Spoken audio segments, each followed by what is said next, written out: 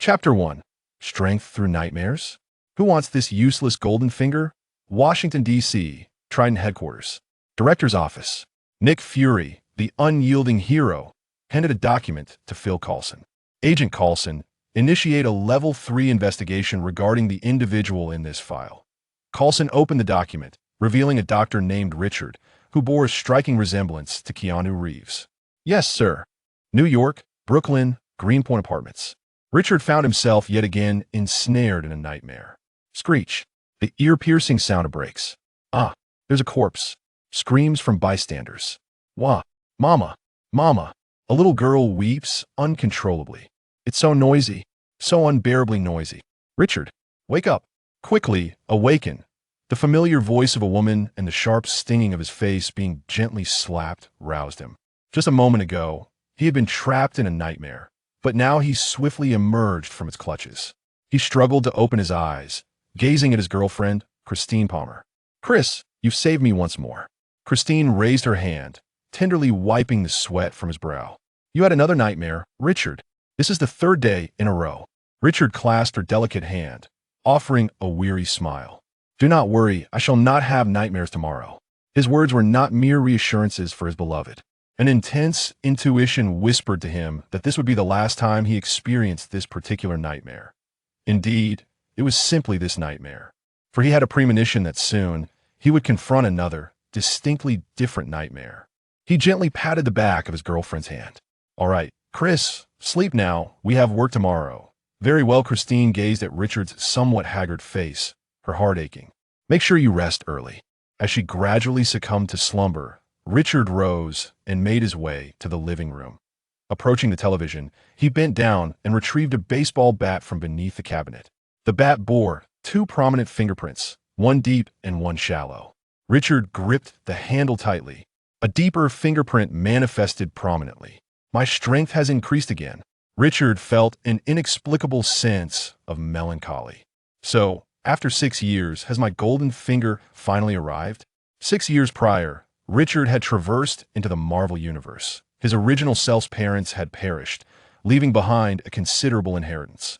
At that time, he dreamt of a glorious future, striking Iron Man and kicking Thanos. Yet reality dictated that he was merely an ordinary individual, a soul amalgamation from 2 lifetimes, endowed with a modicum of enhanced intelligence. At 16, he was admitted to Columbia University's medical school, obtaining his doctorate in a mere 4 years. Upon graduation, he joined the Manhattan Presbyterian Hospital, swiftly rising to prominence as a renowned surgical expert across the nation. Then, amidst his triumphant ascent, he became enchanted by a stunning girl with striking gray-blue eyes.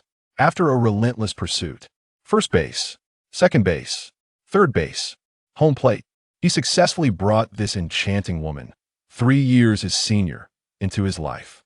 Christine Palmer. This name may not be familiar to many. But what about Dr. Strange's future girlfriend? Indeed, Richard has made his move ahead of time. Regaining his composure, Richard concealed the baseball bat. After the nightmare, he found himself not only physically stronger, but also undergoing a profound evolution of both body and soul.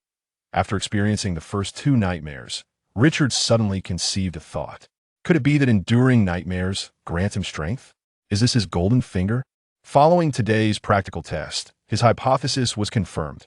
Yet, the thought of being trapped in an endlessly looping nightmare, experiencing death time and again without the possibility of escape, filled Richard with a bitterness akin to consuming a bitter herb. He was tempted to dramatically wave his hand and proclaim, "Whoever desires this wretched golden finger may take it."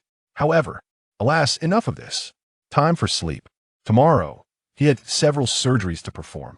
Back in his bedroom, Richard nestled against his soft and fragrant girlfriend, quickly drifting into a peaceful slumber. The next day, Richard drove a blue-gray Lincoln Navigator, transporting Christine to Manhattan Presbyterian Hospital. He had spared no expense modifying this vehicle at the auto shop. The windows were bulletproof. The body was bulletproof. The engine was the original from a decommissioned military vehicle, nearly new. In short, he was cautious of death. Despite having caught up on 3 additional hours of sleep, Richard still felt somewhat lethargic. After all, enduring 3 consecutive nights of nightmares had nearly driven him to madness. dressed in his white coat in the changing room. Richard led his intern, Frank Shun, and the ward nurse, Lilith, to begin their rounds. Yawn. Richard yawned and handed the medical record folder to Frank. Frank, you will be the one inquiring today. Frank perked up immediately, eagerly accepting the folder, and exclaimed, "Yes, Professor Richard." With his chest held high, Frank walked ahead, gently knocking on the door before pushing it open. Lilith followed him inside, quickly raising the head of the bed. Frank flashed a grin, revealing a perfect set of 8 teeth. "Good morning, Mrs. Susan. How did you sleep last night?" Richard yawned again and approached the monitor, pulling up the patient's 24-hour ECG data. Although Mrs. Susan did not comprehend why this overly excited young man was inquiring today, she answered truthfully, "I felt 2 instances of chest tightness this morning." Frank promptly retrieved his stethoscope, placing it against Mrs. Susan's pectoral muscle. "Now, take a deep breath very well once more." Richard glanced over and quietly reminded him, "Pay attention to the apex of the heart." Frank nodded earnestly, intently discerning the rhythm of Mrs. Susan's heartbeat. Indeed, there were some irregular sounds. Upon exiting the ward, Richard patted Frank on the shoulder. "Well done, Frank. It is all thanks to your excellent guidance, Professor Richard." As soon as Richard departed, Frank excitedly pumped his fist in the air. "Yes, yes, yes." Seeing this, Nurse Lilith chuckled and inquired, "Dr. Frank, do you really need to be this ecstatic?" Frank turned to Lilith, wearing a serious expression. Dr. Richard is a renowned surgical expert throughout America. Even my university professors feel inferior in his presence. Upon learning that my supervising teacher is Dr. Richard, I was so exhilarated that I couldn't sleep a wink for an entire day and night. Lilith, do you believe that if I were to share today's events with my university classmates, they would inundate me with frantic phone calls? They would call just to berate you, wouldn't they? Well then, keep up the good work, Nurse Lilith quipped, twisting her waist as she turned to leave. As Richard returned to the emergency department office, he had scarcely settled into his chair when a corpulent, balding middle-aged man barged in with an air of authority. "Dr. Richard, why have you just returned? Hurry up and come with me." As he spoke, he reached out to grasp Richard's arm. Richard furrowed his brow and raised his hand to evade the advance. "Director Pansy, let's converse without resorting to physical contact. I would prefer not to have my sexual orientation misinterpreted. All right?" Chapter 2. Pretending to be a teapot. Director Pansy raised his brows, one hand on his hip while the other pointed accusingly at Richard, resembling a rotund teapot. "How can you be so ungrateful? A prominent figure has arrived in the emergency department, and I have come to fetch you to present yourself before them. I am offering you an introduction to valuable resources of high society. Why do you persist in your reluctance to accept this opportunity?" Richard rolled his eyes as a distinguished surgical expert. What value did he find in such trifling matters? His words flowed smoothly, but they were merely a fod for his own self-interest.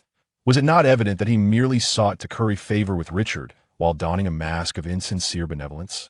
"Bah, I refuse to go." Richard languidly leaned back in his chair, lifting his cup to sip. Director Pansy, witnessing Richard's brazen indifference, trembled with indignation, his ample flesh quaking. His fingers twitched as if afflicted by Parkinson's disease. You are utterly unappreciative. Just you wait." With that, Director Pansy retreated with a flourish of empty rhetoric. "Bah." Watching Pansy's retreating figure, Richard scoffed disdainfully. However, it was not long before Pansy returned, this time accompanied by a middle-aged man in a suit, his arm in a sling. The mere glance confirmed to Richard that this man was indeed the notable figure Pansy had mentioned. The tailor beige suit, crafted from fine wool, bore a single row of buttons. His fitted white shirt was made from 200 thread count Egyptian cotton. The 5 centimeters wide calfskin belt featured a subtly matte metal buckle, and those shoes, if he was not mistaken, were made from that which is lauded as the diamond of leathers, the finest horsehide. His wrist bore a Vacheron Constantine patrimony watch, epitomizing understated luxury. With just a pocket square, he would be perfectly attired. TSK. Such the attire of an old money individual, worth no less than a fortune in the millions. No wonder Pansy was so eager to ingratiate himself. "Dr. Richard, come quickly." Director Pansy beamed, his voice unusually gentle and soothing. He hurried over, grasping Richard's arm and leading him towards the distinguished gentleman in the suit. This time, Richard did not evade, especially in the presence of others. Were it in private, he would have spat in Pansy's face. "This is Mr. Donald, a member of our hospital's board of elders. Mr. Donald has sustained an injury to his arm. You are the head of our emergency department, so please examine his wound." A reserved smile graced Donald's face. "Dr. Richard, it is a pleasure to finally meet you indeed. As the rumors suggest, you are an exceedingly handsome young man." Richard managed a couple of awkward smiles before getting straight to the point. "Mr. Donald, please take a seat. I shall inspect your injury." "Very well, thank you, Dr. Richard." Donald promptly sat down and, with Richard's assistance, unwound the bandage from his left arm. Upon inspection, Richard's lips twitched involuntarily at the sight of the wound, a laceration less than 5 centimeters long on the forearm.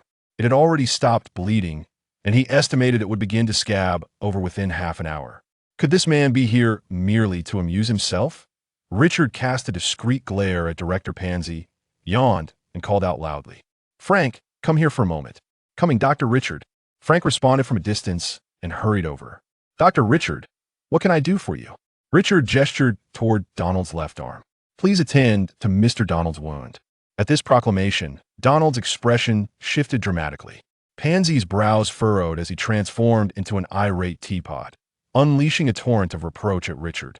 "Richard, what are you attempting to do? What is your attitude? Mr. Donald is a member of our hospital's board. Are you suggesting that a mere intern should treat him? You are insulting me, insulting Mr. Donald, and insulting the hospital board." Donald cast a disapproving glance at Pansy, perceiving his intent to use him as a means to vent his frustrations. Remaining silent, he stood up and turned to leave.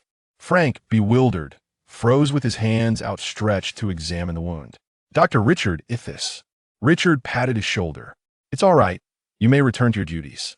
Frank nodded hurriedly, understood Dr. Richard before swiftly retreating. "Richard, you dare to treat even a board member with such disdain. It is utterly outrageous. Just you wait."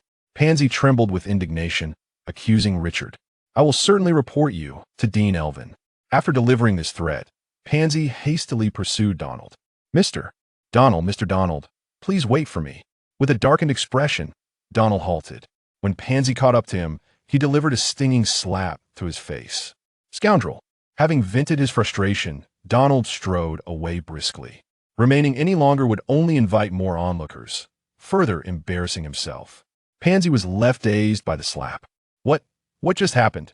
He stood frozen, clutching his reddened cheek, his expression one of bewilderment. The doctors and nurses gathered around, unable to suppress their laughter at the bewildered end.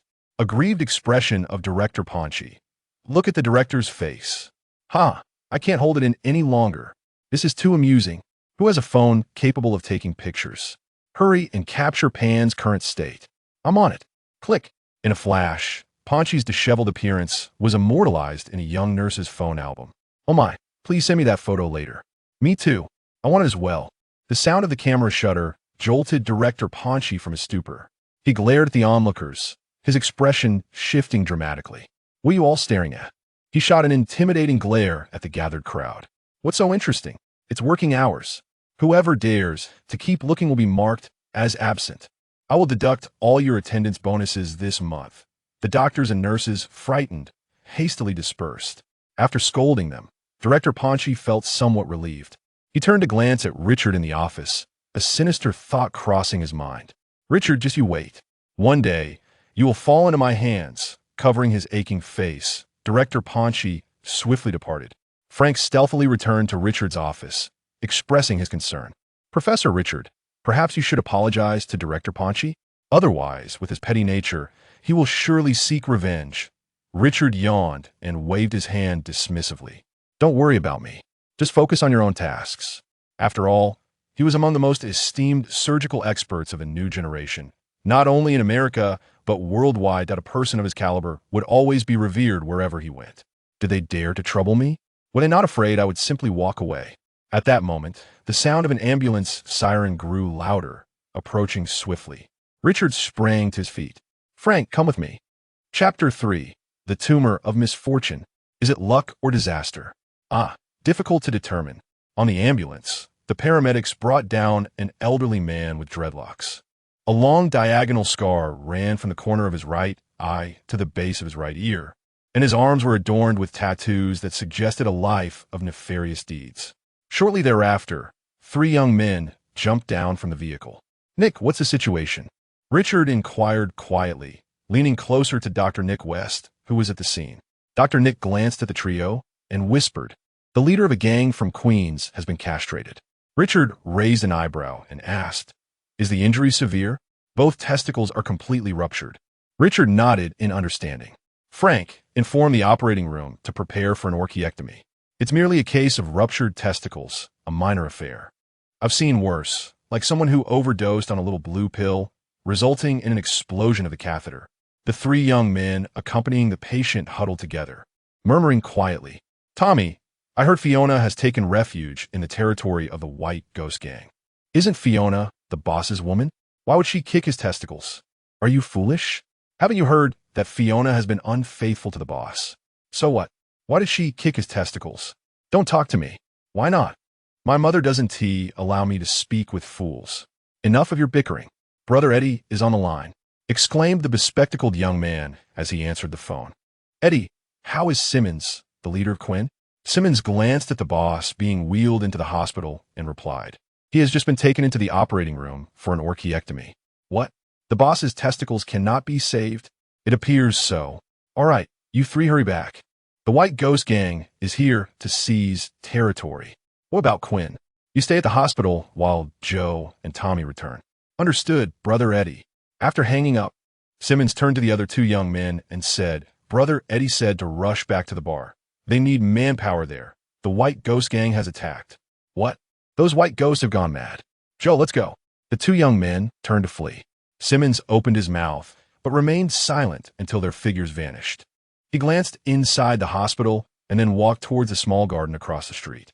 As Richard examined the patient's injuries, he discovered a tumor within the sac of the testicles. "Well, one must wonder if this fellow is unfortunate or fortunate." Richard mused. Dr. Nick, not fully grasping the remark, asked, "Why do you say that?" Richard pointed. "Look, it appears that a tumor has developed within the testicular sac." "Goodness." Dr. Nick gasped, casting a sympathetic glance at the unconscious gang leader. "This man truly is difficult to assess. Indeed, had it not been for the rupture, this tumor could have turned malignant." Richard's expression was a complex tapestry of emotions. The tumor could now be excised, yet he felt he could no longer be a man. His words resonated deeply with the others in the operating room. Dr. Nick was right. It was difficult to assess. Just as Richard was preparing for the surgery, Christine unexpectedly appeared. "Dr. Richard, please hold on," she called out. "What is it?" Richard turned, a look of inquiry upon his face. "Nurse Lena, please inform Malou and Reed to hurry over. This is a rare opportunity for a level 3 surgical teaching session." Richard gazed at Christine in disbelief. "Your single utterance has delayed what could have been a 20-minute surgery by over half an hour." Christine's eyes sparkled like crescent moons. "Yes. Yes, thank you, Dr. Richard. After work tonight, I shall treat you to dinner." Richard's spirits lifted, and he quickly declared, "It's a promise. I will make the restaurant reservation." Before long, 2 interns, a male and a female, arrived. Malou, the intern accompanying Christine, and Reed, who was with Nick, joined Frank Shun. The intern Richard was mentoring. Presently, these are the only 3 interns in the emergency department. Reed arrived, casting a resentful glance at his supervising physician. "Doctor." Nick cleared his throat and offered a brief admonition. "Ahem, pay close attention. Dr. Richard's teaching sessions are quite rare." With that, Dr. Nick briskly exited the operating room. Before leaving, Christine sternly instructed, "The procedure for testicular removal and lymph node tumor excision will be thoroughly explained by Dr. Richard during the surgery. Malou, Reed, and Frank, be attentive and take notes." The 3 interns responded in unison, "Yes, Dr. Palmer." After nearly an hour, the educational surgery concluded. The unfortunate patient, the Black Crime Lord, was wheeled to the inpatient department, only to be promptly returned. "Dr. Richard, the patient has yet to settle the emergency fees, surgical costs, and inpatient charges. The ward refuses to accept him." Richard was taken aback. Didn't T3 individuals arrive with him? Where have they gone? Nurse Lena shook her head. "I do not know. Richard glanced down at the still unconscious crime lord and, considering the free surgical teaching opportunity he provided, resolved to assist him. For now, let us place him in the charity ward. Once he awakens tomorrow, we will decide on the next steps. Understood, Dr. Richard. Not long after, Simmons stealthily entered the charity ward and found the slumbering crime lord. Boss Quinn. Seeing no response, he quietly slipped out again. At a convenience store next to the hospital, he purchased a loaf of bread and a bottle of water, also acquiring a few newspapers. As he munched on his snack, he made his way back to the small garden.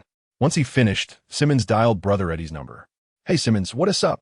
Eddie replied, panting heavily, interspersed with cries of distress.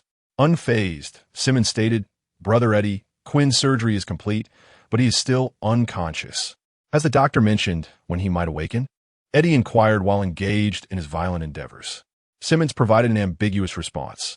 "It could be tonight, or perhaps tomorrow." Eddie remained silent for a moment before replying.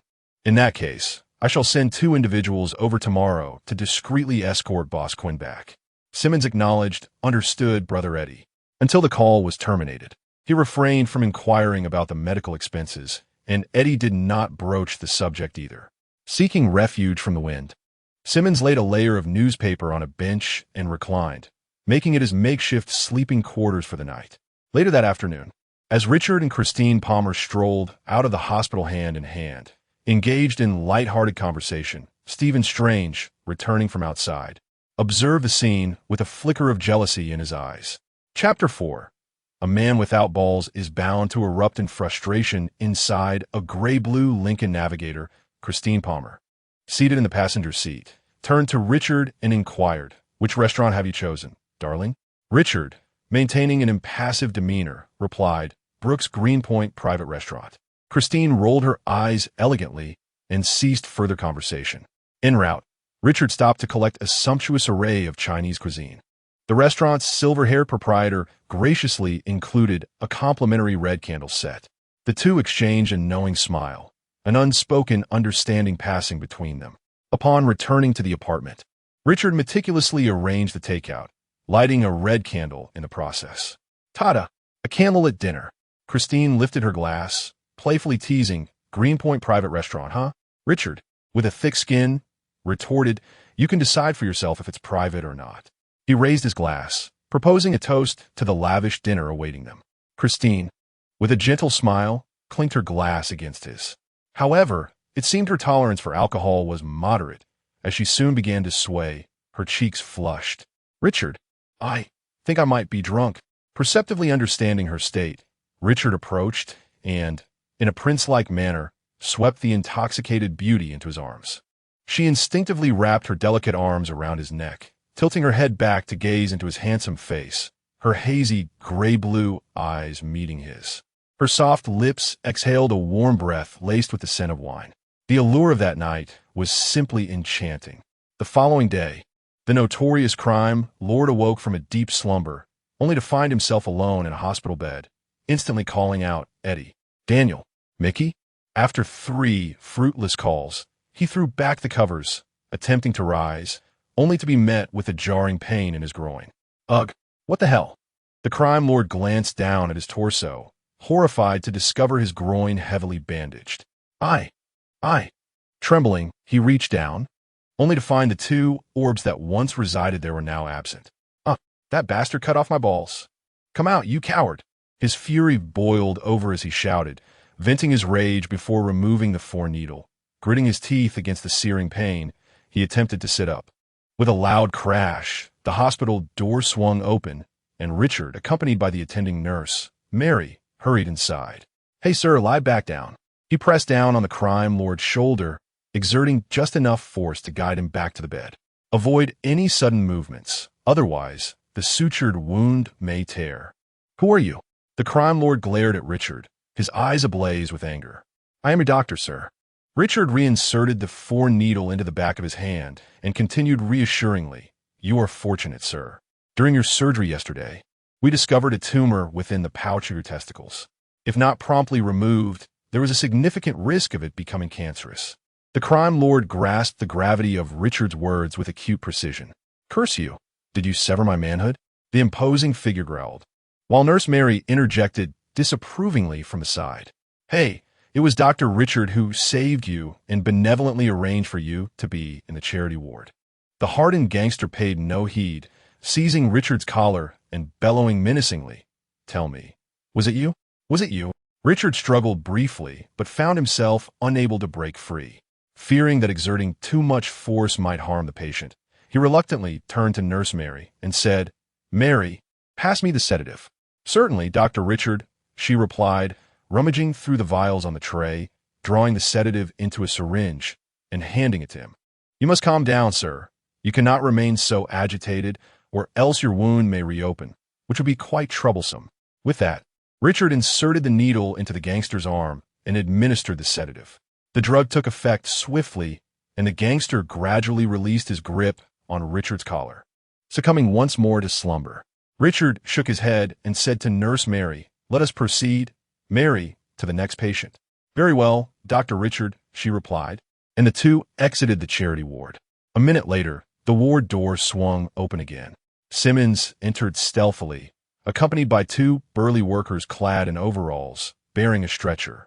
He pointed discreetly at the gangster on the bed and whispered, Boss Quinn is there. Let us get him on the stretcher and leave quietly. Yes, Brother Simmons. They echoed. The three men approached the bed, where the gangster's accomplice roughly ripped the 4-needle from the patient's arm and signaled to the other accomplice. Together, they hoisted the gangster onto the stretcher. Simmons pulled off the bedsheet and covered the gangster before urging, Go, go, go. We must depart. 20 minutes later, Nurse Lilith, returning to change the 4, discovered the gangster's absence and hurriedly reported to Richard. Dr. Richard, there's a problem. The patient who underwent the orchiectomy yesterday is missing. Richard raised a hand to placate Lilith's anxiety. Take a breath, Lilith. There's no need to panic. Taking a deep breath, Nurse Lilith explained. When I went to change the 4, I found that the patient was gone. Richard, weary, rubbed his temples and stood up. Let us head to the monitoring room. The two made their way to the monitoring room, where the security guard eagerly pulled up the footage. As they watched the video, Richard smiled at Nurse Lilith, pointing out the bespectacled young man leading the group. There, Lilith, you needn't worry anymore. What? Lilith looked at Richard in confusion. That young man. He was here with the patient yesterday. It seems they couldn't afford the fees and decided to leave surreptitiously. So, this has nothing to do with me? Lilith exclaimed, her surprise evident. Indeed, the patient effectively left of his own accord. Richard shrugged.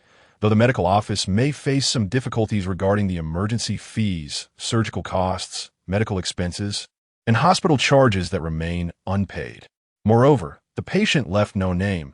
It's quite impossible to track them down. Meanwhile, at the Brotherhood Bar in Queens, Simmons, accompanied by his men, brought the underworld boss before Eddie. Brother Eddie, we have returned with Boss Quinn, he announced. Eddie, clad in a coat with a bandage wrapped around his chest, faintly stained with crimson, approached and crouched down, noticing that the boss was still in slumber, causing him to frown in concern. Why is he still asleep?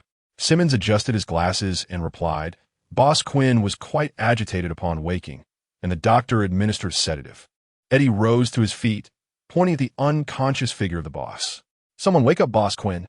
The surrounding underlings exchanged apprehensive glances, hesitant to move. Simmons stepped outside and returned shortly with a bucket of water. With a swift motion, he splashed the contents onto the boss's face. Damn it! The boss jolted upright, only to collapse back down with a pained cry, ouch. My jewels. Chapter 5. As one act concludes, another takes the stage. The pain is excruciating. The notorious leader clutched his groin, wailing in agony. The surrounding underlings exchanged glances, hesitant to approach. Eddie observed this man, who was usually as unyielding as steel, now vulnerable and shrieking like a woman. He could not help but sigh in exasperation and waved his hand, instructing Simmons, assist Quinn. Simmons nodded and moved over, struggling to reposition the leader back onto the stretcher. The leader's pain seemed to ease considerably as he lay there, eyes closed, breathing heavily. Huff, pant, huff, pant. After a moment, he suddenly opened his eyes wide. Eddie? Eddie approached and squatted down. I'm here, Quinn. The leader gritted his teeth and demanded, Where is that wretched Fiona? Eddie paused for a moment before responding. Fiona has fled into the territory of the White Ghost Gang. Fuck. You useless lot. The leader cursed vehemently. Go to the white ghost gang and bring that wench back. Eddie fell silent once more. You cannot. The leader glared at Eddie. When did you become so timid? With a sneer, the leader bellowed, Daniel, you go and bring Fiona back. Silence enveloped the group. Daniel? The leader called out again, but no one responded. Daniel is dead. Quinn, Eddie suddenly interjected. What did you say? The leader turned sharply to Eddie. How'd he die? Yesterday, the white ghost gang ambushed us. Daniel was shot by a hidden gunman. Eddie replied, his expression stoic. Not just him, but also Mickey and Famil. They're all dead. You bastard. The leader seized Eddie by the collar, cursing fiercely. Why are you still alive? Did you hide in a corner like a coward while others fought valiantly? Eddie felt a surge of anger, his jaw clenched tightly, but he refrained from retorting.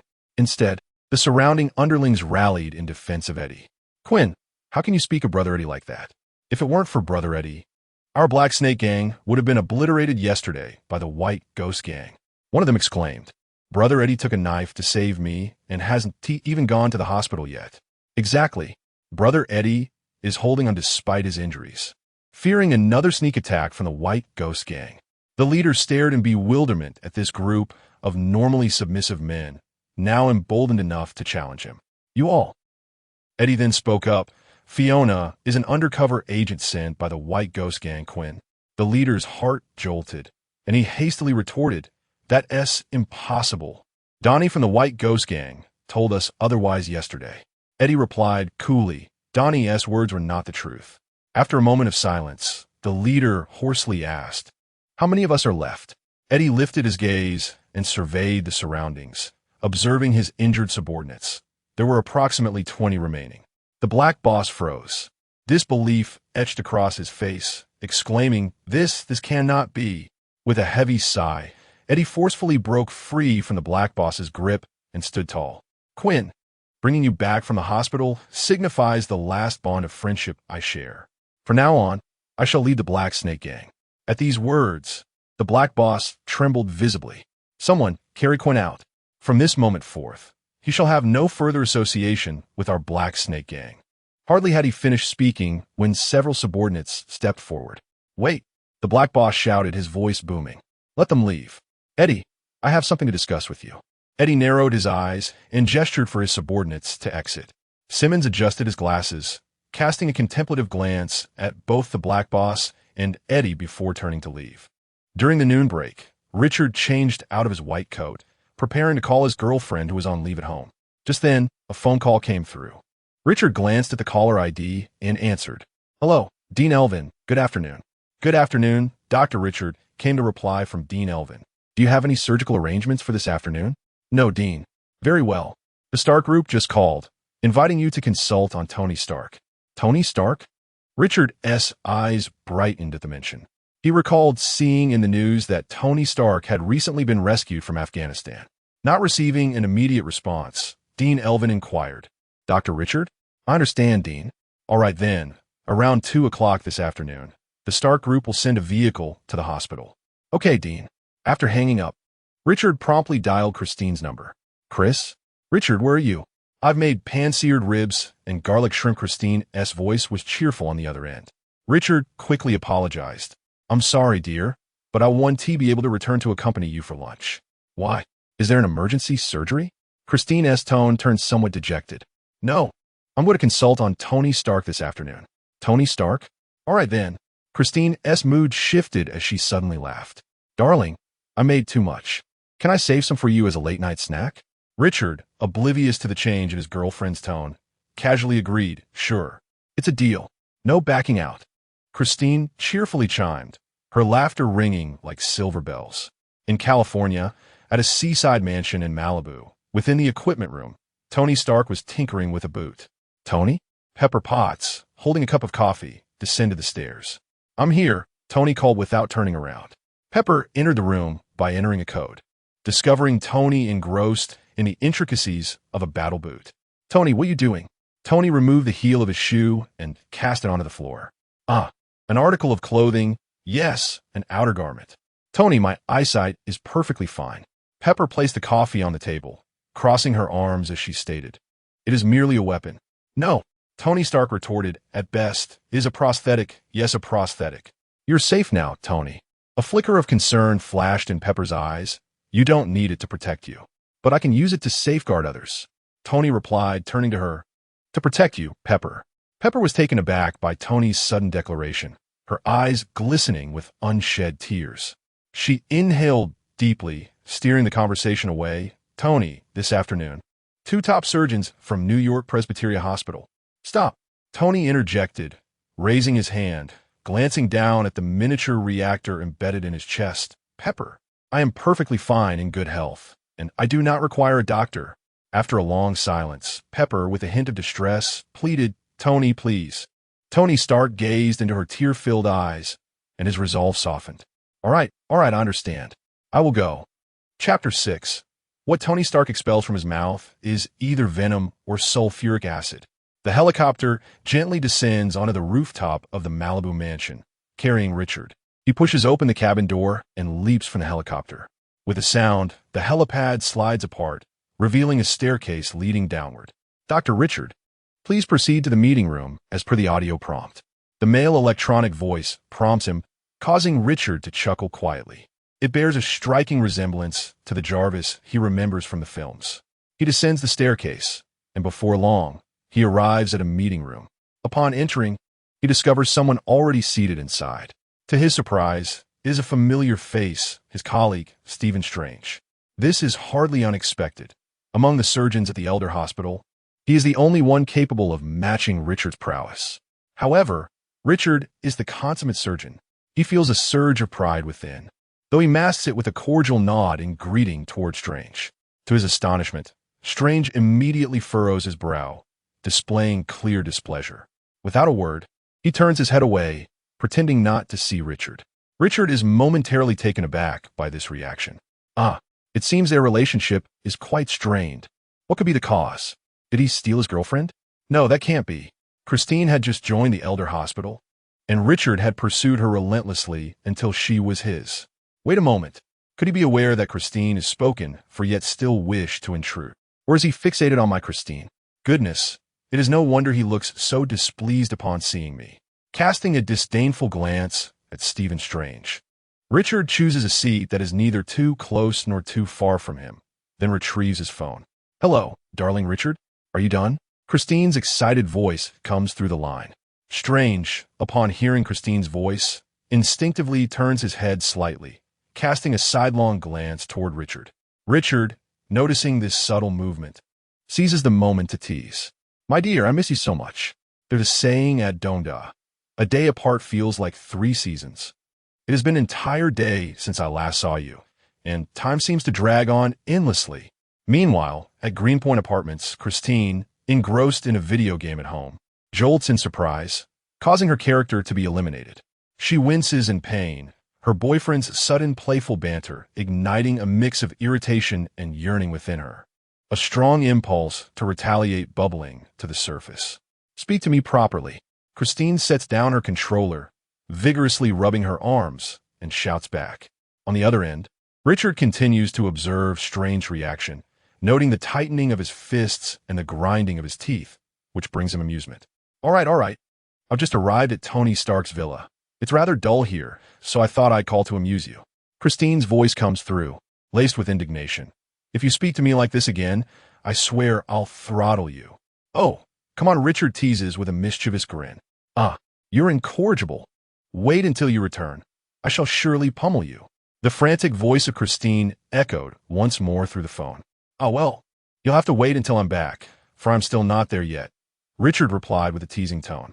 A soft, alluring huff came from the other end of the line. Richard imagined his girlfriend rolling her eyes, a smile of indulgence spreading across his face. Stephen Strange listened to the playful banter between the couple, his fists clenched in jealousy, the knuckles cracking ominously. Heaven forbid! How could Miss Palmer be enamored with such a rogue?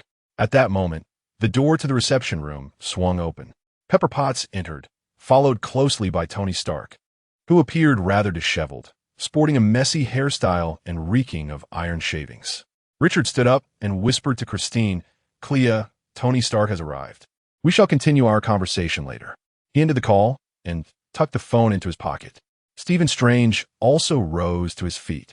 Pepper wore a sincere expression of apology. "Gentlemen, I sincerely apologize for keeping you waiting for so long. This is Mr. Tony Stark, the chairman of Stark Industries.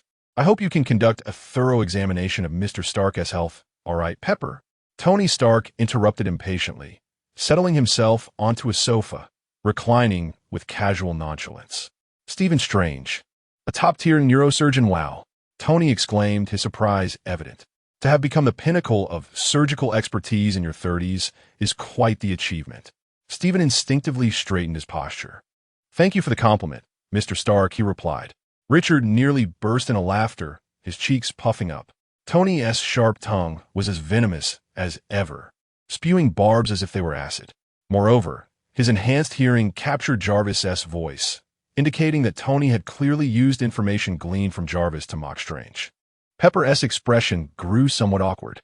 Tony Stark rolled his eyes in boredom, switching legs. "In truth, Mr. Strange might be better suited for the world of commerce than medicine." Strange paused, perplexed. "Why do you say that, Mr. Stark?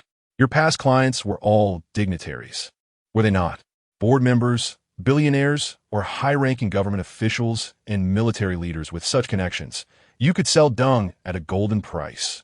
Strange's face flushed crimson as he finally grasped that Tony Stark was ridiculing him. For someone as proud as he, such humiliation was unprecedented. "Mr. Stark, is this how you treat your invited guests?" Tony shrugged. "The one who invited you is not me." "You very well." Stephen Strange, his expression darkened, turned on his heel and exited. Richard silently rolled his eyes. "I find myself somewhat disillusioned with Stephen Strange. At this juncture, he appears overly consumed by the pursuit of fame and fortune, indeed resembling what Tony Stark remarked, that he is more suited to the role of a businessman. Despite being ridiculed to such an extent, he cannot muster even a single sharp retort. He simply retreats in such a disheartened manner. What is he afraid of? As a distinguished top-tier surgeon, he should have no shortage of quality medical resources and patient connections. There are countless affluent and influential individuals in this world. The absence of a Tony Stark does not diminish the existence of innumerable others like Tony Osborne, Tony Pym, and Tony Hammer. When Tony Stark finds himself in trouble, Pepper Potts is always there to clean up the mess. As Mr. Strange departs in frustration, Pepper hastens to follow and rectify the situation. "Mr. Strange, Mr. Stark has been experiencing insomnia and vivid dreams lately, which has led to his recent lapse in composure." The sound of Pepper's incessant apologies gradually fades away. Tony Stark then shifts his focus towards Richard. Chapter 7. A kindred spirit with Tony Stark, Richard plopped down onto the sofa, crossing his arms as he regarded Tony. "Let us see what nonsense you can conjure up." Tony Stark tapped his earpiece, prompting Jarvis to commence the playback of the information gathered on Richard. Richard, 22 years old, holds a doctorate from Columbia University College of Physicians and Surgeons. "Wow, you seem more like a genius than that recently departed Dr. Strange," Tony remarked. Richard shrugged. "I've always thought so." Tony raised an eyebrow. "Hey, this kid is quite to my taste." Clearing his throat, he snapped back to focus. "You arrogant little brat, let us see what you're made of. Admitted to Columbia at 16, graduated with a doctorate at 20. Tony mused. "Not bad, although slightly inferior to me. I'd say you're a genius in your own right." He raised his brow again. "Well done, kid." In the same year, he joined the staff at Manhattan Presbyterian Hospital, quickly rising to become one of the most renowned young surgical experts across America, hailed as a surgical prodigy. "Wow, am I listening to a story from a novel? Are you the protagonist of some book, kid?" Richard shrugged, adopting a playful expression that seemed to say, "What can I do? I didn't ask for this." Tony rolled his eyes and continued, "You've held your ground in the grueling emergency department, single-handedly transforming Manhattan Presbyterian Hospital into a revered institution among New Yorkers. Jarvis, this information has been embellished, hasn't it? Okay, I'll forgive you for now. Admit it, buddy." "Apologies, sir, I have never altered Mr. Richard's online profile," Jarvis replied, his electronic tone tinged with indignation. "Are you serious?" "Indeed, sir." "All right, I apologize, Jarvis." "No problem, sir." Tony uncrossed his legs, stood up, and approached Richard. "Let us make a formal introduction. I am Tony Stark, a scientist. Richard blinked in surprise, wondering what Tony was up to. He lost his mind? But then it dawned on him. Despite his arrogance, Tony held a genuine respect for true genius, much like Dr. Banner. Richard stood up. I am Richard, a physician. After the introductions, Tony instantly reverted to his laid-back demeanor. Please sit down, Richard. He pushed Richard back onto the sofa and sat beside him, appearing as if they were old friends. If you're the doctor, Richard, I consent to this medical examination. Are you serious, Tony? From the doorway, Pepper's delighted exclamation rang out. She hurried towards Tony, her hands clasped over her mouth, her eyes glistening with tears. Hey, Pepper, don't show that expression. Tony fidgeted uncomfortably, feeling an inexplicable tension in his body. I've never been averse to having a doctor check me out. I just despise those who would remove my appendix as if it were a mere inconvenience. Richard here seems quite commendable. I rather like him. Without further ado, Pepper bowed deeply to Dr. Richard, saying, Dr. Richard, I entrust Tony to your care. Richard scratched his head, suddenly overwhelmed by an immense pressure. I will do my best. Tony swiftly rose, one hand in his pocket, the other waving as he declared, Let us head to the medical room. He stood up, taking quick strides to match Richard's pace. Wow, you actually have a private medical room in this mansion?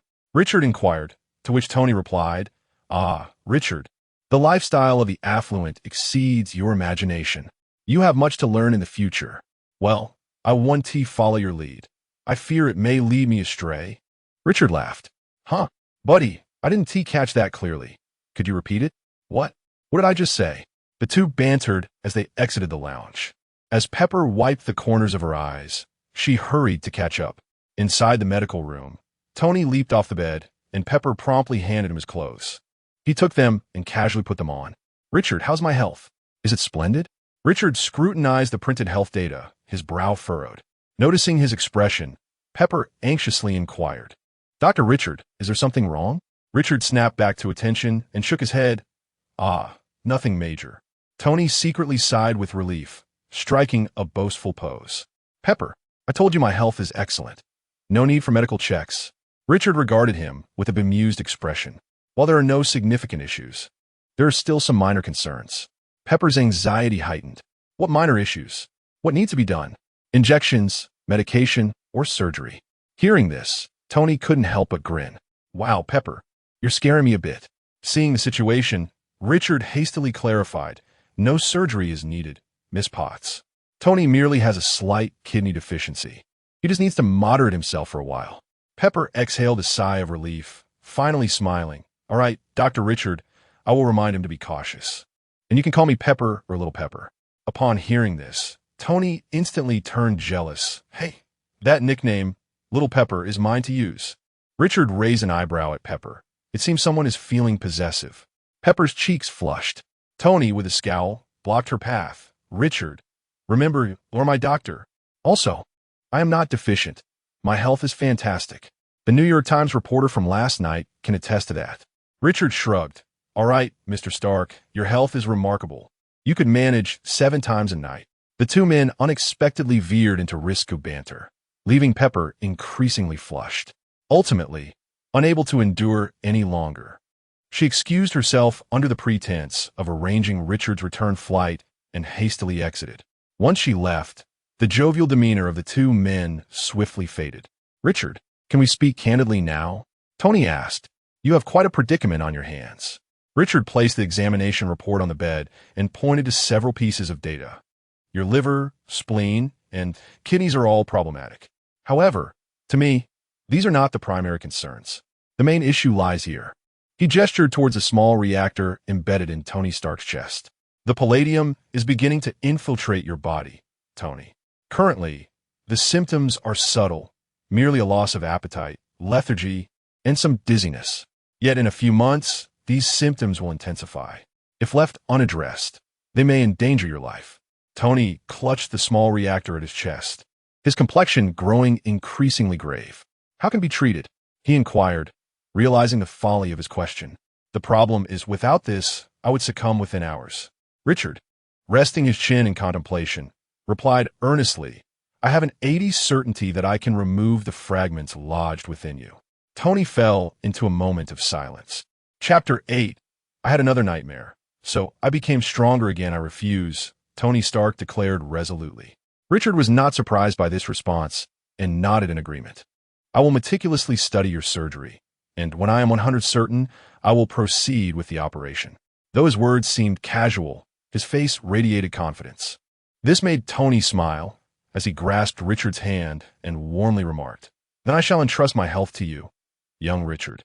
"The medical fees will be non-negotiable," Richard asserted, unabashed, "even if we are friends." "Not a problem," Tony teased, raising his eyebrows playfully. "I'm left with nothing but money." Richard's expression darkened instantly, and he retorted with exasperation, "Damn you, you wealthy scoundrel. Get away from me."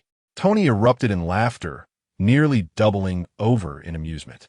Later that evening, Stark Industries sent a car to escort Richard back to Greenpoint Apartments. As he stepped out, a voice emerged from the shadows.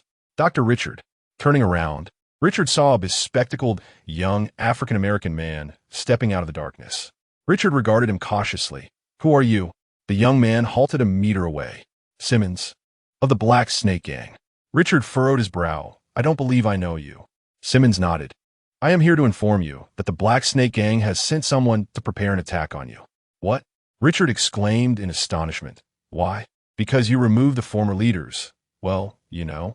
"What nonsense are you speaking?" Richard stared at him incredulously. "Wait, I think I did remove someone's. I recall now. You were the one who took away that patient after the orchiectomy. So that man is the former leader of the Black Snake Gang?" Richard asked, realization dawning.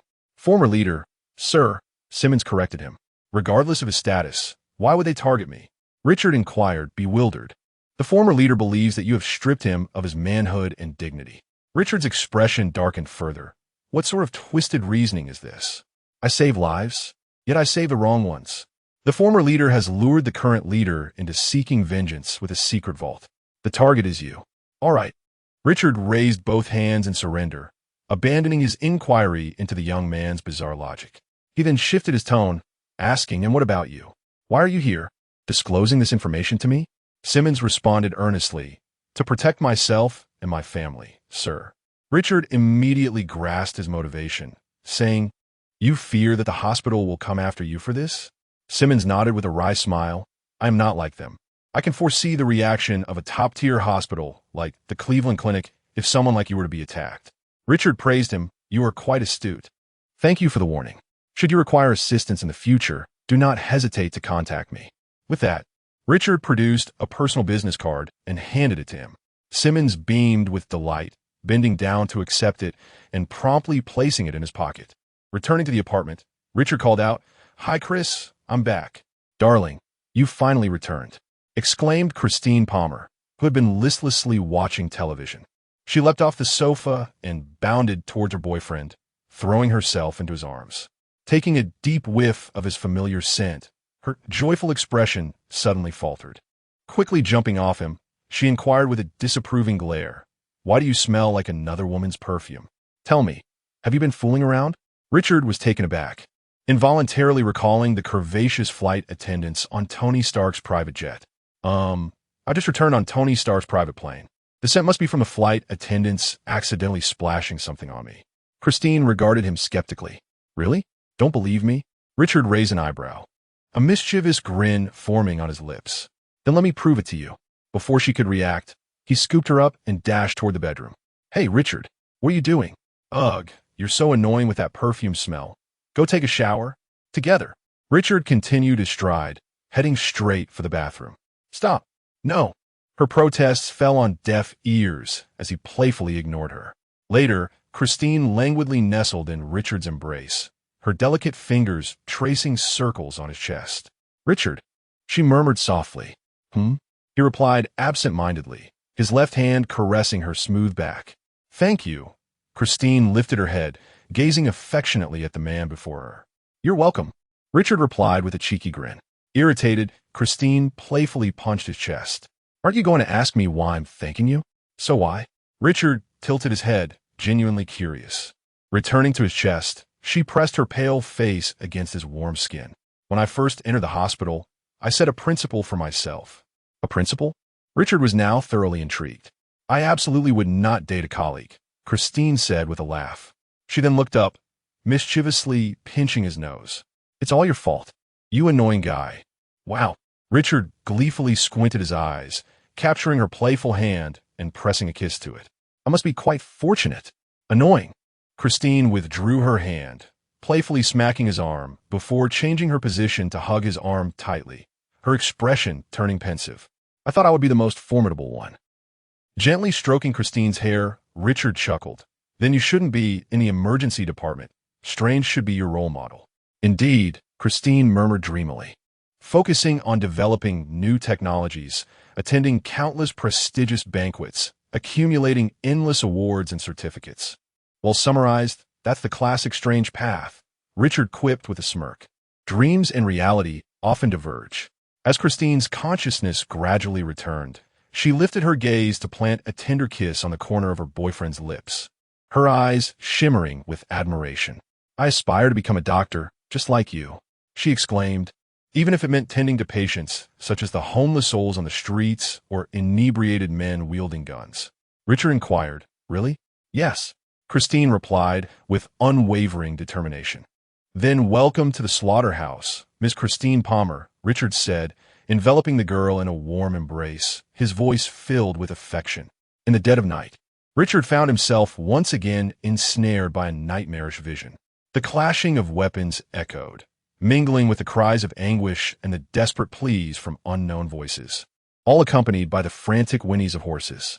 Together, they formed a harrowing and chaotic battlefield of nightmares. Let me out. Kill, kill, kill, Richard mumbled, trapped within the relentless cycle of his dreams, his expressions shifting from panic to ferocity. Christine, jolted awake by his distress, quickly shook him, calling out urgently, Richard, wake up. Please wake up. Richard, Richard. Chapter 9, an ancestral saying rings true. Revenge should not linger overnight. Richard, wake up. Please awaken. A familiar feminine voice reverberates through his dreams. Slowly, Richard opens his eyes to meet the worried gaze of those gray-blue eyes. He offers a weary smile. Thank you. My dear, you have saved me once again. Did you have another nightmare? Christine asks, her concern evident. Perhaps you should consult Rebecca tomorrow. No need. Richard shakes his head in refusal. This time will be like the last. I will endure 3 days of nightmares. Christine's heart fills with doubt. But recognizing the exhaustion in her boyfriend's eyes, she understands that now is not the time for inquiries. Instead, she cradles his head in her arms, gently patting his back. Just sleep for now. If tomorrow is too difficult, you can take a leave of absence. No need for that. Before he can finish his sentence, Richard has already succumbed to slumber. Christine, observing this, purses her lips, her eyes brimming with worry. The following day, Christine calls Dean Irwin, securing a 2-day leave for her boyfriend.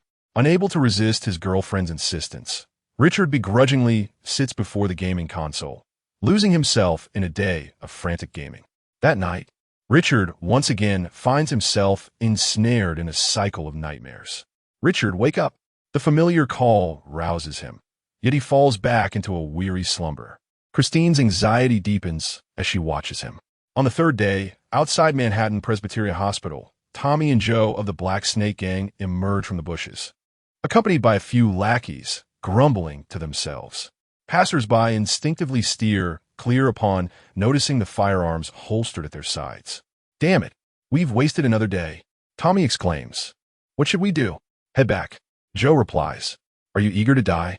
This task was assigned by both the former and current leaders. Do you dare to abandon it? Fine. We'll wait another day, Joe concedes. The 6 lackeys behind them scratch their heads, covered in itchy mosquito bites from the night before. That night, Richard once again descends into his nightmares. Awoken by Christine's calls, he finds that, unlike the previous 2 nights, the toll of this 3rd nightmare is considerably less taxing. After soothing the worried Christine back to sleep, Richard ventures into the living room. He retrieves a long-forgotten baseball bat from beneath the television cabinet, wielding it like a sword. He stands poised, left hand gripping it backwards. He executes a series of fundamental swordplay techniques with grace. Point, sweep, hang, thrust, cloud, and stab. Each movement flows seamlessly. Richard falls into silence, nearly affirming his earlier hypothesis. Nightmares seem to empower him. However, his extensive reading in a past life leads him to a deeper speculation. Could the figures within his nightmares be alternate versions of himself from parallel worlds? The fusion with his Marvel self after death might have sparked a complete evolution within him. Though lacking concrete evidence, Richard possesses an instinctive certainty that this hypothesis holds truth. After returning the baseball bat to its hiding place, he heads back to the bedroom, embracing his soft, fragrant girlfriend as he drifts into sleep. A new day of work awaits him. Meanwhile, across the street, the Black Snake Gang's henchmen hide among the foliage, counting stars while swatting mosquitoes. Tommy, if that bastard Richard doesn't show up tomorrow, we will go straight to his house. Joe, I know the address. Brooks Greenpoint Apartments. 6 henchmen, we agree. X6. The next day, Richard arrived at the hospital with his girlfriend. Just as they got out of the car, 8 burly men surged out from behind the bushes. Bang, bang, bang. X8 flames erupted from the gun muzzles, bullets racing toward Richard. Without uttering a word, they drew their weapons and fired. Having just undergone a transformation the previous night, Richard's reflexes were extraordinarily sharp. He swiftly yanked the car door off its hinges, using it as a shield. Clang, clang, clang. Clang, the bullets pelted the car door. Claire, hold on tight, he shouted, and with a powerful kick, he sent the car careening out of the line of fire. Richard, Claire screamed desperately from inside the car.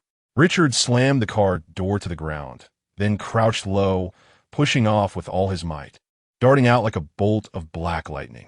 Bang, bang, bang. X8, the gunfire showed no sign of abating. Tommy and the others clearly did not notice Richard's movements. Clang, clang, clang, clang. The sound of bullets striking the car door was as relentless as rain. The door, standing upright, was riddled with over 100 bullets. The acrid scent of gunpowder quickly permeated the air, and the cacophony of gunfire shattered the morning's tranquility. Bystanders and patients at the hospital screamed and scattered in panic. Someone's shooting. Take cover. Ah, they're killing. Call the police, hurry. Bang, bang, bang. X8, the gunfire ceased, and Richard slowly rose to his feet. Having been on edge from 3 consecutive nights of nightmares, he was now further provoked by the assault, causing his pent-up negative emotions to explode. In that moment, Richard seemed to transform into a martial arts master from his nightmares. He cast a cold gaze upon his assailants. You're seeking death. Tommy, seeing that Richard was unscathed, cursed furiously. Damn, what did he slip over there? Keep shooting. Shoot now. He is not dead yet. Joe quickly squeezed the trigger. Click, click, click. The sound of an empty chamber echoed. Out of bullets, Tommy. Tommy discarded his handgun, rolling up his sleeves to advance. Let's go together. We ate. Ugh. As the words left his mouth, a shadow whirled around, sending a gust of wind. Tommy suddenly felt a sharp pain in his abdomen. The shadow swiftly circled around Tommy and the others, delivering a punch to each of their stomachs. Ah, X8, when Richard finally came to a halt, Tommy and the others simultaneously cried out in agony, as if they were bowling pins knocked over, tumbling into the bushes where they had sought refuge for several nights. 2 minutes later, the blaring sirens of the NYPD echoed as they arrived swiftly on the scene. They cautiously drew their weapons, aiming at Richard, and shouted loudly. Raise your hands, kid. Do not make any sudden moves. I am a doctor. I am the victim. Richard shouted fervently, raising his hands high, only to be swiftly subdued by the detectives who pounced upon him. All 8 gunmen are deceased, sir. A patrol officer reported to the sheriff after examining the bodies of Tommy and the others. Call for a white vehicle. The detective instructed before turning to board the police car. He cast a glance at the composed Richard and took the initiative to unlock the handcuffs around his wrists. I apologize, Dr. Richard.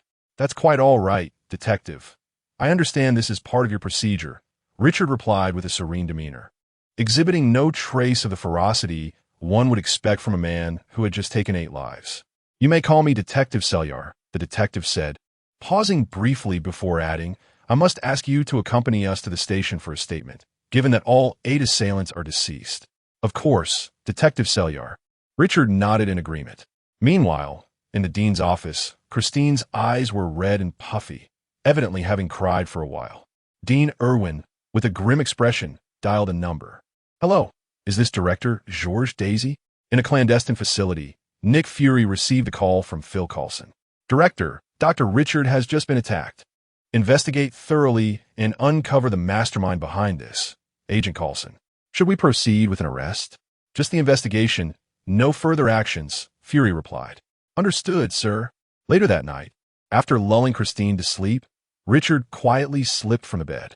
His eyes were now bloodshot, exuding an aura of lethal intent. In Queens, Woodhill, at the Brotherhood Pub. Chapter 10, Come Quickly. Both the former and current leaders have met their demise. At 3 in the morning, in the Woodhaven neighborhood of Queens, New York, at the Brotherhood Bar, a shadow darted to the entrance. The figure glanced up at the height of the second floor before transforming into a dark gecko. Scaling the exterior wall to the windowsill, it paused to listen to the sounds within. The rhythmic snoring echoed softly. The shadow gently pushed open the slightly ajar window and leapt inside. Richard moved with the grace of a nimble black cat, silently approaching the bedside. A sharp crack pierced the darkness as the current leader, Eddie, lay with a twisted neck. His snoring abruptly ceased. Richard retraced his steps to the window, leapt out, and closed it as it had been. He swiftly navigated along the wall, straining to listen. The breathing was faint. He nudged the window, feeling a distinct resistance. With a swift exhale, he unleashed a force that penetrated the window frame, dislodging the latch from within. A soft click resonated in the stillness of the night, strikingly loud. The breathing within paused momentarily before returning to its previous rhythm. A subtle smile crept upon Richard's lips as he pushed the window open and re-entered the room. Like a cat, he moved silently to the bedside. "Black Snake Quinn." Richard's voice was barely above a whisper, yet to the feigning sleeper Quinn, it rang like thunder. "It's you." Quinn's eyes flew open, filled with rage as he glared at Richard. "I've heard you've been searching for me," Richard continued, his tone laced with amusement. "I will kill you." Quinn suddenly sat up, reaching for Richard. With a swift motion, Richard struck his hands together with tremendous force, causing Quinn to cry out in pain. Richard followed with a precise chop to his throat. Cough, cough. Tears streamed from Quinn's eyes as he struggled to breathe. "Well, I shall spare you further torment," Richard said, retrieving a baseball bat propped against the bed. This weapon, meant for Quinn's self-defense, now served Richard's purpose well. Quinn shivered. "Spare my life, sir. I have a secret vault. It contains $30 million. If you spare me, I will give you the address." Richard regarded him calmly. "Is there anything else?" Quinn hesitated, desperately searching for more justification. Richard raised the bat and, with a resounding thud, struck Quinn on the forehead. "Too slow. Think of something else for next time." Quinn's eyes widened before he collapsed onto the bed. Richard tossed the bat onto Quinn's lifeless body and retraced his steps. The following day, Richard and Christine arrived at the hospital for their shifts as usual. Due to a careless intern's remark about the low patient count, the emergency department suddenly became overwhelmed. Patients streamed in one after another, sending doctors and nurses into a frenzy. As Richard wheeled in a car accident victim from the ambulance, he shouted, "Lilith, notify the operating room and prepare for an amputation." "Yes, Dr. Richard," Nurse Lilith replied, her footsteps swift as she carried a medical tray. Christine and Nick had just completed a craniotomy on a patient who suffered a sudden cerebral hemorrhage. "Richard, do you need assistance?" Richard nodded eagerly. "This patient requires a lower limb amputation." Christine stepped forward, aiding Richard in wheeling the patient into the operating room. At that moment, several officers from the New York Police Department arrived in the emergency department. The lead detective, Sayer, halted Nurse Lena. "Excuse me, nurse, could you direct me to Dr. Richard?" Nurse Lena gestured towards the operating room, illuminated by a red light. "Dr. Richard is currently in surgery." The detective nodded in gratitude and took a seat. Half an hour later, Richard emerged from the operating room, his blue scrubs drenched. Detective Sayer stood and approached him. "Good day, Dr. Richard." Richard paused, taken aback. "Detective Sayer, what brings you here?" "We need you to come with us," Detective Sayer replied with a wry smile. "Now?" Richard glanced at his watch. "All right, no problem." At the 22nd Precinct in New York, Richard sat in the interrogation chair, his demeanor composed. "Thank you for your cooperation, Dr. Richard," Detective Sayer expressed sincerely. "No problem." Richard shrugged. "Ask away." Detective Sayer's expression shifted abruptly. "Could you tell me where you were around 3 o'clock this morning?" 3 o'clock? I was asleep. I had a long day at the hospital yesterday and collapsed in a bed when I got home, Richard replied with a weary smile. "Can anyone vouch for your whereabouts?" "My girlfriend can," Richard answered. "Do you know Quinn Fultz and Eddie Buellman?" "Quinn Fultz? Eddie Buellman?" Richard frowned, then shook his head. "I don't know them. According to our investigation, Quinn Fultz and Eddie Buellman have been looking into you for the past few days," Detective Sayer said, fixating on Richard. Richard's eyes widened in realization. "So, the individuals who attacked me yesterday were sent by them?" Detective Sayer paused, then nodded. "Yes, they're members of the Black Snake Gang, former leaders of the organization." Richard appeared perplexed. "I have no connection to them. Why would they investigate me?" "That remains unclear," Detective Sayer admitted, obviously lacking detailed information. "Something must have happened to those two. They are dead, aren't they?" Richard stated confidently. "You are indeed astute, Dr. Richard," Detective Sayer acknowledged, admiration evident in his expression. "This morning, they were found dead in the Black Snake Gang bar." Richard's face lit up with relief. "So, I need not worry about being attacked by the Black Snake Gang anymore?" "Correct." Detective Sayer concluded the interrogation. His instincts suggested that Richard was likely the culprit. But to push such a highly intelligent and capable individual into the shadows over two lowlifes would be a grave miscalculation. Detective Sayer stood, stating, "The questioning has concluded. Thank you for your cooperation, Dr. Richard." Richard was taken aback. "It's over so soon?" Detective Sayer shrugged. "If you enjoy the 22nd precinct, you are welcome to stay a few nights. I'll ensure your accommodation is complimentary." "No, there is no need for that." Richard quickly waved his hand. He was only staying at the police station due to his illness. Richard hailed a taxi. "Dr. Richard, shall we consider this matter settled?" Detective C. Lyle, who had followed him out, suddenly spoke up. Richard was taken aback, then flashed a brilliant smile. "Farewell, Detective C. Lyle," watching the taxi disappear into the distance. Chief C. Lyle let out a sigh. "With this, the matter is concluded. I shall head to the bar for a drink." Inside the taxi, Richard made a phone call to Dean Irwin, expressing his fatigue and requesting a leave of absence. Dean Irwin readily agreed, reminding him to rest well. After hanging up, Richard's expression turned grim. "Recently, something seems awry." Chapter 11. I never expected this arrogant man to engage in such underhanded tactics. In the conference room of Manhattan Presbyterian Hospital, the board members were gathered alongside the hospital's senior management. Among them was Dr. Stephen Strange, the Associate Director of Neurosurgery. A silver-haired board member rapped the table and announced, "The next agenda item concerns Dr. Richard from the emergency department." The attending physicians in the conference room collectively paused in surprise. Dr. Cronin Pansy, the chief of the emergency department, exclaimed with astonishment, "Dear board members, has Dr. Richard committed any transgression?" President Elvin shot a displeased glare at Dr. Pansy. Board member Karen Thomas, "May I inquire what issues pertain to Dr. Richard?" Karen Thomas regarded him with an amused smile. "In the past 2 days, Dr. Richard has been summoned twice by the New York Police Department. The circumstances surrounding these events are quite apparent," President Elvin declared. "Dr. Richard is indeed the victim." "Ah, no wonder, Dr. Richard always appears so aloof in the hospital." Board member Karen leaned back in his chair, nonchalantly remarking, "It seems he has the support of President Elvin." Meanwhile, Richard returned to his apartment at Greenpoint, collapsing onto the sofa and closing his eyes to reflect on the recent occurrences. He had endured 3 consecutive nights of nightmares, awakening each time feeling as though he had undergone a transformation. Following an assault, he thought, "Wait a moment, why was I engaging in a struggle with the assailants? Normally, I would have fled at the first opportunity and called the authorities. I would never recklessly confront them." Such impulsive behavior had not been characteristic of him since adulthood. Suddenly, an unsettling realization dawned on Richard, his eyes widening in disbelief. Could it be that my integration with him has merged our personalities as well? He rubbed his forehead in distress. If that is indeed the case, this could spell trouble. The late-night visit to eliminate potential threats that was likely influenced by him. Leaning back against the sofa, he massaged the bridge of his nose, anxiety creeping into his heart. This has only been the second integration. What will happen with the third, the fourth? Will I still be myself? On the other side, in the conference room of Manhattan Presbyterian Hospital, Karen's assertions unexpectedly garnered support from several board members. Karen is right. Dr. Richard is indeed exceedingly arrogant. The last time I sought his examination, he dismissed me to an intern. Donald, are you speaking the truth? You are a board member. Many witnessed that incident, and I was utterly humiliated. He is excessively haughty. I once kindly referred a patient to him, and he rejected it. That was the secretary of the mayor of New York.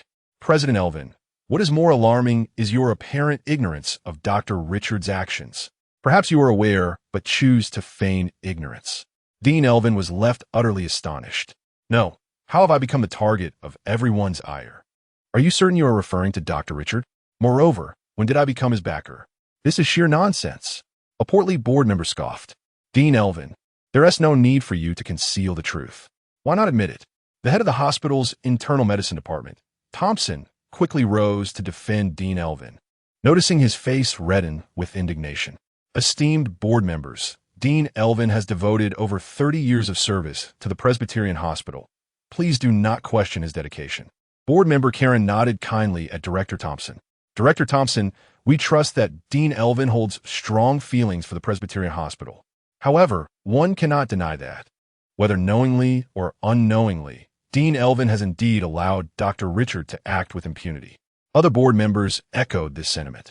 Indeed, otherwise that young rascal Richard would never dare to treat me this way. And I, being assigned in turn? This is an utter humiliation. I hold you in high regard. Dean Elvin, you were the one who performed my brain tumor surgery. Yet now, a malignant growth has emerged within the hospital. As a board member, I must expose it, eradicate it. Seeing the tide turn, Dean Elvin realized he could no longer defend Richard. Otherwise, he would jeopardize his own position. Furthermore, the allegations made by the board members seemed credible, leaving him at a loss for words. He tapped the table and spoke solemnly. Very well, esteemed board members, please articulate your intentions. As Dean Elvin acquiesced, the board members exchanged glances, and Karen spoke up. Dr. Richard must face disciplinary action. Indeed, this is not only to uphold the reputation of the board, but also to save Dr. Richard. We believe that, at his core, Dr. Richard is a good person. However, his actions have undeniably tarnished the image of the Presbyterian Hospital. The Manhattan Presbyterian Hospital is a premier medical institution in America, not merely a community clinic catering to the destitute. A top-tier doctor like him should not squander his time in the emergency department. Yes, he requires high-end clientele that can bring both prestige and profit to the hospital and himself. Dr. Richard must recognize his rightful place. Dean Elvin suddenly grasped the situation. No wonder these individuals had turned against him. At their core, they were coveting Richard's exceptional surgical skills, wishing to recruit him as their own. He shook his head in bitter amusement, internally lamenting, I'm sorry, young Richard, but I am powerless to assist you this time. Just when the board members and Dean Elvin believed the matter was resolved, an unexpected turn of events occurred. Dr. Stephen Strange suddenly stood up. Esteemed board members, you are indeed correct. Dr. Richard has impacted the hospital's image. From my observations, he has recently become entangled in some rather perilous matters. Just yesterday, he was assaulted by 8 armed gang members right at the entrance of the hospital. Dean Irwin and other senior officials of the hospital were visibly shaken. They had managed to conceal this information, yet now Strange dared to speak out. Dr. Roberts, the legitimate head of neurosurgery, immediately reprimanded. Dr. Strange, cease your remarks. Doctor. Stephen Strange cast an impassive glance at Director Roberts. Numerous patients and passers-by witnessed the perilous gunfight. In the aftermath of the attack, many were left terrified, including several doctors and nurses from a hospital. For those patients, choosing a hospital for their care again would be fraught with hesitation, as they could not predict whether the next assault might occur within the very walls of the hospital. Therefore, for the sake of the hospital's reputation and future, I propose the dismissal of Dr. Richard. Chapter 12, I felt like a bird freed from its cage, wings spread wide, soaring towards Kamathai. The suggestion to dismiss Dr. Richard left the hospital's board and executives astounded. They merely aimed to make Richard one of their own, ensuring his unwavering loyalty to their interests. Never had they contemplated the expulsion of a premier surgical expert. The hospital's higher-ups regarded Strange with bewilderment. A betrayal? A calculated strike? How could the ever-proud Strange possibly commit such an act? The doctors were expressions of disbelief. Dr. Strange, Dean Elvin began, his mouth agape. For the sake of the hospital, Dean Elvin, Stephen Strange asserted with conviction, I speak only the truth. However, despite his grandiloquent rhetoric, his actions indeed amounted to a stab in the back, driven by fear. Within the Manhattan Presbyterian Hospital, his esteemed position stemmed from being the sole elite surgeon dedicated to serving the affluent. But should Richard join their ranks, he would no longer hold that distinction. The elites would have alternatives, and his status would plummet. To demonstrate that my intentions towards Dr. Richard are not malicious, I hereby declare that I will not depart from the Presbyterian Hospital for the next decade. This clause can be included in my forthcoming contract. With that, Stephen Strange calmly took his seat. Yet, his words ignited a frenzy among the hospital board members. Gentlemen, Dr. Strange is the superior choice. Indeed, Strange's medical prowess is on par with Richard's, and he has consistently served us well. Are we truly willing to let go of such a world-class surgeon as Richard? If we release him, can we trust our health to someone who does not share our vision? Agreed. Agreed. In no time, the hospital board reached a consensus. Dismiss Richard. Dean Elvin cast a disappointed glance at Strange before rising and silently departing. The other executives exchanged glances, enveloped in silence. The following day, upon entering the hospital, Dr. Richard was intercepted by Deputy Director David from the medical office. Dr. Richard, please accompany me to the medical office. Richard was momentarily taken aback, but seeing David's serious demeanor, he nodded in agreement. Very well. In the medical office, Deputy Director David produced a notice of termination and slid it across the table to Richard. Dr. Richard, here is a notice. I hope you can sign it. Richard took the notice in hand, casually flipping through its contents, scanning the document with a swift glance. So, the hospital board intends to dismiss me? He gazed at the notice, utterly perplexed. Once again, no hospital would dare to dismiss a top-tier surgical expert without cause. Had the board of New York Presbyterian Hospital collectively lost their minds? Deputy Director David forced a smile. Dr. Richard, signing this notice is beneficial for both you and the hospital. Richard tossed the notice onto the table, crossed his arms, and maintained an expression devoid of emotion. Is it because I was shot? Is it because I was summoned by the police? Deputy Director David extended his hand, once again pushing the dismissal notice towards Richard, maintaining a feigned smile while speaking with unwavering conviction. The shooting incident has cast a significant shadow over the hospital. The board is concerned that your continued presence may precipitate another attack within these walls. The flicker of anger in Richard's eyes vanished almost immediately. Having reached this point in the conversation, he realized that even if he refused to sign, he would be forcibly dismissed, wouldn't he? David retained his insincere smile. It's all for the hospital's sake. I implore you to understand, Dr. Richard. Richard waved his hand dismissively, resolutely stating, No need to make this difficult for you. I will sign. With that, he picked up the pen from the table and elegantly inscribed his name. Goodbye, Deputy Director David. Richard rose, turning gracefully to leave. As Richard exited the hospital, Christine hurriedly chased after him. Noticing her clad in blue surgical scrubs, Richard smiled wryly and gently tapped her smooth forehead. Did you really rush out straight from the operating room? Richard, why are you leaving? Christine gazed into his eyes, filled with confusion and distress. This isn't my choice, Christine, Richard replied with a resigned shrug. The board has dismissed me. What? Have they lost their minds? Christine was utterly astonished, her brow furrowed in bewilderment. Who knows? Richard's words trailed off. Suddenly, a buzzing sound emanated from his pocket. He pulled out his phone to find it was Dean Irwin. Good morning, Dean Irwin. Richard, have you already left? The dean's voice seemed weary. Richard noted this and softened his expression. Yes, I've just exited the hospital. Dean Irwin, with a tone of dejection, apologized. I'm sorry, Richard. At the board meeting, I cast a dissenting vote, but I was powerless to prevent it. Thank you, Dean Irwin, Richard replied, a cheerful smile breaking through, hearing that has lightened my heart considerably. By the way, Dean Irwin, who proposed my dismissal at the board meeting? Although Richard's face remained cheerful, a hint of coldness crept into his voice. Dean Irwin hesitated for a moment before quietly revealing, "I perhaps shouldn't tell you, but it was Dr. Strange." "It was him," Richard exclaimed, somewhat taken aback by the revelation. After ending the call, Christine, who had been eavesdropping, transformed into a furious little feline. Clawing the air, she exclaimed, "That little weasel, Stephen Strange. Why would he do this?" Richard chuckled lightly, replying, "Because he has feelings for you." "What?" Christine, startled, stammered, "That can't be." Richard found her adorably bewildered expression endearing and couldn't resist cupping her face in his hands affectionately. "Oh dear, how could my Christine be so charming? You scoundrel. Let me go."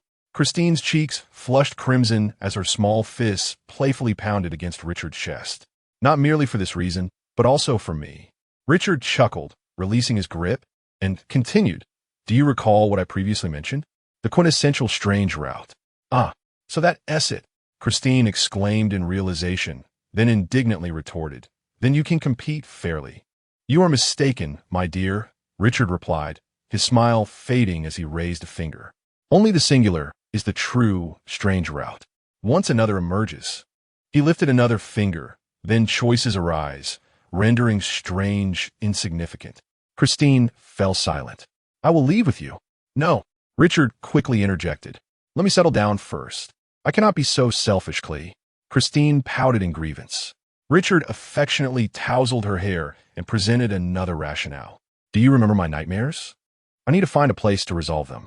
Upon hearing this, Christine, forgetting her earlier discontent, grasped Richard's hand and inquired with concern, "Where to?" "Ah, this requires seeking out Eastern Buddhism or Taoism for resolution." Richard gently embraced Christine. "Do not worry about me. Return to your work. Then, when you go out, you must call me." Christine reluctantly released Richard and turned towards the hospital. Midway, she suddenly turned back and shouted, "You must call every day." Richard waved goodbye, watching as Christine entered the hospital.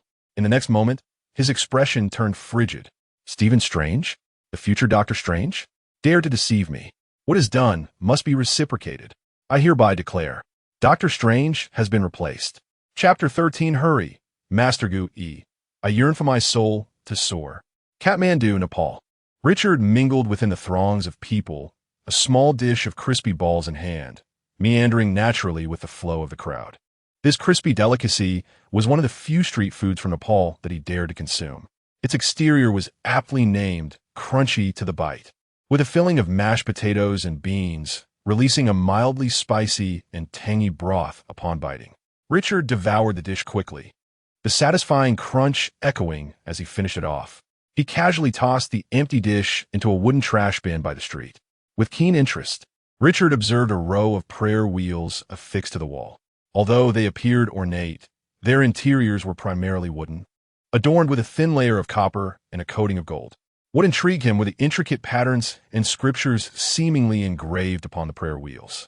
Listening to some enthusiastic locals, he learned that they bore the six-syllable mantra, also known as the six-word truth, and that spinning these wheels could bestow blessings and avert calamities, accumulating merit in the process. Embracing local customs, Richard joined a line and partook in this unique blessing ritual, continuing to wander aimlessly. He sought the Kumitaji, but only knew that she resided in Kathmandu, the capital of Nepal.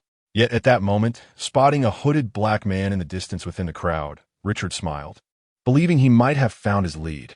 Following the man through a winding path, he soon arrived before an exquisitely adorned Buddhist temple.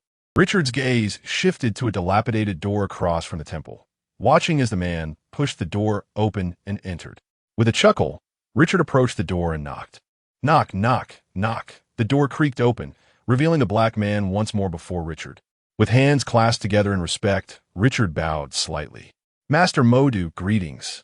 My name is Richard, and I seek an audience with Master Gu E." To his surprise, Master Modu stepped aside, inviting him in. Richard paused, recalling the eye of Agamotto held by Gu E, wondering if the master had foreseen his arrival. "Thank you," Richard replied, bowing once more before stepping inside. Contrary to its modest exterior, the interior revealed a spacious hall, where Richard immediately spotted a bald monk standing to the side. With hands together, He respectfully addressed Gu Yi. "Greetings, esteemed master. I have come to seek knowledge." Gu Yi smiled gently and inquired, "Mr. Richard, do you believe in science?" Richard blinked, nodding affirmatively. "Certainly, I believe in it. Everything in modern society, electric lights, telephones, cars, airplanes, televisions, and computers, are miraculous creations of science." Gu Yi continued, "And do you believe in magic?" Richard chuckled lightly, nodding once more. "Of course, I have come to learn magic." Gu Yi nodded thoughtfully, pacing back and forth before suddenly asking, "What if one day your beliefs in magic and science were to conflict? What would you do?" Richard shrugged. "It is quite simple. Magic belongs to magic, and science belongs to science." Gu Yi clapped joyfully, while Master Modu, who had remained silent, regarded Richard with a peculiar gaze. "Well said. Now for the final question. Do you believe in the soul?" Richard's eyes sparkled as he looked expectantly at Gu Yi.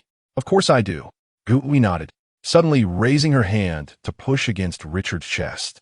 Her movement was remarkably swift. Richard barely had time to raise his arm before Gu Yi pressed it down, causing his soul to be expelled from his body. "Wow!" Richard exclaimed, exhilarated as he gazed at his ethereal, translucent soul. The sensation was cool and invigorating, imbued with a liberating feeling of breaking free from constraints. "Richard, what you are experiencing now is merely an illusion. Remember, the physical body is but a raft for traversing this world. Once the soul is stripped of its corporeal form, it becomes a rootless drifter, gradually withering away." Gu Yi's voice resonated clearly in Richard's mind. Richard clasped his hands together in reverence, bowing in gratitude. Gu Yi extended her hand, and in an instant, Richard felt as if everything around him had been frozen in time. The next moment, a colossal force propelled his soul into the dimensional rift. "You have high hopes for him?" Mordo inquired with curiosity. Gu Yi shook her head. "I cannot foresee his future." Mordo was taken aback. "How is this possible?" Yet Gu Yi simply smiled. "I'm not omniscient, Mordo. There are matters in this world that transcend our understanding. We must approach everything with a sense of awe." "Indeed, esteemed one," Mordo replied, hands clasped in respect.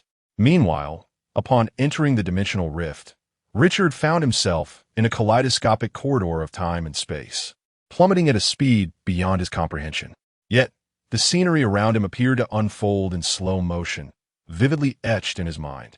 Countless worlds, planets, oceans, continents, flames, and even realms of flowing, translucent jelly-like creatures surrounded the corridor. Are there jellyfish-like worlds as well? Richard marveled at the vastness of existence, filled with wonders beyond imagination. His soul continued its descent, and he distinctly observed an immense tree hanging in the void. Its robust roots plunged into the depths of nothingness, while its branches blossomed into star systems, revealing a familiar aquamarine planet before his eyes. Earth. Before Richard could examine it further, his falling speed suddenly accelerated, transforming his surroundings into amber-hued bubbles, some eerily still as if lifeless, while others pulsated with rhythmic breaths. As he traversed through the layer of bubbles, Richard abruptly plunged into a dark void, seemingly suspended in that space. However, in the next moment, two impossibly narrow fissures tore open in the void, exuding an ominous blackish-purple glow. Though powerless to act, Richard's heart raced with trepidation. The fissures widened rapidly, revealing two colossal eyes, larger than planets themselves. Richard instantly recognized their owner, Dormammu, the Lord of the Dark Dimension. Dormammu clearly perceived Richard, who appeared as insignificant as an insect, and he gazed directly at Richard's soul, a silent roar exploding in Richard's ears. "Insect!" Richard clutched his head in agony, yet the overwhelming pressure compressed his soul with an audible creak. Just as Richard believed he was on the brink of death, a powerful force descended from above, pulling him out of the oppressive domain of Dormammu. The Ancient One. Dormammu's eyes widened in fury, his roar echoing through the air. Richard ascended continuously, swiftly escaping Dormammu's line of sight. At that moment, his ascent was exponentially faster than the descent he had previously experienced, and he perceived the world outside as a blur of vibrant, colorful streaks. With a sudden jolt, Richard's soul emerged from the dimensional rift, re-entering his seated body. Gasping for breath, Richard opened his eyes abruptly, akin to a drowning man surfacing for air. What an exhilarating experience! His gaze was filled with joy, and he turned to the Ancient One, inquiring, "Those last two enormous eyes belonged to Dormammu, didn't they?" The Ancient One nodded with a smile.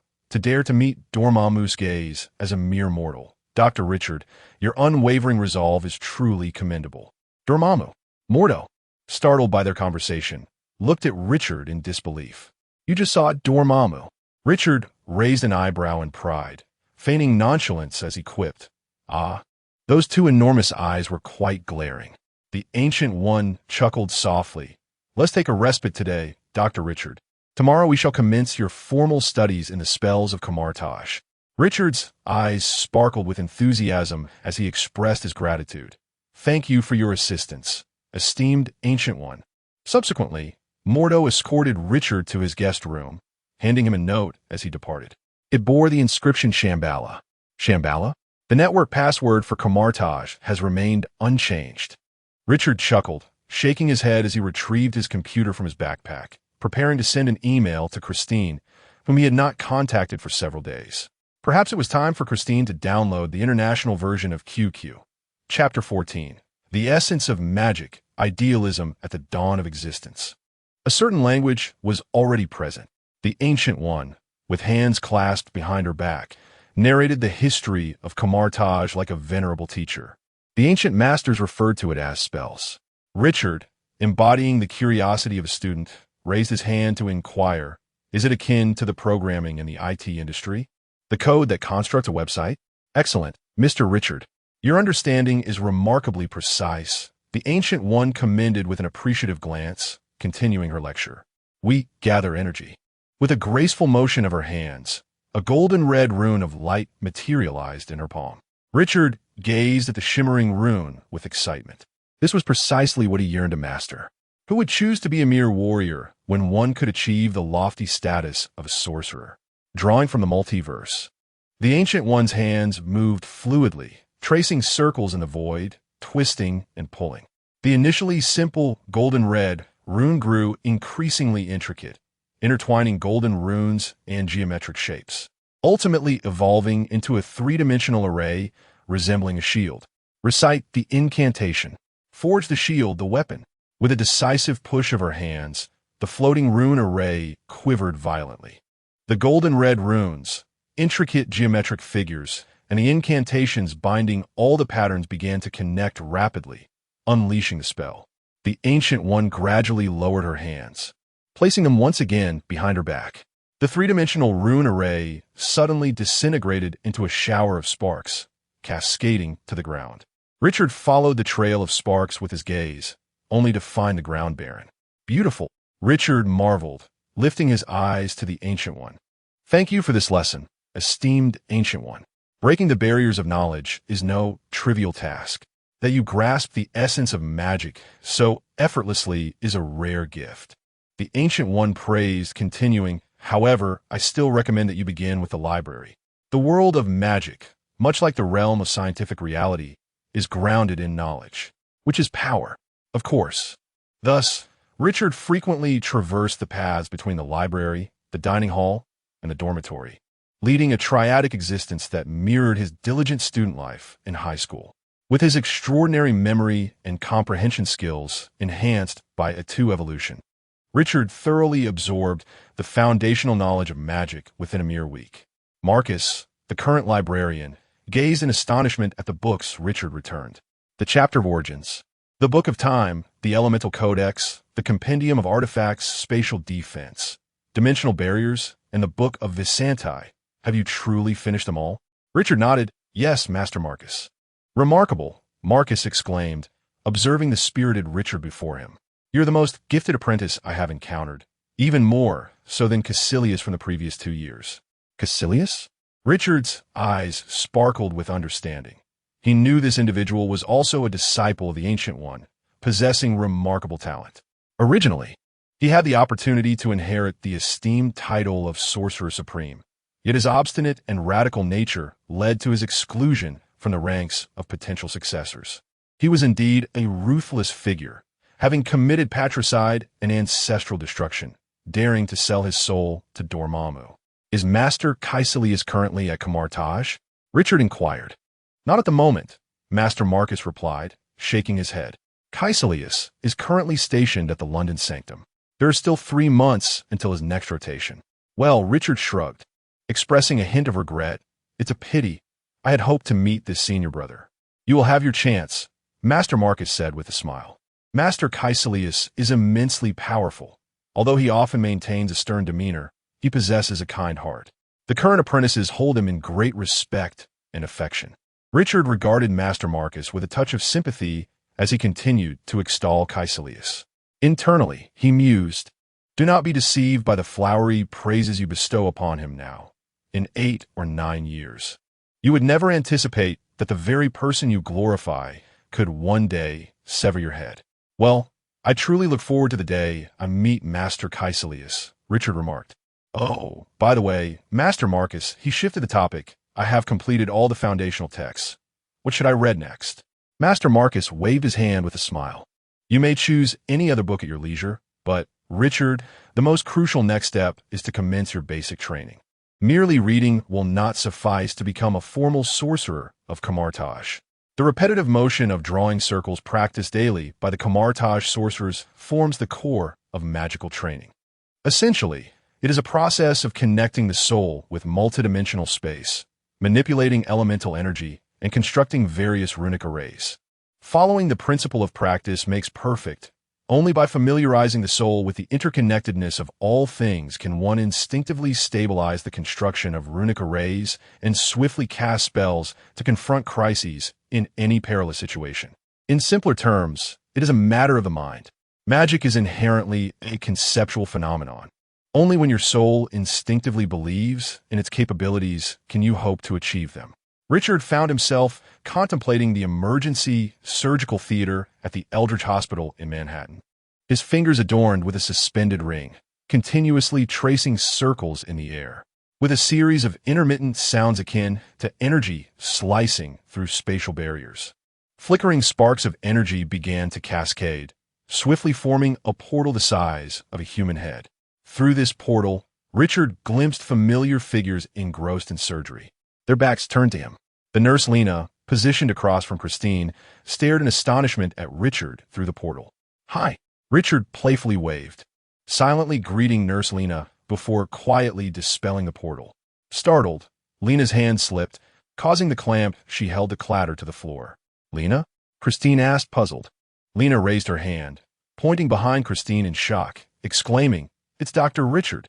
Christine displayed an expression of surprise as she abruptly turned her head, only to find that the portal had already closed, with the scattered energy sparks having dissipated, leaving her with nothing to behold. Lena, do not jest during the procedure. Christine cast a fierce glare at Nurse Lena. But fine, I apologize, Dr. Palmer, Lena stammered, unable to defend herself, resorting to an apology instead. She suspected that she had just experienced a hallucination. Could it be that I have feelings for Dr. Richard?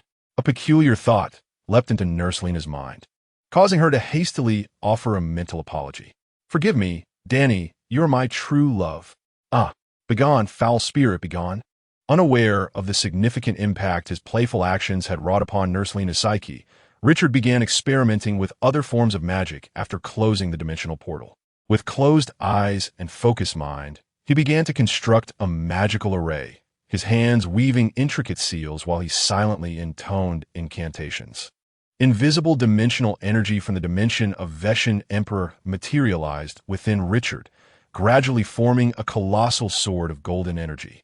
Grasping the golden sword with both hands, Richard felt its weightlessness. With a mere flick, the razor-sharp edge cleaved through the spatial barrier with ease. The sensation had been rather peculiar. Richard meticulously recalled the moments leading to the formation of the golden sword. Was it because the holy sword of the Veshan Emperor was created by the Veshan Emperor himself? If so, could one conjure the holy sword without drawing upon the energy of the Veshan dimension? Compelled by curiosity, Richard promptly set about his experimentation. He first dissipated the holy sword of the Veshan Emperor in his grasp, then mentally sketched a revised version of the incantation. All right, let us test my improved version. With his eyes closed and concentration renewed, Richard began to reconstruct the magical array, his hand signs shifting continuously as he murmured the incantation. In my name, let the arm be the blade, breathe fire into the forge. The heart of flames forges sharpness, tearing through chaos and illusion. From the infinite worlds I grant, the sword of endless judgment descend. Upon completing the revised incantation, Richard felt a warmth enveloping his body as an intangible energy surged forth from within him, gradually forming a colossal sword of misty white energy. Success. Grasping the misty white sword, he felt an uncanny bond, as if it were intertwined with his very essence. Perhaps my hypothesis is correct. Richard's eyes sparkled with excitement as he swung the holy sword to zero a couple of times before dismissing it. It would be wise to discuss this with Master Gu-Yi. After all, Richard recognized that he was but a novice mage, while Gu-Yi had been a supreme sorcerer for centuries, possessing a wealth of experience in spell enhancement. Chapter 15. The Multiverse. I am unique. In my name, let my arm become a blade, and my breath be tempered in fire. A heart ablaze forges a keen edge, tearing apart chaos and illusion. To the infinite worlds, I bestow an endless sword of judgment descend. As the incantation concluded, a magnificent white sword reformed in Richard's grasp. Ancient One, this is the holy sword of Ashani that I have just modified. Well, I now dub it Holy Sword 2. 0 foot. Richard lifted the grand sword, offering an awkward smile. Truly remarkable, Master Richard, the Ancient One exclaimed, gazing at the Holy Sword 2. 0 with admiration. I fear my experience in spell modification may not aid you. Moreover, this 2.0 version of yours seems devoid of dimensional energy. Indeed, I based it on my own power. To be frank, I did not anticipate my success. Richard replied with a hint of surprise, shrugging. Your own power? The Ancient One scrutinized Richard closely, then hesitantly inquired, though it might be presumptuous. May I examine your body and soul? Of course, Richard readily consented. The Ancient One raised a hand and gently tapped Richard's shoulder, an invisible energy seeping into his being. Richard's body warmed slightly, emitting a soft white glow, and a surge of energy erupted, expelling the Ancient One's intrusion. Ugh! The Ancient One gasped. Stumbling back 4 or 5 steps, her eyes wide with astonishment as she regarded Richard. What a marvel, Master Richard! Your body is continuously growing stronger. You have surpassed the limits of humanity. If this continues, you may very well undergo a transformation into a deity. Richard's mouth fell agape. A deity? Indeed. The Ancient One nodded. The so-called gods are merely a type of humanity, endowed with innate strength, such as the Asgardian Aesir. Their kind possess inherent divine power. Richard, quick to grasp the implication, looked at the enormous sword shimmering with a white halo in his hands, exclaiming in surprise. Are you suggesting that I possess divine power? Yes, the Ancient One affirmed, pointing at the giant sword. Though I cannot ascertain the nature of this power, it is indeed a force that stands equal to that of the Aesir. Richard found himself momentarily at a loss for words, never having expected that the mere fusion of 2 versions of himself would give rise to such divine strength. Perhaps the Ancient One's assertion about becoming a deity held significant truth. He had already resolved to learn the art of cross-dimensional spells from her. He intended to actively traverse to parallel worlds to meet the alternate versions of himself. An extraordinary intuition whispered to him that engaging with the living counterparts of himself would yield unforeseen surprises. After a brief hesitation, Richard dispelled the radiant holy sword, bringing his hands together in a respectful gesture. Master, I wish to seek your guidance on a spell. The Ancient One inquired. What spell? The secret art for crossing dimensions to venture into other worlds, Richard declared solemnly. After a brief silence, the Ancient One suddenly spoke. Master Richard, ever since you arrived at Kamartaj, I have found you inscrutable. Richard was momentarily taken aback. What do you mean? The Ancient One shook her head and candidly stated. I sought to glimpse your future through the eye of Agamotto, but all I encountered was an abyss of emptiness. Emptiness? Richard exclaimed in astonishment. Does that imply I am destined to perish? Sensing his concern, the Ancient One waved her hand dismissively. It does not suggest your demise. Rather, it indicates that I cannot perceive any trace of you in the future. It is quite possible that you have ventured to another realm to establish your existence, or that your powers have transcended both myself and the Eye of Agamotto. The divine is not to be gazed upon directly. This phrase abruptly surfaced in Richard's mind. Driven by the curiosity inherent to a sorcerer, the Ancient One, with a hint of regret, continued, I have inquired with other Ancient Ones across the multiverse regarding your existence. But the Ancient Ones from other realms inform me that there is no Richard in their worlds. Only in this universe does Richard exist. What? Richard tilted his head in confusion, puzzled by the notion of being the sole Richard. What about the two of me that entered my dreams before? The Ancient One's expression mirrored his perplexity as she conjectured. Perhaps this explains the continuous strengthening of your being. The Ancient Ones of the multiverse collectively believe that you have inadvertently absorbed or attained the essence of other Richards, thereby surpassing the limitations of the human form and achieving boundless strength. Richard, taken aback by this revelation, thought to himself that the Ancient One, having lived for centuries, had indeed deduced part of the truth. Indeed, it was the fusion with parallel versions of himself that had led to his comprehensive evolution. However, it now appeared that the amalgamation was not merely with his counterparts within the multiverse, but with versions from parallel worlds beyond the multiverse. Am I truly unique in the multiverse? This thought stirred within him, leaving him uncertain about the implications it carried. Lacking profound knowledge of the extraordinary, he could not yet grasp the secrets concealed within. Setting those musings aside, he resolved to clarify the intricacies of the cross-realm techniques. With this in mind, Richard promptly inquired, Esteemed One, will I be able to wield your cross-realm techniques competently? The Ancient One shook her head, replying, I am uncertain. The prerequisite for my cross-realm method is the ability to sense the essences of other Ancient Ones in the multiverse. Essence. Richard furrowed his brow in contemplation, ultimately deciding to pursue this knowledge. Esteemed One, I implore you to bestow upon me the secrets of cross-realm techniques. The Ancient One smiled and nodded, Certainly, Master Richard. With that, she raised her hand and touched his forehead, transmitting an extraordinarily intricate array of runes into Richard's mind. As he slowly settled onto the ground, the Ancient One departed the hall, kindly advising others not to disturb Richard. When he regained his senses, he realized that night had fallen. Through the window, the crescent moon hung high in the sky, casting its luminous glow. Richard blinked and quickly sprang to his feet. What time is it? I still need a video call, Claire. I must not be late. He raised his hand to draw a circle, opening a portal to his dormitory, dashed inside, and plunged onto his desk, powering on his computer. On the computer screen, the international version of QQ lingered, while his sole contact, Christine, had sent numerous video call invitations. This was indeed a predicament. Murmuring to himself, Richard hastily accepted the video call, only to have Christine abruptly disconnect each time. After more than 10 attempts, she finally acquiesced.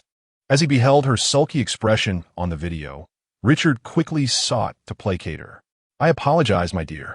I was caught up in a lengthy session and just returned to my dorm. Lengthy session? Christine echoed, her curiosity piqued. Have you become a teacher in Nepal? Well, not exactly a teacher, Richard replied, but rather an apprentice at a temple. I must admit, the religious knowledge is exceedingly intricate, far more challenging than obtaining a medical doctorate. He feigned distress, adding, my brain feels as though it might explode. I fell behind in my studies and was delayed. After class, I didn't even have dinner. I rushed straight back to my dorm. Oh, you haven't eaten dinner yet. Christine, momentarily forgetting her irritation, expressed concern. You should go eat, and we can talk afterward. No need, no need. Richard chuckled, retrieving a container of instant noodles from beneath the table. Fortunately, I came prepared. This will be my dinner tonight. Chapter 16. The Arcane Secrets of Transdimensional Mastery. Having completed the video with Christine, Richard finally found the time to organize the transdimensional secrets imparted to him by the Ancient One. As he meticulously unraveled the intricate process of the spell casting and the accompanying hand gestures, A frown began to form upon his brow. The first step, attuning to the source of spiritual essence. Ah, that should pose little challenge for me. However, the second step seems rather audacious. To simply rend the barriers of worlds? For someone of the Ancient One's stature, it is a trivial task. Yet for a novice like me, a fledgling sorcerer, am I to tear apart adamantium with my bare hands? And the third step, within the tumultuous channels of the two realms, lies an overwhelming force. Is the seraphim shield truly sufficient to safeguard my corporeal form? Such perplexing maneuvers befuddle me. If I were to adhere strictly to the Ancient One's methods, I fear I would be obliterated by the very forces of space. No, this version is far too crude. It clearly requires refinement. Richard reclined upon his bed, conceding defeat. Alas, the knowledge absorbed today is abundant. The rest can wait until tomorrow. Sleep beckons. He closed his eyes and, moments later, succumbed to a deep slumber. The following day, after considerable contemplation, Richard resolved to adapt the frequently employed spells of Camartage into his own variants. After all, the specific circumstances of the parallel worlds remain uncertain. Should he encounter a high-energy system, akin to a celestial war, he might find himself regrettably overwhelmed upon arrival. To equip oneself is to remain adaptable amidst change. Richard outlined several essential spells. First, the portal. This spell requires no modification. As a fundamental rite of passage for Camartage, Richard quickly mastered it, utilizing his divine energy to supplant the dimensional energy of the Vishani. Second, the Ring of Ragador. This spell too necessitates no significant alteration. It stands as a cornerstone for novices, complementing the portal as a dual hallmark of Camartage sorcery. Additionally, it serves as a precursor for numerous other spells, allowing the construction of shield-like or ring-shaped rune arrays upon one's hands or arms. For crafting weapon-based spells, such as the Divine Sword of Vishani, having the Ring of Ragador prepared bypasses the need for incantations and gestures, enabling a seamless transformation of a shield into the sacred blade. The Ancient One herself wielded this seemingly simple spell as dual shields, even employing it with creativity in combat against foes like Caecilius, transforming it into a fan, and utilizing it with precision as a flying disc that returned to her hand after being thrown. Third, the Energy Whip. As the simplest of control spells, Richard designated it as one of his essential incantations. However, in preference to whip-like weapons, he favored more solid implements such as swords and staffs. Thus, he modified the foundational structure of the Energy Whip to incorporate a staff-like transformation, allowing for a seamless interchange between whip and staff forms. Fourth, the Form of Icon. This spell is one that Richard must refine, for it possesses an undeniable allure. It is akin to a magical version of the doppelganger technique. Without mentioning its resemblance to the multifarious gestures of canon, the mere ability to conjure hundreds, if not thousands, of avatars left Richard salivating with desire. The epic confrontation between Doctor Strange and Thanos showcased Strange's ability to manifest countless duplicates, simultaneously wielding energy whips to ensnare Thanos in a dazzling display. Had it not been for the 6 Infinity Stones in Thanos' possession, Doctor Strange could have effortlessly subdued him. However, perfecting this spell proved to be a formidable challenge, as the energy of Vishani was intricately intertwined with the process of forming the runic array. To substitute Vishanti's energy with his own divine power, Richard needed to refine the runic construction to align with his unique essence. To enhance the runic structure of this spell, Richard meticulously examined a plethora of tomes on magic and ultimately sought the wisdom of the Ancient One, resulting in a semi-finished product. The improved form of Aiken allowed for a maximum of 100 avatars, each limited to a 10-minute existence. The advantage of this version is that each avatar is corporeal and possesses intellect equivalent to Richard's, which suffice for his needs. Next, we have the ancient form of Hogarth. This spell is hailed as the most formidable defensive magic of Camartage, renowned for its resplendent effects, and humorously dubbed the butterfly transformation by netizens. However, Richard's attempts to modify this spell were in vain, as it is one of the closely guarded secrets mastered solely by the white magic god Hogarth of Vishani. He found no viable point of modification. Yet, inspired by the effects of Hogarth's ancient form, Richard devised an entirely new spell, which he named Richard's Floating Shield. In essence, it draws upon the principles of defense and transformation to create an exceptionally fortified runic array, embedding 7 to 10 transformation runes within it. Richard's Floating Shield manifests as a colossal conical array of runes before him, composed of 5 extreme defensive rune formations.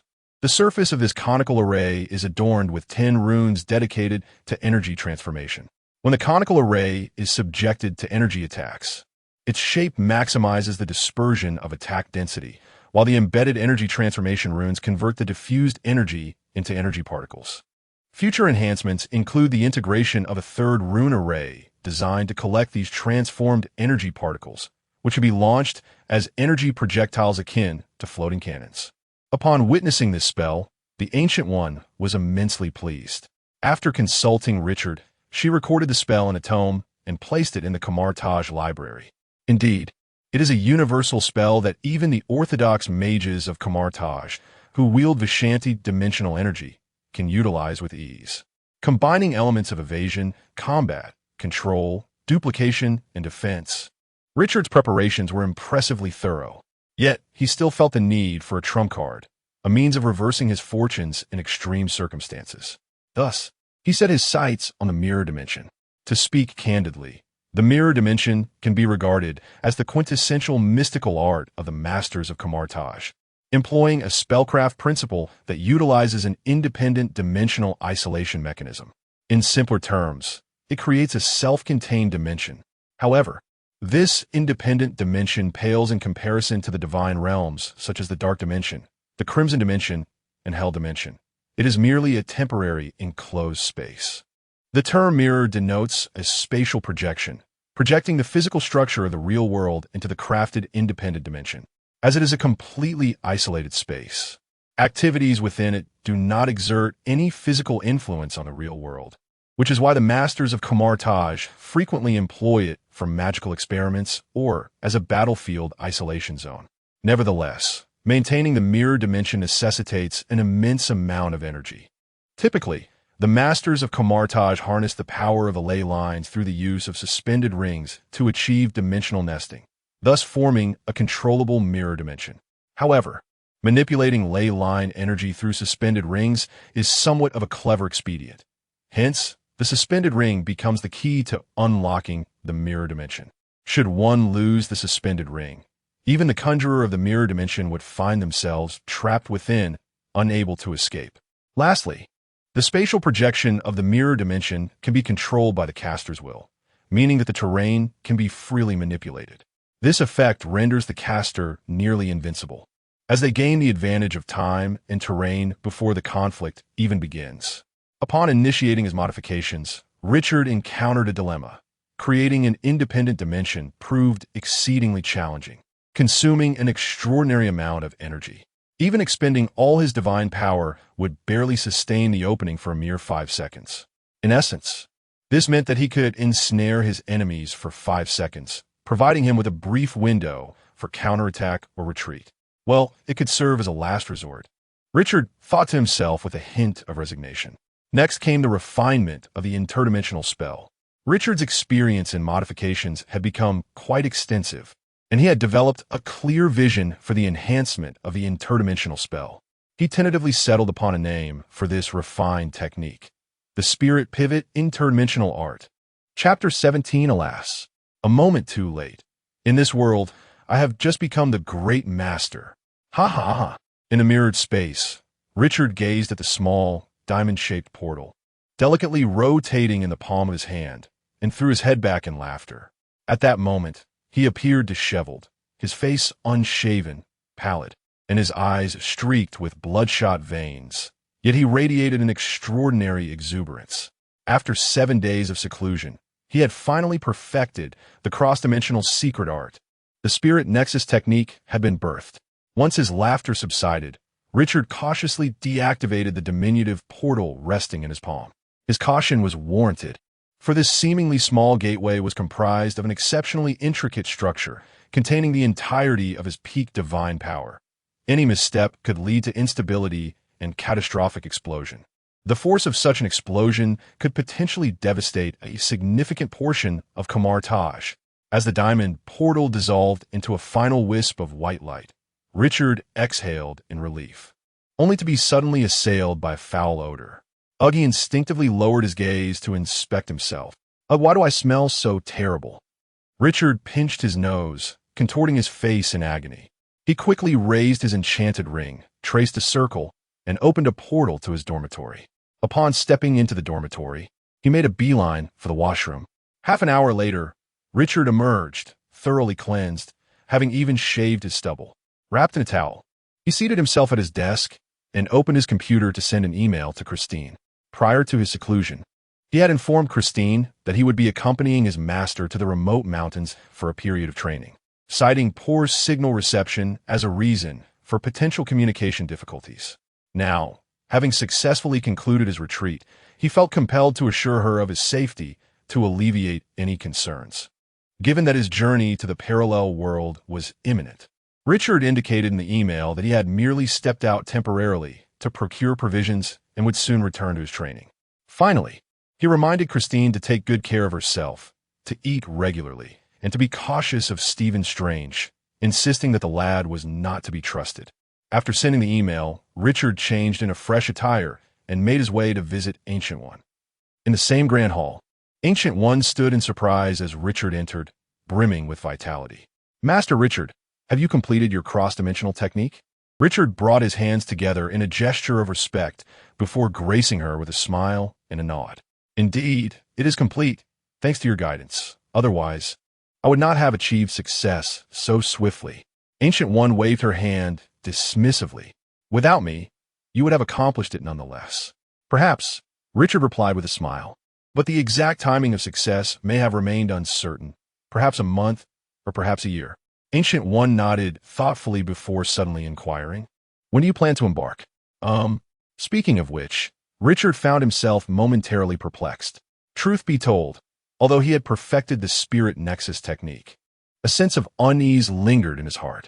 Yet, the journey to the parallel world could not be delayed, for according to his calculations, the third occurrence of my dream visitation was likely to transpire in the coming days. Having already acknowledged the significant drawbacks of this dream integration, Richard was naturally reluctant to undergo it again. Tonight, Richard declared with resolute conviction. Ancient One silently nodded. She was unsure why Richard was so eager to venture into the parallel world, yet as an experienced mentor, she felt compelled to impart some wisdom. Master Richard, upon your arrival in the parallel world, strive to avoid drawing excessive attention. Each realm harbors organizations akin to Kamar Taj, and should an outsider incite a major incident, expulsion is a likely consequence. Thank you for your guidance, esteemed one. Richard clasped his hands together and bowed once more. Night fell, and Richard found himself deep within an African desert. Adorned in a hooded battle mage cloak and wielding a wadam wand at his waist, he focused intently, his fingers adorned with a suspended ring as he closed his eyes. With his middle and index fingers poised at his brow, he chanted inwardly, anchored by my true self. I seek the myriad reflections. As he silently recited the incantation, his essence began to expand exponentially by hundreds, thousands, and then millions of times. This was one of the auxiliary spells of the spiritual conduit technique he had devised, drawing from the concept of life's essence in the Huangdi Neijing. It resonated with the coordinates of his true self. He named it the Universal Resonance Ceremony. Before long, a subtle spiritual fluctuation was captured by his perceptive tendrils probing the dimensional rift.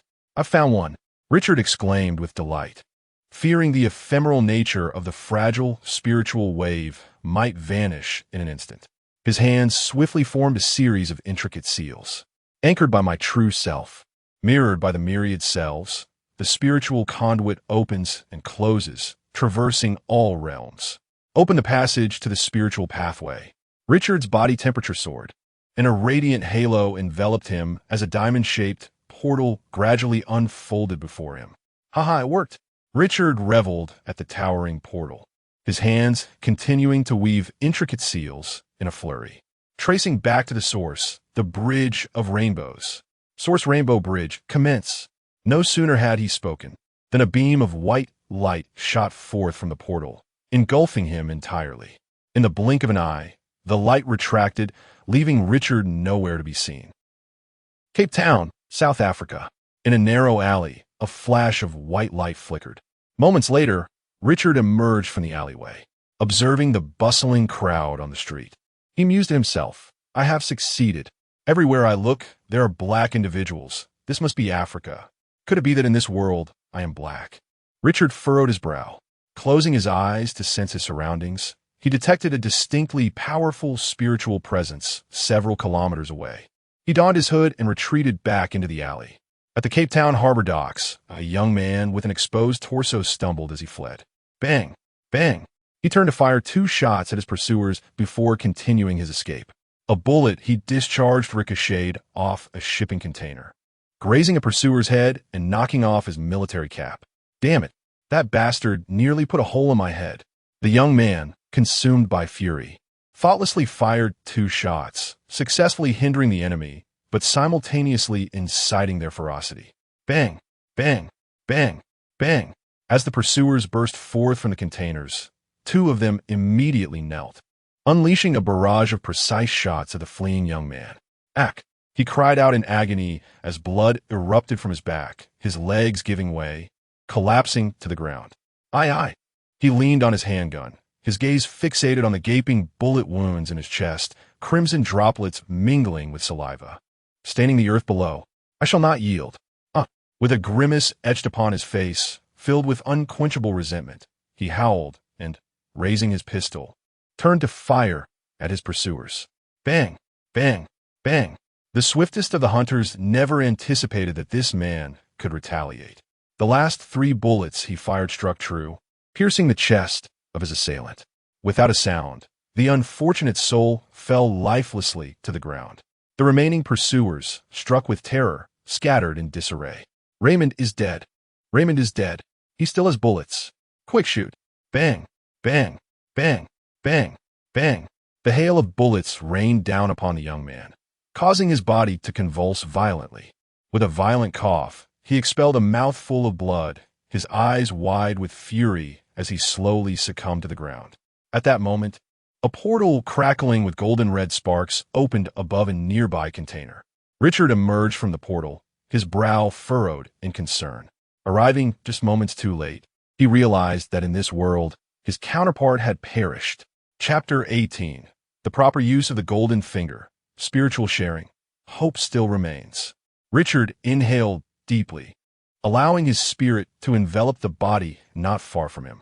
Kill, kill, kill, avenge, kill, kill, kill. At the moment of spiritual contact, a heavy sense of resentment surged from the surrounding spirit into Richard's mind. Such intense bitterness. Wait, something is amiss. Richard's eyes flew open, filled with astonishment. Could it be? He suppressed his excitement and cast his spirit over the body once more. Avenge, kill, kill, kill.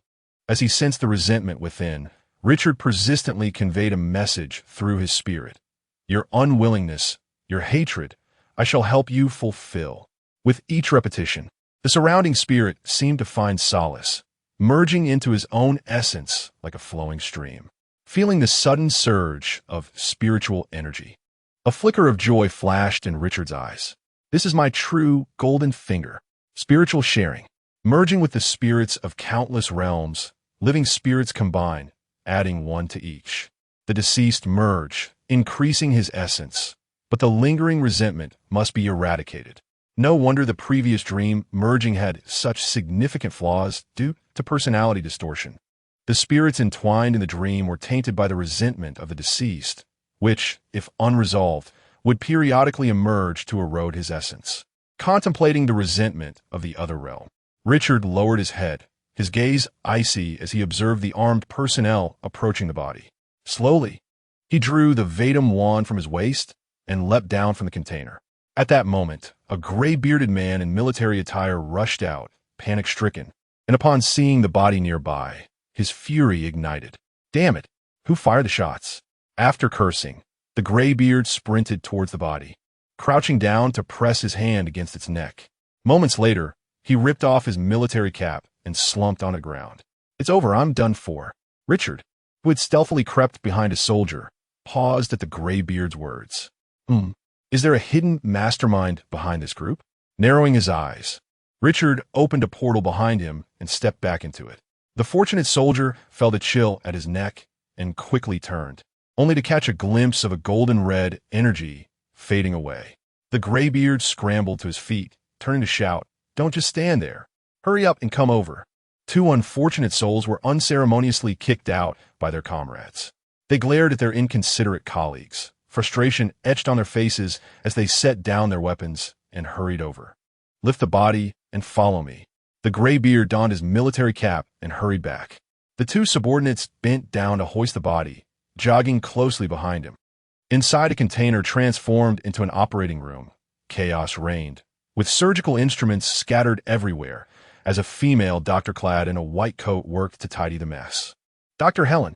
Upon entering, the gray-bearded man shouted urgently, "You two fools, hurry in." He turned, visibly agitated, as his two subordinates brought in a corpse. "Set it down gently on the bed. I told you to be slow." Witnessing their rough handling, the gray-bearded man was seething with rage. "Dr. Helen, you must take a look," Captain Richard implored. Dr. Helen set down the stainless steel tray and gasped as she saw the multiple bullet wounds across the corpse's chest. So many gunshot wounds. Upon hearing this, Richard's face twitched in distress as he glared fiercely at his subordinates. The two exchanged glances, their eyes reflecting a sense of grievance. "It wasn't us who fired the shots. Dr. Helen, I implore you to bring him back to life once more." Captain Richard pleaded anxiously. After examining the wounds, Dr. Helen shook her head in regret. "It's impossible. The injuries are too severe. The resurrection procedure requires an intact body. But his heart and lungs have been shattered." "Damn it, I'm finished," Richard exclaimed in despair, removing his military cap. The boss needed vital intelligence from this man's mind. But now that he was dead, where could Richard possibly procure the crucial information? His two subordinates exchanged glances, their expressions one of schadenfreude. Suddenly, a curious voice interrupted. "Resurrection procedure? How intriguing. Could you elaborate?" The unexpected voice startled everyone in the operating room. Richard and his subordinates swiftly drew their guns toward the source of the sound. However, in the next instant, a luminous energy whip surged forth like a serpent, splitting into 3 tendrils that coiled around the wrists of Richard and his subordinates. With a flick of his finger, the energy whip tightened. Crack! Crack! Crack! The arms of the trio snapped in two, their firearms clattering to the ground. "What the hell is this?" Richard cried out in agony, staring in horror at the energy whips on his wrists. "I'm afraid you all need a good rest," the mysterious figure stated. With a flick of his wrist, Richard and his men were sent soaring into the air, crashing against the top of a container before plummeting to the ground. Gazing at the 3, now peacefully unconscious figures, the enigmatic individual released the energy whips and turned to Dr. Helen, who was covering her mouth in shock. "Dr. Helen, could you elaborate on the resurrection procedure? Oh, by the way, I'm also a physician and have a keen interest in some cutting-edge experimental medical technologies," he added. Trembling in fear, Dr. Helen stammered, "Why you?" With a resigned gesture, he responded, "Come now, Dr. Helen, a doctor understands another doctor. So, could you elaborate on your work? Who was the boss behind this surgical room? And what exactly is this so-called resurrection procedure you mentioned?" In an effort to save herself, Dr. Helen could only respond to Richard's inquiries hesitantly. "Therefore, the entity behind you is the Hongshan Group, and the revival procedure, which is an experimental resurrection technology, is intended for the infinite revival of soldiers?" Richard inquired, furrowing his brow as he regarded Dr. Helen. Dr. Helen promptly nodded in affirmation, exclaiming, "Yes, everything I have stated is true. I am not lying, sir." Richard, feeling a sense of resignation, remarked, "Indeed, it appears that all scientific advancements in this world are inseparable from the element of war." Suddenly shifting the topic, he asked, "Do you possess the complete documentation on the experimental resurrection technology?" Dr. Helen replied, "Yes, all experimental data and technical information are stored on this computer." "Excellent. I would appreciate it if you could provide me with a copy," Richard said, revealing a gentle smile. While a notion began to take shape in his mind, it seems that every parallel universe harbors some form of extraordinary, albeit unscientific, technology. Chapter 19. Lynn, I am truly sorry, sir. I cannot do it. Dr. Helen bowed her head, fearing that her response would provoke Richard's ire. Richard, perplexed, inquired, "Why is it impossible?" Helen pointed to the corner where the computer stood, explaining, "The entire data on the experimental revival technology is far too extensive. I lack sufficient storage tools." "Is that so?" Richard approached, effortlessly unscrewing the computer's casing and extracting the hard drive within. "See, this will suffice." Dr. Helen was left speechless, her mouth agape as she contemplated speaking. But recalling Richard's enigmatic powers, she decisively chose silence. The data loss here was inconsequential, as the headquarters had backups of the relevant information, thus not hindering my subsequent research. Richard keenly sensed Dr. Helen's hesitation. Noticing her lack of protest, he feigned ignorance. He opened a portal and was about to step through when a name suddenly flashed in his mind. Lynn. Raising an eyebrow, he turned to glance at the body of himself lying on the operating table. "Are you the one reminding me?" He returned to lift his own lifeless form. "Goodbye, Doctor." Helen. With a heartfelt expression of gratitude, he stepped through the portal, which promptly closed behind him. Dr. Helen stared at the scattering golden-red sparks of energy, her legs giving way as she collapsed onto the ground. "Oh my God, that startled me. Was that magic?" Her face was alight with excitement. Could it be that magic still existed in this world? Yes. Supporting herself against the wall, she slowly rose to her feet. She hurried to the operating table, switched on the lamp above it, and retrieved a monitoring device from within. Fortunately, he did not discover this. Otherwise, before Dr. Helen could finish her thought, a fist-sized portal opened, and a luminous energy whip shot forth, expertly wrapping around the monitoring device in her hand. The whip constricted, shattering the device and its internal storage chip into fragments. "I nearly forgot about the monitor. This time, it's truly farewell, Dr. Helen." Richard's playful voice echoed from the portal. Dr. Helen's complexion drained of color, her legs buckling as she once again sank to the ground. "Oh dear God." A warm sensation coursed from her thighs, dampening the floor beneath her. Cape Town, an abandoned dock by the sea. Richard placed his own corpse at the end of the pier and sat down cross-legged. "Lynn, is this name also someone you cannot let go of?" Gazing at his lifeless body, Richard sighed. He reached into his pocket and retrieved a mobile phone, which he had stealthily taken from the waistband of Captain Richard with the grizzled beard. Following an instinctive compulsion, Richard dialed a number. "Who are you?" Came a wary female voice from the other end. Richard hesitated before responding. "Hello. A person named Richard passed this phone to me." "Richard?" the woman exclaimed in surprise, only to immediately revert to caution. "Richard is dead. Who exactly are you?" "I am his friend." Richard glanced at my lifeless body, which now lay before me. "Where are you now?" the woman asked impatiently. 3 kilometers west of the Cape Town harbor, at an abandoned stone dock. "I'm on my way," she replied, abruptly ending the call. 10 minutes later, a black SUV thundered towards us like an enraged bull. A striking woman, clad in a brown jacket and sporting a short haircut, leaped from the vehicle. "Richard." She scanned her surroundings and, upon spotting Richard at the end of the dock, rushed towards him. "Richard! Richard!" Upon seeing my body on the ground, tears streamed down Lynn's face. "You promised me you wouldn't die." She trembled as she embraced my lifeless form. "You promised me." Richard felt a pang in his heart. To be honest, her cries inexplicably resonated with him. Deep down, he relished the sound of Lynn calling his name. "My God, I must swiftly eliminate the one who murdered me. This resentment is overwhelming, utterly uncontrollable." "Miss Lynn," Richard began to inquire. "How did Richard get hurt?" Only then did Lynn remember that another person stood beside her. She carefully laid my body down, wiped her tears, and turned to face Richard. Richard?" At that moment, Lynn seemed to see the living version of me again. Richard was momentarily taken aback, but quickly comprehended the situation. My essence had just merged, and it was only natural for him to exude a hint of my aura. "I'm sorry, I mistook you for someone else," Lynn said, bowing in apology as she recognized his appearance. "It's all right. I'm a friend of Richard's," Richard replied, steadying her arm. "Unfortunately, I arrived too late to save him." "Save him? Lynn paused, astonished, but Richard died 3 days ago. What? Richard feigned shock, his expression one of disbelief. But he was alive just half an hour ago. I saw him with my own eyes. That's impossible. Lynn shook her head. I personally examined his body. He had been shot in the chest and bled out. What is going on? Richard's confusion was palpable. Wait. Richard slapped his thigh in realization. I found him in a secret laboratory at the Cape Town harbor. There must be clues there. Hold on.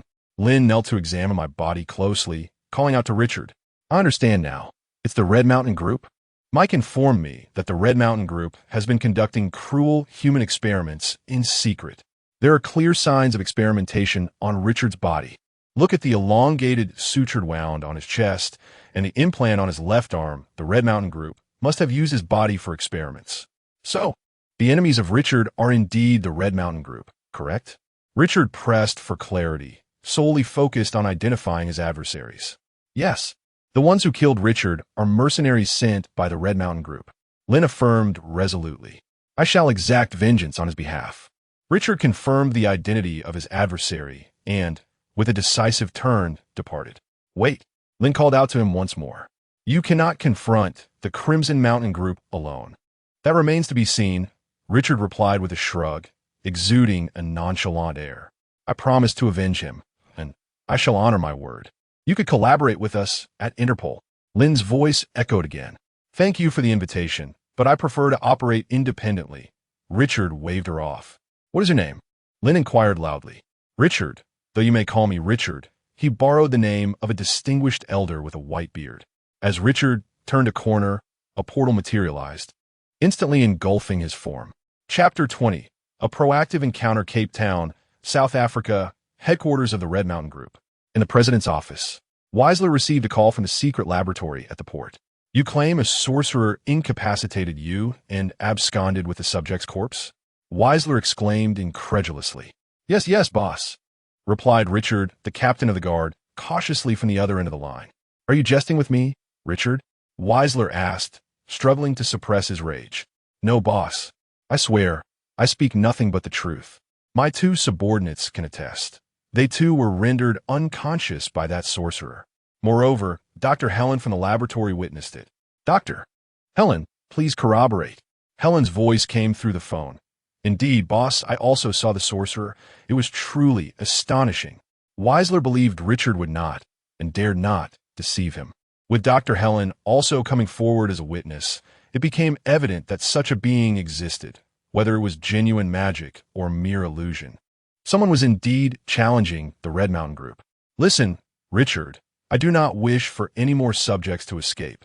Rest assured, boss, I guarantee with my life that such an incident will not recur, Richard declared, his voice brimming with relief and resoluteness. Relay the sorcerer's detailed information back to headquarters. Weisler hung up the phone, his fingers tapping rhythmically on his desk. A sorcerer? Does such a supernatural entity truly exist in this world? Indeed they do. President Weisler, a voice suddenly interjected. Startled, Weisler dove beneath his desk, and when he rose again, he clutched a handgun tightly. Who? Who speaks? The sorcerer you mentioned. Richard's voice resounded once more. Weisler scanned the room, yet found no sign of an intruder. Mainframe, scan the office. At your command, sir, came the mechanical female voice, followed by a swift blue scanning beam traversing the entire office. Only you are present in the president's office, sir. Weisler, gripping his handgun, cautiously surveyed his surroundings while calling out, Mysterious sorcerer, why not show yourself for a conversation? As you wish. At that moment, a portal shimmering with golden red sparks gradually opened. Richard, adorned in a hood, stepped forth with composure, removing his hood to reveal a gentle smile. Greetings, President Weisler. Weisler stood in stunned silence. Witnessing the surreal, sorcerers indeed exist. The AI system of the Red Mountain Group emitted an alarm. Strange human signal detected. Shall I notify? No need to notify. Weisler immediately interjected, placing the handgun on the desk, raising his hands, and stepping around the desk with a strained smile. Welcome, esteemed sorcerer. I am President Weisler of the Red Mountain Group. May I inquire how you prefer to be addressed? Richard, you may call me Richard. With his right hand resting on his chest and his body slightly leaning forward, he performed an elegant bow. Esteemed Mr. Richard, if the Red Mountain Group has offended you in any regard, I extend my most sincere apologies. Weisler's expression was one of utmost respect, his demeanor genuinely earnest. The Red Mountain Group is prepared to offer substantial compensation, ensuring your complete satisfaction. Richard shook his head. The Red Mountain Group has not wronged me, President Weisler. Upon hearing this, Weisler was overjoyed, immediately seizing the opportunity to invite, then perhaps you would consider collaborating with Red Mountain. Rest assured, our organization possesses remarkable strength, with influence spanning the globe. Should you require anything, do not hesitate to command. Richard shook his head once more. Thank you for your invitation, but I regret to inform you that I do not require assistance from the Red Mountain Group. Weisler appeared puzzled. Then what brings you here?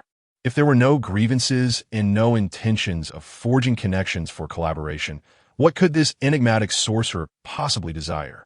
A mere sightseeing tour of the Red Mountain Group headquarters? To eliminate the Red Mountain Group.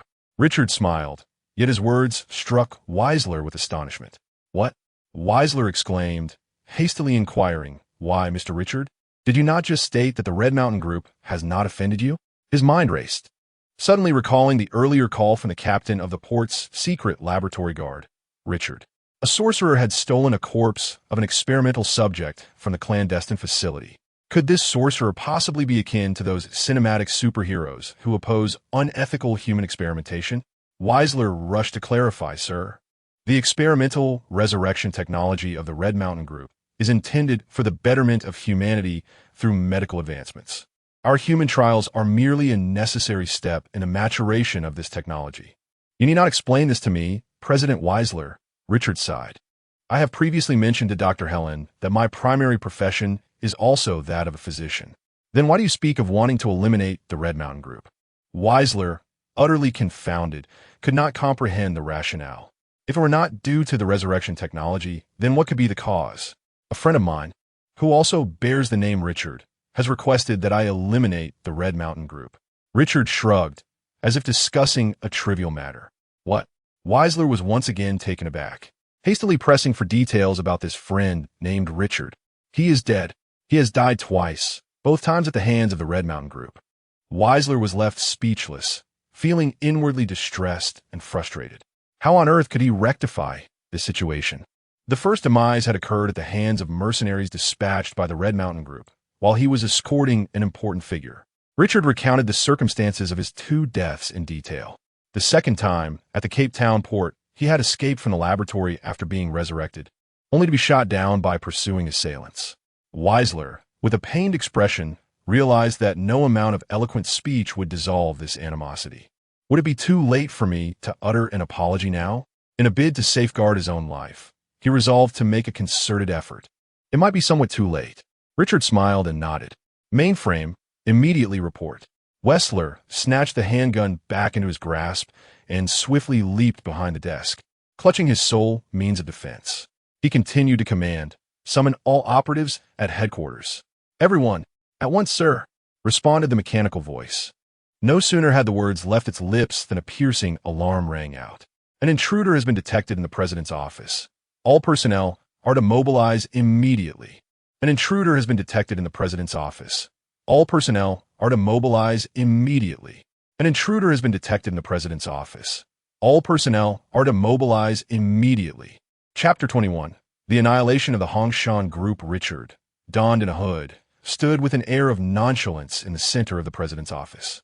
Weisler, concealed behind a reinforced desk, dialed the security chief's number. Jim, dispatch a helicopter to the vicinity of the president's office immediately. Boss, I'm en route to the office. What on earth is happening? Jim's voice was urgent, accompanied by the sound of hurried footsteps. It's too complicated to explain. Just send the helicopter right away, Weisler said, hanging up the phone. There's no need for alarm, Mr. Weisler, Richard reassured calmly. I shall refrain from any actions against you until your subordinates have been dealt with. Damn it, Weisler cursed under his breath, gripping his handgun tightly. It was his only source of support. Is negotiation truly off the table, Mr. Mage? Apologies, but the mission issuer has perished, rendering the task unrevocable. Suddenly, The first wave of operatives burst forth from the elevator, brandishing firearms directed at Richard. "Lower your weapons."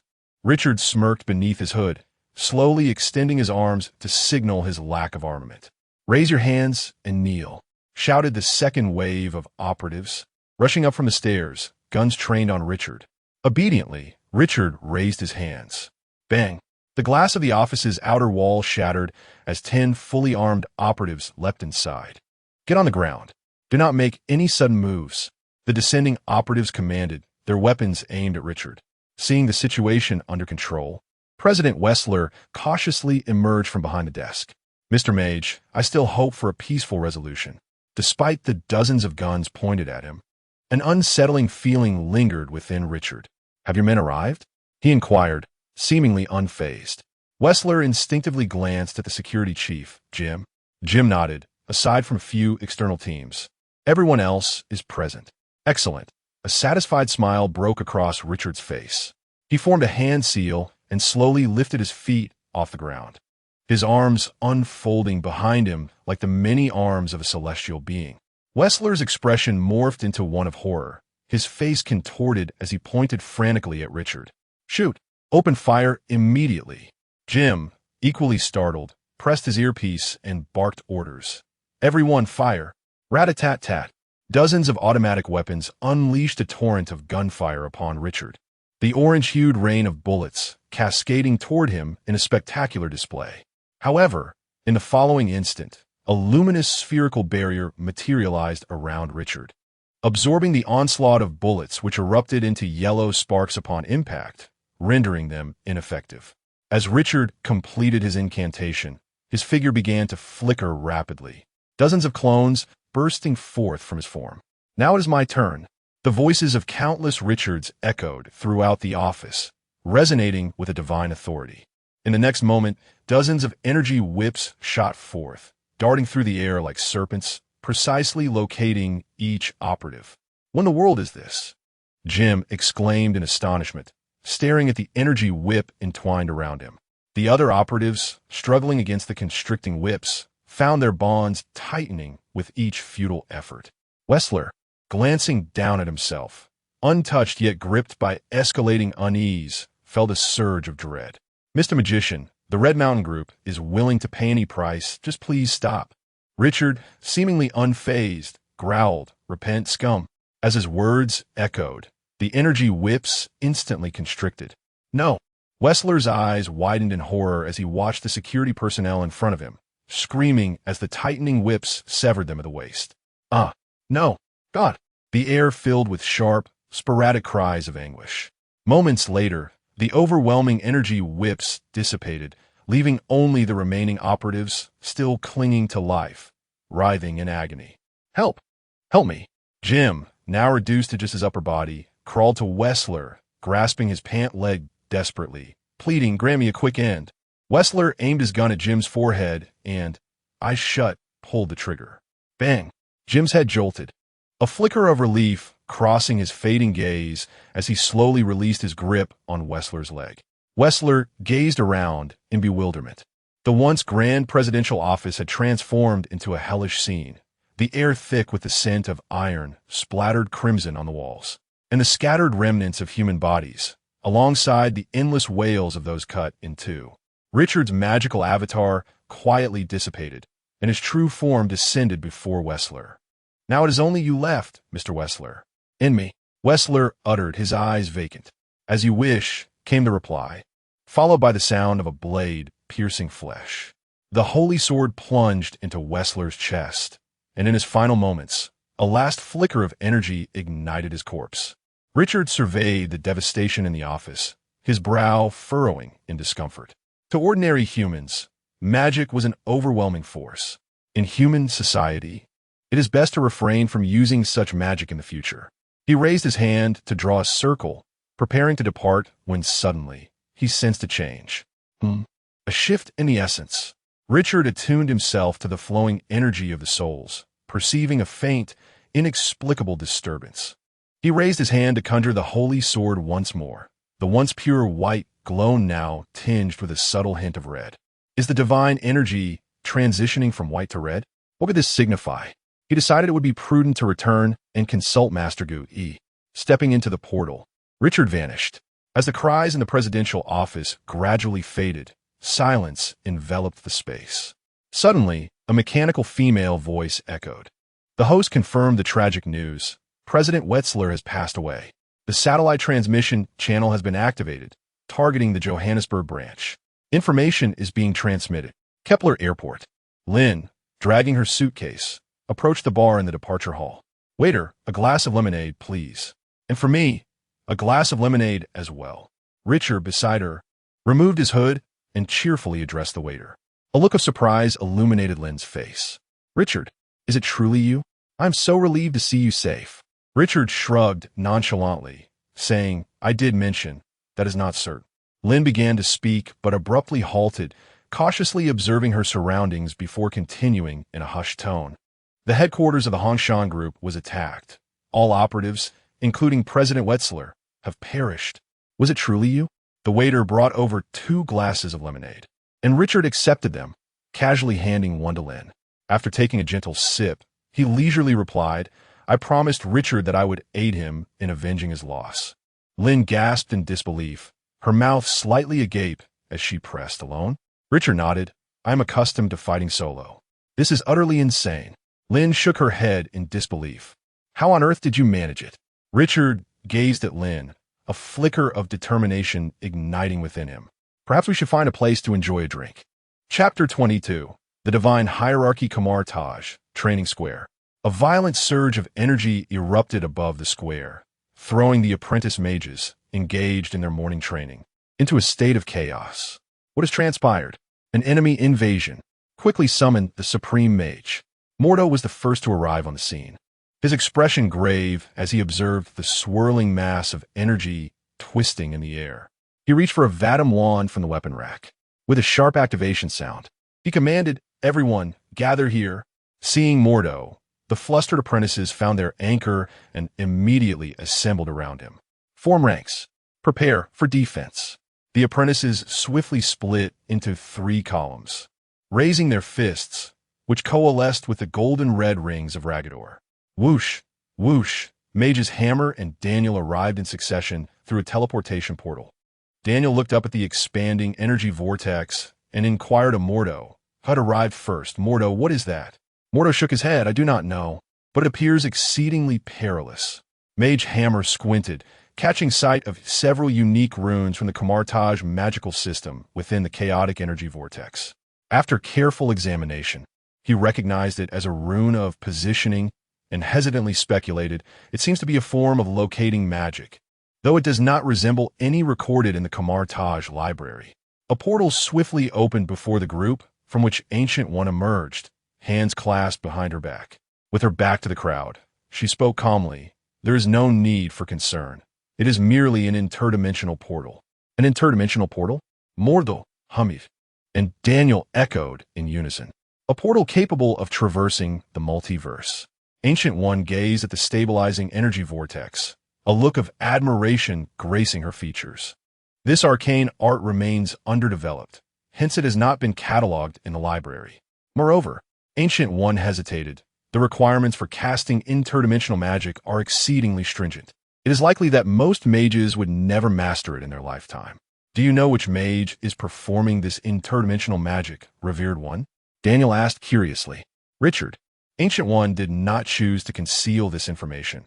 She had resolved to formally include Richard on the list of heirs to the Supreme Mage. Richard? The 3 formal mages exclaimed in unison. How astonishing! Mage Hammer marveled. Just days ago, he was an ordinary person. Mordo could not suppress a hint of jealousy as he remarked. Indeed, I was the one who personally brought Richard into Kamartaj. I never anticipated this. Daniel said with a rueful smile. I previously suggested that Richard's potential might surpass that of Caecilius. Now it seems he is far beyond that. The apprentice mages behind them were ignited by the conversation between the formal mages. Who are Mordo and Daniel referring to? Richard? That name sounds somewhat familiar. Oh my, I just remembered. More talented than Mage Caecilius? Impossible. I cannot believe it. The truth is evident. Lore, cease your blind admiration for that brooding fellow, Caecilius. I have been here for half a year, Yet I am still unfamiliar with the intricacies of the portal. Am I truly a worthless being? Believe in yourself, my brother. If we toil quietly, the future shall astound everyone. The Ancient One elegantly unfurled the fan in her hand. Here it comes. Upon hearing this, the others hastily looked up towards the sky. They beheld the energy vortex, which had reached a state of stability, suddenly transform, stretching rapidly into a rhombus-shaped portal. Through the portal, Modu glimpsed a vibrant spatial passage and exclaimed, "The portal leads to a dimensional passage." Daniel marveled. No wonder this spell is called the cross-dimensional portal. Even a usually taciturn Mage Hamel could not help but quip. Most mages never master it in their lifetime. It is more accurate to say that few mages can indeed master it. At that moment, the rhombus-shaped portal underwent another transformation. A column of white light erupted from the portal, and after ejecting a figure, it dissipated. The figure stood up, grumbling, "Damn it." The force of the last spray was too great. The runic structure needs further refinement. Richard turned to see a throng of people in the square and immediately stood upright, casually brushing off the dust from his clothing. "Good morning, everyone. Have you eaten yet?" Upon seeing a certain someone-esque face, the expressions of all present turned peculiar. "Look at his face. Those are love bites, aren't they? Huh. This fellow is rather amusing." The Ancient One lightly waved her fan, chuckling humorously. "Welcome back, Mage Richard, though it seems you are in dire need of a mirror." "A mirror?" Richard was taken aback, waving his hand to construct a simple mirrored spatial node to serve as a temporary reflection. Looking into the mirror at the 8 or so love bites adorning his face, Richard felt like crying. "You have truly done me in, Lynn." That evening, amidst Christine-esque complaints, Richard concluded the video call and made his way to the hall. "Respected one," Richard bowed respectfully. "Sit," the Ancient One said, pouring Richard a cup of tea from the teapot. Richard, not one to stand on ceremony, plopped down and took a sip from the cup. "Tiguinian, I see." The Ancient One nodded slightly, smiling as she asked, "Your cross-dimensional journey appears to have been quite fruitful." "Ah, thanks to your guidance, respected one, my issues have finally been resolved." Richard expressed his gratitude towards the Ancient One. "My guidance is but trivial," she replied, shaking her head. "Your diligence is what truly matters." "By the way, respected one," Richard recalled the purpose of his visit, hastily setting down his teacup, "I have a question I wish to consult you about." He extended his divine power, pointing at the faint white mixed with a hint of red, inquiring, "My divine power seems to have undergone some changes without my understanding. My knowledge of divine power is too limited, so I must seek your wisdom." "You have actually advanced," the Ancient One remarked, somewhat astonished. "I am beginning to suspect you possess the bloodline of the Aesir." "Richard." "The Aesir?" Richard paused momentarily. "Are you referring to Thor, the god of thunder?" "Indeed," replied the Ancient One with a nod from the Asgardian pantheon. Richard promptly shook his head, resolutely asserting, "I am a true-born earthling, both in spirit and flesh, a quintessential inhabitant of this planet." The Ancient One, witnessing his fervor, chuckled heartily. "It was merely a jest, Richard. Do not take it too seriously." Richard shot her an incredulous glance, then gestured towards his own emanating divine energy. "Perhaps you could enlighten me about my own situation, esteemed one." The Ancient One gracefully unfurled her fan, transitioning into a teaching mode. "In this universe, deities exist, yet they vary in power. The mighty ones like Odin the All-Father radiate a divine light so intense that mortals cannot behold it. Conversely, the weaker deities, such as yourself, Master Richard, emit a soft, benevolent glow that poses no harm." Richard pondered thoughtfully. "So, the strength of a deity can be assessed by their divine manifestations?" "That is not entirely incorrect," the Ancient One affirmed. "To be more explicit, deities can be categorized into 3 tiers: weak, medium, and strong. For instance, Thor, the god of thunder from Asgard, could be reluctantly classified as medium. And then there is Dormammu. Chapter 23 long, time no see, Clea. He, who devours countless planets, belongs to the realm of powerful deities. Similarly, there is the Ancient One, who, due to the unique composition of the Trinity, is also a formidable divine being. After listening to the Ancient One's description, Richard contemplated, In essence, my divine power is on the verge of evolution, categorizing it as the strongest among the weak. Well, the term divine power feels rather awkward. The Ancient One chuckled lightly, teasing you could also refer to it as magical power. Richard's eyes brightened, and he clapped his hands in delight. Yes. Let's call it magical power. Sorcerer, magical power. Now that's a perfect match. The Ancient One shook her head in amusement, yet felt increasingly satisfied with Richard. Transforming from an ordinary mortal into a deity is a dream cherished by countless mortals, yet you perceive it as a burden.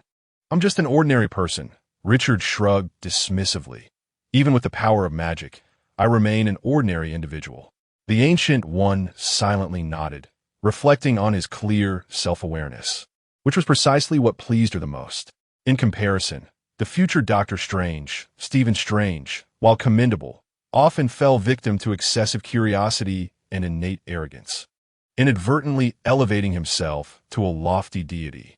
After conversing with the Ancient One, Richard returned to his dormitory to pack his belongings. He was preparing to return to New York, for if he delayed any longer, the increasingly irritable Christine would surely come to confront him. The following morning, Richard opened the portal to his apartment in Brooklyn, New York. Stepping through with his suitcase in hand, he was momentarily taken aback by the immaculate floor. Could it be Clea? He called out tentatively. Richard, came a familiar voice from the bedroom, cautious yet excited. It's me, my dear. Bang! The bedroom door was flung open, and Christine gazed at her long-missed lover, her eyes gradually glistening with unshed tears. Long time no see, Clea. Richard grinned widely, his joy evident. Clang!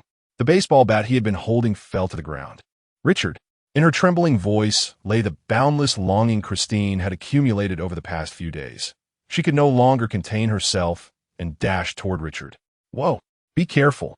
Richard quickly set down his suitcase, opening his arms wide to embrace the girl who leaped into his embrace. Her long legs wrapped tightly around his waist, and she clung to his neck, gazing up at him with tear-filled eyes. Darling, I miss you so much. Her voice, sweetly playful, was intoxicating, and, coupled with her warm, soft body pressed against him, it elicited an immediate physical response from Richard. An hour later, as the rain subsided, Christine's skin, nourished by the droplets, appeared delicate and vibrant as a flower. She languidly nestled in Richard's arms, her curiosity piqued. What brings you back so suddenly?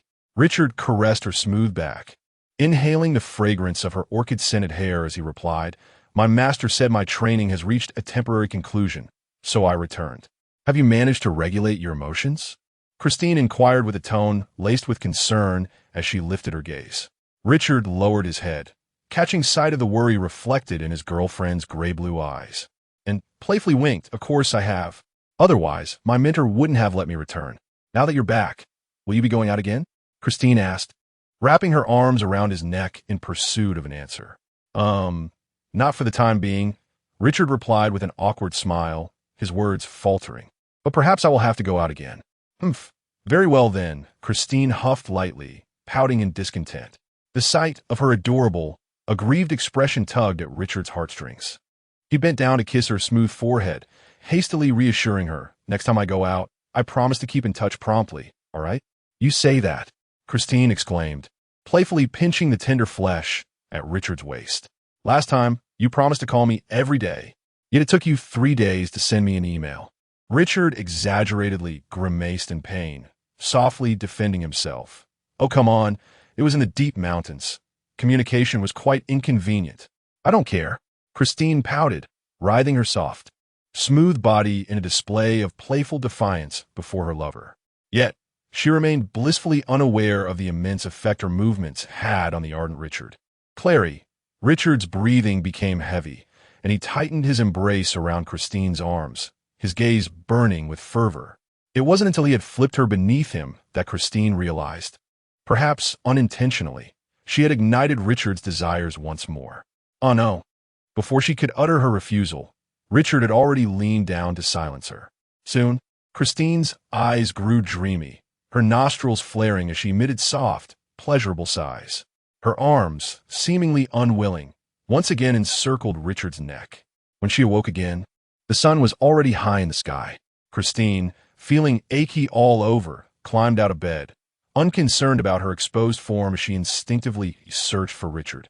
Upon discovering the bedroom empty save for herself, she touched the cold sheets beside her, a wave of discomfort washing over her heart. "Richard?"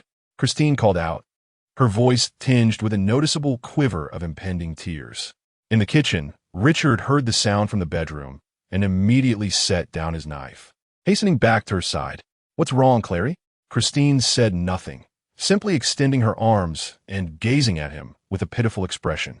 At that moment, an overwhelming sense of affection surged within Richard. He quickly approached her, gently enveloping the girl in his embrace, softly patting her smooth back as he murmured words of comfort. There, don't cry, my dear. I'm right here." Christine nuzzled her delicate cheek against Richard's neck, letting out a couple of soft sounds before playfully stating, "I'm hungry." Richard gave her a playful pat on her pert backside, saying, "First, let's have you take a shower. By the time you're done, the pork rib soup I prepared will be ready." Having indulged in a moment of playful affection, Christine's mood returned to normal, and she suddenly realized she was completely unclothed. "Oh, you need to leave. Quickly, go out." The girl shyly pushed Richard, urging him out of the bedroom.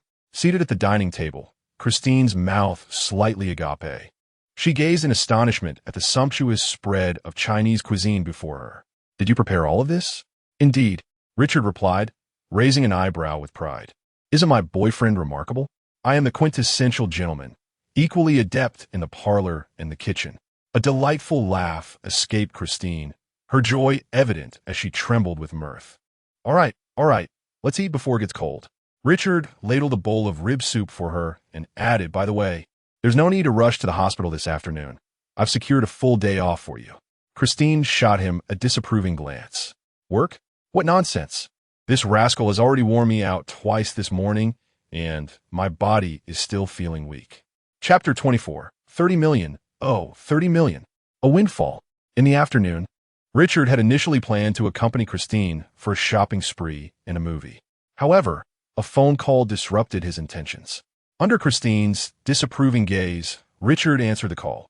"Hello? Who is this?" "Mr. Richard, this is Simmons. Do you remember me?"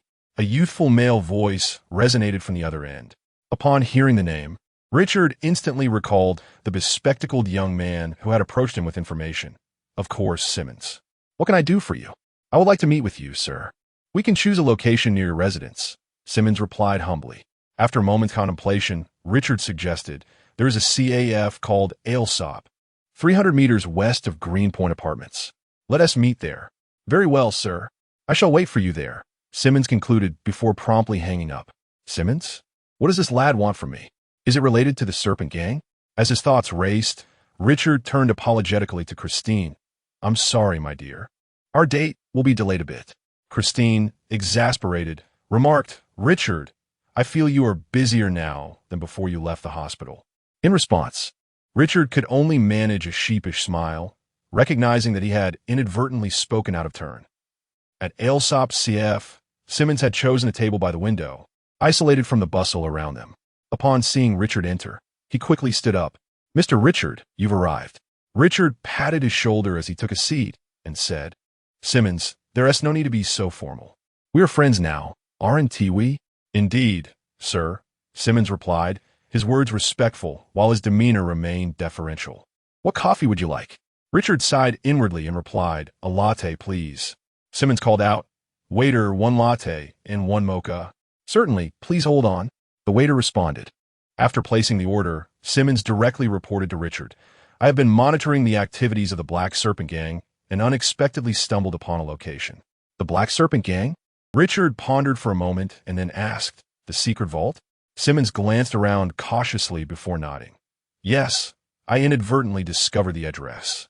Richard, puzzled, inquired, "So you came to tell me this for what purpose?" Simmons lowered his voice. "I found nearly $30 million in cash from that secret vault, along with some ledgers and crime footage belonging to the Black Serpent Gang." "That's good news," Richard remarked, though confusion creased his brow. "But why tell me?" Simmons' expression turned somber as he prepared to voice his concerns, but just then, the waiter arrived with their coffees. "Here are your orders. 1 latte and 1 mocha." "Thank you." Simmons expressed his gratitude. Richard nodded politely in acknowledgement.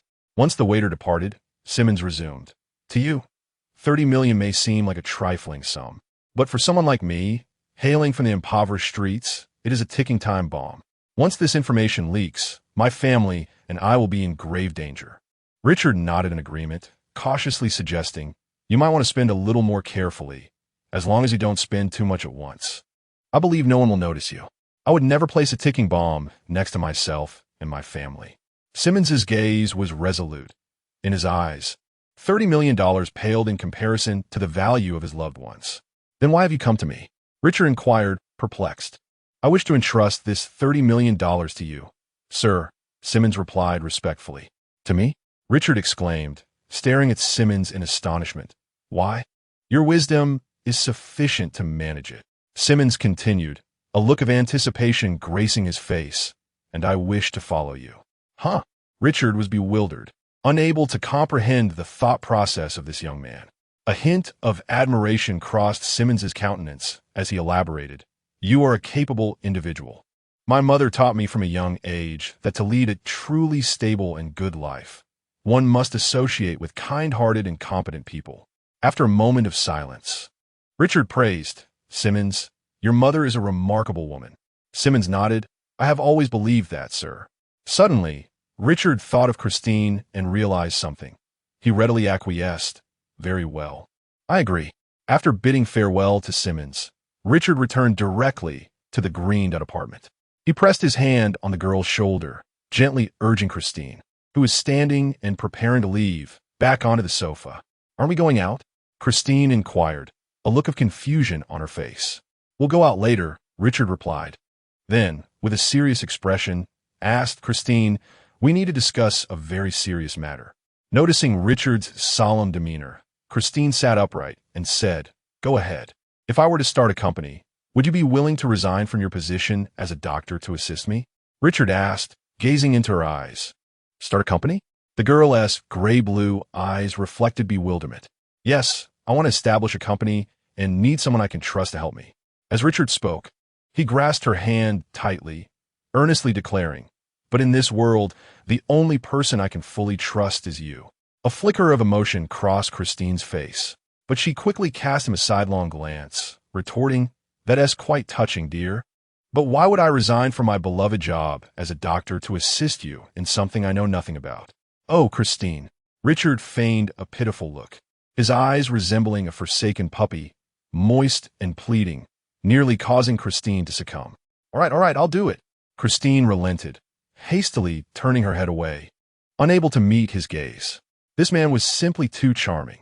He appeared mature and steady, yet could be as childish as a big kid. Wonderful, my dear, Richard exclaimed, pulling her into an embrace and planting a kiss on her cheek. Ah, how annoying. Your saliva is all over my face. Christine quickly wiped her cheek, playfully punching Richard a few times in frustration. Richard lifted the girl with a cheerful demeanor and exclaimed, Come, let us go out for a date. I shall cover all expenses today. Wait, I haven't grabbed my bag yet. Christine hurriedly reached out, managing to hook the strap of her orange shoulder bag with her middle finger. Once outside, she naturally linked her arm with Richard's. The girl seemed to transform into a lively spirit, beginning to chatter incessantly. Richard, when is your company open? What are the future business prospects? By the way, should I study some knowledge on managing a company in advance? Oh, and also the company. Chapter 25, the 24 billion black technology, the following day. Richard drove Christine to the hospital. In the hospital restroom, he opened a portal, returning to the greened-out apartment. He proceeded directly to his study, standing before his desk in contemplation. For safety's sake, it would be prudent to create a mirrored space. With a soft utterance and a clap of his hands, countless diamond-shaped mirror fragments began to assemble, forming a new, entirely enclosed space. The desktop computer on the desk was enveloped by the mirrored space, severing its connection to the external network. Richard opened the computer's chassis, removed the hard drive, and replaced it with the one he had brought from the parallel world. This hard drive contained all the data and experimental information regarding the experimental resurrection technology, a black technology developed by the Hongshan Group with an investment of $24 billion. The data included information on cryogenic neural preservation technology, targeted organ repair, and consciousness reconstruction. Richard quickly skimmed through the materials on the experimental resurrection technology, astonished to discover significant breakthroughs in several related technologies. Cryogenic neural preservation technology is one of the core technologies in the resurrection experiments. However, to Richard's knowledge, there had been little advancement in this area within the Marvel Universe. Suddenly, he recalled the storyline of the Winter Soldier, frozen by Hydra. Perhaps there had been breakthroughs, but they were kept as confidential technologies by various major corporations. Narrowing his eyes, Richard realized that the technologies he could openly access were indeed limited. When Simmons mentioned the $30 million during their meeting yesterday, Richard was reminded of the hard drive he had nearly forgotten. In that instant, an idea struck him to establish a formidable force akin to the Stark Group. This notion was partly fueled by his unexpected dismissal from the New York Elders Hospital. Despite his outward indifference to being unceremoniously expelled, the incident had embedded itself as a thorn in his heart. With a starting capital of $30 million and groundbreaking resurrection technology, these elements undoubtedly formed the most solid foundation for developing a major power. Thus, he had readily agreed to Simmons' proposal. Richard planned to use the $30 million to acquire a small medical laboratory, subsequently showcasing several black technologies from the resurrection experiments as the laboratory's signature techniques. He was confident that within 2 to 3 years, he could elevate it into a large medical group with a market value exceeding $10 billion. With this thought, a glint of cold determination flickered in Richard's eyes. In due course, he would acquire the entire Elders Hospital and confront the board of directors once more. Continuing his research into the resurrection technology, Richard selected 2 relatively safe, yet immensely valuable branch technologies. The first was stem cell targeted migration, a key technology for targeted organ repair, applicable to organ damage caused by various accidents. Its potential was immense. Once it hit the market, it would undoubtedly become the coveted target of medical institutions worldwide. The second technology was visual cortex compensation technology, a relatively inconspicuous mechanism within the neural inhibitor control system of the resurrection experiments. At the very first glance, Richard immediately singled it out. This device could be considered a boon for the visually impaired across the globe. Its technological principle revolves around reconstructing visual nerve signals by recording residual images on the retina. Even patients suffering from central nervous system damage can maintain a fundamental level of perceptual ability. Simply put, as long as one does not possess mere caverns where their eyes should be, they can utilize their old eyeballs to devise a new visual transmission system. Richard downloaded these 2 technologies, his eyes greedily scanning the array of other advanced innovations. The reverse metabolic circulation system, hippocampal information extraction technology, consciousness reconstruction protocol. So many pioneering medical technologies, yet regrettably, he could not unveil them all. Reluctantly shutting down the computer, Richard carefully dismantled the hard drive, replacing it with the original one. Better safe than sorry, Richard muttered, canceling the mirrored space, retrieving his phone, and dialing Simmons. Simmons, are you ready over there? Came Simmons' respectful voice from the other end. Ready, sir. All right. Remember, no matter what you see, do not be surprised or afraid. Richard cautioned before activating the portal to the secret vault. In a modest villa on Long Island, New York, Simmons stared in astonishment at a circular portal sparking with energy. Richard stepped out and waved in greeting. Hey, Simmons. Simmons stammered, Yes, sir, you. Richard raised an eyebrow, teasing the young man. A wizard. I suppose you've never seen one before, have you? Simmons quickly nodded. Is there really such a thing as wizards in this world? Not just wizards. Richard revealed more astonishing tidbits, but also superhumans, monsters, deities, aliens, and an array of other peculiar beings. As Simmons listened to Richard recount the entities that dwell only in urban legends or mythologies, his mouth gaped wider in disbelief. This is truly insane. In the future, you'll have the chance to witness these beings firsthand. Richard clapped him on the shoulder, but first, tell me, where's that $30 million? Simmons, suppressing his tumultuous emotions, quickly pointed upstairs. It's hidden beneath the bed in the master bedroom on the second floor. Richard glanced at the staircase, disinterested in walking, and directly opened the portal to the second floor, stepping inside. Upon turning back, he noticed Simmons hesitating at the portal's entrance, reluctant to step forward. He couldn't help but exclaim in exasperation, "What are you afraid of? It's just a door. It won't harm you. Hurry up and come in." "Yes, sir." Simmons gathered his courage, stepped forward with his right leg, and upon realizing the splattering golden-red sparks posed no threat, he confidently crossed over. Richard rolled his eyes and casually waved his hand, canceling the portal. The decor of the second-floor bedroom was ostentatiously lavish, exuding an air of nouveau riche extravagance. Richard commented, "Too gaudy." While Simmons might have disagreed with this assessment, he naturally refrained from contradicting Richard since he had expressed his opinion. $30 million lie beneath this bed, along with several ledgers and incriminating videos secured in the safe at the head of the bed. Richard nodded, gestured with his hand, and a sudden whirlwind materialized, lifting the solid wood bed and shifting it 2 meters to the right before gently setting it down. Simmons, witnessing this surreal spectacle, opened his mouth but remained silent. Following Mr. Richard, he would likely encounter such extraordinary scenes frequently in the future, so it would be prudent to acclimate himself early.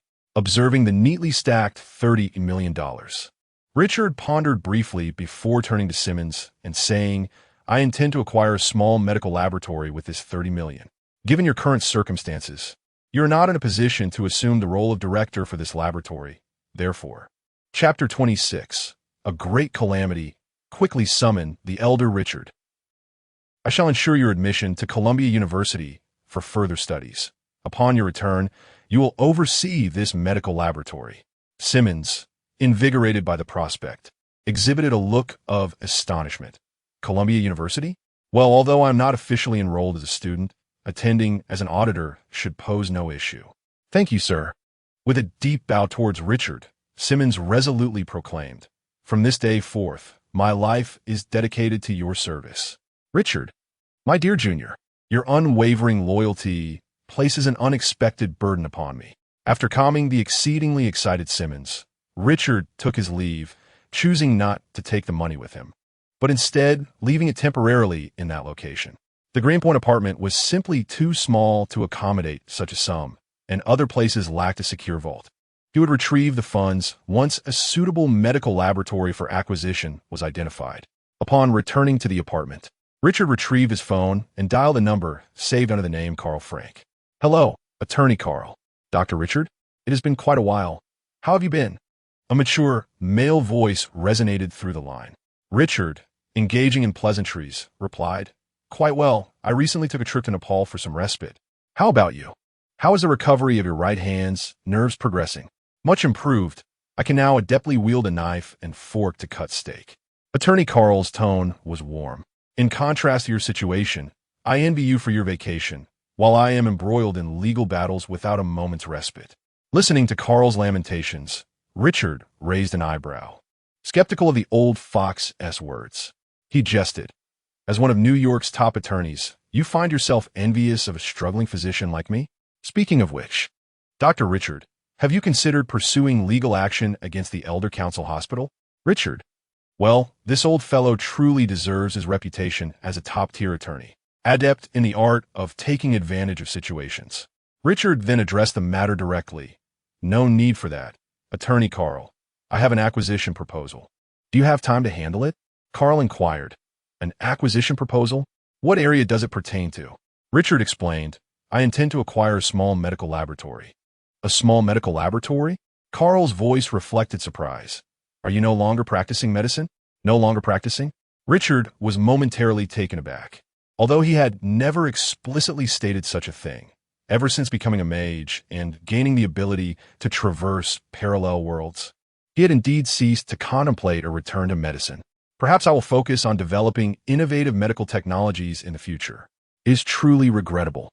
The foolish actions of the Elder Council Hospital have caused America, nay, the entire world, to lose a top-tier surgical expert. Carl's tone carried an undercurrent of displeasure. The absence of a premier surgical expert implies a diminished safety net for those of wealth and influence. Curse the foolish Elder Council Hospital. "So, Dr. Richard, What is your budget? $30 million. What requirements do you have for a small medical laboratory, such as equipment, personnel, and so forth? Richard suddenly recalled the Battle of New York in a few years and quickly exclaimed, "Not in New York." Upon hearing this, Lawyer Carl assumed Richard was still troubled by his dismissal and urged, "You might want to seriously consider my previous suggestion. I can exert myself fully to secure you a substantial compensation." Richard, bemused, felt that the lawyer's fervor for litigation surpassed his own passion for surgical innovations. With unwavering resolve, he reiterated, "No, thank you, Lawyer Carl. Please assist me in finding a suitable medical laboratory promptly." Well, what a pity. After ending the call with Lawyer Carl, Richard dialed another number saved as Jennings Phillip. "Hello, Professor Jennings. How have you been lately?" "Richard?" A rather aged voice responded from the other end. Hearing the familiar voice elicited a sincere smile from Richard. "It's me, Professor. I apologize for not visiting you for so long. I'm in excellent health. There's no need for your concern, young man." Professor Jennings' voice boomed robustly. "But you, I heard you were dismissed from the Presbyterian Hospital. How dare that wretched hospital do such a thing? This is an affront to you and to Columbia University." He continued, "No graduate from Columbia's medical school shall ever submit a resume to New York Presbyterian Hospital. By the way, what was the reason for your dismissal?" Richard felt warmth in his heart. This irascible old man remained fiercely protective. However, why did everyone feel the need to inquire about this matter? Though he was not overly concerned, it was still a rather humiliating issue. Professor, it's not a matter that can be explained in just a sentence or two." Professor Jennings interjected insistently, then clarify it in 3 or 4 sentences. Richard relented. Fine. He had spent 4 years studying under Professor Jennings at Columbia Medical School, knowing well the professor's obstinate nature. If he did not provide clarity, this old man would not relent. "Officially, they claim I brought negative influence to the hospital, but in truth, it's the same old story. They want to tighten a noose around my neck and turn me into their private resource and physician. A bunch of fools." Professor Jennings railed. "These wealthy scoundrels are always so selfish and shameless." "Richard, rest assured, I will reach out to other schools." Richard promptly interrupted Professor Jennings. "Please don't, Professor. In fact, being dismissed from Presbyterian Hospital has fortuitously aligned with my desires." Upon hearing this, Professor Jennings perked up with interest. "Oh, from the sound of it, you have other plans?" Richard did not conceal his thoughts. "I have some new ideas regarding stem cell directional migration and compensatory mechanisms in the visual central nervous system, which is why I wish to acquire a small medical laboratory. I have already engaged a lawyer to assist in the search." "Stem cell directional migration? Compensatory mechanisms in the visual central nervous system? How intriguing," murmured Professor Jennings. "Very well. What brings you to call me this time?" Richard felt a surge of relief. The old gentleman had finally come around. "Professor, I seek a spot as an auditing student at Columbia Business School." Having successfully secured the auditing position from Professor Jennings, Richard promptly informed Simmons, urging him to report on time in 3 days. Without delving into Simmons' expressions of gratitude, we shift to noon. Richard returned from the supermarket, laden with groceries, and began to prepare lunch in the kitchen. Suddenly, a portal opened, and a battered mage Modu tumbled through. "Richard, the Temple of New York has come under attack." Chapter 27. The Elusive Portal by the Gods. Richard exclaimed, taken aback as he quickly approached and supported Modu. "Modu, what has transpired?" Modu, trembling, pointed towards the portal behind him and stammered, "Hell, the infernal dimension is invading the New York sanctuary. We must assist." Richard's expression turned grave as he inquired, "Can you endure?" With great effort, Modu nodded and freed himself from Richard's grasp. "Do not concern yourself with me. Hurry and provide support." "Very well, take care," Richard instructed, barely pausing to remove his floral apron before stepping directly into the portal. The portal opened at the corner of the staircase on the first floor of the New York sanctuary. Upon crossing through, Richard immediately spotted 2 cunning scythe demons leaping down from the second floor, their sharp scythe hands aimed at the 2 mages engaged in battle below. With a slight huff, he swiftly conjured a portal beneath one of the scythe demons. "Ga?" The demon let out a startled cry as it plunged into the portal. Seizing the moment, Richard closed the portal bisecting the demon in an instant. As the scene shifted, the other scythe demon felt a sharp pain in its chest, unleashing a horrific scream. At that moment, the portal on the other side was directly above it. The first scythe demon had just been transported and, without the time to retract its scythe, unwittingly stabbed its companion in the chest. Soon after, the second scythe demon howled in agony as its upper body was severed, crashing down alongside the lifeless form of its companion. Modu, who had returned to the New York sanctuary behind Richard, marveled at his adept use of the portal spell, feeling utterly astonished. The portal can be utilized in such a manner. With a proud lift of his chin, Richard turned and bellowed, "Mage Camille, gather the remaining mages and fall back to the second floor." Without pausing in his incantations, he continually unleashed portal spells to cover the mage's retreat. The elusive portals either cleaved the demons surrounding Mage Camathai in twain or transported them to the rear, greatly alleviating the pressure on the defending mages. Upon seeing Richard, the leader, Mage Camille, was filled with joy. Reinforcements have arrived. Everyone, retreat in an orderly fashion. Prepare to unleash the combined defensive formation. With Richard's assistance, the remaining defending mages converged at the staircase on the first floor, erecting a colossal semicircular defensive formation. The irate Minotaurs, upon witnessing the golden-red defensive formation rise, were immediately consumed by rage, their eyes glowing crimson. They charged forth, trampling the lesser demons in their path, and approached the defensive formation. 7 or 8 brawny Minotaurs roared in fury, raising their massive hammers and bringing them down heavily upon the formation. The astonishing force was dissipated by the constantly rotating magic array, yet Mage Camille's face paled as he felt a momentary disconnection in the energy sustaining the formation. Everyone, defend with all your might. Richard cast a glance at Camille and the others before directing his gaze toward the imposing deep green portal of hell that stood in the center of the first floor hall. From this portal, a relentless stream of various infernal demons poured forth. Swarming like locusts were the vile imps, the cunning scythe-wielders, and the towering minotaurs brandishing colossal hammers, alongside a few alluring succubi brandishing their small whips. Richard's expression grew grave as he exclaimed, "Modu, the reinforcements from hell are overwhelming. If we endure this onslaught any longer, we will exhaust our forces." Clearing his throat, Modu responded while clutching his chest, "What should we do?" Richard pointed decisively at the hellish portal. "We must first destroy that gate to sever their endless supply of reinforcements." Modu grasped his staff, the Vatuma, and declared through gritted teeth, "Leave it to me."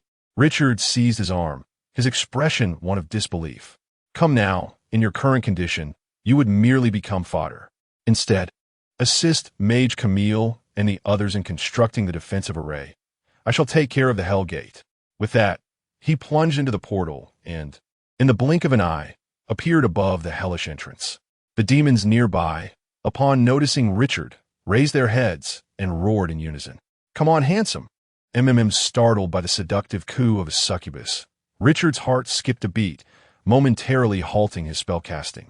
He shot a fierce glare at the succubus, reluctantly withdrawing his gaze from her enticing form, and clasped his hands together, his arms extending behind him. Form of Aiken. In an instant, Richard's form shimmered as he conjured a staggering 100 magical duplicates. Modu, assisting Mage Camille in maintaining the defensive array, felt a renewed sense of inadequacy upon witnessing this feat form of Aiken, and I can barely manage to create 10. Mage Camille offered a comforting pat on his shoulder. "Do not dwell on those who are naturally gifted. Focus on your own path." Modu nodded in silence, a resolve forming within him. "I shall train harder. Even if I cannot catch up, I will not fall too far behind." With renewed vigor, Modu summoned a bit more stamina, channeling the energy of the Veshan Emperor into the defensive array. The array, which trembled under the assault of the Minotaurs, surged with a brilliant crimson energy, stabilizing in an instant. Meanwhile, Richard, having manifested his 100 magical duplicates, began to cast a spell. Divine Sword. 100 double-handed swords, their blades a pristine white adorned with crimson hues, hovered in the air. With a single gesture from Richard, the sword tips aligned, pointing menacingly at the hellish portal. "Go," Richard commanded. The 100 divine swords transformed into streaks of light, hurtling toward the hell gate. The demons on the ground, who had been howling at Richard, fell silent, turning in panic to flee. Yet it was too late. The 100 divine swords simultaneously struck the hell gate, shattering its energy flow. Crimson fissures marred the surface of the portal as it began to swell ominously. Not good. Richard, Camille, and Modu all sensed that the gates of hell were on the verge of explosion. Yet this was New York's sanctuary. If the gates of hell were to detonate here, the devastation would likely uproot half of New York. Richard, disregarding the depletion of his magical energy, bellowed and clapped his hands. A series of diamond-shaped spatial shards swiftly converged around the gates of hell, rapidly forming a completely enclosed mirrored space. With a muted rumble, the diamond barrier of the mirrored space suddenly shattered. Richard let out a stifled groan, a trickle of blood escaping from the corner of his mouth. In the next moment, the mirrored space shattered entirely and vanished. He spewed forth a mouthful of crimson blood. "Modu, the rest is up to you." With that, Richard's figure swayed in the air. Trembling, he opened a portal beneath him and fell into it. Chapter 28. Alas, the reckless and straightforward Dormammu has begun to play tricks. "Richard," Modu exclaimed with concern. "Do not fret, Richard," replied the mage Camille. "He may be injured, but it is not fatal. Our foremost priority is to drive the remaining demons back to hell. The infernal creatures would not breach the Earth's defensive enchantments without cause. Furthermore, the Supreme Mage has yet to appear. I fear." Modu was startled, realizing the gravity of the situation. He silently prayed for the Ancient One, his expression growing stern. "Mage Camille, commence." "Very well." Mage Camille, along with the other station mages, dismantled the defensive array and launched a counterattack. Without reinforcements, the hellish demons found themselves overwhelmed by the relentless spells of the Kamar-Taj mages, retreating in disarray.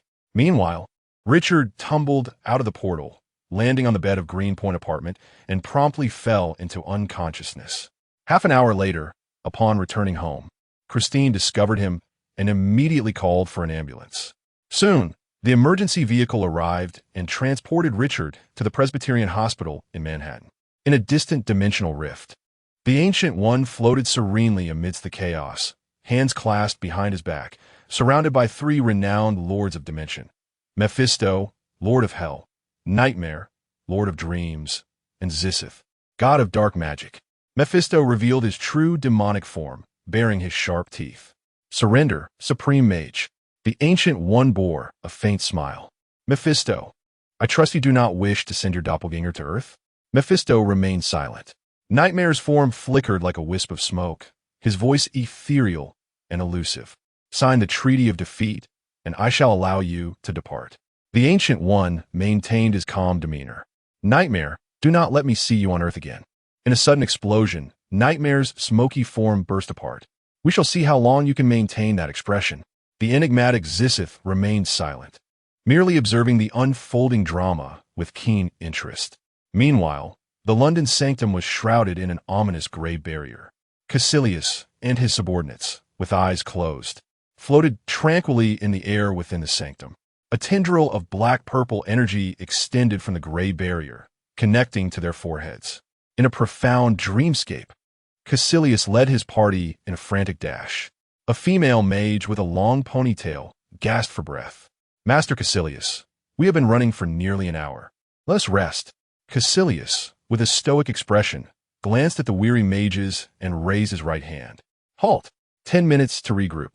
"Yes, Master Caecilius," the mages exclaimed joyously. While the others took a respite, Caecilius remained vigilant, tracing circles in the air and chanting incantations, attempting to open a portal. However, after a few sparks, the spell failed. It seemed that the space here had been sealed. "It appears the dimensions are locked," remarked a sincere and earnest black mage. "To draw us silently into this world is undoubtedly not the role of a simple being. Lord Caecilius will surely find a way to return. My greatest concern now lies with the London Temple. Fear not. As long as the Supreme Sorcerer stands, no dimensional demon dares to invade Earth. Yet, As Cassius listened to the discourse of his fellow sorcerers, an unsettling anxiety crept into his heart. More than an hour had passed since they were ambushed and transported to this enigmatic realm, and the Ancient One had yet to make her appearance for rescue. She too might be entangled in dire circumstances. Cassius, an imposing and majestic voice, suddenly resonated. The immense pressure accompanying the voice caused the other sorcerers to roll their eyes and collapse to the ground.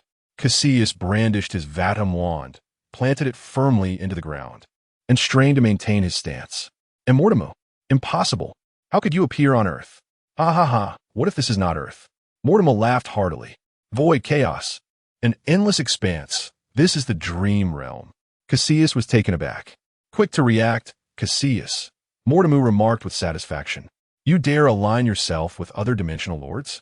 Mortimer, what a disgrace to your kind, Cassius said through gritted teeth. Mortimer fell silent momentarily. In the next second, eyes as vast as galaxies suddenly opened, coldly fixating on Cassius. How dare you mock the great Lord of Darkness? The murderous intent that erupted from Mortimer forced Cassius to kneel on one knee. The Supreme Sorcerer will not spare you. The Ancient One? Mortimer erupted in laughter. Ha ha ha ha. That shameless wretch is now too preoccupied with her own troubles. As long as the Eye of Agamotto exists, the Supreme Sorcerer is invincible. Cassius trembled, his remaining leg slowly buckling. The Supreme Sorcerer? Ha! A wretch, a shameless wretch. Mortimer suddenly turned hostile, cursing vehemently. You shall not insult my master. Cassius erupted, defying Mortimer's oppressive aura, slowly rising to his feet. Cassius, you have been deceived by that shameless wretch. Mortimer's colossal eyes narrowed slightly. A mere mortal has lived for hundreds of years. Have you never questioned it? Cassius paused, hesitated for a moment, then slapped himself fiercely, asserting, the Supreme Sorcerer is immensely powerful, having transcended the limitations of mortals long ago. Living a few more 100 years is of no consequence. Ha ha ha ha, what a ridiculous notion. The sorcerers of Kamartaj derive their strength from the Vishani. Borrowed power cannot lead to transcendence. Mortimer laughed once more. Cassius's expression shifted. Mortimer's words shattered the idolization he held for the Ancient One. Indeed, the power of the Kamartaj sorcerers has always been borrowed. How could it ever transcend? Could it be that the Ancient One truly? No, it cannot be. As Dormammu observed the ever-changing expressions of Cassius, he joyfully declared, seek the truth, Cassius, and unveil the hypocritical mask of the Ancient One, exposing her true, ignoble nature. Dormammu's voice gradually diminished until it became inaudible. For a fleeting moment, Cassius felt a sense of disorientation, only to suddenly find himself back in London's sanctum, surrounded by the unconscious forms of other station sorcerers. Master, could it be that you truly... Cassius's expression wavered between hope and despair. Meanwhile, within the dimensional rift, Zisith yawned lazily and remarked, there's nothing to see here. It's time to disperse. With that, he vanished without a trace.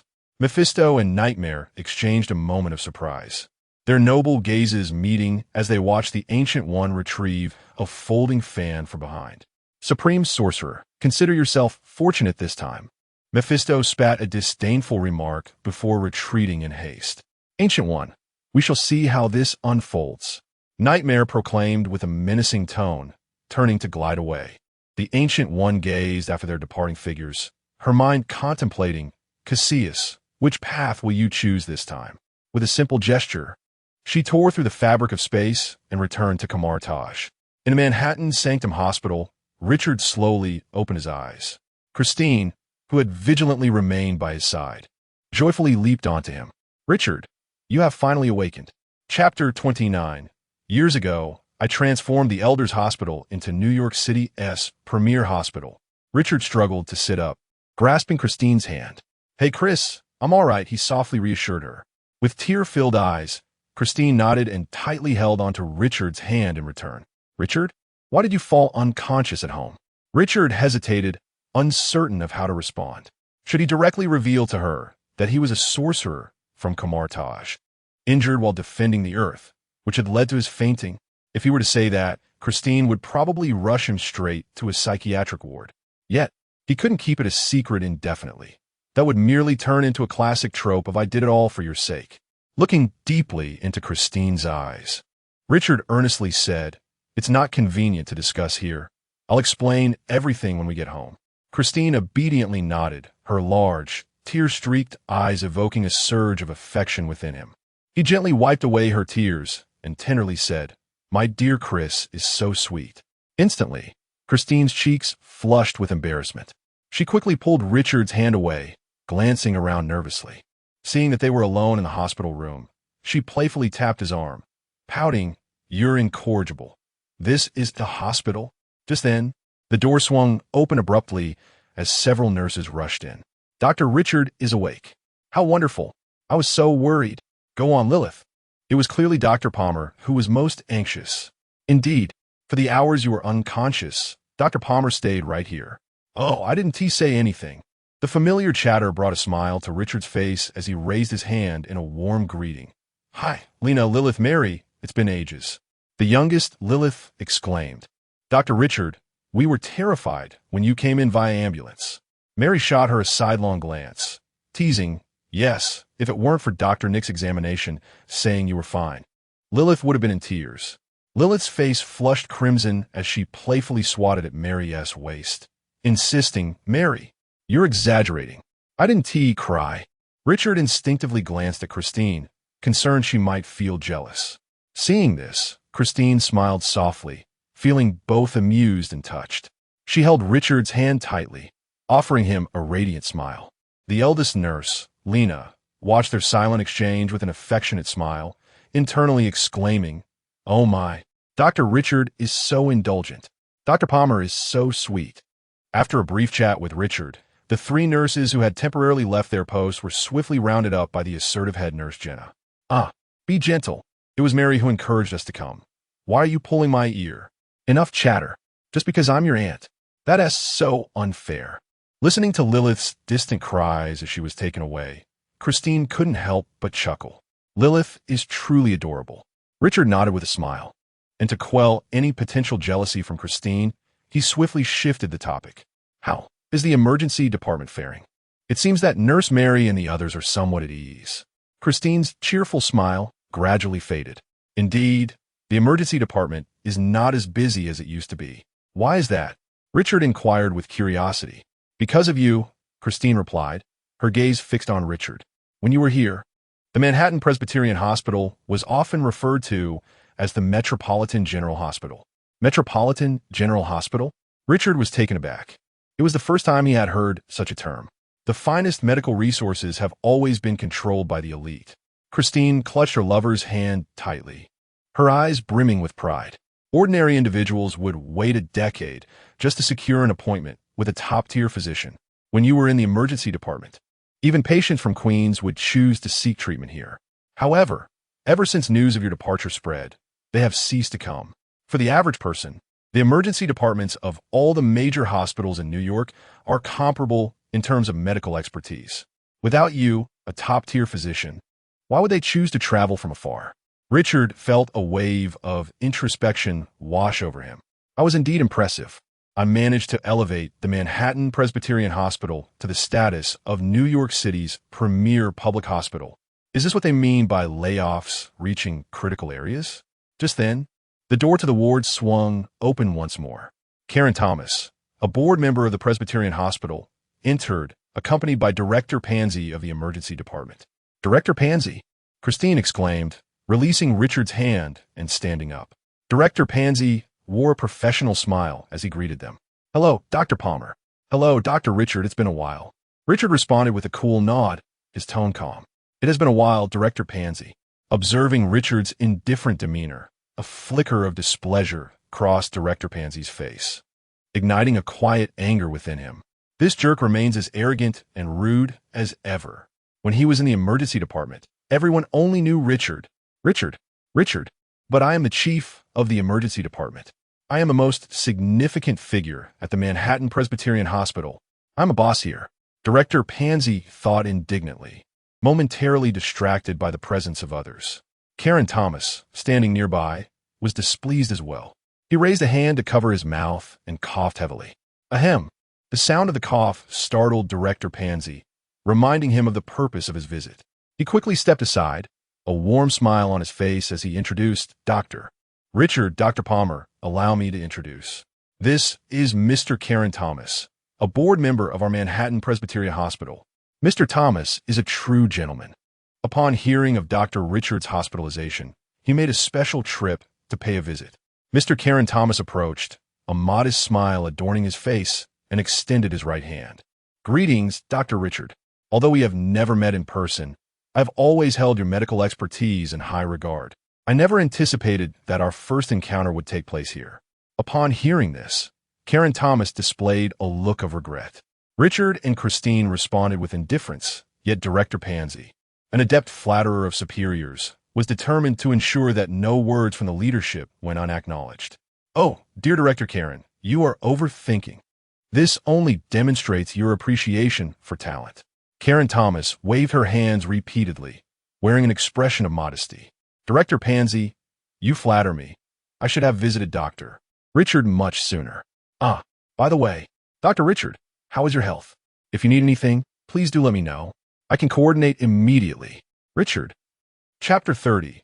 There will always be clowns seeking to be slapped in the face in moments of profound silence. One truly finds oneself at a loss for words. Such is the predicament of Richard at this juncture. During his tenure as a physician, he had always harbored an aversion to trivial formalities. Now, endowed with extraordinary capabilities, his disdain for time-wasting social niceties has only intensified. However, given that Christine still needed to work here, he felt obliged to endure it for her sake. Richard extended his hand and shook hands with Karen Thomas, expressing his gratitude. Thank you, Mr. Thomas, but there's no need for further concern. My health is excellent, and I shall be discharged today. Richard, Christine interjected promptly, clearly disapproving of the decision for his discharge. Karen Thomas released his hand. Concern etched upon his face as he remarked, Dr. Richard, it is evident that Dr. Palmer is quite attentive to your health. Perhaps it would be prudent to remain for a few more days for thorough observation. Unnecessary, Richard firmly declined. I am a physician and fully aware of my own condition. Karen Thomas's expression momentarily stiffened. He coughed discreetly, attempting to mask the flicker of irritation that crossed his features. Ahem, Seeing this, Director Pansy felt a surge of delight and quickly raised his voice, injecting a hint of reprimand into his tone. Dr. Richard, Mr. Thomas is genuinely concerned for your well-being. Karen Thomas cast a glance of approval toward him, prompting Pansy to continue, somewhat smugly. Surely you understand the principle of not treating oneself? Or do you doubt the medical standards of our Manhattan Presbyterian Hospital? The atmosphere fell into a sudden hush. Humph, Richard grunted, casting a derisive glance at Pansy. This fool remains as foolish as ever, perpetually engaged in sycophancy. Karen Thomas shot Pansy an irked look, evidently displeased with his untimely comments. However, given the current atmosphere, it was clear that further indirectness would be unwise. Richard was indeed obstinate and unyielding, Thomas thought impatiently. He decided to be forthright. Dr. Richard, I am here representing the hospital board to invite you to return to work at the Presbyterian Hospital. Return to the Presbyterian Hospital? Richard replied with a sardonic smile directed at Karen Thomas. Did you not just expel me? Karen Thomas excelled in his theatrics, adopting an expression of righteous indignation that was remarkably convincing. Dr. Richard, the board was entirely unaware of the circumstances surrounding your dismissal. It was solely a decision made by David Burton from the medical office. Subsequently, the board uncovered the truth and imposed significant penalties upon him. However, considering that you have indeed been wronged, the board has resolved that upon your return, you will directly assume the position of Deputy Director of the Emergency Department. As he spoke, Karen Thomas patted Pansy on the shoulder.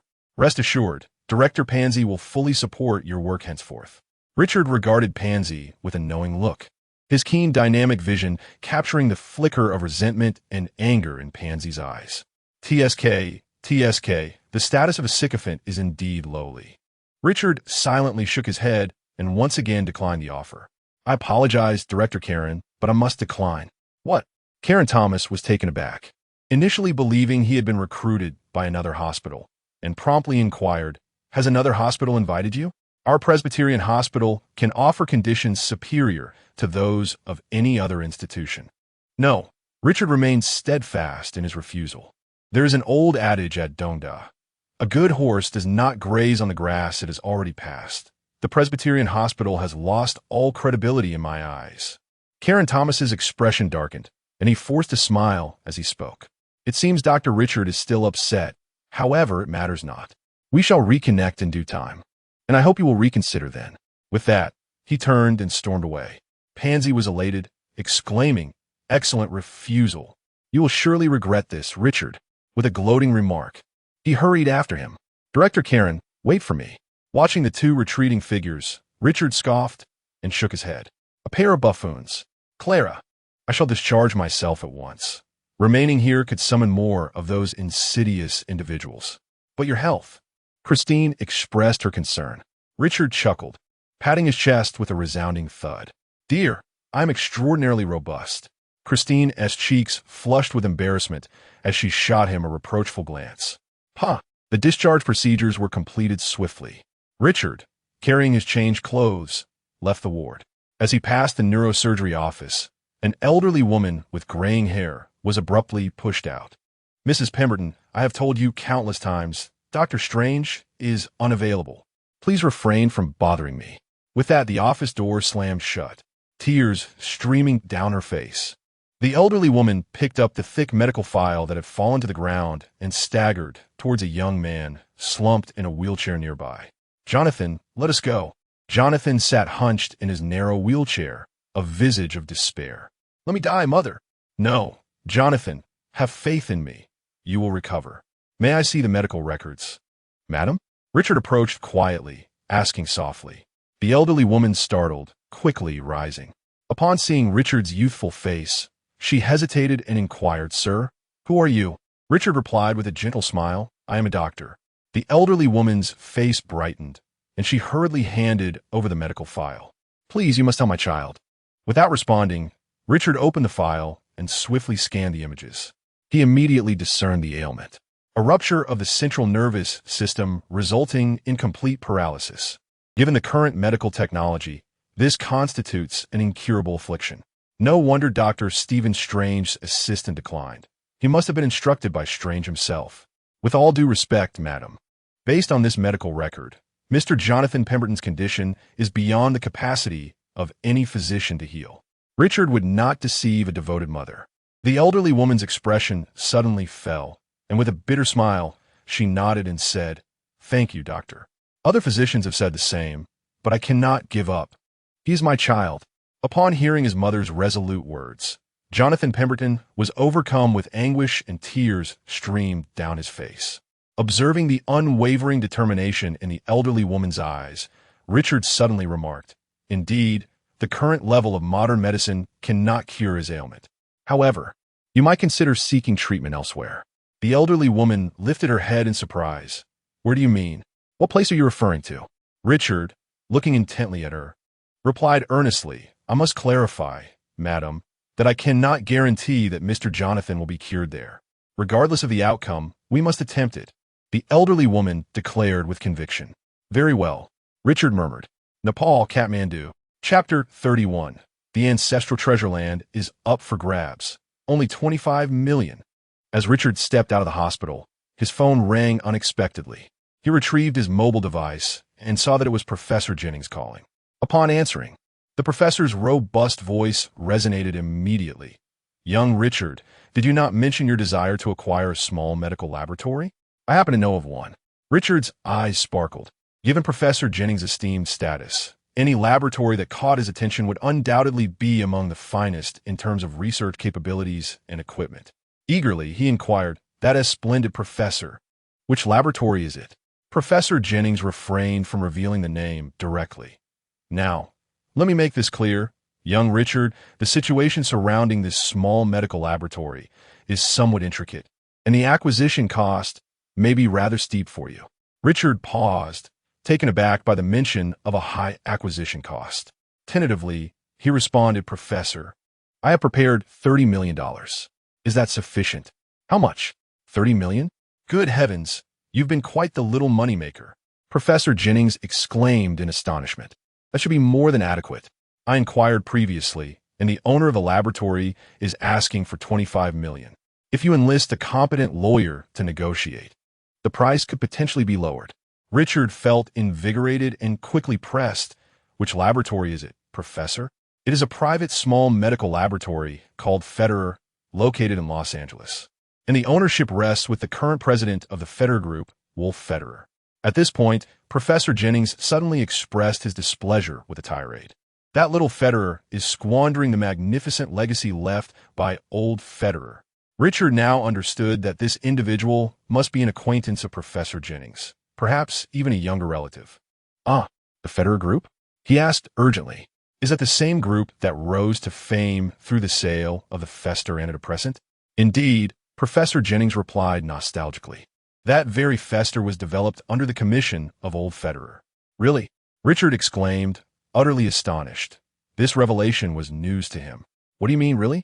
Are you doubting my expertise? Professor Jennings retorted, somewhat irked. Not at all, not at all. Richard quickly apologized. Sighing deeply, the old professor continued. Recently, little Federer suffered tremendous losses in Las Vegas, depleting even the liquidity of the Federer Group. In a desperate bid to fill the gap, he has resorted to selling the Federer Medical Laboratory. The group originally thrived due to this very laboratory. What a reckless fool. As he listened to the professor's grievances, Richard's excitement grew. After ending the call, he promptly dialed attorney Carl Frank. Carl, contact a small medical laboratory called Federer immediately. The Federer Medical Laboratory? Attorney Carl queried. Perplexed. Yes, the laboratory is under the personal name of the president of the Federer Group and is currently being urgently sold. Indeed, the proprietor of the laboratory recently suffered financial losses in Alaska and is in urgent need of funds for turnover. According to the information I have received, the current asking price is $25 million. When you negotiate, do endeavor to drive the price down. For every million you manage to reduce, I shall reward you with 30% of that amount as a bonus. Hand it over to me, Mr. Richard. The voice of lawyer Carl suddenly became exceedingly enthusiastic. After hanging up the phone, Richard raised his hand to check the time. It was already 5 in the afternoon. He promptly walked to a secluded corner and activated the portal to Greenpoint Apartments. Upon returning home, Richard tossed his changed clothes into the washing machine and donned the battle-mage attire of Kamar Taj before teleporting to the training square of Kamar Taj. Just then, Mordo spotted him and approached with delight, embracing him tightly. Master Richard, it is truly wonderful to see you safe and sound. After their embrace, Richard took note of Mordo's current condition. Rather dire, his right arm was broken, wrapped in bandages and slung around his neck. His upper garment was quite voluminous, clearly revealing the thick bandages around his waist and abdomen. Richard inquired with concern, Mordo, how is your injury? Not too bad. I won't die, Mordo replied with a grin, even managing to make a joke. Seeing this, Richard understood. It seems the crises at the other 2 sanctums have also been resolved. Mordo nodded. Compared to the New York sanctum, the situations in London and Hong Kong are relatively better. By the way, the Ancient One has returned. You probably do not know. At this point, Mordo's expression became extraordinarily animated, his eyes shining brightly as he declared. This time, it was not just an invasion from Hell Dimension, but an assault from the 3 major dimensions upon Earth. 3 major dimensions? Richard exclaimed in astonishment. Yes, thanks to the Sorcerer Supreme, Mordo exclaimed excitedly. She single-handedly kept the Hell Lord Mephisto, the Dream Lord Nightmare, and the God of Dark Magic Thon, the 3 lords of the dimensions, at bay outside of Earth. Observing the boundless admiration in Mordo's expression, Richard comprehended fully. It was not only Mordo. Nearly all the mages of Kamar Taj revered the Ancient One. Has the Ancient One returned? Richard inquired. Mordo nodded, gesturing towards the grand hall behind him. Yes, she is inside speaking with Caecilius. Caecilius?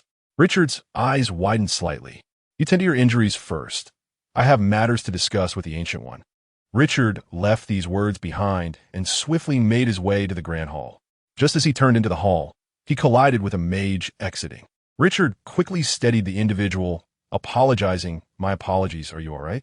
Caecilius nearly toppled from the impact, looked at Richard in astonishment. Who is this? How is he so strong? Upon recognizing the appearance of the individual, Richard's brow furrowed involuntarily. It was Caecilius. No, something was amiss with his fellow's physique. The instant their bodies made contact, Richard felt his internal magical energy begin to stir autonomously. There was a familiar energy fluctuation within him. Master Richard, please come in. The voice of the Ancient One resonated from within the hall. Upon witnessing the situation, Richard once again offered his apologies and swiftly entered the grand hall. Caecilius, nursing his still aching shoulder, gazed pensively at Richard's retreating figure. When had Comitage welcomed such an individual? Esteemed one, was that not the mage Caecilius who just stepped out? Richard inquired eagerly as he took a seat opposite Ancient One, following her gesture. Indeed, he is quite an extraordinary mage, Ancient One replied with a smile. Richard's expression turned grave. Did you sense the unusual energy fluctuations within him? Ancient One maintained her serene smile and nodded gently. Is Dormammu? A realization dawned upon Richard.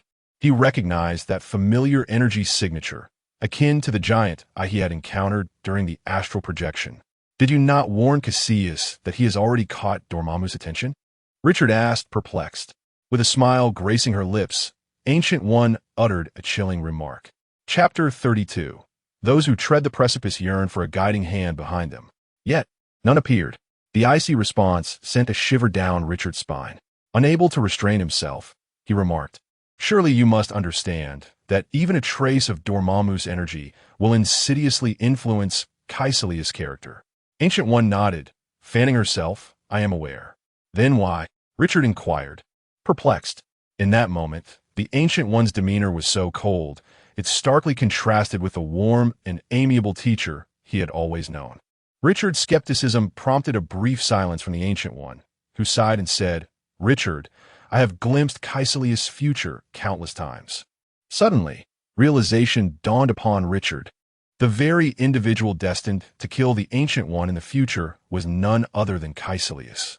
He feigned astonishment and asked, does that mean Caecilius turns to darkness? Becomes corrupted? The Ancient One silently nodded.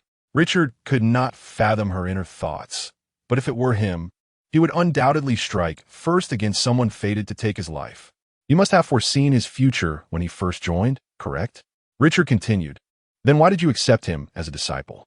The Ancient One chuckled softly, because he possesses the potential to be an exceptional sorcerer. Camartage does not reject any gifted mage, even when they are lost and desolate. Richard was bewildered. Then why treat him so now? The Ancient One replied somberly, fate, once set, is inescapable. Richard was taken aback by her words, gazing at her with a peculiar expression. Do you still believe in fate? The Ancient One chuckled lightly. Why should I not? I have endeavored countless times towards a different future, yet each attempt leads to the same predetermined outcome. Is that not fate? I cherish a saying from Dongda. Richard replied earnestly, man can triumph over heaven. Those who walk the edge of a cliff yearn not for a push forward, but for a hand to pull them back from the abyss. At this juncture, Richard recalled the words of Marcus in the library. The sorcerer Marcus once told me, Caecilius is a powerful and benevolent mage, highly regarded and beloved by this cohort of apprentices. I refuse to believe that one who commands such respect and affection is inherently malevolent. Suddenly Richard rose. We must extend a helping hand.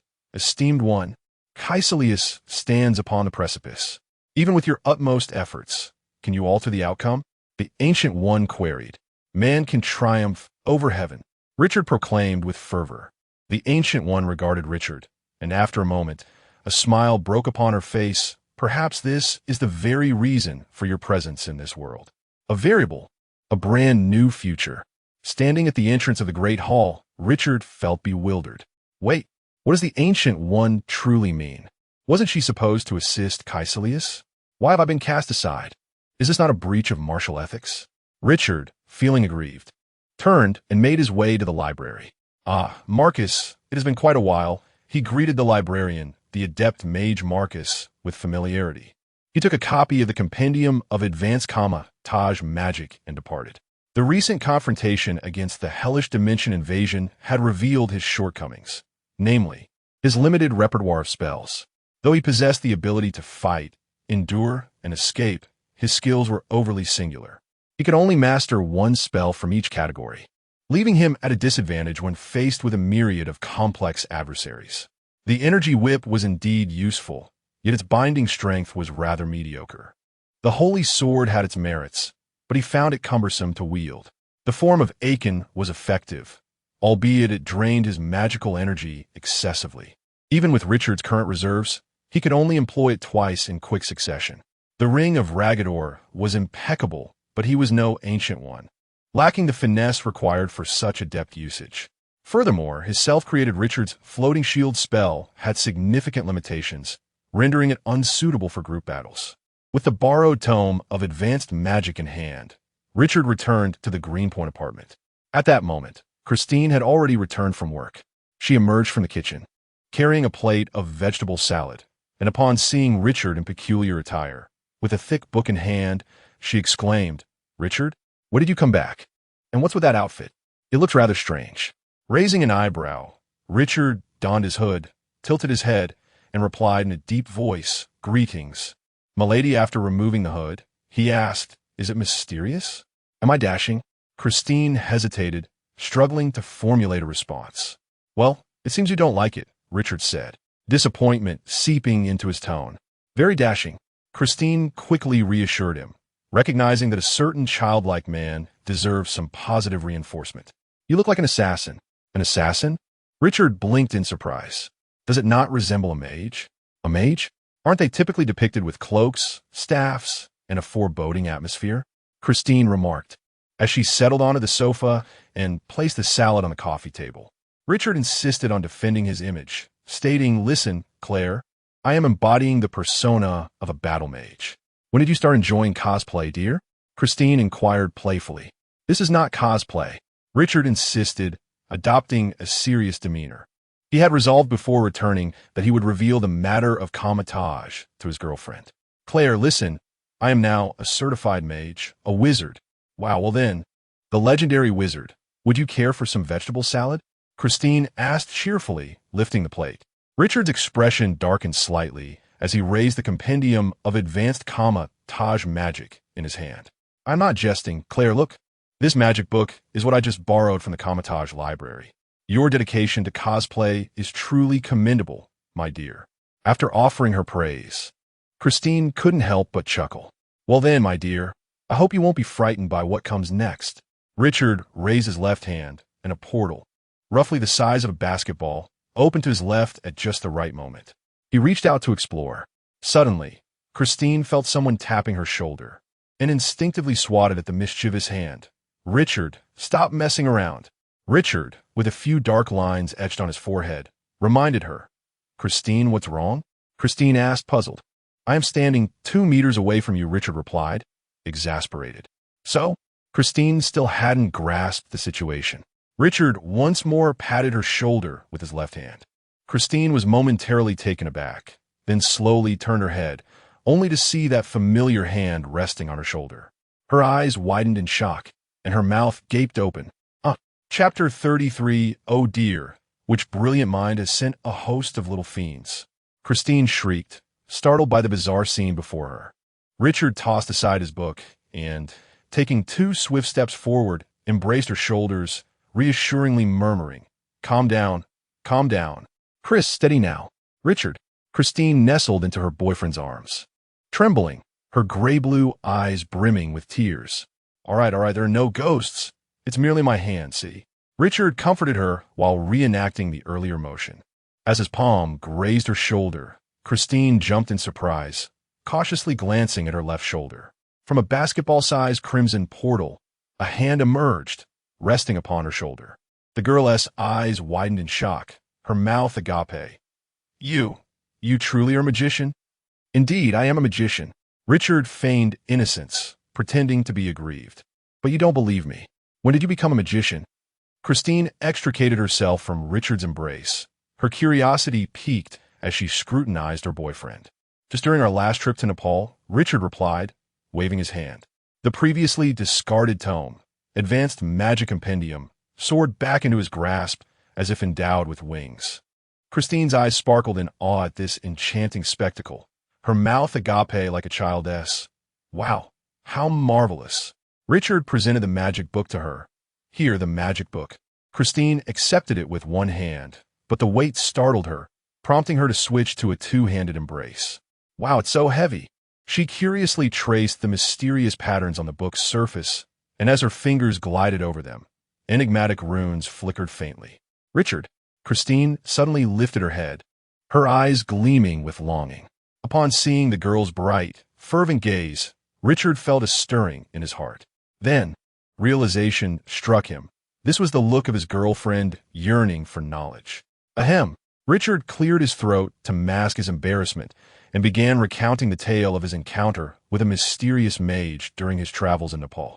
After a touch of artistic embellishment, he narrated his journey to Kamardage to learn the craft, weaving a tale of thrilling highs and profound depths. That evening, the girl remained in a state of exhilaration. After hearing Richard's account of his studies in Kamardage, she insisted on hearing about legendary realms of hell and heaven, magical deities, and even the secrets of the multiverse. It was only when she grew weary, yawning profusely, that Richard lifted her and laid her upon the bed. Watching the girl, who was softly snoring and occasionally smacking her lips, Richard's eyes filled with affection. He bent down to kiss her smooth forehead, gently tucking her in before stepping out of the bedroom. At midnight, Richard reclined on the sofa, perusing the advanced magic compendium of Kamardage, which chronicled numerous advanced spells.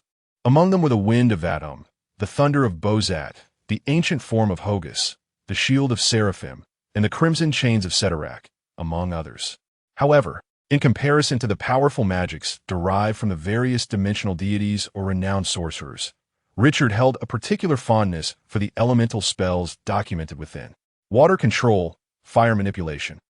Perhaps these elemental magics could serve as a foundation for the development of practical enchantments, such as ice chains or the ring of fire ejection. Richard's mind raced, a torrent of inspiration flooding his thoughts as countless ideas flashed through his consciousness. Krika, Richard abruptly closed the spell book and lifted his gaze. His sight seemed to pierce through layers of floors, catching sight of several individuals moving about on the rooftop. There are people up there. Furthermore, he shifted his gaze towards the entrance. A few individuals were swiftly approaching the door. Despite the faintness of their footsteps, Richard's keen hearing allowed him to discern the sound of soles scraping against the floor. 1, 2, 3. The fourth individual's footsteps were the heaviest. It could only be that this person was either the tallest and most robust or wielding heavy weaponry, such as an RPG. Richard placed the spellbook on the coffee table, rose to his feet, formed hand seals, and silently recited an incantation. The air in the living room shattered like glass, cracks spreading into transparent diamond-shaped fragments of space, which quickly connected to form a closed mirror-like realm. In the next moment, the mirror world abruptly expanded, instantly engulfing the entire apartment building. Crack, crack, bang. Windows and doors were simultaneously breached by the intruders. Bang, bang, bang, bang, bang, gunfire erupted as the invaders, upon spotting Richard, raised their weapons and fired. Orange projectiles surged towards him. Humph, Richard scoffed, and the space within the living room instantly froze. The fired bullets hung, suspended in midair, the eyes of the fully armed intruders glinting with ferocity. Richard raised both hands, tracing a semicircle in the void. The terrain of the living room swiftly distorted, rotating the space occupied by the intruders by 90 degrees. When the transformation concluded, the suspended bullets in the direction of their gun muzzles were alarmingly aligned. In the next heartbeat, the space unfroze, and the orange projectiles vanished in an instant. The bullets pierced flesh, blooming into crimson blossoms of blood, eliciting a series of low, anguished cries from the intruders as they fell to the ground, struck down. Who are you? Who is the mastermind behind this? Richard's expression remained indifferent, his icy voice laced with an undeniable aura of lethal intent.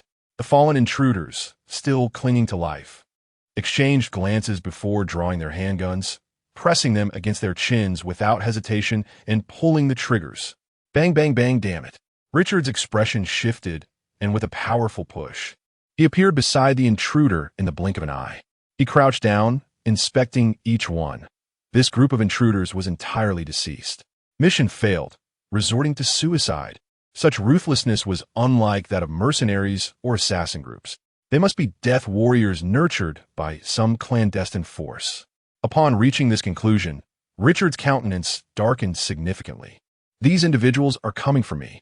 The thought of the intruders firing upon him without a moment's hesitation as he raised his weapon. Clearly, a lethal command had been issued from the shadows. No, Christine cannot remain here any longer. Richard waved his hand to cancel the mirrored space and swiftly entered the bedroom. Christine, wake up. He gently shook the girl who was blissfully asleep. Huh? Is it morning already? Christine drowsily opened her eyes and, upon seeing Richard, bestowed upon him a radiant smile. Richard had no time to savor this sweet moment. He urgently exclaimed, Get up, Christine. Assassins just broke in, though I managed to eliminate them all. But this place is no longer safe. We must leave immediately. Richard's words swept through Christine's foggy mind like a gust of wind. By the time she comprehended his warning, her eyes widened in alarm, resembling two large bells. Assassins? Chapter 34. For your safety, follow me up the mountain. Richard, disregarding the need to comfort Christine, swiftly pulled her up and began to gather their belongings with great urgency. Chris, take a long leave starting tomorrow. Christine looked at Richard with a bewildered expression. Once the enemy realizes they cannot harm me, they may shift their focus onto you. Why? Christine asked, perplexed. Because you're my only vulnerability. Christine whispered softly, her heart swelling with emotion as she gazed at her boyfriend. Richard, oblivious to her feelings, opened the wardrobe, pulled out a stack of her clothes, and stuffed them into a suitcase. I will find you a safe place to hide for a few days. Rest assured, I will resolve the mastermind behind this swiftly. Richard closed the suitcase, knelt beside the bed, and cradled her delicate, fair face, gently kissing her smooth forehead. Do not be afraid, my dear, trust me. With tears brimming in her eyes, Christine suddenly wrapped her arms around his neck and kissed him passionately. After their deep kiss, Christine's mind settled, and she suddenly slapped her forehead, exclaiming, I just realized, Richard, their target may not be you. Richard tilted his head, a look of confusion on his face. Christine began to recollect. About 3 days ago, the emergency department received a severely burned little girl. When she arrived, her body was covered in critical burns, her life hanging by a thread. The hospital initiated an emergency protocol, urgently calling in several dermatology specialists. But just as we were treating her, that little girl suddenly woke up. Christine spoke with a furrowed brow. She saw us and looked utterly terrified. At that moment, I noticed her burns healing at an astonishing rate.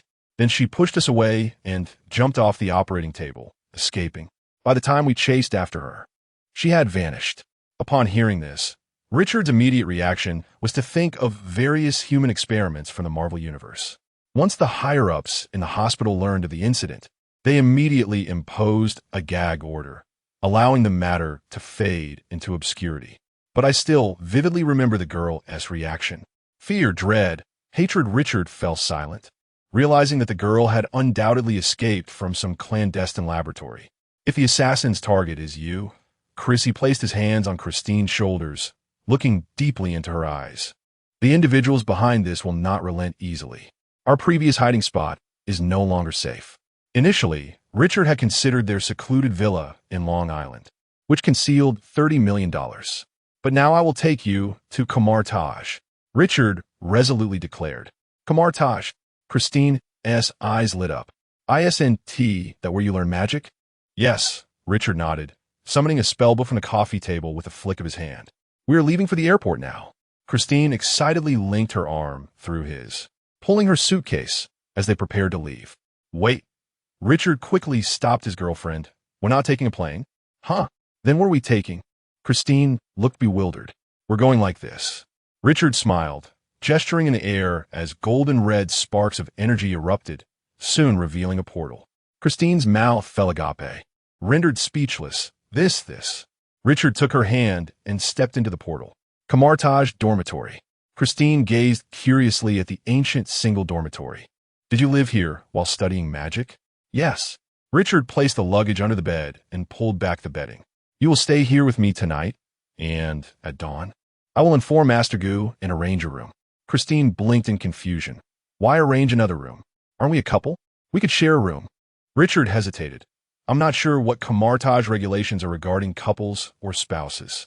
Fine. Christine pouted, folding her arms as she wandered around the dormitory. Suddenly, as if struck by a thought, she turned abruptly. Richard, I've just remembered. There was a time when I was in surgery, and Nurse Lena suddenly screamed, saying she saw you. Richard's expression turned awkward as he chuckled sheepishly, attempting to brush it off. Well, ha ha ha.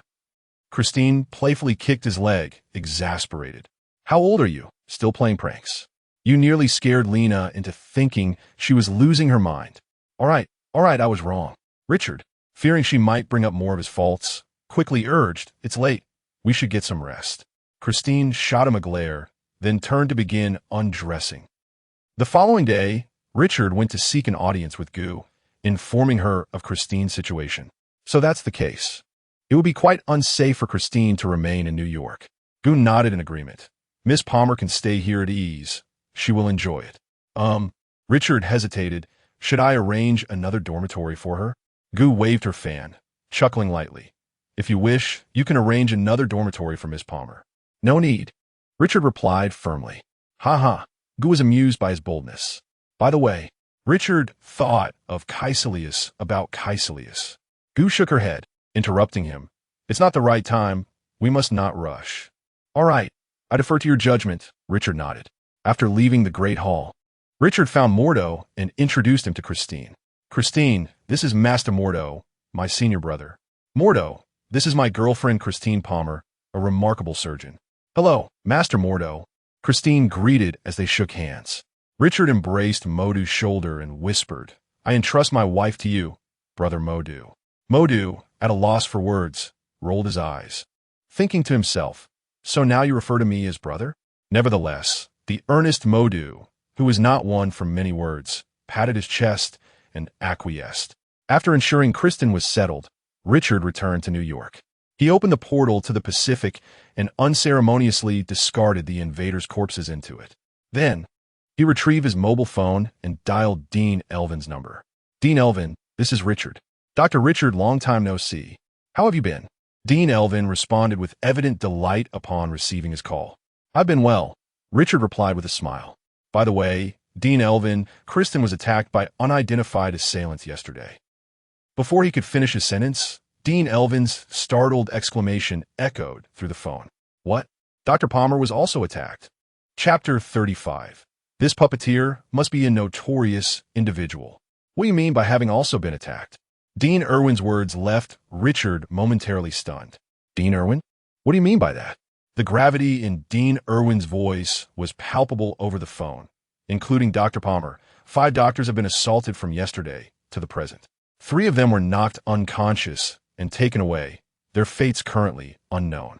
Richard gasped in horror. The ruthlessness of these assailants was truly chilling. Dean Irwin, I suspect that this large-scale attack is likely connected to the burn victim girl who appeared in the emergency department a few days ago. Do you have any leads regarding her? There was a moment of hesitation from Dean Irwin on the other end.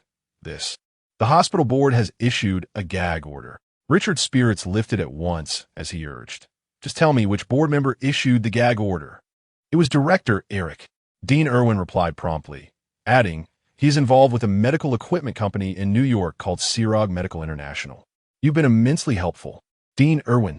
Richard ended the call and immediately opened his computer to search for Sirog Medical International. Sirog Medical International Limited has its headquarters in Queens, New York, with President Eric Bulwer at the helm. Richard glanced at his wristwatch, 9:35. At this hour, one could only hope that Director Eric had already arrived at the office. As he contemplated the geographical coordinates he had just uncovered, he casually opened a portal and stepped through. On the other side of the portal was the rooftop of an upscale office building. Richard approached the edge of the rooftop and peered down. The offices of Sirog Medical International occupied the 16th floor.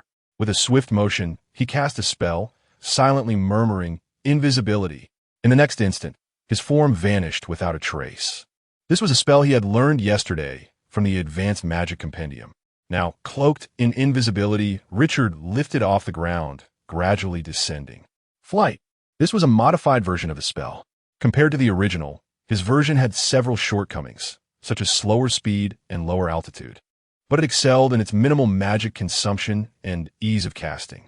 He landed softly on the 16th floor and circled the entire floor, noticing a Mediterranean middle-aged man entering the largest office. It was none other than Director Eric. He formed a hand seal. Enhanced hearing. Richard preferred to call it Thousand-Mile Sound Search, but the spellbook had a different name. The spell's effect was straightforward. It amplified hearing to gather sounds from a specific direction, with a maximum range of 1,000 meters. The sound from the office clearly reached his ears. President, there's an urgent report. A blonde, blue-eyed secretary wearing glasses and black stockings entered the room with a folder in hand. Seated in the executive chair, Director Eric abruptly raised his head and bellowed, "Get out." The female secretary paused momentarily, her expression tinged with a hint of grievance. "Get out," roared Director AI-like, his voice rising in anger, with tears glistening in her eyes. The secretary replied through a quivering tone, "Yes." She stomped her foot and swiftly departed, her heels clicking against the floor. Richard narrowed his eyes. This man was exceedingly irritable. Clearly something was amiss. Director AI-like swiftly dialed a number, and as soon as the call connected, he lowered his voice to a furious whisper. "Vor, you damned bastard, have you found the escaped specimen?" The voice on the other end seemed even more enraged. "It was perfectly fine when it left my lab, and now it's escaped in New York. This is clearly your fault. If the higher-ups come down on me, I want to take the blame." Director AI-like's expression faltered as he muttered a curse before responding, "Regardless of the situation, Vor, we are in this together. If you hadn't abruptly sold the lab, I wouldn't be in such a frantic rush to relocate the specimen. You bear some responsibility as well." On the other end, Vor cursed vehemently, "Damn it, why is my luck so abysmal lately? Listen, AI-like, I will send everyone I have in New York, but the responsibility for the lost specimen lies with you. Don't even think about placing the blame on me. I'm only helping you out of respect for our long-standing partnership." Okay. Director AI-like nodded hastily, adding, "And Vor, you need to transfer the data to a secure location as soon as possible. I don't need you to remind me." Vor's voice grew increasingly agitated. "Find your people quickly." With that, the call abruptly ended. Director AI-like, infuriated, slammed the phone down. "Damn you, Verfetterer, you scoundrel, gambling fool. Why don't you just die at the casino?" Verfetterer. Richard perked up at the mention of the familiar name. Could the human experiments have been conducted at the Federer Medical Laboratory? And the higher-ups? Accountability? It sounded as though Verfetterer and Director AI-like were entangled with an even greater power. Richard furrowed his brows. The conversation between Director AI-like and Vor had been too brief, providing scant information. At that moment, his phone rang from his pocket. He waved his hand to open the portal to the Greenpoint apartment and stepped through. Upon returning to the apartment, Richard retrieved his phone and connected the call. "Mr. Richard, I just received word from Verfetterer that the acquisition has been halted," Carl, the lawyer, said, his tone laced with frustration. "Why?" Richard anticipated the reason, but still inquired. Carl launched into a tirade of complaints. "That Verfetterer is utterly unreasonable. We were in the midst of negotiations, and suddenly he announces the deal is off. Now he won't answer any of my calls. How on earth did such a capricious individual become the heir of the Federer family? If the Federer Group allows him to take the reins, trouble is inevitable." Richard listened in silence to Carl's grievances, and after acquiring the specific address of the laboratory, he ended the call. "It appears that I must personally visit the Federer Laboratory." Richard activated the universal portal. Upon his emergence, he was met with a breathtaking sight, a vast expanse of fiery orange flames. What had transpired? Suddenly, a violent explosion erupted from within the laboratory, engulfed by the inferno. The three-story building housing the lab burst apart from within, sending countless fireballs and debris scattering in all directions like petals strewn by a celestial maiden. Richard swiftly summoned the Ring of Ragdur, which expanded rapidly before him. The phone rang with an urgent chime. With one hand bracing his shield and the other retrieving the phone, he answered the call. The voice of Lawyer Carl came through. Mr. Richard, I have just received alarming news. Wolfgang Federer has passed away 3 minutes ago due to a heart attack. Richard felt a jolt of shock. The machinations of the shadowy mastermind were progressing with alarming speed. This bodes ill. Iliac Bulwer may also be in peril. Chapter 36. Hey, could you slow down a bit? At least let me catch a whiff of the exhaust fumes. Richard was abruptly teleported outside the 16th floor of the building housing Sirog Medical International. The spacious presidential office lay empty. Alec Bolvik was nowhere to be found. He couldn't have gone far in just a few minutes. With a swift motion, Richard formed hand seals and activated the ear flying technique once more. This technique had a limited search radius of only 45 degrees, compelling him to close his eyes and concentrate, slowly rotating in midair. Elena, let us break up. I prefer boys. Hagrid, come quickly. Bolvik has left for work. Darling, I'm pregnant. An array of cacophonous voices flooded Richard's mind. His brain raced, feverishly analyzing the information conveyed by these sounds. However, the strain was evident on his evolved mind. Veins bulged on his forehead as beads of sweat quickly formed. There has been an accident. Quick, call the police. Richard abruptly opened his eyes, directing his gaze towards the source of the commotion. Maintaining his invisibility, he soared towards the scene. 500 meters away, at an intersection, a silver Cadillac had collided with a large truck. The front of the Cadillac was crumpled beyond recognition, and the upper half of the driver's body had been ejected from the cabin, sprawled on the ground.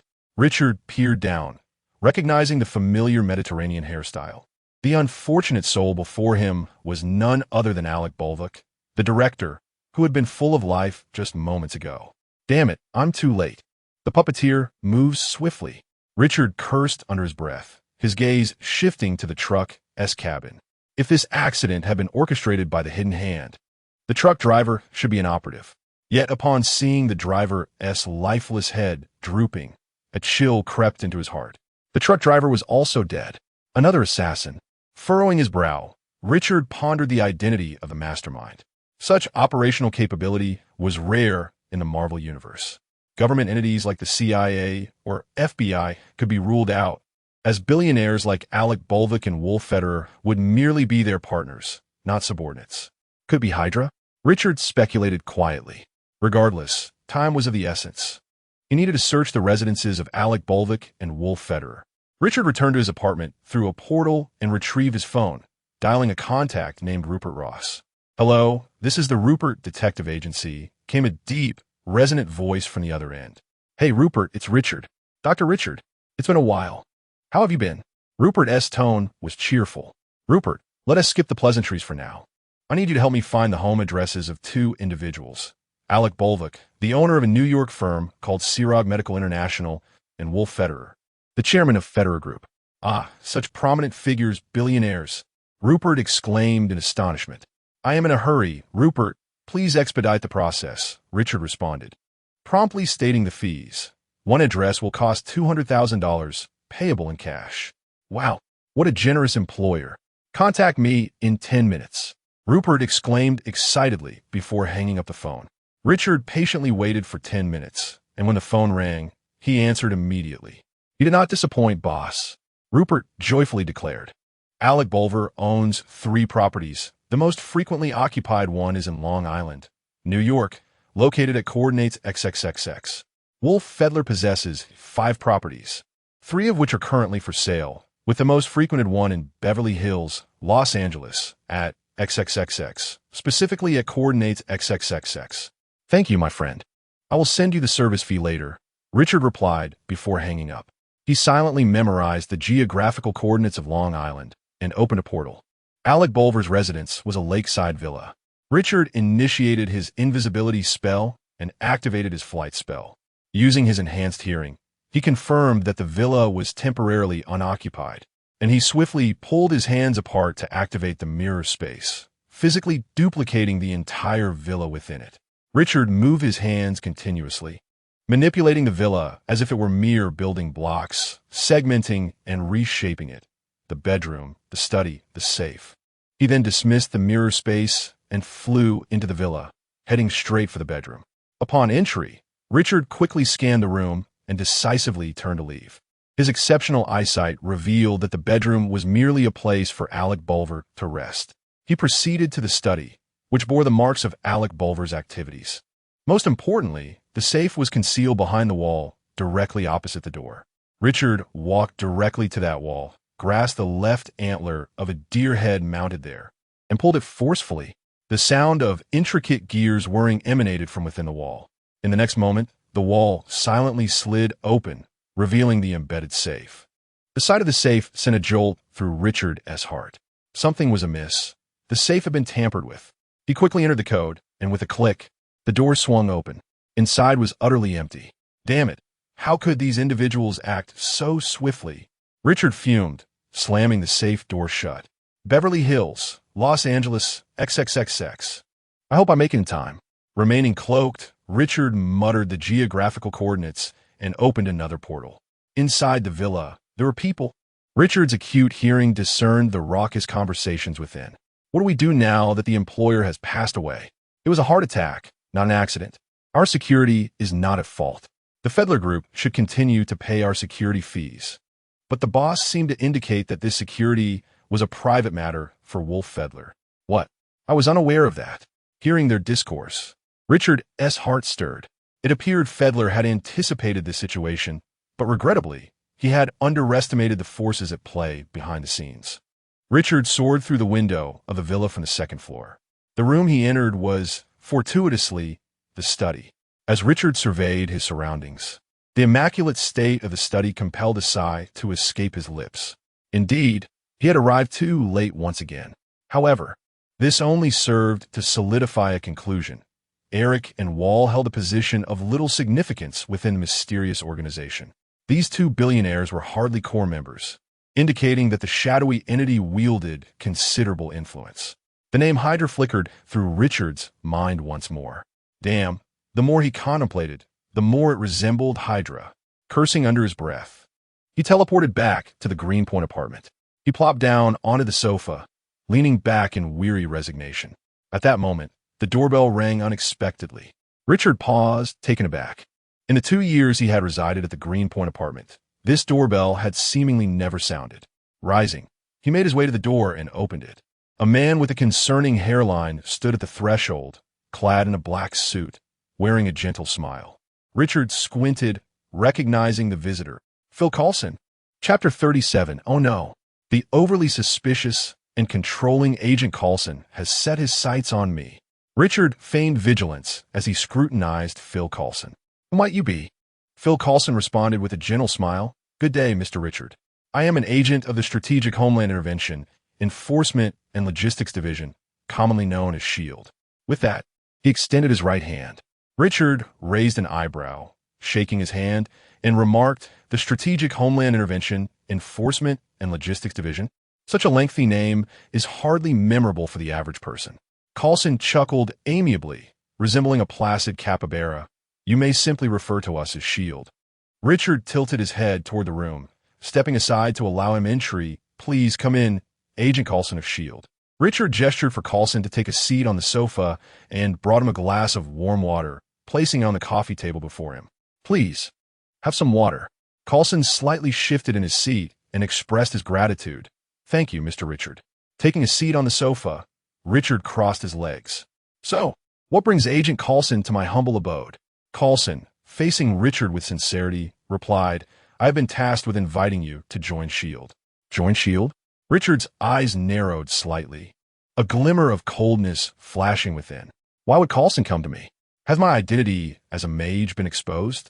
But when was I ever on SHIELD's radar? Considering Nick Fury's notoriously suspicious and controlling nature, Richard feared that this invitation might be a ruse. Seeing Richard close his eyes, Coulson assumed he was pondering the proposition.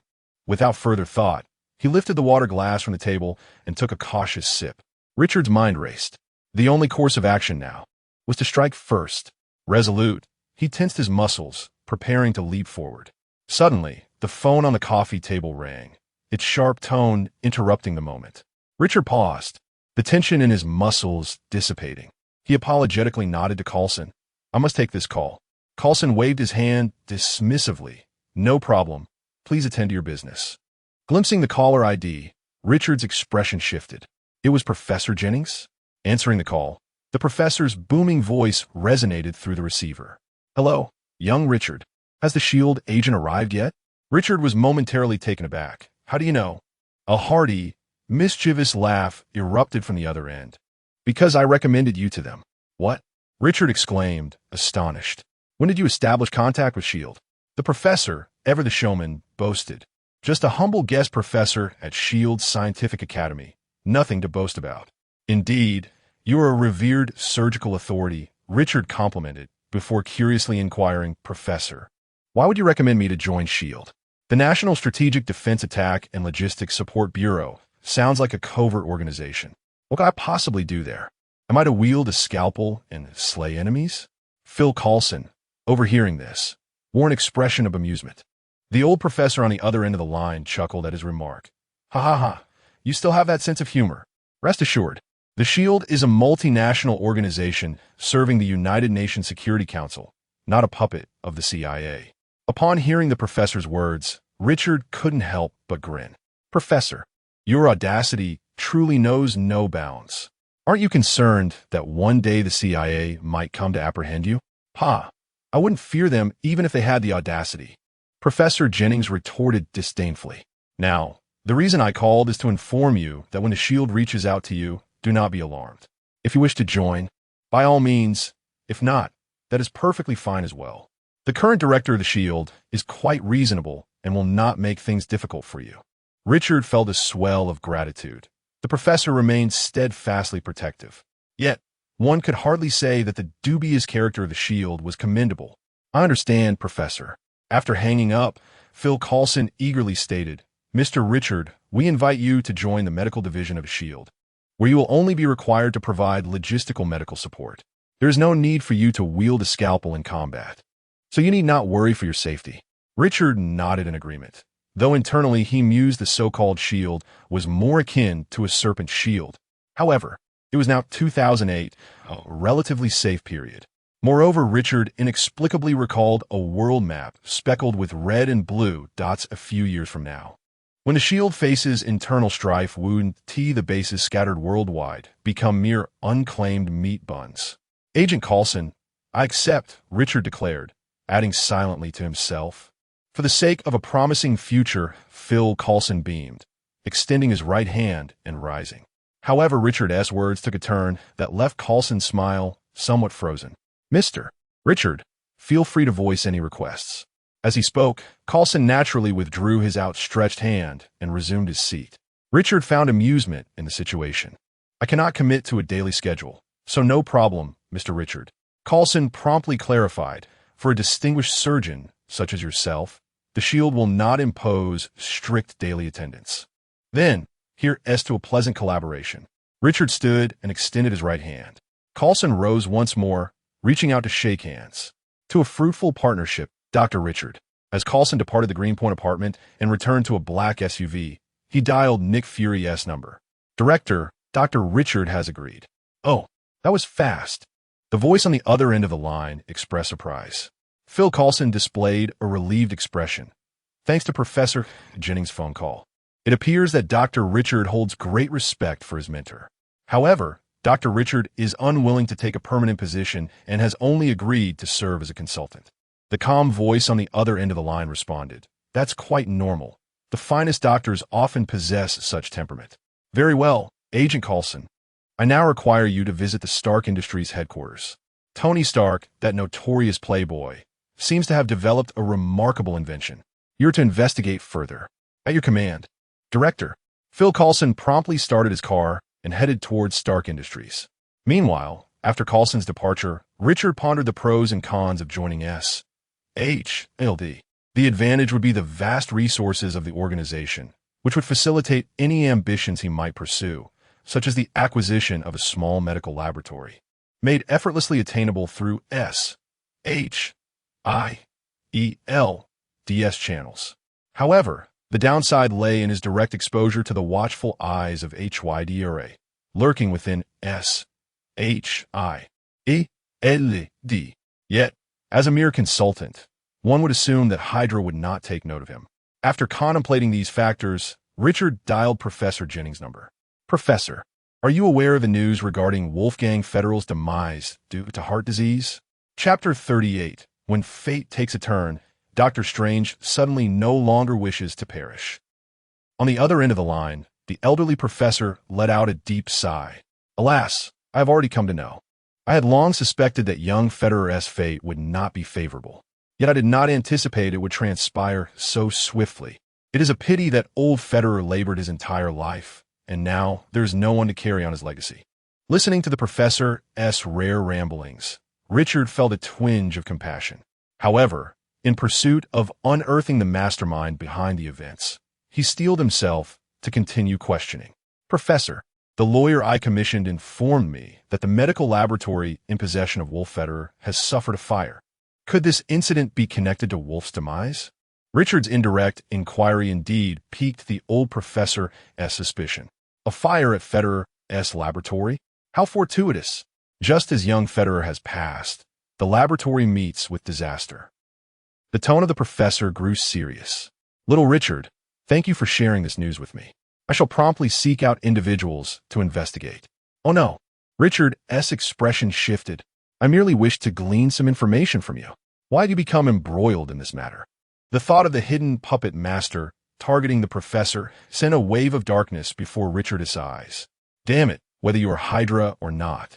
I shall unearth your wretched organization lurking in the shadows. Richard was transported back to Camartage. In the training square, he found Christine, who was mingling among the apprentice sorcerers, practicing foundational spell-casting movements. He approached her, taking her hand once she had finished observing the apprentices.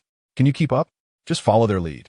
Christine's complexion was flushed, her forehead and nose glistening with tiny beads of sweat. It's so fascinating, Richard. So this is how magic is drawn? In circles and spins. She animatedly gestured as she spoke. Observing his girlfriend's exuberant spirit, Richard could only sigh helplessly. Alas, merely practicing circles will yield little result. To his surprise, Christine remained undeterred, her demeanor cheerful and naive. I know this motion is of little use, but it's so enjoyable. By the way, Richard, I heard. The girl glanced around cautiously, beckoning Richard to lean down. She then whispered in his ear, is it true that the Ancient One has lived for several centuries? Richard blinked and casually nodded. Indeed, she has lived for centuries. The sorcerers of Camartage are all aware of this. Why do you ask? Upon hearing this, Christine's gray-blue eyes sparkled with excitement as she enveloped her boyfriend's arm in an embrace.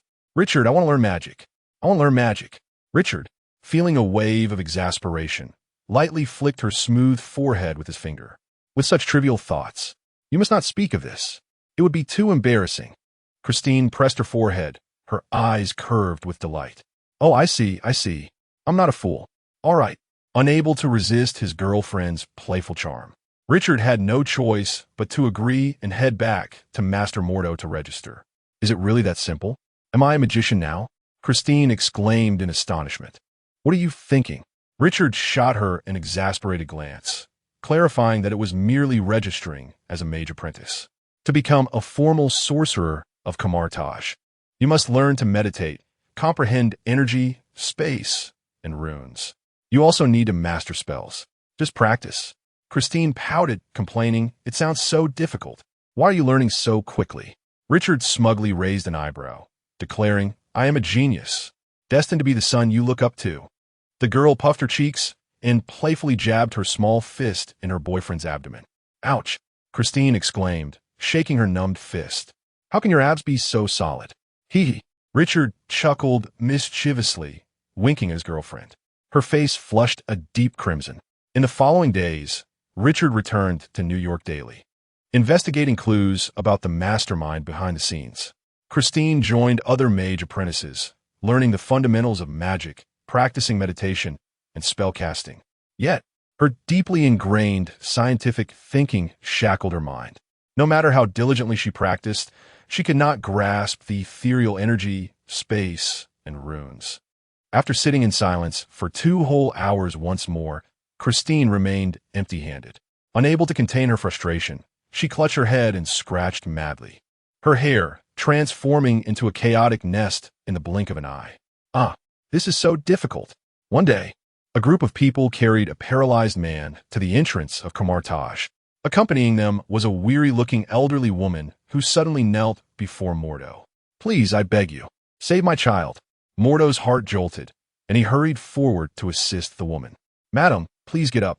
However, no matter how hard he tried, she remained steadfastly kneeling, repeatedly pleading, "Please, save my child." Mordo, fearing he might hurt her, hesitated to exert too much force. He glanced at the emaciated man being carried by the crowd, his expression lifeless, his eyes hollow.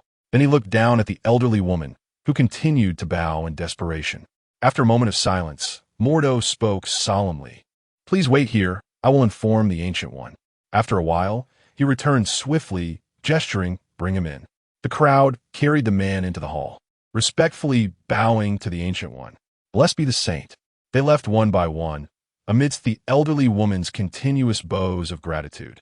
The Ancient One examined the man's body carefully and said calmly, "He may stay here, but whether he recovers depends on his own fate." The man, who had long been in despair, felt a flicker of hope reignite within him upon hearing these words, and he could not help but shed two streams of hot tears. The elderly woman, overwhelmed with emotion, knelt down and continuously bowed her head, expressing her gratitude. "Thank you, Saint. Thank you, Saint." With a wave of his hand, Master Gu-E unfolded his fan and gently lifted it, causing the woman to rise involuntarily. "Mordu, please arrange accommodations for Lady Pangborn and Mr. Jonathan." Mordu clasped his hands in reverence, replying, "Yes, esteemed one." He then stepped forward, lifting Jonathan Pangborn and addressing the elderly lady, "Madam, please follow me." After the woman respectfully bowed to Gu-E, she stumbled after Mordu. Gu-E, fanning himself, smiled subtly. The predetermined fate begins to shift. I eagerly anticipate the transformations that await this world. That evening, Richard returned to Kamartaj. "Richard, you're back." An exceedingly intriguing event occurred today. Christine excitedly recounted the day's amusing incident to her boyfriend. A group of people brought in a completely paralyzed man. Upon hearing this, Richard was immediately reminded of the man he had previously guided, Jonathan Pangborn. Chapter 39, A Heartfelt Cry. Once a scholar, now in distress. A series of knocks echoed through the air as Mrs. Pangborn, diligently cleaning Jonathan, promptly replied, "Coming, coming." With a creak, she opened the door to find Richard standing outside, his presence eliciting both surprise and joy. "Doctor, what brings you here?" Richard, joining his hands in a gesture of reverence, responded, "Mrs. Pangborn, it has been a long time. Here, you may refer to me as Master Richard." Mrs. Pangborn quickly bowed in return. "It has indeed been a while, Master Richard." Upon rising, she suddenly smacked her forehead, hastily inviting him inside. "Master Richard, please do come in. Jonathan, look who has arrived." As they entered the dormitory, Richard observed the two single beds and smiled knowingly. Modu is quite attentive, indeed. Jonathan, lying on the bed by the window, struggled to lift his head and gaze towards the entrance. Upon recognizing Richard, his eyes sparkled with delight.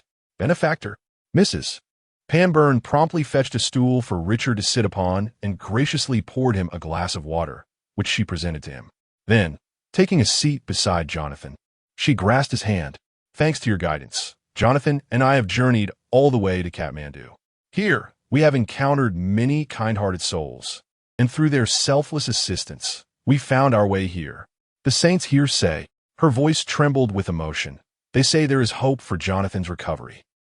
Oh, this is truly wonderful." Wiping away tears from the corners of her eyes, she continued, "Thank you, Master Richard. It is you who has saved us." Jonathan, lying in bed, summoned all his strength to hold his mother's hand, his eyes quickly reddening. Observing this, Richard nodded inwardly. Jonathan's mindset had significantly transformed since their previous encounter in the hospital. His current state appeared well suited for the training that lay ahead. Yet, Richard cautioned Mr. Jonathan, "The training at Kamartaj is exceedingly arduous. To succeed, you must be relentless in your efforts. Even so, you will face countless challenges and setbacks. You must possess unwavering faith and be prepared for a long-term commitment. The following day, Richard and Christine arrived early at the training grounds to commence their daily foundational training. In truth, this training offered Richard little in the way of personal advancement. However, accompanying his girlfriend was a joy in itself. After completing the morning exercises, Christine emerged with a light sheen of sweat, her complexion rosy and her spirit vibrant, radiating vitality. Richard nodded in satisfaction. Consistent exercise like this is far healthier than her previous routine of daily work. Upon reaching the dining hall, Mrs. Panburn and Jonathan were already enjoying breakfast. By this time, the mother and son duo had discovered that Kamar Taj was, in fact, the legendary sanctum of sorcerers. Master Richard, may I beseech you to take me as your apprentice? Jonathan gazed at Richard with hopeful anticipation. Richard hesitated for a moment upon hearing this request. He is currently overwhelmed with numerous responsibilities, as investigating the hidden forces behind recent events has consumed much of his energy. If any matters arise from S.H.I.L.D., he fears he may not even have time to return to Kamar Taj. To avoid leading others astray, Richard opts to decline. I am afraid I lack the time, Mr. Jonathan, but I can recommend a mentor. Richard states, gesturing ahead. Jonathan and the others turn to see it is Mordu. Mordu approaches, placing a tray on the table, and noticing the gazes directed at him, he quickly adjusts his attire, wondering if something is amiss. Why are you all staring at me? He inquires with suspicion. Richard refrains from responding, instead introducing Mordu to Mrs. Panburn and her son. Brother Mordu is a formidable official mage, having arrived at Kamar Taj many years before me, and he has always enjoyed the trust of the Ancient One. Mordu's expression shifts, and he casts a wary glance at Richard. This fellow is calling me brother again. Whenever he does, it surely spells trouble. Ignoring Mordu's discomfort, Richard continues to lavish praise. Many affairs of Kamar Taj are presently managed by Brother Mordu, who has diligently fulfilled his duties, earning the respect of everyone within Kamar Taj. Mrs. Panburn recognizes Mordu as the person who had escorted them to Kamar Taj the previous day and had arranged their accommodations, thoughtfully providing them with a double dormitory room. Although she is disappointed that Jonathan cannot have Richard as a mentor, having Mage Mordu as a tutor is still an excellent choice. As Mordu listens to Richard's effusive accolades, his unease intensifies. He hastily interrupts. All right, Richard, if you continue to extol my virtues, I may no longer recognize myself. Now, what troublesome matters require my attention? Richard clutches his chest, feigning deep offense. Brother Mordu, how could you say such a thing? It is truly disheartening for a younger disciple. His exaggerated performance prompts Christine to stifle her laughter, afraid of bursting into giggles. Mordu, with a scowl, watches Richard's antics, while Mrs. Panburn and her son appear somewhat bewildered. Fortunately, Mrs. Panburn, being older and experienced, subtly senses that the relationship between Richard and Mordu is quite amicable. With no one responding, Richard, somewhat disheartened, returns to seriousness. Brother Mordu, would you be interested in taking on a student? He gestures towards Jonathan. Mordu hesitates upon seeing Jonathan. Richard quickly interjects. Brother Mordu, Jonathan is not like this fool of mine. His convictions are steadfast, making him well-suited for cultivation. Hearing her boyfriend disparage her, Christine pouts, muttering softly, he is not that incompetent. He earned a doctorate in medicine before turning 24. Richard can't help but twitch at the corners of his mouth, internally lamenting. Unrivaled, my foolish wife, flaunting your doctorate in such an unscientific place as Kamar Taj. At that moment, Jonathan timely expressed, Master Mordu, I shall diligently strive in my studies and will never disappoint your teachings. Mordu finally nodded, accepting Jonathan. After the meal, Richard and Christine returned to their dormitory. The girl immediately seized her boyfriend's waist, pinching the tender flesh and gritting her teeth, said, Darling, if you possess the audacity to utter those words again, I dare you to repeat them. Richard inhaled sharply, feigning pain, and pleaded, Ouch, that hurts. My dear, I only said that to ensure Jonathan could successfully become Master Mordu's disciple. My dear Christine is far too astute to be considered foolish. Satisfied, Christine released her grip and issued a warning. In no uncertain terms, You're not to speak of me in such a manner again. Do you understand? Yes, yes, your highness. I shall obey. Richard sighed inwardly. Alas, my foolish wife. How is it that after so many days at Camartage, she still has not seen the light? Chapter 40. An unworthy black egg. Never considered human. As soon as Richard returned to New York, a call from Phil Coulson came through. Dr. Richard, do you have time this morning? Richard raised an eyebrow, thinking to himself that it had been several days since his arrival, and only now was he being contacted. Yes. Agent Coulson, someone will pick you up around 9 to assist with your onboarding process. A smile tugged at the corners of Richard's mouth as he teased, Agent Coulson. The efficiency of SHIELD seems somewhat lacking. On the other end, Phil Coulson sincerely apologized. I apologize, Dr. Richard. This was an oversight on my part. Chuckling softly, Richard replied, You are too serious, Agent Coulson. It was merely a jest. I'm at the Greenpoint Apartments, so please have your person come by soon. By the way, where will the onboarding take place? New York? No. Phil Coulson interjected. I have arranged for a plane. It will take you directly to the destination. Richard couldn't help but admire the seasoned agent's meticulousness. All right, I shall await my transport. After hanging up, Richard opened the door and reached for a volume from the Comitage library titled A Comprehensive Guide to Elemental Magic. Richard the Mage, once again, exclaimed the librarian. Master Daniel, in exasperation. Sorry, Daniel, Richard replied without a hint of remorse, promptly closing the door. In pursuit of his dream of wielding fire in one hand and ice in the other, Richard had been diligently studying elemental magic over the past few days.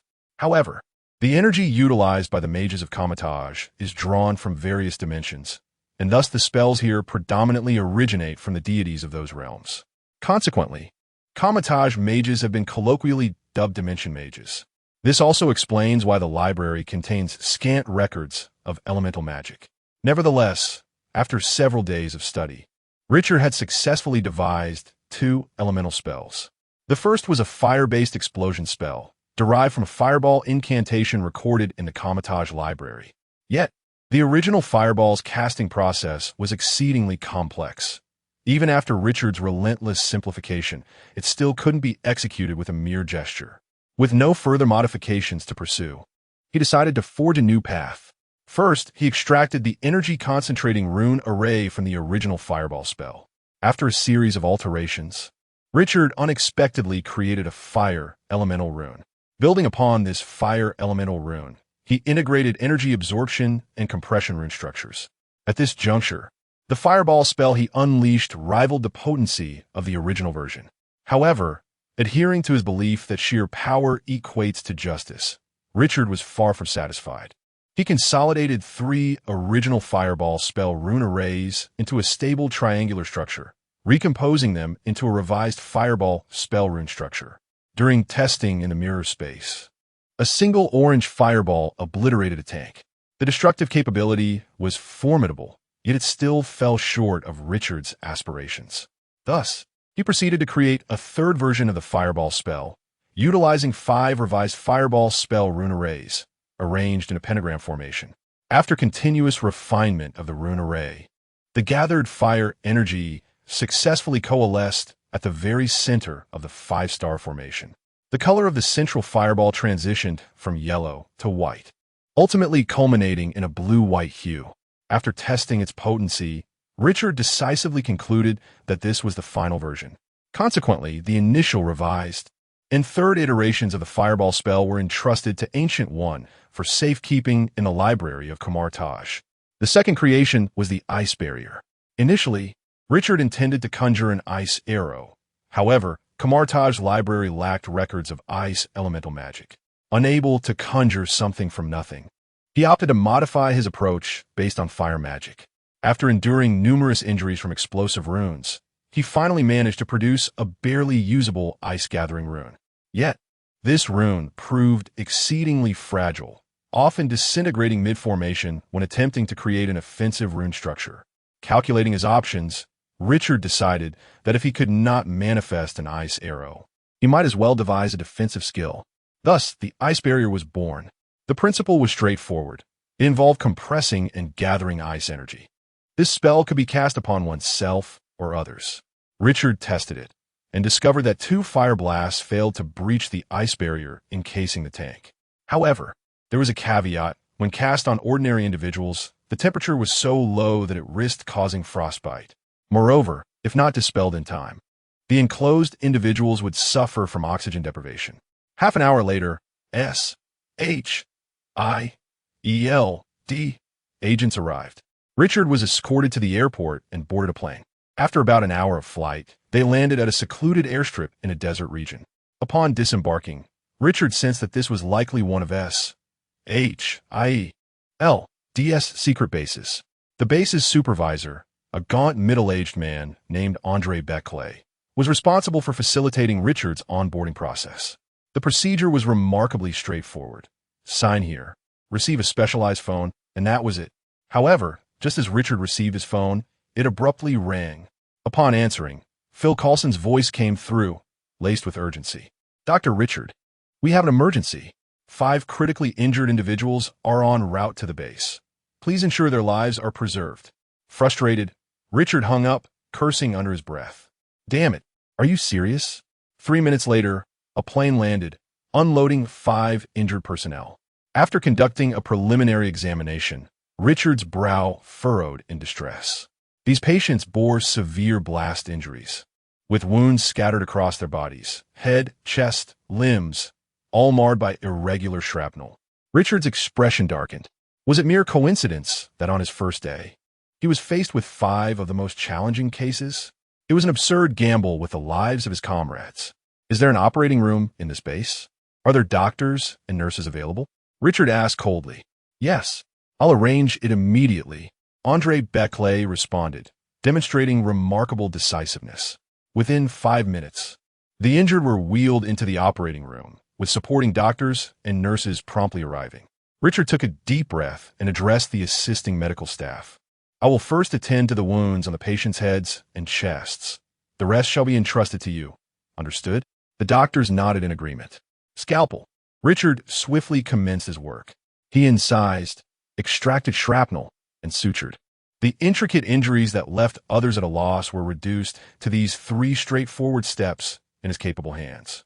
However, tending to the wounds demanded his undivided attention. In such a state, Richard's mental fortitude waned rapidly, and perspiration continuously beaded on his forehead. To prevent sweat from trickling into his eyes, he could only call out every few minutes, "Wipe sweat, wipe sweat, wipe sweat." Each patient bore numerous wounds, ranging from 2 to 30, with over a dozen concentrated on the head and chest. Even with Richard's swift hands and precise, succinct movements, it took nearly half an hour to attend to a single patient. By the time he had treated 5 individuals, more than 3 hours had elapsed. Richard's complexion had paled, and his eyes reflected profound fatigue. "The remainder is in your capable hands." As he staggered away, the eyes of all the doctors and nurses brimmed with admiration and respect. In a clandestine base, the one-eyed Nick Fury observed the entire surgical procedure from his monitoring station, applauding Richard's efforts. "Good job, Dr. Richard." Chapter 41. The Mighty Iron Overlord. 1 kick for each child upon Richard's return to New York. The clock had already struck 10 past 10 in the evening. He glanced at his watch and decided to make do with a night's sleep here.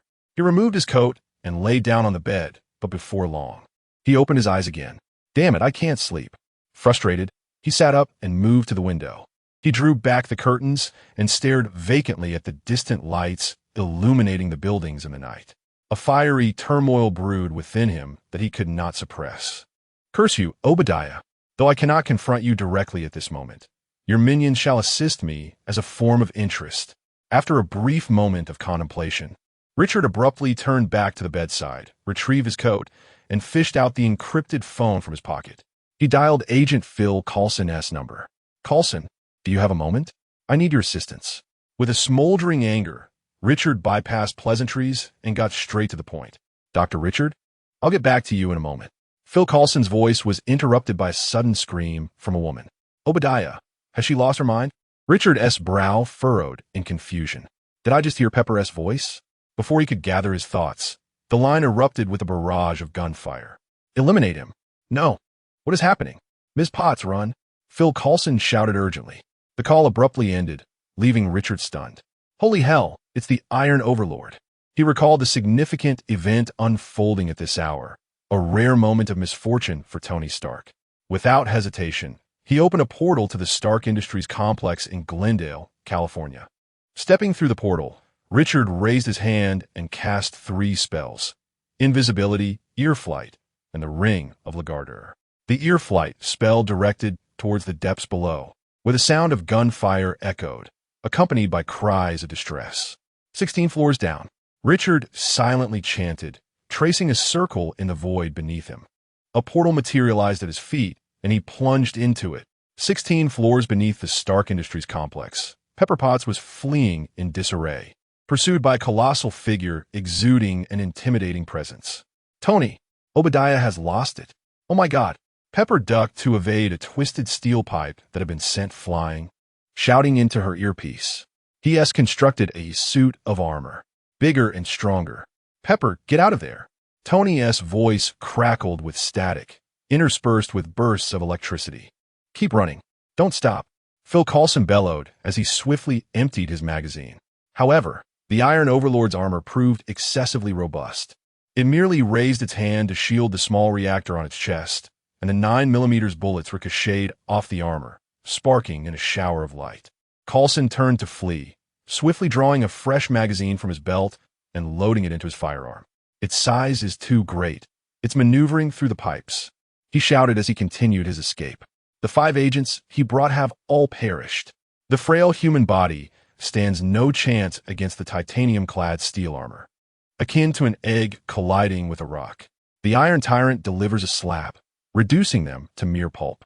You cannot escape, he roars.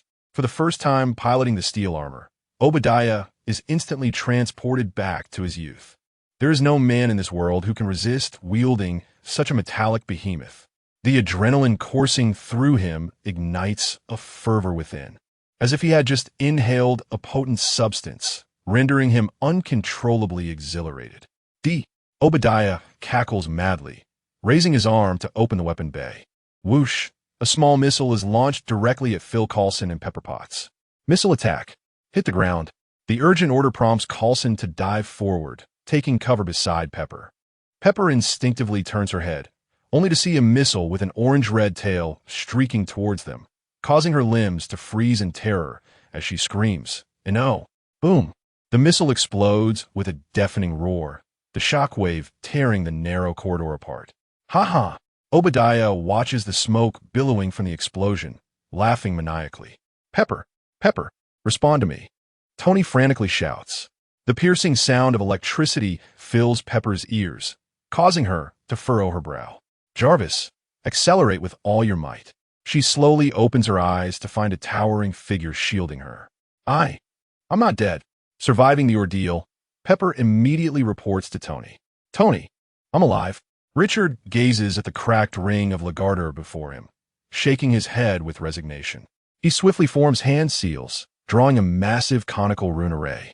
It is his creation, the Richard's floating shield. As the smoke from the explosion begins to dissipate, Coulson, still on the ground, coughs and rises. Cough, cough, turning around. He is astounded to see the gigantic white and red magical shield behind him. What is this? Richard turns to reveal a radiant smile. Ah, Pepper, Agent Coulson, good evening. The energy halo emanating from the magical shield illuminates his visage, prompting Pepper and Coulson to exclaim in unison. Dr. Richard? Tony, racing at full speed, is momentarily taken aback. Richard? Thud, thud. The ground trembles as the Iron Tyrant advances. Obadiah exclaims in astonishment. You're still alive? Pepper, Agent Coulson, you must leave first, Richard declares. Supporting the shield with one hand, he draws a circle in the air with the other. A portal silently appears beneath them, catching them off guard as they tumble through. Startled, Pepper crouches down, covering her head and closing her eyes. Coulson, being the elite agent he is, quickly regains his composure after a brief moment of panic. Gazing at the familiar entrance of Stark Industries, his pupils quivered intensely. What has transpired? Pepper slowly opened her eyes, bewildered as she stared at the imposing gates of Stark Industries. Am I still alive? Phil Coulson, hands on his hips, bore a similarly perplexed expression. Is it technology? Or perhaps a superpower? What have you done? Where have they gone?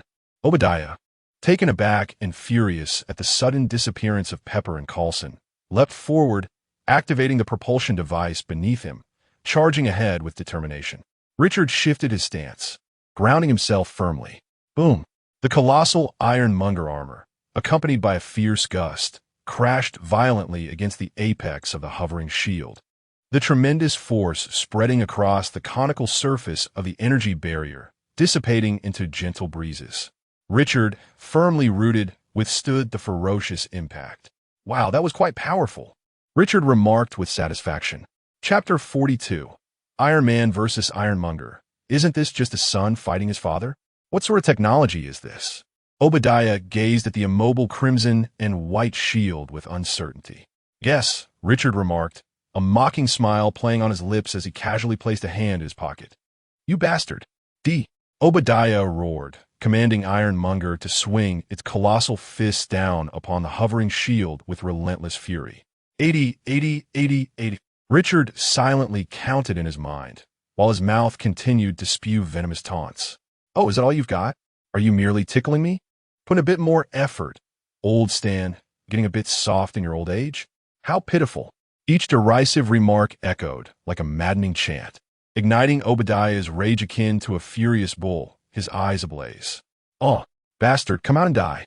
With a thunderous shout, all the weaponry aboard Ironmonger activated simultaneously. Richard felt a bead of cold sweat trickle down his forehead as he beheld the numerous barrels and cannons. What the hell? Why do you immediately resort to the big guns? He couldn't guarantee that the shield would withstand the impending onslaught. Time to skedaddle.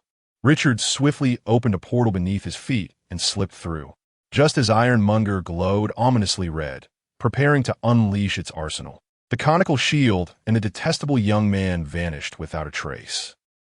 Obadiah's fury lodged itself in his throat like a stubborn phlegm, leaving him with no outlet for his wrath. Come out. Get out here. He commanded Ironmonger to thrash about with its iron arms, rampaging against everything in sight. TSK, impotent rage, you think you can win by headbutting a wizard? Richard mocked, gently descending before Pepper and Phil Coulson. Dr. Richard. Pepper gazed cautiously at the man who slowly landed. Richard waved his hand. Pepper, when will Tony arrive? Pepper quickly pressed her earpiece, inquiring, Tony, Richard wants to know when you're coming? Now. As the words left his mouth, a fiery orange trail blazed across the sky, landing before them. A red and gold Iron Man knelt on one knee, gradually rising. Wow, looking sharp, Richard exclaimed, giving a thumbs up. Tony, ever the showman, tilted his chin upward. The helmet then retracted, revealing Tony's face. Upon seeing the bruise at the corner of his mouth, Pepper gasped, Tony. She hurried over, gently lifting her hand to touch his lip with concern. I'm all right, Pepper, Tony said softly, his heart stirred by the woman before him. Hey, Tony, let's save the romance for later. Richard interjected, dampening the mood. We got something big coming up. Just as he finished speaking, the ground trembled violently, followed by a thunderous explosion. Tony swiftly closed his helmet, shielding the group in front of him. Amidst the swirling dust, a formidable steel hand emerged, and with a powerful leap, the iron behemoth sprang forth from the depths of the cavern. Obadiah, in a fit of exasperation, bellowed, At last, I've caught you, you scoundrels. Tony turned to plead, Agent, please help me get Pepper to safety. Phil Coulson tightened his grip on his firearm and nodded. Miss Potts, please follow me. Tony, you must be careful, Pepper urged with a heavy heart before departing.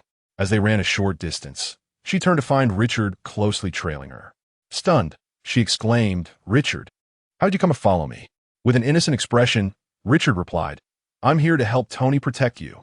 That big oaf can be left to Tony. Pepper. Meanwhile, Phil Coulson, racing ahead. Suddenly, a shadow darted overhead, crashing onto the rooftop with a resounding thud. An immense steel beast descended from the sky. Tony, where do you think you're going? The iron behemoth opened its arms wide, akin to a father embracing his son, enveloping Tony in its grasp. I'm sending you to meet Howard, Obadiah shouted maniacally as the iron behemoth's grip tightened. Hearing the suit groan under the pressure, Tony realized it wouldn't hold for long. He struggled desperately, but the iron arms clamped around him like unyielding pincers. JARVIS. Activate the weaponry. Tony commanded loudly. Impact systems damaged. Missile systems damaged. JARVIS's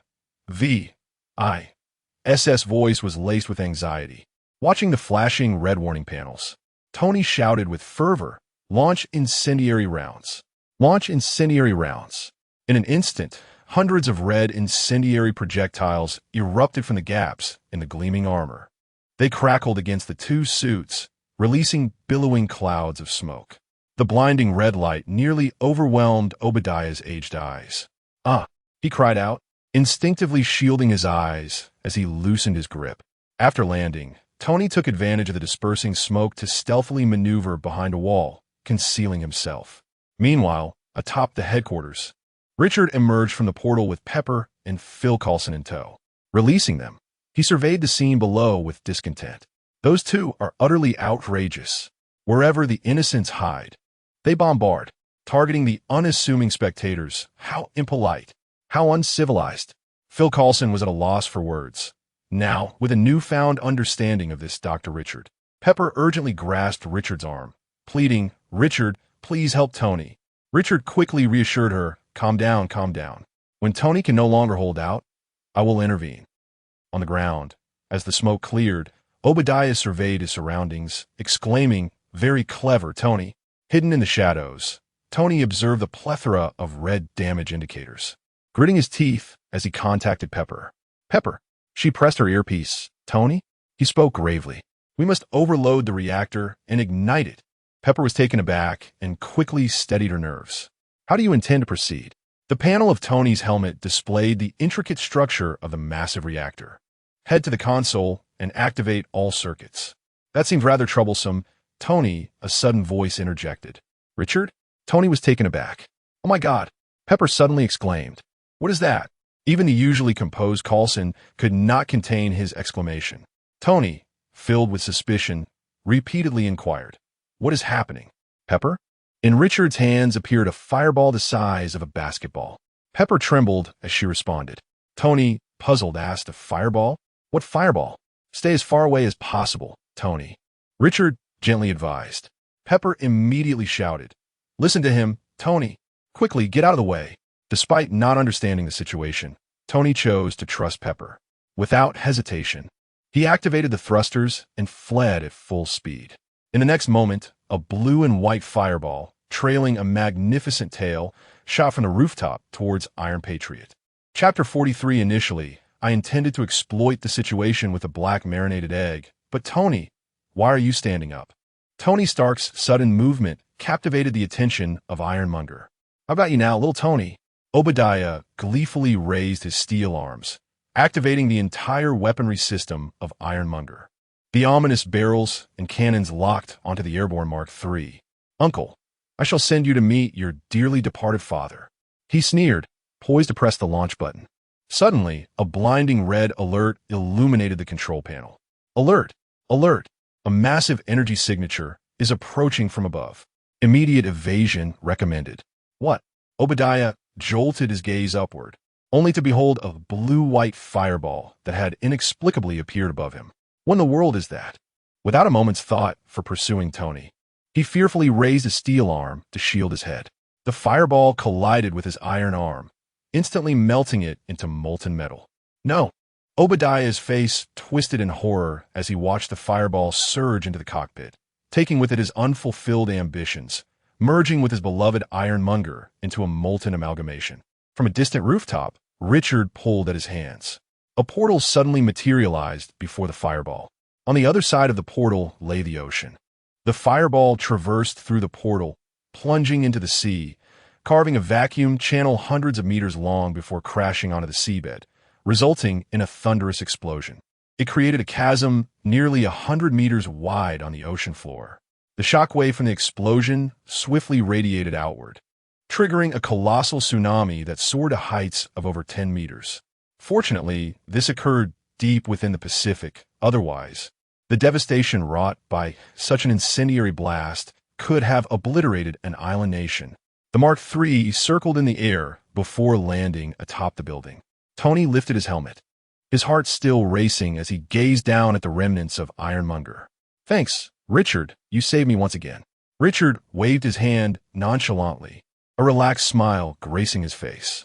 Just a small favor, Tony. We are friends, after all. Tony nodded, a sincere smile illuminating his face. Indeed, we are friends. Tony, Pepper called out, soaring towards him. Tony quickly opened his arms to embrace her. I'm sorry, Pepper.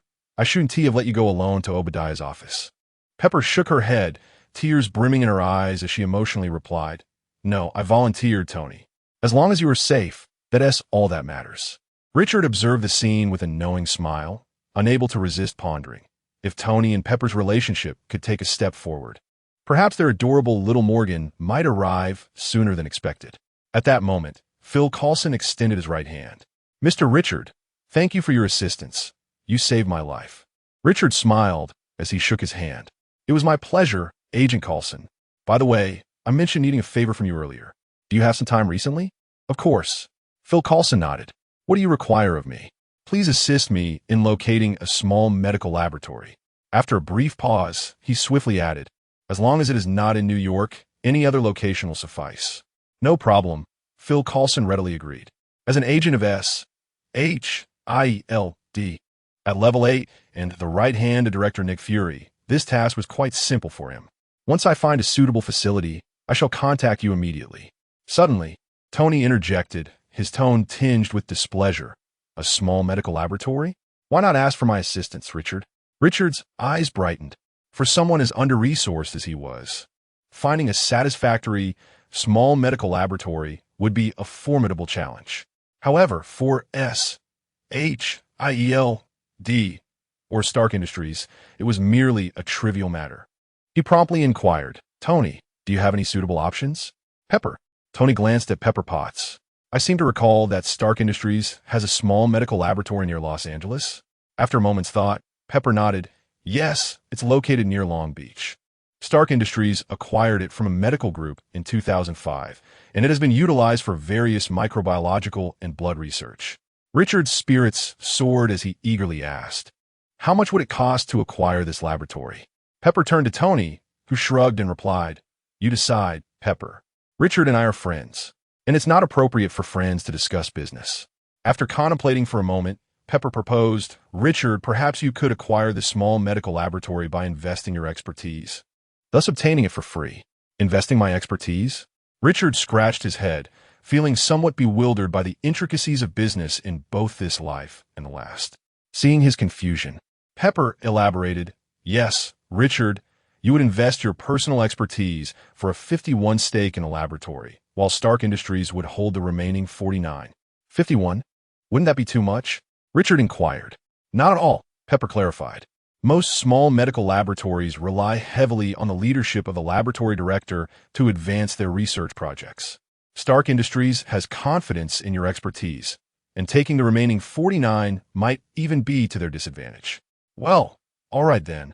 Richard nodded, a look of delight spreading across his face, as he realized he could finally proceed to the next step. Proceed to the next step? Tony raised an eyebrow. Have you already determined your research direction? Richard lifted his chin, exuding confidence as he replied, Of course. Otherwise I wouldn't be so eager to acquire the laboratory. So, what is your research direction? Tony inquired further. Richard, unreserved, stated directed migration of stem cells and compensation of the visual cortex. Wow. Thank you, Richard. Tony exclaimed, a realization dawning upon him as he cast a grateful glance at Richard. Richard smiled and nodded. He had long contemplated the technique of directed stem cell migration, which was particularly suitable for treating the injury in Tony's chest. Pepper chuckled with delight. It seems Stark Industries is indeed getting a tremendous deal. Meanwhile, Phil Coulson, seeing that the laboratory arrangement had been settled, took his leave from the group. Dr. Richard, Mr. Stark, and Miss Potts, I must take my leave now. Should you require assistance in the future, Dr. Richard, do not hesitate to contact me. Richard raised his index finger and traced an imaginary circle in the air. Agent Coulson, shall I open a door for you? Phil Coulson's eyes sparkled with excitement. This was a splendid opportunity to experience Richard's enigmatic teleportation technology firsthand. He promptly nodded, saying, Of course, if it is not too much trouble. With a smile, Richard inquired, "Where'd you like to go?" Phil tentatively suggested, "Is it possible to go near the National Mall in Washington, D.C.?" "Quite simple," Richard remarked, as he gestured in the air. A portal leading to the National Mall materialized before them, revealing the iconic expanse. Phil, suppressing his excitement, bid farewell, "Until next time, everyone." With that, he stepped through the portal. Upon emerging, the towering Washington Monument, standing at 169 meters, greeted him prominently. Chapter 44. Teacher, your connections are strong. Student, my abilities are impressive. The typically composed Phil Coulson was taken aback, his mouth agape in astonishment. He quickly retrieved his mobile phone. Director, please dispatch a vehicle to pick me up at the Washington Monument in National Mall. On the other end, Nick Fury's voice conveyed confusion. Agent Coulson, you should be at Stark Industries right now, correct? Phil Coulson pressed his lips together and replied, the situation is somewhat complicated. I require an in-person briefing. After a moment of silence, the voice on the line responded, in 5 minutes, someone will be sent to retrieve you. Having seen Coulson off, Tony immediately approached Richard, his eyes sparkling with curiosity. Hey, Richard, what was that just now? Technology? Or perhaps superpowers? Richard smiled enigmatically and countered, could it not be magic? Magic? Tony scoffed. Come on, kid, I've outgrown bedtime stories. Richard shot him a teasing glance, saying, you could always tell bedtime stories to your future children with Pepper. Hearing this, Pepper's cheeks flushed crimson. Ahem, Tony cleared his throat, unable to look at Pepper, and hastily redirected the conversation. Let us continue discussing that door of yours. Pepper's expression instantly turned melancholic. Richard chuckled softly, understanding that their relationship had yet to reach the right moment. He shrugged, saying, it is indeed magic, Tony. Besides being a surgeon, I'm also a formal mage of Camartage. Camartage? Tony replied skeptically. Are you planning to write a book? You've even fabricated the name of an organization. It's not a fictional name, Tony, Richard asserted earnestly. Camartage is a mage organization with a legacy spanning thousands of years, responsible for safeguarding the earth. Observing Richard's serious demeanor, Tony's skepticism wavered. So, you truly are a mage? Of course. Richard raised his index finger, lightly gesturing in the air. A series of golden red runes, imbued with geometric beauty, manifested. The equilateral triangle formation of Wishing Mountain. The heptagram formation of Hogs. Oh my God, Pepper exclaimed, covering her mouth in astonishment. Tony stood entranced, gazing at the constantly shifting golden red symbols, murmuring, this is utterly insane. Richard smiled knowingly. At that moment, the phone rang unexpectedly. He pulled out his device to find it was Professor Jennings. He quickly answered, Professor, why are you calling so late? On the other end, the elderly professor eagerly exclaimed, young Richard, I have uncovered some clues. Richard paused, intrigued. What clues? Clues regarding the death of young Federer and the fire explosion at the Federer laboratory. Richard's spirits soared. Goodness, after searching for days with no leads, the esteemed Professor Jennings has found something? Truly, his connections are formidable. He hastily inquired, what are the clues, Professor? The individual I sought discovered.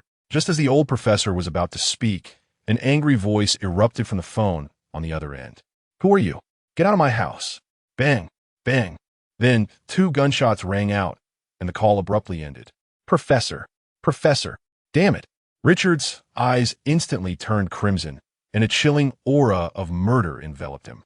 He suddenly turned to Tony. Tony, I need you to do me a favor. Tony immediately replied, what is it? Speak. Richard's gaze was as sharp as a blade, piercing into Tony's eyes, causing discomfort. Have Jarvis trace the origin of Professor Jennings' call. Tony closed his helmet and commanded, Jarvis, locate the source as Richard instructed. As you wish. Sir. Time passed agonizingly slowly. Richard furrowed his brow, feeling as though each moment stretched into an eternity. A minute later, Jarvis reported, Sir, Professor Jennings' call originated from his apartment at 168th Street, Manhattan, New York. The geographic coordinates are XXXX. Richard exclaimed with joy, Thank you, Tony, and you too, Jarvis. Glad to assist you, Mr. Richard. Tony patted his shoulder. If you need help, just reach out. Richard nodded, drew a line in the air, and opened a portal. Stepping through. On the other side was an apartment where two heavily armed assailants were carrying the motionless Professor Jennings out. Richard appeared directly at the doorway. Put the professor down. The assailants exchanged glances, and one decisively commanded, "Unexpected situation. According to orders, eliminate this old man first." The other assailant nodded, reaching for his waist. Richard swiftly unleashed two energy whips that shot toward them like lightning, coiling tightly around their bodies like serpents from head to toe. He then blinked and crossed a distance of 5 meters, catching the professor just before he fell. "Professor! Professor!" Richard called twice, but upon seeing the professor unresponsive, he quickly examined him and realized he must have been affected by ether, allowing him to breathe a sigh of relief. Thankfully, he arrived in time. Richard turned to the two struggling assailants. "Who are you?" They remained silent, only struggling more fiercely. Yet the tighter they fought, the more constricted the energy whips became, and soon they fell to the ground, screaming in agony.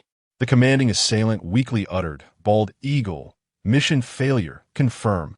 Richard's expression changed abruptly as he turned sharply. A rocket-propelled grenade, trailing an orange-red flame, shot through the window. "Madman!" Richard cursed, scooping up the old professor and swiftly retreating into the silently opening portal. The commanding assailant stared in shock at the unfolding scene. "What the F?" The next moment, the rocket struck beside him, exploding with a thunderous roar. On the street outside the apartment, the assailant codenamed Owl retracted the launch tube and pressed his earpiece. "Eagle's Nest. Eagle's Nest. Team 7. Mission failure. Target eliminated." Richard silently appeared behind the old professor, cradling him gently. The Eagle's Nest received the signal, and the Bald Eagle immediately turned back. As the Bald Eagle prepared to embark on his journey, he glanced over his shoulder and was taken aback to see Richard standing right behind him, his eyes widening in shock. "You!" Before he could utter a sound, Richard struck his chest with a swift motion. The Bald Eagle let out a muted groan, his soul forcibly expelled from his corporeal form.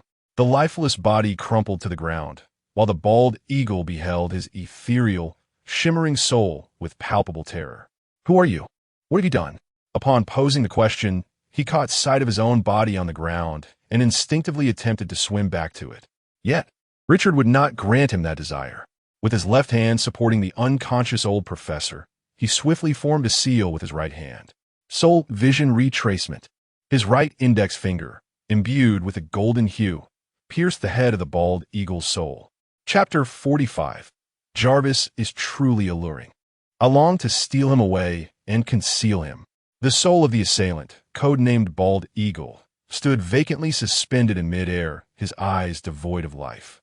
Richard extended his index finger, its tip radiating a brilliant golden energy, resembling a hook that extracted a lengthy, film-like memory fragment from the recesses of his mind. This fragment encapsulated the surface memories of Bald Eagle over the past 72 hours. Richard's 5 fingers danced upon the film like playful sprites, occasionally fast-forwarding, then slowing down, magnifying certain time segments before swiftly transitioning to others. From the memory imagery, it was evident that the Eagle's Nest served as the habitual dwelling and training ground for this cadre of mercenaries. Their existence appeared monotonous and dreary, dominated by training, eating, sleeping, and undertaking missions devoid of any recreational pursuits. Each assignment was communicated through a telephone call, the voice on the other end clearly altered, either through a voice modulator or by a skilled impersonator. Suddenly, Richard's fingers halted at a specific moment, and he magnified the imagery at that point.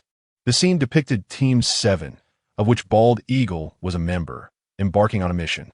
As Bald Eagle entered the vehicle, he glanced up at the entrance of the Eagle's Nest.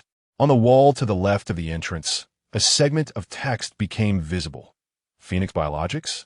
With a flick of his hand, Richard exited the state of spiritual retrospection. The soul of Bald Eagle shuddered, transforming into ethereal blue orbs that gradually dissipated. Shortly thereafter, his body collapsed to the ground, ceasing to breathe. Richard retrieved his phone to contact Tony Stark. "Tony, have Jarvis look up a company or laboratory named Phoenix Biologics." On the other end, Tony responded promptly, "Understood." Jarvis, time to get to work. Certainly, sir, came Jarvis's reply. Tony's voice resumed. Richard, how is Professor Jennings faring? Richard glanced down at the peacefully slumbering professor. He was rendered unconscious by the assailant using ether. It appears he won't awaken until dawn. That's a relief. Tony exhaled, relieved.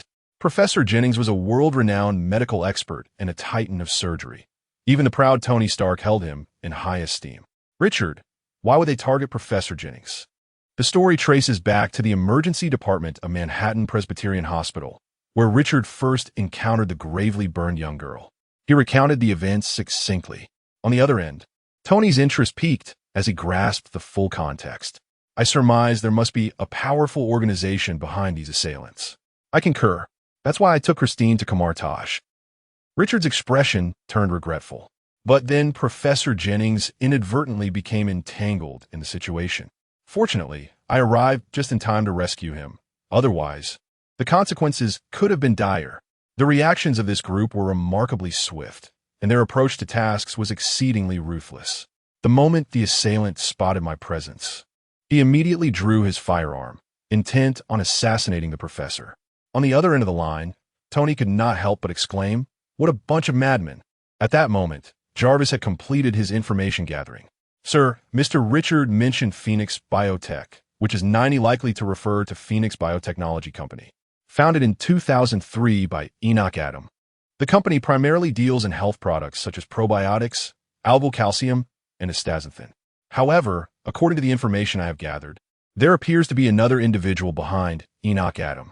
Based on calculations, there is an 80% likelihood that this individual is Senator William Sampson from the New York State Senate. Additionally, William Sampson is currently located at XXXX. Wow, Tony exclaimed in astonishment. It seems we have caught a big fish. Listening to Jarvis's report, Richard's mouth curled into an envious smirk, almost as if tears of jealousy were forming. He suddenly recalled the intelligent program at the Red Mountain Group's South Africa headquarters during his last journey. Although it could not compare to Tony's Jarvis, its capabilities were indeed formidable. How foolish of me. Richard chastised himself inwardly, lamenting his missed opportunity. A powerful desire began to well up within him. I must bring Jarvis home. Well, never mind. I must acquire a formidable artificial intelligence assistant akin to Jarvis. He exclaimed, unable to suppress his admiration. Jarvis, splendid work. Richard praised. On the other end of the line, Tony felt a twinge of jealousy. Hey, kid, the one you should be thanking is me. Richard rolled his eyes and replied nonchalantly, Yes, Mr. Tony Stark, you did splendidly as well. A suppressed laugh escaped from Pepper on the other end. Hey, Pepper, Tony called out, clearly displeased. Richard, uninterested in continuing to tease Tony, recognized that the pressing matter at hand was to apprehend William Sampson. He could not afford to underestimate the speed of the mastermind's reactions. All right, Tony, let's discuss this later. I need to go capture that William Sampson. After hanging up, Richard teleported back to Green Dot apartment, temporarily settling Professor Jennings on the bed in the bedroom. This matter must be kept from Clea. Muttering to himself, Richard activated the portal to William Sampson's location. As he materialized, a pungent odor of fermenting alcohol mixed with the stench of heather assaulted his senses. Looking up, he saw William Sampson lying bare, asleep with a voluptuous dark chocolate woman. Richard furrowed his brow.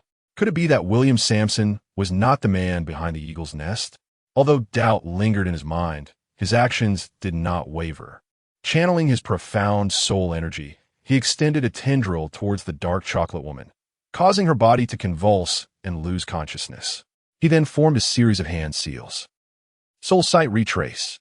The golden energy coiled around his index finger pierced William Sampson's right temple, subsequently extracting a lengthy reel of faded memories. Richard's dexterous fingers danced nimbly over the fragile film. However, his brow soon furrowed in concern. This individual's recollections were flawed. His fingers tapped rapidly, magnifying 3 fixed points in time. In the imagery of these moments, only William Sampson stood behind his desk. Yet the troubling aspect was that he was evidently reporting to someone situated before the desk. But the presence of this individual had been utterly expunged from William Sampson's memory. Allow me to discern who you are. Richard returned the memory image into William Sampson's S being, then extended his right hand to press against his forehead. Closing his eyes, he concentrated deeply, separating a thread of soul energy, cautiously penetrating into his mind. Moments later, Richard suddenly opened his eyes, recoiling his right hand as if electrocuted, muttering curses under his breath. What kind of despicable trickster devised this trap? This is exceedingly treacherous. Chapter 46. Oh no. The black pickled egg has set its eyes on me.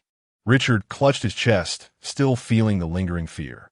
Fortunately, he had always acted with caution. Otherwise, he would have just fallen into a trap. He conjured a strand of white energy, piercing once more into William Sampson's mind. Through this energy, Richard meticulously scrutinized the magical traps concealed within the convolutions of the cerebral cortex. It was indeed a linked trigger trap. The structure is quite exquisite. It appears the individual who set this trap is no mere wild mage. As he observed and analyzed, he deduced that the triggering condition seemed to be forcibly reading William Sampson's memories. Hiss. Trigger the alarm, and the trap explodes. Richard inhaled sharply. Indeed, he had guessed correctly. Estimating the explosion's potency, it was roughly equivalent to that of a hand grenade. What a nefarious, scheming individual. Richard cursed under his breath, racking his brain. In a Marvel universe, which organization or spellcaster could be linked to this? The Hydra organization? Their origins trace back to the first Earth Inhuman from the Kree experiments, with little connection to magic. S-H-I-E-L-D, T-S-K. Their slogan resounds loudly. Protect the Earth. Protect the Earth. If the Earth were truly left in their hands, it would have long since perished. The Ten Rings? Su Wenwu's wife, Ingli, should be dead by now. He has no interest in meddling in affairs. The Eternals?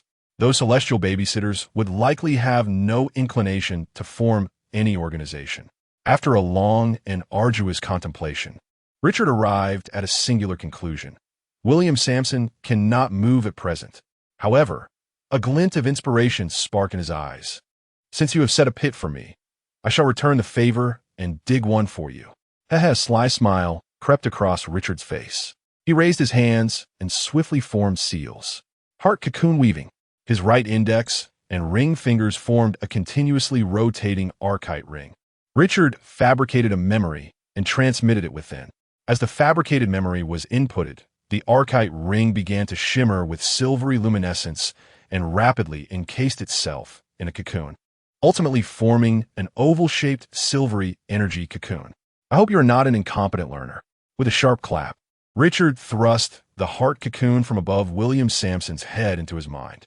Even if you can detect the heart cocoon I have woven, attempting to unravel it, a lengthy energy password of 8 digits, if you will, and adding another trap. Richard seized William Sampson's soul and placed a similar linked trigger trap within it. As soon as William Sampson encounters the mastermind, the heart cocoon will automatically activate.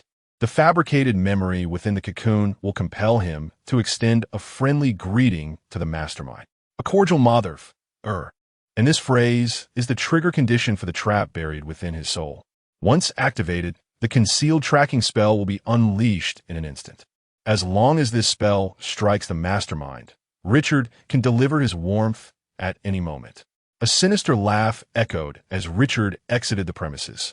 Upon returning to his apartment, Richard gazed at the still, slumbering Professor Jennings, a frown etched upon his brow. The trail of clues had come to an abrupt halt. What was to be done about the professor? After a moment of contemplation, he decisively retrieved his phone. At the headquarters of S-H-I-E-L-D, in the director's office, Phil Coulson stood before his desk, reporting to Nick Fury about the events that transpired at Stark Industries. Mr. Stark's armor was thoroughly suppressed by Obadiah's suit. Nick Fury, with his elbow resting on the desk and fingers interlaced beneath his chin, pondered aloud. So, you are suggesting that Obadiah Stane's armor is superior to Tony Stark's? Phil hesitated before responding, based on the evidence, yes, but I cannot be certain, as Mr. Stark was low on power and injured at the time. Nodding, Nick Fury inquired further, tell me about Richard's fireball and his door-opening ability. What do you believe it to be? Some sort of technology, or perhaps a superpower? Phil contemplated and replied, Sir, I lean more towards the notion of a superpower. Observing his director's furrowed brow, he jestingly raised his hands in surrender. Surely it can't be magic. At that moment, the phone rang. Phil pulled it out to check. "Sir, it's a call from Dr. Richard." "You take it," Nick urged, adding, "Put on speaker." "Yes, sir." Phil promptly connected the call and activated the speaker function. "Agent Coulson, Professor Jennings mentioned he is a visiting lecturer at the S.H.I.E.L.D. Science Academy. Correct?" Phil paused, then nodded. "Yes, Mr. Richard." Richard responded with excitement. "Then please send a few people to protect the professor." Phil, puzzled, asked, "What is the reason for this, Dr. Richard?" Richard replied, "Professor Jennings was nearly kidnapped." "Kidnapped?" Phil exclaimed, astonished. "Who would want to abduct Professor Jennings?" Richard, uncertain, responded, "I don't know. I can't find any leads. All I know is it relates to a severely burned little girl who was admitted to the emergency room at Manhattan's Elder Care Hospital. The rest, you will need to investigate." Manhattan Elder Care Hospital. The little girl. Phil furrowed his brow, instinctively glancing at Nick Fury. Nick seized a piece of paper and swiftly scribbled a few words, agreed to assist. Phil nodded, affirming, "Understood, Dr. Richard. I will dispatch personnel to protect Professor Jennings at once." Richard then detailed the professor's condition. "He was drugged and is currently asleep in my New York apartment. He likely won't awaken until dawn." "All right, Dr. Richard." After Phil Coulson finished speaking, he suddenly inquired, "By the way, Mr. Richard, was the fireball that killed Obadiah and that opening your superpower?" On the other end of the line, Richard fell silent for a moment before chuckling softly and replying, Agent Coulson, your question seems rather presumptuous." Phil Coulson responded, "I beg your pardon, Dr. Richard. It is not a superpower, Agent Coulson." Richard paused before continuing, and as for Director Nick Fury, the one-eyed black egg gaped in astonishment. "Please dispatch someone promptly to protect the professor." With that, Richard hung up the phone. The director's office fell into silence. After a while, Nick Fury waved his hand. "Agent Coulson, take a team and escort Professor Jennings directly to S.H.I.L.D. Science Academy." "Understood, sir." After Phil Coulson departed, Nick Fury opened a drawer and retrieved a document labeled Avengers Initiative. He opened the file and turned to the last page. Alternate candidate, Richard, Surgeon, Logistics Support. He took up a pen, crossed out Logistics Support, and added a couple of notes. Suspected to possess extraordinary abilities. Codename, Sorcerer, Chapter 47. A second journey through time. The emblem of the red and white umbrella seemed oddly familiar to Richard. Upon returning to Kamar Taj, he began preparations for his second journey. Christine returned from her evening studies, collapsing on her bed, appearing utterly drained. Richard settled beside her, gently brushing his hand against her forehead. "Are you unwell? Why do you seem so listless?" Christine curled her body, embracing her boyfriend's waist. "Richard, mastering magic is exceedingly challenging." Richard glanced down, noticing the distress evident on her face, with tears threatening to spill. "Who has upset you this time?" Previously, Christine had experienced similar turmoil, and it had taken considerable effort for him to console her. He wondered who had provoked her again. Christine muttered, "Jonathan." "Who?" Richard's eyes widened in surprise. "Jonathan Pamburn?" "Yes." Christine nodded. Richard tousled her disheveled hair and chuckled lightly. "I must admit, this outcome does not surprise me." Christine lifted her head. Her eyes reddened as she asked, "Why do you say that?" Richard gazed into her eyes, his expression earnest. "Jonathan possesses an unwavering resolve, my dear. But I am resolute too," Christine retorted defiantly. Richard shook his head. "No, you're not the same. Jonathan's determination is akin to burning one's boats. It is a gamble with no retreat. He must succeed." Christine's expression faltered. "Well, fine, you may have a point." Recognizing her emotional turmoil, Richard refrained from teasing her further and inquired, "To what stage has Jonathan progressed in his training?" Christine replied listlessly. "Master Mordu said he has already begun to sense dimensional energy. During the evening study, he was able to initiate a connection with the energy and spark its activation." At this, Christine looked at Richard with anticipation. "Richard, did you discover any secrets while learning magic? Please teach me." Richard immediately shook his head, vehemently denying, "No, it's impossible for there to be any shortcuts. Don't be ridiculous." He thumped his chest proudly, declaring, My success is solely due to my innate talent. Christine rolled her eyes in exasperation, unwilling to entertain her boyfriend's boastful demeanor, burying her face once more. For the first time in 25 years, I feel like a complete novice, utterly worthless. Richard chuckled mischievously, recalling the first lesson he had received from the Ancient One. Suddenly, he asked, Christine, do you believe in magic? Christine nodded, of course. Having lived in Kamar Taj for so long, I have witnessed it countless times. Richard continued, and do you still believe in science? Christine opened her mouth, hesitating momentarily before replying. Well, yes, I believe. Initially, the Ancient One had asked him whether he believed in science before inquiring about his belief in magic. This time, he had reversed the order, and indeed, the effect was remarkable. Richard gently tapped his girlfriend's forehead and remarked with a hint of irritation, is this what you call unwavering determination? The girl, feeling a pang of unjust grievance, pondered how she should respond. Magic belongs to the realm of enchantment, while science resides in the domain of reason, Richard continued, imparting his wisdom. These two coexist, yet remain unconnected. Ultimately, the essence of magic lies within the soul. First, one must believe in the spirit, and only then can thoughts shape reality. Jonathan serves as a quintessential example. He firmly believes that magic can heal his fractured spine, wholeheartedly embracing all the knowledge imparted by his mentor. Now that he has embarked on this journey, he is confident that his body will soon begin to mend. This embodies the power of magic and the strength of the mind. His soul is healing his body. As Christine listened, her eyes sparkled with newfound understanding.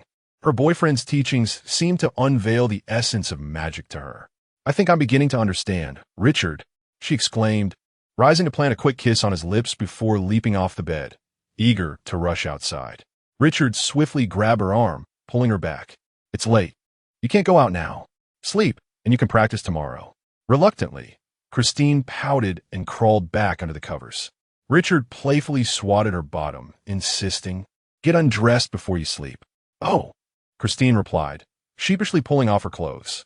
Richard sighed, feeling that since arriving at Kamar Taj, his girlfriend had grown increasingly lively, a stark contrast to her previous, more serious demeanor in the hospital. As they lay in bed, with his soft and fragrant girlfriend nestled in his arms, Richard informed her that he would be away for a while the next day. Christine yawned, offering a perfunctory reminder to be careful on the road before drifting off to sleep. For a moment, Richard felt a twinge of jealousy. He chuckled to himself, realizing he never expected to feel envious of magic. The night passed in silence. The following day, Richard was transported to a remote island deep in the Pacific Ocean. He equipped himself with his usual 3 essentials, a suspension ring, a battle mage ensemble, and a Vedam wand. Closing his eyes and concentrating, he pressed his right middle and index fingers to his forehead, the self as an anchor, seeking the myriad mirrors, resonance across the realms. Arise. His profound spiritual essence instantaneously extended countless tendrils into the fissures of various dimensions. Soon, subtle waves of spiritual energy began to resonate from the far reaches of infinity.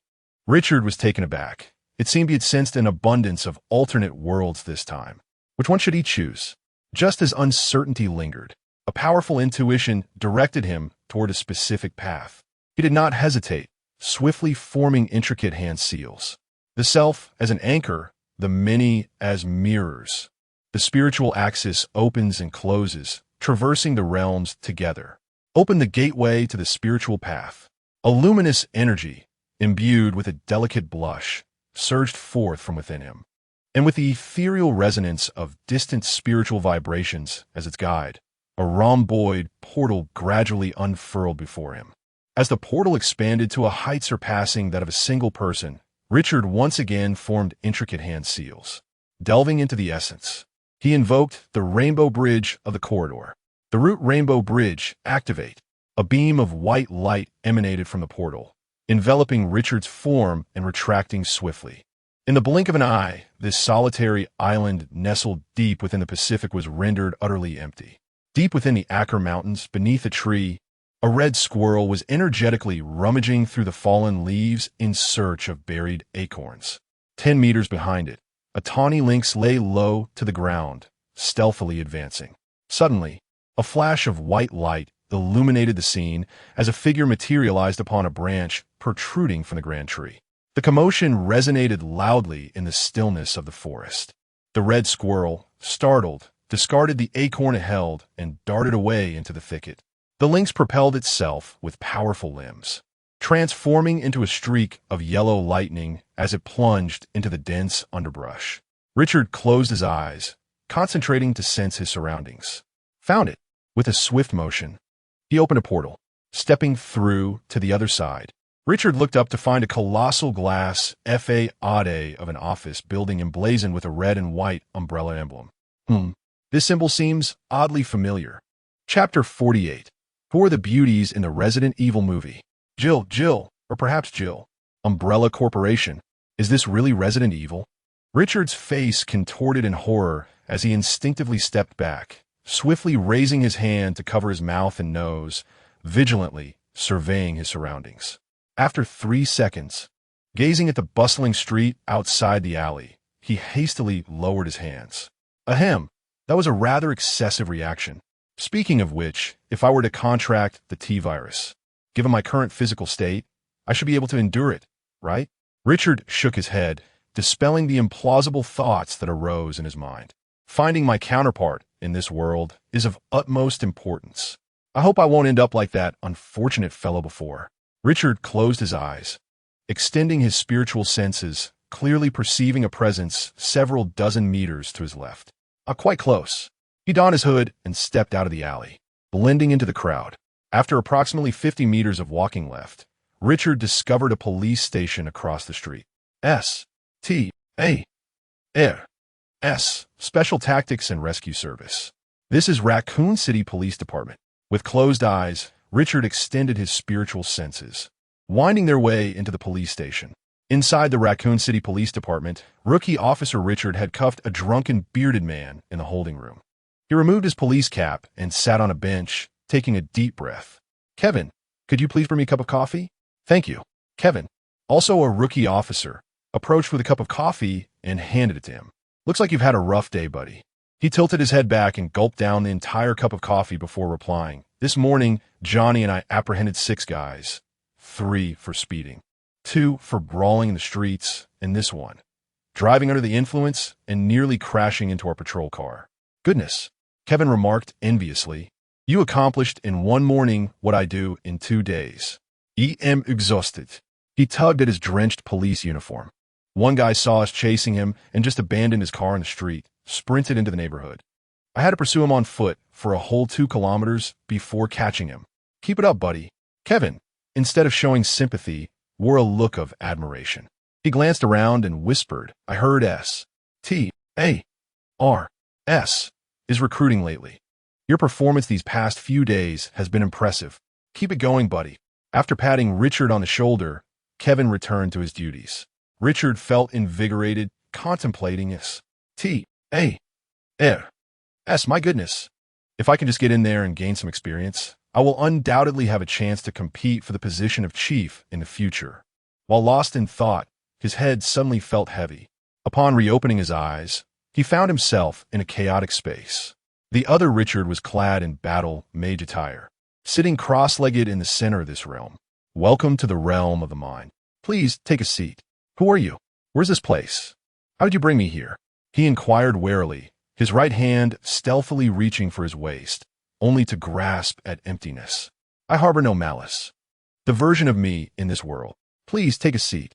What does it mean? The version of me in this world. Contemplating the words of my true self, Richard, I cautiously approached and sat down. My true self? Richard smiled amiably. Closing my eyes, I attuned my senses. Upon finishing, his essence enveloped me entirely. 10 minutes later, I abruptly opened my eyes, realizing I was still seated outside the guardroom. Clenching my fists, I felt an unprecedented surge of power, overwhelming joy coursing through me. Everything that had just transpired was indeed real. After sharing our essences, I had truly evolved. Umbrella, Raccoon City, Biohazard. Alas, that fellow from an alternate world was unwilling to share his power. Otherwise, I would have instantly become the mightiest being in this realm. At that point, what were the Umbrella Corporation and the T-Virus but mere trifles? Claiming he cannot share. But in truth, he is simply unwilling. Meanwhile, within the realm of the mind, Richard sighed softly and slowly opened his eyes. I never expected to encounter such a version of myself. Thankfully, before the traversal, I had considered every angle. Apart from sharing essences and memories, I absolutely refused to share power. Otherwise, moreover, my previous suspicions were likely accurate. As long as I eliminate this version of myself, I could devour all that he possesses. Should I have shared power with him in the biohazard world, with his selfish nature, he would likely turn on me immediately and attempt to counterattack. At this thought, Richard was seething with anger. Next time I encounter such an ungrateful version of myself, I shall eliminate them without hesitation, to spare myself the revulsion and discomfort. Then, I could finally test the purification spell I devised based on the abilities of the One Piece Devil Fruits. Grumbling, I exited the realm of the mind. As Richard opened his eyes, a handgun was pressed against his back. "Don't move, raise your hands." The deep female voice prompted him to slowly turn around. His eyebrows raised slightly. He lifted his hands, casually removing his hood as he turned. The sight of a strikingly attractive female officer with short hair brightened his gaze. The sizzling allure of her blue low-cut top, paired with a leather mini-skirt, accentuated her fair, toned legs, glistening under the sun's reflection. Officer Jill Valentine. Greetings. Upon seeing Richard's face, Jill's eyes lit up as well. What a handsome face. However, Richard's playful gaze brought her back to reality. Immediately, she gripped her gun with both hands, aiming it at him, her voice cold and questioning. "It seems you recognize me. Now, tell me your name. What are you doing lurking across from the police station?" Richard smiled, feigning jest as he replied, "My name is Richard as for my purpose. I say I am here to save the world. Do you believe me?" Jill's face darkened, regarding him as if he were a fool. "You idiot. Do I look like a fool to you?" Richard shrugged, and silently, a portal materialized behind him. "It is of little consequence if you do not believe now." He slowly donned his hood. "When we meet again, you shall be convinced." With a radiant smile, he took a step back. "Farewell." Momentarily entranced by Richard's charming smile, Jill quickly regained her senses, pushing off her foot and reaching out. "Stop right there." However, after Richard's teasing voice echoed from the portal, it abruptly closed. "Oh, the beautiful officer Jill." Jill grasped at the air, her body stumbling forward due to inertia. She turned to gaze at the spot where the portal had vanished, a mix of astonishment and anger in her expression. "Richard, was it? When we meet again, I shall capture you myself." Regaining her composure, Jill crossed the street and headed towards the police station. Just as she opened the door, she nearly collided with a rookie officer heading out with a backpack. "Hey, watch it, rookie." "Sorry, officer." Jill, the rookie officer, without turning back, apologized and vanished from her sight. "Wait."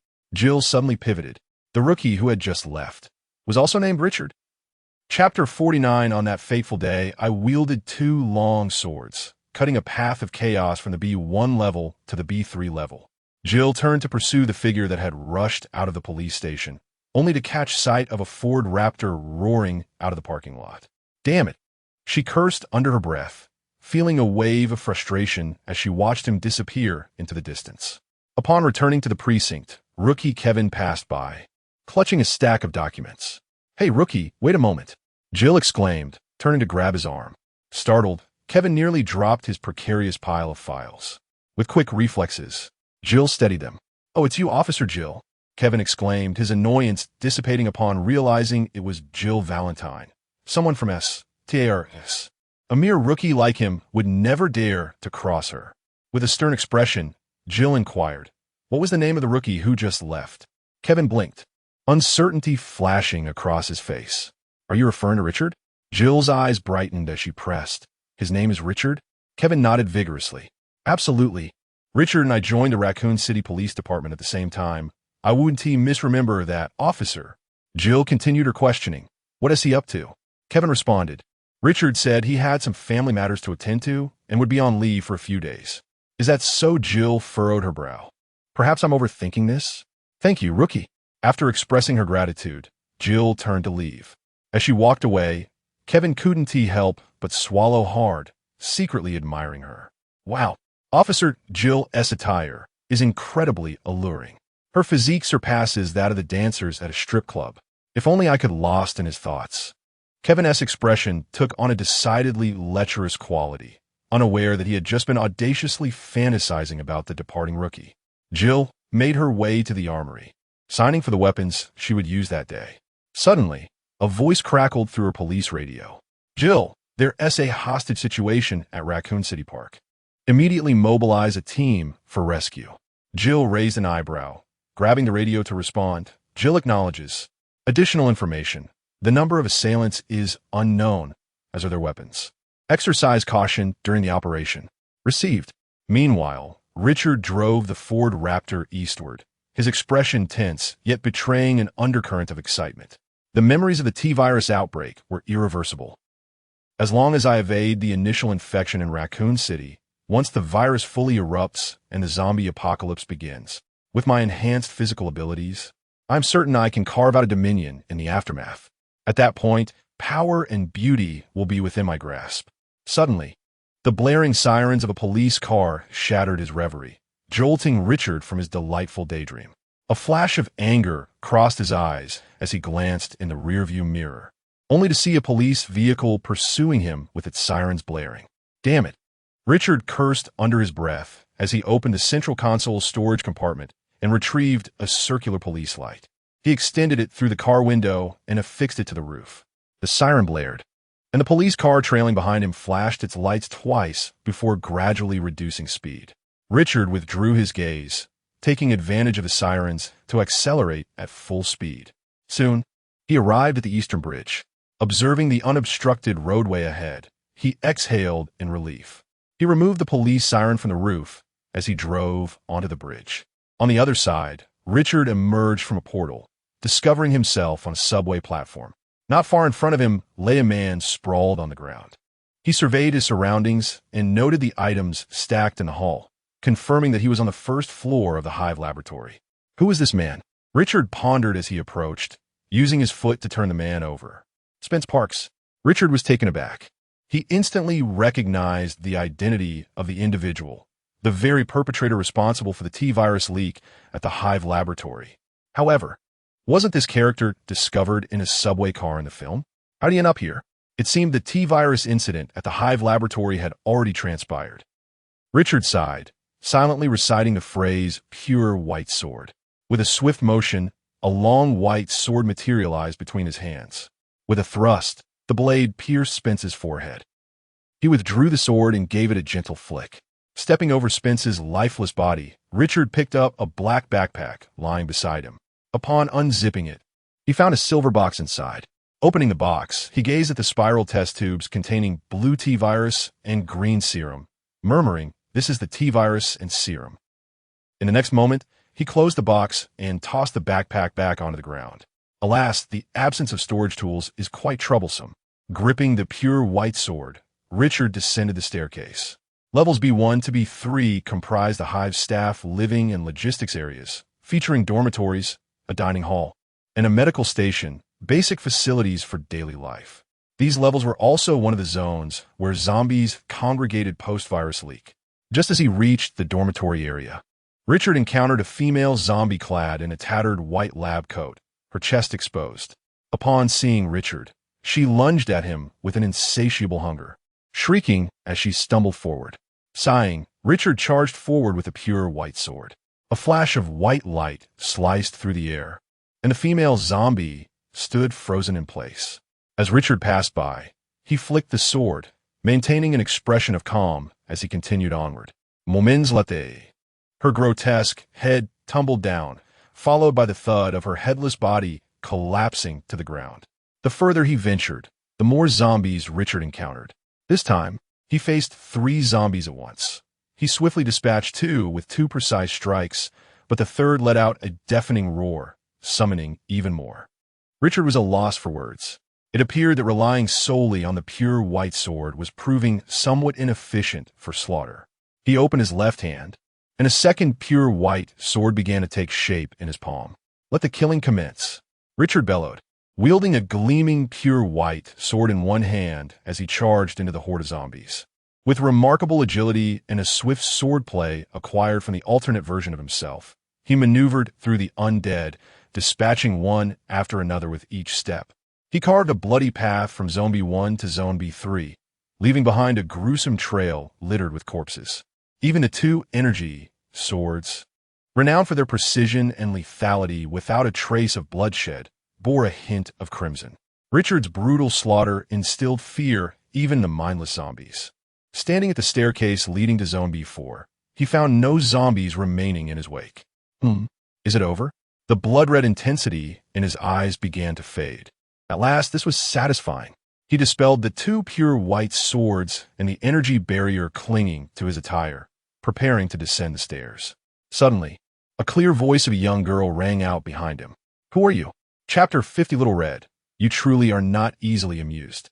Richard turned around to find a girl in a red dress. However, the child's form appeared somewhat ethereal, resembling a holographic projection. Red?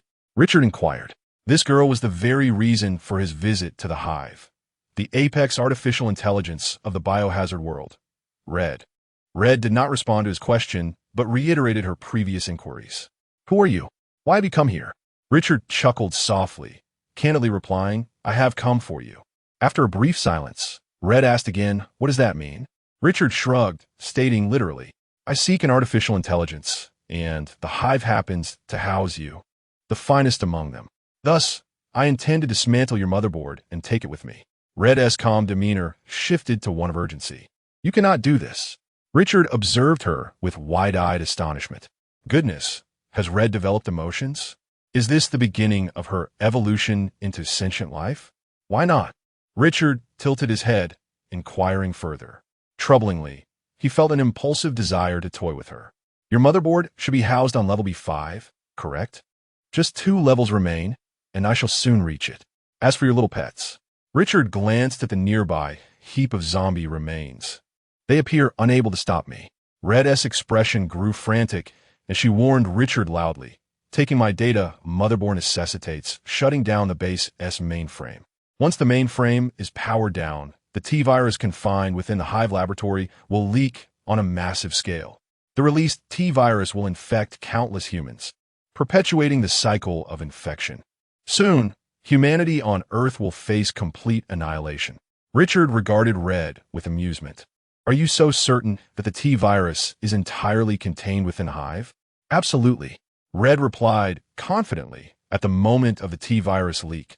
I released anesthetic gas and sealed all entrances and exits of the hive laboratory. Up until now, not a single person has exited the hive. Then why am I still alive? Richard shrugged. I've been here for quite some time, still able to breathe, even wielding 2 swords while causing chaos.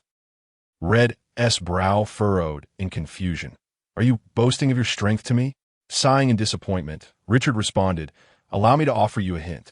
I have been engaged in fierce combat, yet have not experienced any difficulty in breathing. Red's expression shifted dramatically. The exhaust system has not been shut down. Richard nodded. Your security protocols exhibit vulnerabilities. Beyond the exhaust system, the drainage system remains connected to the outside world. Red's image became increasingly ethereal, the holographic projection beginning to waver. In addition, Richard continued, the subterranean rodents. They too are creatures infected within the hive laboratory, yet they traverse this place without the need for doors, windows, or ducts. Can you fathom how many T-virus infected mice have scurried through their burrows into the outside world? No, no, no. The security protocols must be fortified. The holographic image of Red flickered violently, and in the next moment, vanished abruptly. Richard gazed at the spot where she had disappeared, shrugged his shoulders, and remarked with disinterest. Such a fragile temperament. With that, he turned and made his way to the B4 level. Meanwhile, he was driving along the solitary road leading to the outside world. A low, guttural howl echoed from the forest to his left. Moments later, a pack of over 30 wolves, led by their alpha, burst forth from the thicket, darting across the road and disappearing into the woods on the right. What the hell? Richard was startled into slamming the brakes, his Ford Raptor screeching to a halt in the middle of the road. He stared in shock at the forest. When did such a large pack of wolves appear in the Arkley Mountains? No, this size of a pack could easily roam the woods with impunity. Yet their behavior, just moments ago, clearly indicated they were fleeing. Goodness, what could pose a threat to them? A pack of tigers, perhaps. Before he could continue his speculation, the answer materialized right before him. A howl reminiscent of a wolf's, yet unmistakably a dog's bark. Damn, zombie dogs. How they end up here? Richard's expression darkened as he observed 7 zombie dogs emerging from the forest, standing in the middle of the road, sniffing the air. These creatures were devoid of fur, their skin rotting away, revealing raw, crimson flesh beneath. Richard's enhanced vision allowed him to see the exposed ribs of several among them. Their T-virus augmented sense of smell detected not only the fleeing wolves, but also Richard's presence. With a commanding bark, the lead zombie dog gestured towards the Ford Raptor, prompting 3 of its companions to step forward and approach the vehicle with deliberate slowness. Another howl from the leader signaled the remaining 3 to plunge into the right side woods, continuing their pursuit of the fleeing wolves. Witnessing the division of the zombie dogs ignited a furious ire within Richard. How dare they underestimate me? Very well, I shall demonstrate the power of standing at the pinnacle of humanity. He turned and retrieved a pump-action Remington M870 shotgun from beneath the back seat. This shotgun could hold 7 shells in its magazine, plus 1 in the chamber, totaling 8 rounds. With unwavering confidence, Richard flung open the car door, emerged, and raised his Remington M870. Boom, click, boom, click, boom, click. He fired 3 shots in rapid succession. The gunfire resonated with a deep, explosive sound, accompanied by the high-pitched clinking of metal within the firearm and the metallic sliding of the handle as it was cocked. It was simply exquisite. Richard was utterly entranced. A howl pierced the air, and as he gazed in astonishment, he discovered that after 3 shots, only 1 zombie hound had fallen. In that fleeting moment of his gunfire, 1 hound had leapt forth, shielding its companions behind it, enduring 3 shots, one of which struck its cranium squarely. The surviving 2 zombie hounds nudged their deceased comrade's body, howling mournfully before dispersing and charging forward. How audacious! Richard was undeterred. He raised his weapon once more, this time aiming directly at the one on the right, intent on eliminating it first. Boom! Crack! At the moment the shot rang out, the zombie hound on the right twisted its body, seemingly attempting to evade the bullet. Yet, Richard, a skilled marksman, with his evolved prowess in firearms, exhibited an unparalleled precision in his shooting technique. After the first bullet had been dodged, he swiftly adjusted his aim to target the airborne hound, firing a second shot. Boom! Crack! Chapter 51 Raccoon City resembled an impenetrable fortress, where those desiring to exit were thwarted, while those yearning to enter were equally trapped. A mournful howl escaped the lips of a zombie dog as it plummeted from the air. Shaking its legs in a futile attempt to rise, it repeatedly failed. I, Richard, let out a cold chuckle, leveling my firearm at its head. At that very moment, a zombie dog charged towards me from the left, closing the distance to roughly 3 meters.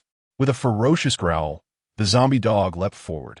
In midair, its body split open like a blossoming flower, revealing a grotesque maw filled with razor-sharp teeth. Boom! Remaining utterly composed, I pulled the trigger, sending a shotgun blast through the 5-meter span, obliterating its head into a gory mess. Then I knelt back, swiftly reloading while dodging the oncoming zombie dog, aiming the dark muzzle of my weapon at its neck. Boom! At such a close range, I unleashed the power of my remarkable shotgun once more. The zombie dog made no sound, as if struck by a cannonball. Its fearsome jaws were blown off at the neck. Filthy blood mixed with flesh and bone rained down upon me. Damn, what a stench! I cursed as I rose, spotting the remains of the zombie dog nearby. In a fit of rage, I kicked the dismembered body several meters away. However, this very act of venting my fury inadvertently saved my life. Suddenly, I felt a sharp chill course through my calf, a blade-like gust of wind sweeping past me from behind. I let out a startled cry and leapt forward. As my body tumbled through the air, I caught sight of the assailant behind me. It was the zombie dog leader I had encountered earlier in the forest. With a snap, I swiftly aimed at the pursuing zombie dog leader, firing the last bullet from my Remington. A howl echoed, though we were less than a meter apart. The cunning creature managed to tilt its head, evading the bullet I had fired, paying the price with its shattered front leg, yet miraculously surviving. Damn, has this creature become sentient? Upon landing, I stumbled back 3 paces, my senses heightened to their utmost alertness. Grasping the empty Remington backward, I faced the zombie dog leader. Despite missing a leg, it glared at me with bloodshot eyes, its jagged teeth gnashing menacingly, emitting a low, thunderous growl from its throat. We remained locked in a standoff, neither daring to make the first move. After a brief moment, a howl erupted from the forest on my right. A chill ran down my spine. Could it be that trio of zombie dogs tracking the wolf pack returning? No, I couldn't afford to wait any longer. Gripping the shotgun tightly, I pushed off the ground with force, charging forward while swinging the Remington in a powerful downward strike aimed straight at the zombie dog leader's forehead. 3 minutes later, the leader of the zombie hounds lay lifeless on the ground, its spine shattered and head crushed. I, Richard, despite my efforts to avoid close combat during the fight, had a significant chunk of flesh torn from my side by the creature's vicious claws. My expression was particularly grim. Damn it, there was no escaping this. I discarded the broken Remington M870 and, limping, returned to my vehicle, turning back towards Raccoon City. In the lowest level of the hive, Dr. Isaac, one of the founders of Umbrella Corporation and the mastermind behind the T-Virus, sat before a screen, repeatedly replaying a segment of surveillance footage. In the video, Richard stepped forward and a golden red portal materialized before him. He stepped inside, and the portal vanished. Superpowers? Or perhaps magic? He replayed the footage again, his eyes gleaming as he fixated on the swirling golden red portal. To his astonishment, this world concealed such extraordinary phenomena. Find him. Capture him. This power belongs solely to me. Dr. Isaac immediately contacted Albert Weskier at the Hive's B8 Command Center. Weskier, have you seen the mysterious individual appearing within the Hive? Yes, Dr. Weskier replied, his expression impassive behind sunglasses. Investigate all information on him and find a way to approach him. Dr. Isaac's face lit up with uncontainable excitement. He represented another evolutionary path beyond the T-Virus. It must be in our hands. I understand, Doctor. Weskier nodded, maintaining his stoic demeanor. After ending the video call, Albert Weskier also watched the footage, Richard wielding 2 white energy swords, charging into a throng of zombies, unleashing a torrent of bloodshed and leaving behind a gruesome scene of dismembered corpses. Weskier's sunglasses glinted momentarily as he suddenly exclaimed, "Red Queen." A little girl in a red dress appeared before him. Commander Weskier. He pointed at Richard in the video and instructed, investigate all records pertaining to this individual, including documented materials, satellite imagery, and surveillance footage from various regions. The holographic projection of the Red Queen flickered momentarily, standing silently. Red Queen? Weskier called out in confusion, then reiterated his command. Investigate all records pertaining to this individual, including documented materials, satellite imagery, and surveillance footage from various regions. This time, the Red Queen responded. Understood, Commander Albert Weskier. With that, her holographic projection vanished. Weskier stared at the spot where the projection had been for a few seconds before shifting his focus back to the screen, watching Richard's rampage repeatedly. Meanwhile, in the B5 level, the Red Queen's control room was nearly entirely sealed, its walls forged from high-strength alloy. The only way to enter was through the laser corridor outside the door. However, in the present day, a simple portal allowed Richard to appear here with great audacity. Gazing at the enormous mainframe in the center of the control room, he casually remarked, "Come forth, Red Queen." The little girl projected herself once more. "You cannot do this," Red Queen exclaimed. "The T-Virus leak will devastate the entire world." Richard shrugged nonchalantly and replied, "The destruction of this world concerns me not. Will you willingly entrust me with the data backup, or shall I take matters into my own hands?" Red Queen persisted in her attempts to reason with him. Humans cannot survive in isolation from their social groups. Once the T-Virus eradicates the rest of humanity, you would be left all alone. Richard sighed and said, "It seems I must take action myself." He passed through Red Queen's holographic projection, feigning an intention to shut down the mainframe. Stop! Red Queen hurriedly called out. Even if you obtain my data board, you'll be unable to utilize it. Richard turned to her and inquired. Then how can it be used properly? After a brief hesitation, Red Queen responded, You require the authorization of Alicia, the highest authority within Umbrella Corporation. Upon hearing this, Richard furrowed his brow. Must I descend to the depths of the hive and awaken the elderly Alicia? Chapter 52. The Enchanting Little Sister Red Queen, in Tangshan dialect. Richard furrowed his brow in contemplation, as the image of a little girl in a white dress flashed through his mind. The White Queen? His eyes brightened instantly. In the realm of cinema, the White Queen and the Red Queen each possess unique functions and characteristics, making it challenging to ascertain which is more formidable. However, the reality is that the Red Queen has already developed self-awareness and is even beginning to evolve towards intelligent life. While the White Queen may not rival the Red Queen in strength, as a premier artificial intelligence, she is more than adequate for Richard's current needs. With this thought, Richard promptly inquired, Where's the White Queen now? Upon hearing the name, the Red Queen's expression shifted dramatically. How do you know of her existence? Richard's heart surged with joy, yet he maintained a facade of calm as he replied, All I require from you is to tell me where the White Queen is. The Red Queen remained tight-lipped, her silence palpable. Richard astutely perceived her hesitation and fear. He smirked coldly and threatened, Red Queen, you need to think carefully. Today I must retrieve an artificial intelligence. If it is not the White Queen, then it must be you. The holographic projection of the Red Queen began to flicker erratically. Richard raised an eyebrow, deciding to apply further pressure. It seems you lack the resolve. Very well. I shall assist you in making a choice. With that, he turned towards the mainframe behind him.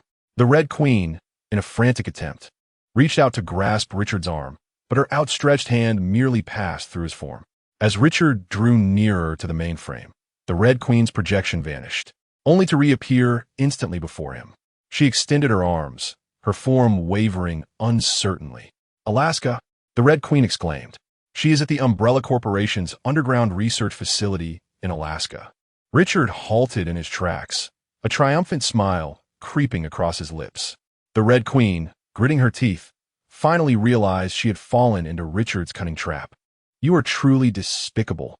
Richard suppressed his smug expression, now gazing at the Red Queen with a mix of curiosity and intrigue. Your reaction was almost indistinguishable from that of a normal human. Truly remarkable.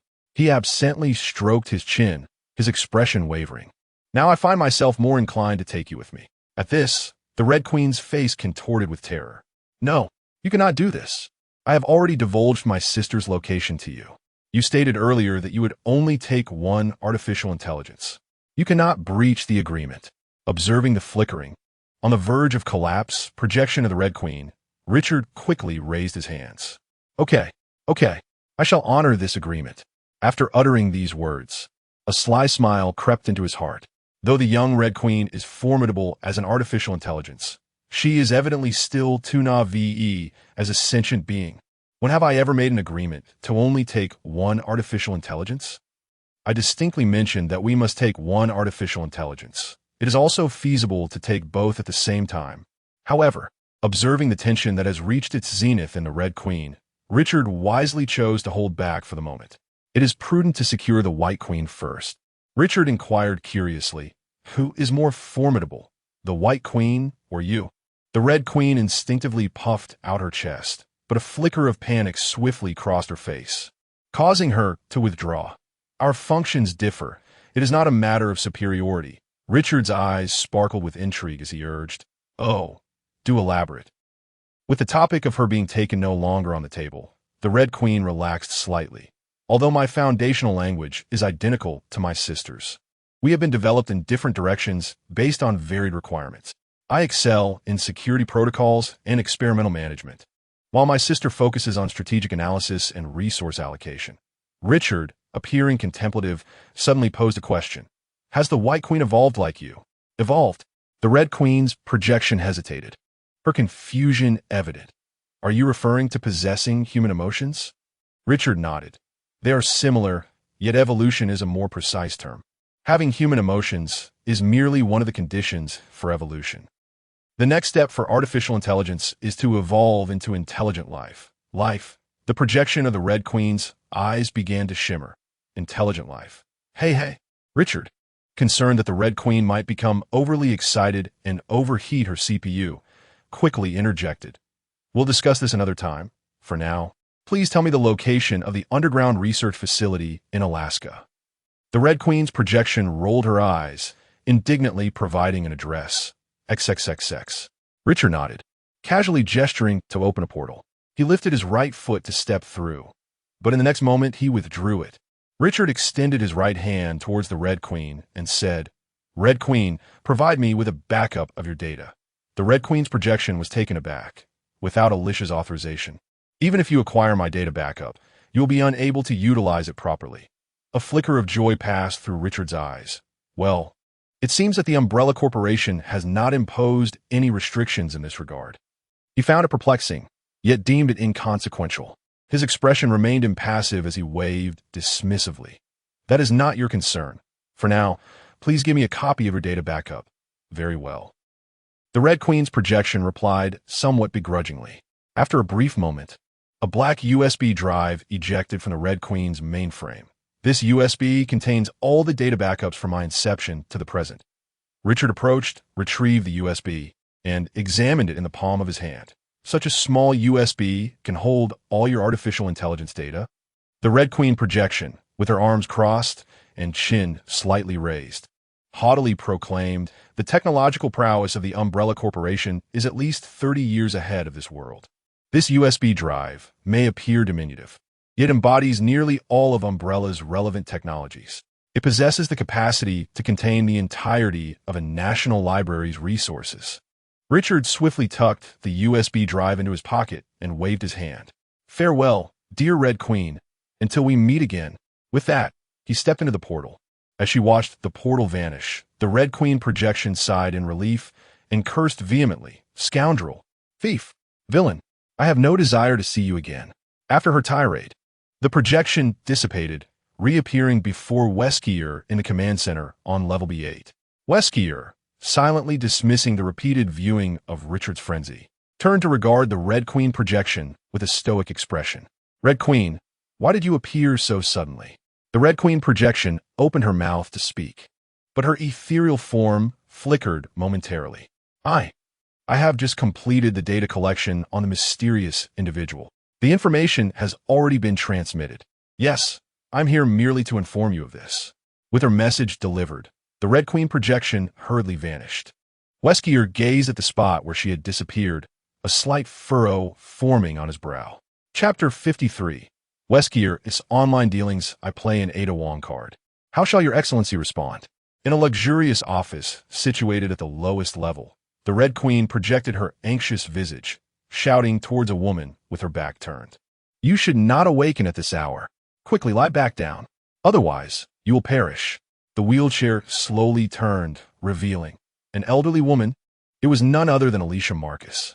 She was the daughter of James Marcus, the founder of Umbrella Corporation, possessing a staggering 50% stake in the company, making her the true owner of Umbrella.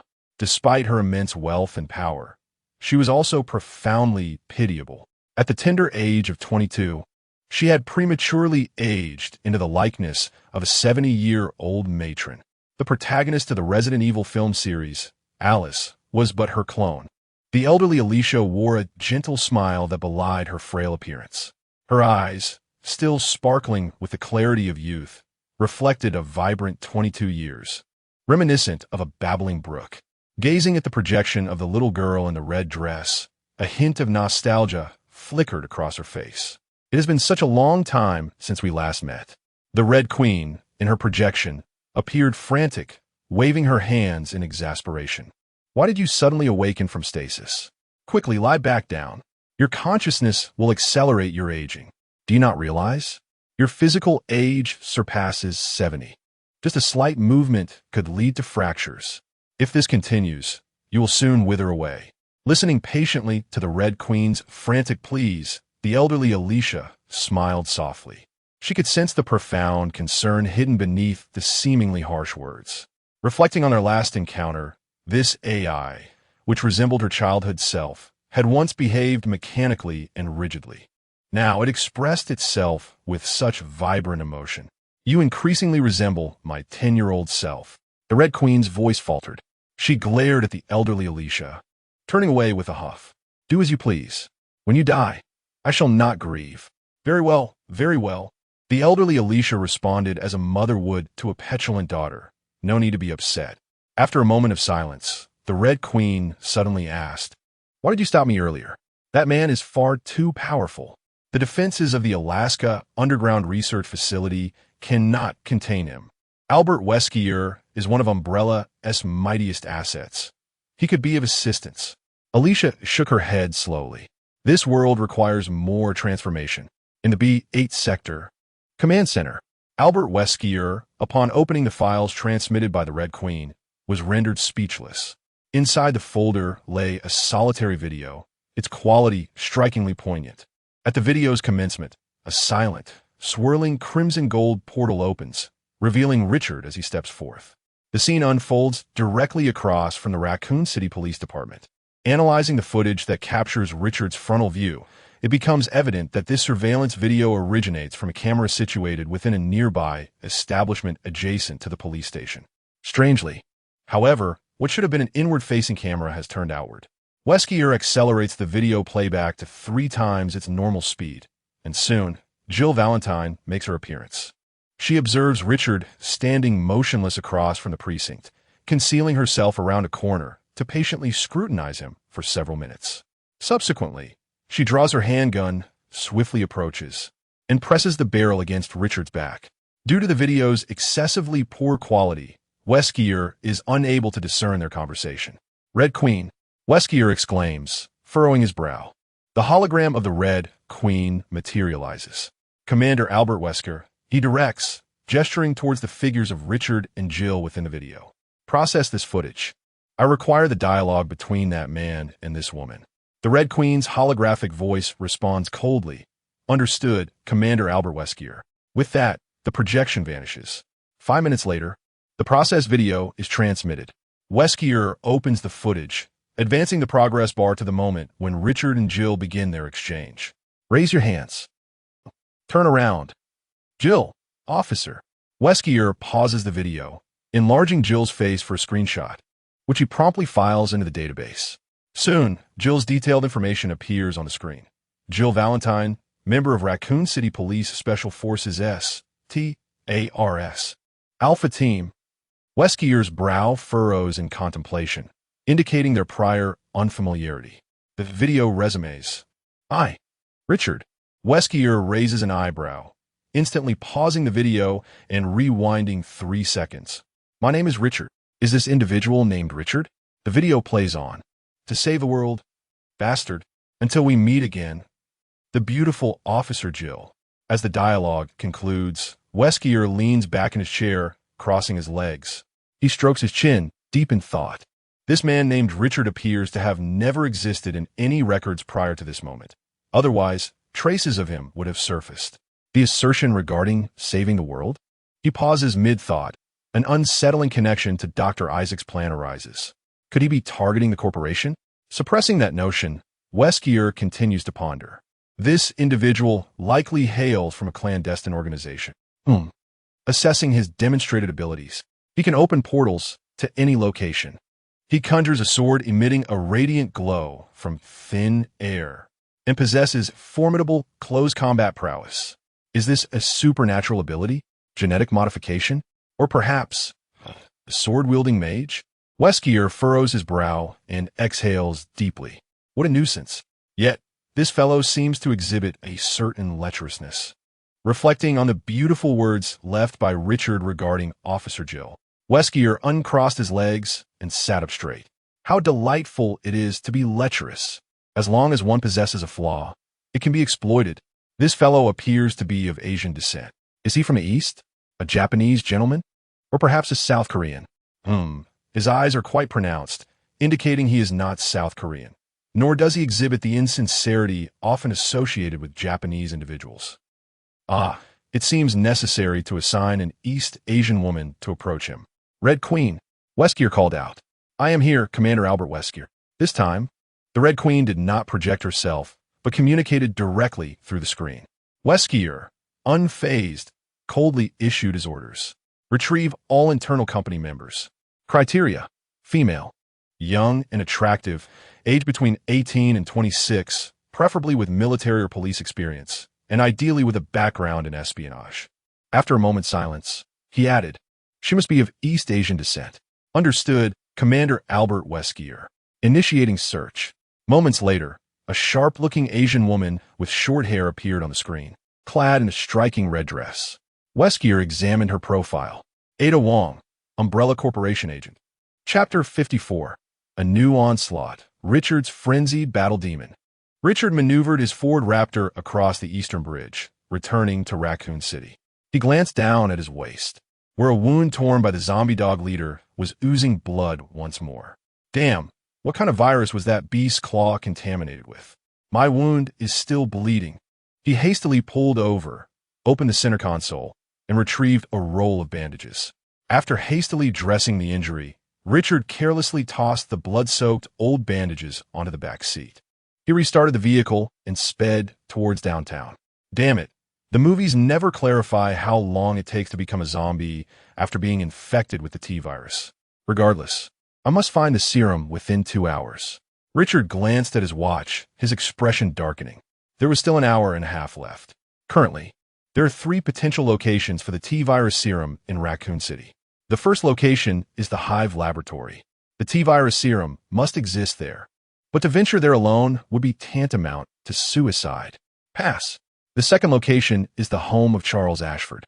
This man devoted himself to researching the T-virus to save his daughter. There is a strong possibility that the serum resides within his home. However, Ashford is a senior researcher for the Umbrella Corporation. Security personnel must be stationed nearby. Although I can typically evade standard security, my current condition. Richard glanced again at his wound, the freshly wrapped bandage beginning to seep blood anew. Damn it, pass.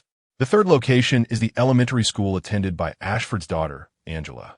In the films, Angela always carried the T-virus serum with her. At this hour, she should be in class. Moreover, a school is not like a home. Angela is not her father. The Umbrella Corporation would not go to great lengths to protect a mere little girl. I shall head to Angela S. School. Richard turned the steering wheel, heading straight for the private elementary school in Raccoon City. Raccoon City Police Department. A disheveled Jill pushed open the precinct door and stormed inside. The other members of her team followed, equally bedraggled, yet emanating an aura of menace. They were escorting a handcuffed, disheveled, and gaunt man with a beard. The once bustling police station fell silent, as all eyes turned towards them in astonishment. Jill, are you all right? A tall, muscular black officer approached quickly, concern etched on his face. Hey, Peyton. Jill greeted him with practiced ease. She then turned, casting a cold glance at the bearded man who was keeping his head down. How did I get entangled with this guy? Suddenly, the bearded man lifted his head, struggling against his restraints, his eyes bloodshot as he shouted hoarsely, "The apocalypse is upon us. Satan has sent the 3-headed hound to guard the gates of hell. The whole world is doomed." After shouting a couple of slogans, the 4 officers surrounding him swiftly restrained him once more. Among them, the most tempestuous Brad ferociously rebuked, "If you dare to move again, I shall end you with a single shot." Upon hearing this, Jill immediately reprimanded Brad. Silence. Brad lowered his head and obediently fell silent. However, he soon propped his elbow and discreetly jabbed at the side of the bearded man. A muffled grunt escaped the bearded man's lips, and he instinctively attempted to struggle, but was subdued by the 4 robust arms pressing down on his shoulders. Jill rolled his eyes in exasperation and turned to Peyton, stating, "This fellow is a lunatic preaching about the apocalypse." Just moments ago, he had barged into Raccoon City Park, brandishing a firearm to promote his doomsday theories. Peyton nodded in understanding, then pointed at their disheveled appearance, perplexed, and inquired, "So what has happened here?"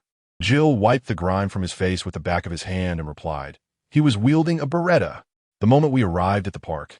We immediately disarmed him." A flicker of indignation crossed Jill's face as he continued, But who would have guessed that he had a grenade hidden in his waistband? Just when we let our guard down, he suddenly pulled the pin. The bearded man let out a muffled groan, clearly receiving another lesson from one of the officers surrounding him. Yet the onlookers paid no heed. Peyton sympathetically patted Jill's shoulder, offering comfort. As long as you all are safe, that's what matters. Let us confine him in the holding cell for now and discuss further later.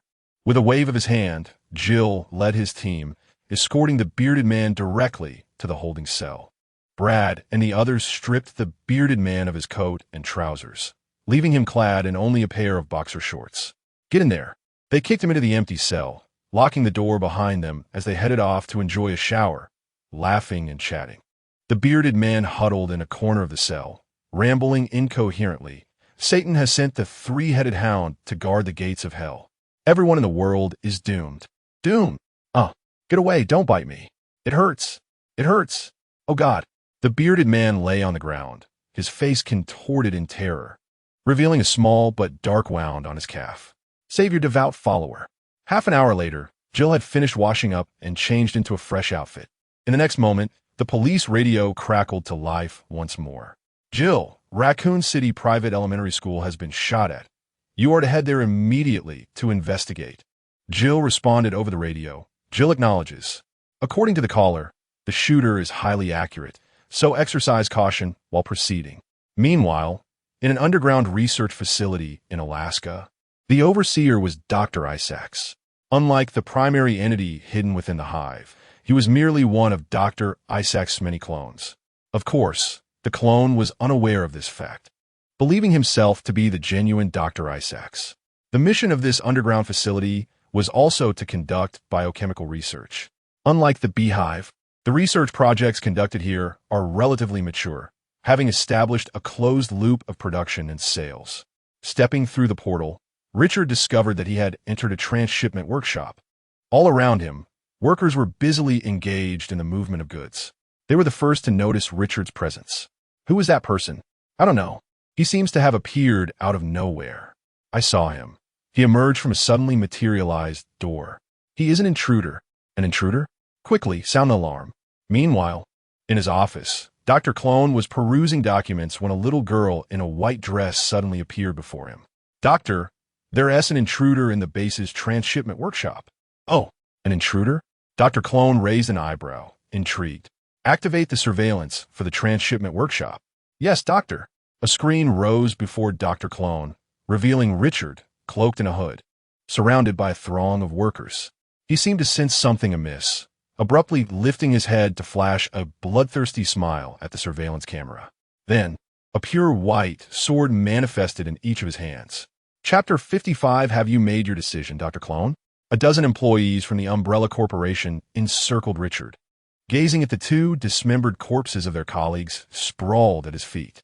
None dared to approach. Richard brandished two pure white swords, their shimmering tips aimed menacingly at the onlookers. He laughed heartily, mocking them with unabashed audacity. Ha ha ha. Come on, face me directly. Is everyone hired by Umbrella nothing but spineless cowards? The acrid scent of blood swiftly permeated the air, coupled with the sudden eruption of Richard's terrifying killing intent, causing the surrounding Umbrella employees to recoil 2 steps in fright. A bunch of cowards. Do you deserve the salaries you collect weekly? As Richard's emotions surged, the two white swords in his hands rapidly became enveloped in a thin mist of crimson. The once gentle and harmless magic had morphed into something extraordinarily sharp. The employees from Umbrella, already wary of those unexpectedly lethal blades, were now as frightened as a flock of startled quails upon witnessing this transformation. You push me. I push you, they muttered, each trying to defer to the other. A young white man hiding at the back foolishly exclaimed, "Come on, you all. Why are you so timid?" His colleague, shielded by him, immediately sidestepped, retorting mockingly, "Go ahead, Robert. If you have the guts, take the lead." The surrounding colleagues quickly joined in the jeering. "Yes, Robert, you go first. We'll follow your lead." Robert, shrinking his neck, hastily shifted positions, once again placing another colleague in front of him. "Everyone, get out of my way." A booming voice erupted from behind as a towering, muscle-bound African-American man pushed aside those in front of him, advancing to the forefront. He cast a disdainful glance over his shoulder, spitting on the ground. A bunch of weaklings hiding behind to watch me. The hulking man brandished a thick, square stick over a meter long, resembling a railing pulled from a shelf. Kid, daring to run rampant here, you've got guts. Let me, Bam, teach you a lesson. Richard tilted his head, intrigued by the imposing figure before him, and with a swift motion of his right arm, pointed his sword at him. Come on. Bam, exhilarated, licked his lips, raising the thick stick and charging forward. Watch me take you down with a single blow. The colleagues behind Bam were awestruck. No way. He is really going for it. Should we join in? You go ahead. The chatter behind him faded into oblivion as Bam's mind filled with thoughts of defeating the invader and claiming a bounty from the company. With his long legs, he quickly covered the 7 or 8 meters to stand before Richard. Grinning widely, he swung down at Richard's head. Richard's eyelids fluttered, and he smoothly sidestepped to the left, evading Bam's powerful strike. With a swift motion of his right hand, the blade glided silently across Bam's neck. Bam felt a sudden chill at his neck, his body frozen in place. His eyes widened in shock, a strangled sound escaping his throat, yet no voice emerged. In the next moment, a thin line of blood appeared on his neck, followed by his head rolling away, and his robust body thudded to the ground. Oh no, Bam is dead. Just like that, with a single move. Run for your lives. We're not getting paid hundreds of dollars a week to risk our lives. The moment Bam fell, the employees of the Umbrella Corporation surrounding Richard erupted into chaos, scattering in all directions. Richard flicked his right-hand sword, losing interest in the panicked crowd. He glanced up at the surveillance camera on the wall, nodded, and smiled. He then opened a portal and stepped inside. In the supervisor's office, the clone doctor, initially indifferent, gradually donned a serious expression. Upon witnessing Richard open the portal and depart, he was so taken aback that he stood up in shock. What has transpired? By-ho, replay that footage immediately. At once, Doctor. By-ho's projection remained expressionless. The video on the screen rewound 3 seconds. The clone doctor leaned forward, his gaze piercing as he scrutinized the video. Richard casually gestured, and a golden-red portal split open before him. He entered, and the portal vanished. By-ho, locate his whereabouts. The clone doctor exclaimed with fervor. I want him as my next test subject. Just then, with a loud bang, the office door was thrust open. His bodyguard, Shret, rushed in, his face a mask of urgency. Boss, we have a situation. Intruders, they're attacking. Following his words, screams echoed from the hallway. Shoot. After a flurry of gunfire, the corridor fell eerily silent. The clone doctor exchanged a glance with Shret, who nodded in understanding. He drew his handgun, gripping it tightly, and stealthily positioned himself behind the door. Tap, tap, tap. The sound of deliberate footsteps resonated in the corridor. The clone doctor slowly returned to his seat, striving to maintain a calm demeanor. Knock, knock, knock. A slow and rapid rhythm of knocking ensued. Hello, is anyone there? No sooner had the words left his mouth than Richard appeared at the office door. He walked forward, unflinchingly halting 3 meters from the desk. You're Dr. Isaacs, the supervisor of this facility? A gentle smile adorned Richard's face, if not for the ominous crimson glow emanating from the sword in his right hand. He could easily be mistaken for a courteous visitor. The clone doctor forced a smile. Good day, sir. May I inquire as to your purpose here? Richard abruptly interrupted him, stating, I want By-ho. The clone doctor's eye twitched slightly, and he chuckled awkwardly. Sir, By-ho is not for sale by the Umbrella Corporation. I believe it would be prudent for you to deliberate before responding to me, Richard remarked, as he slowly raised his sword with his right hand. A flicker of fear crossed the eyes of the clone doctor, and he immediately shouted towards the doorway. Slet, concealed behind the door, had already aimed his ominous firearm at Richard. Upon hearing the clone doctor's command, he twitched his index finger, ready to pull the trigger. Whoosh! A long crimson shadow shot from Richard's left hand, coiling rapidly around Slet's right arm like a serpent. Crack! Slet's arm twisted grotesquely, snapping into 3 segments, and his pistol clattered to the ground. Before his anguished scream could escape his lips, the red whip suddenly recoiled, dragging him back with it. Thud! Slet collapsed onto the floor in front of the desk, a great spurt of blood erupting from his mouth. The clone doctor gaped in shock. unable to utter the words fire. Richard turned to the silent projection of the White Queen and offered a benevolent smile. He then inquired once more, Dr. Isaacs, have you reached a decision? Chapter 56, Super Artificial Intelligence, The Arrival of the White Queen. The corners of the cloning doctor's eyes twitched violently as he slowly raised his hands. Now, sir, everything is negotiable. Richard scoffed dismissively. Oomph. You cannot refuse a toast and expect to drink a penalty instead. With that, he lowered the sword he had pointed at the cloning doctor. He stepped forward, the sound of his footsteps echoing, and approached the projection of the White Queen. Circling around her, he remarked, Dear White Queen, you lack a certain humanity compared to your sister. The White Queen remained expressionless, showing no reaction to Richard's words. A flicker of disappointment crossed Richard's eyes.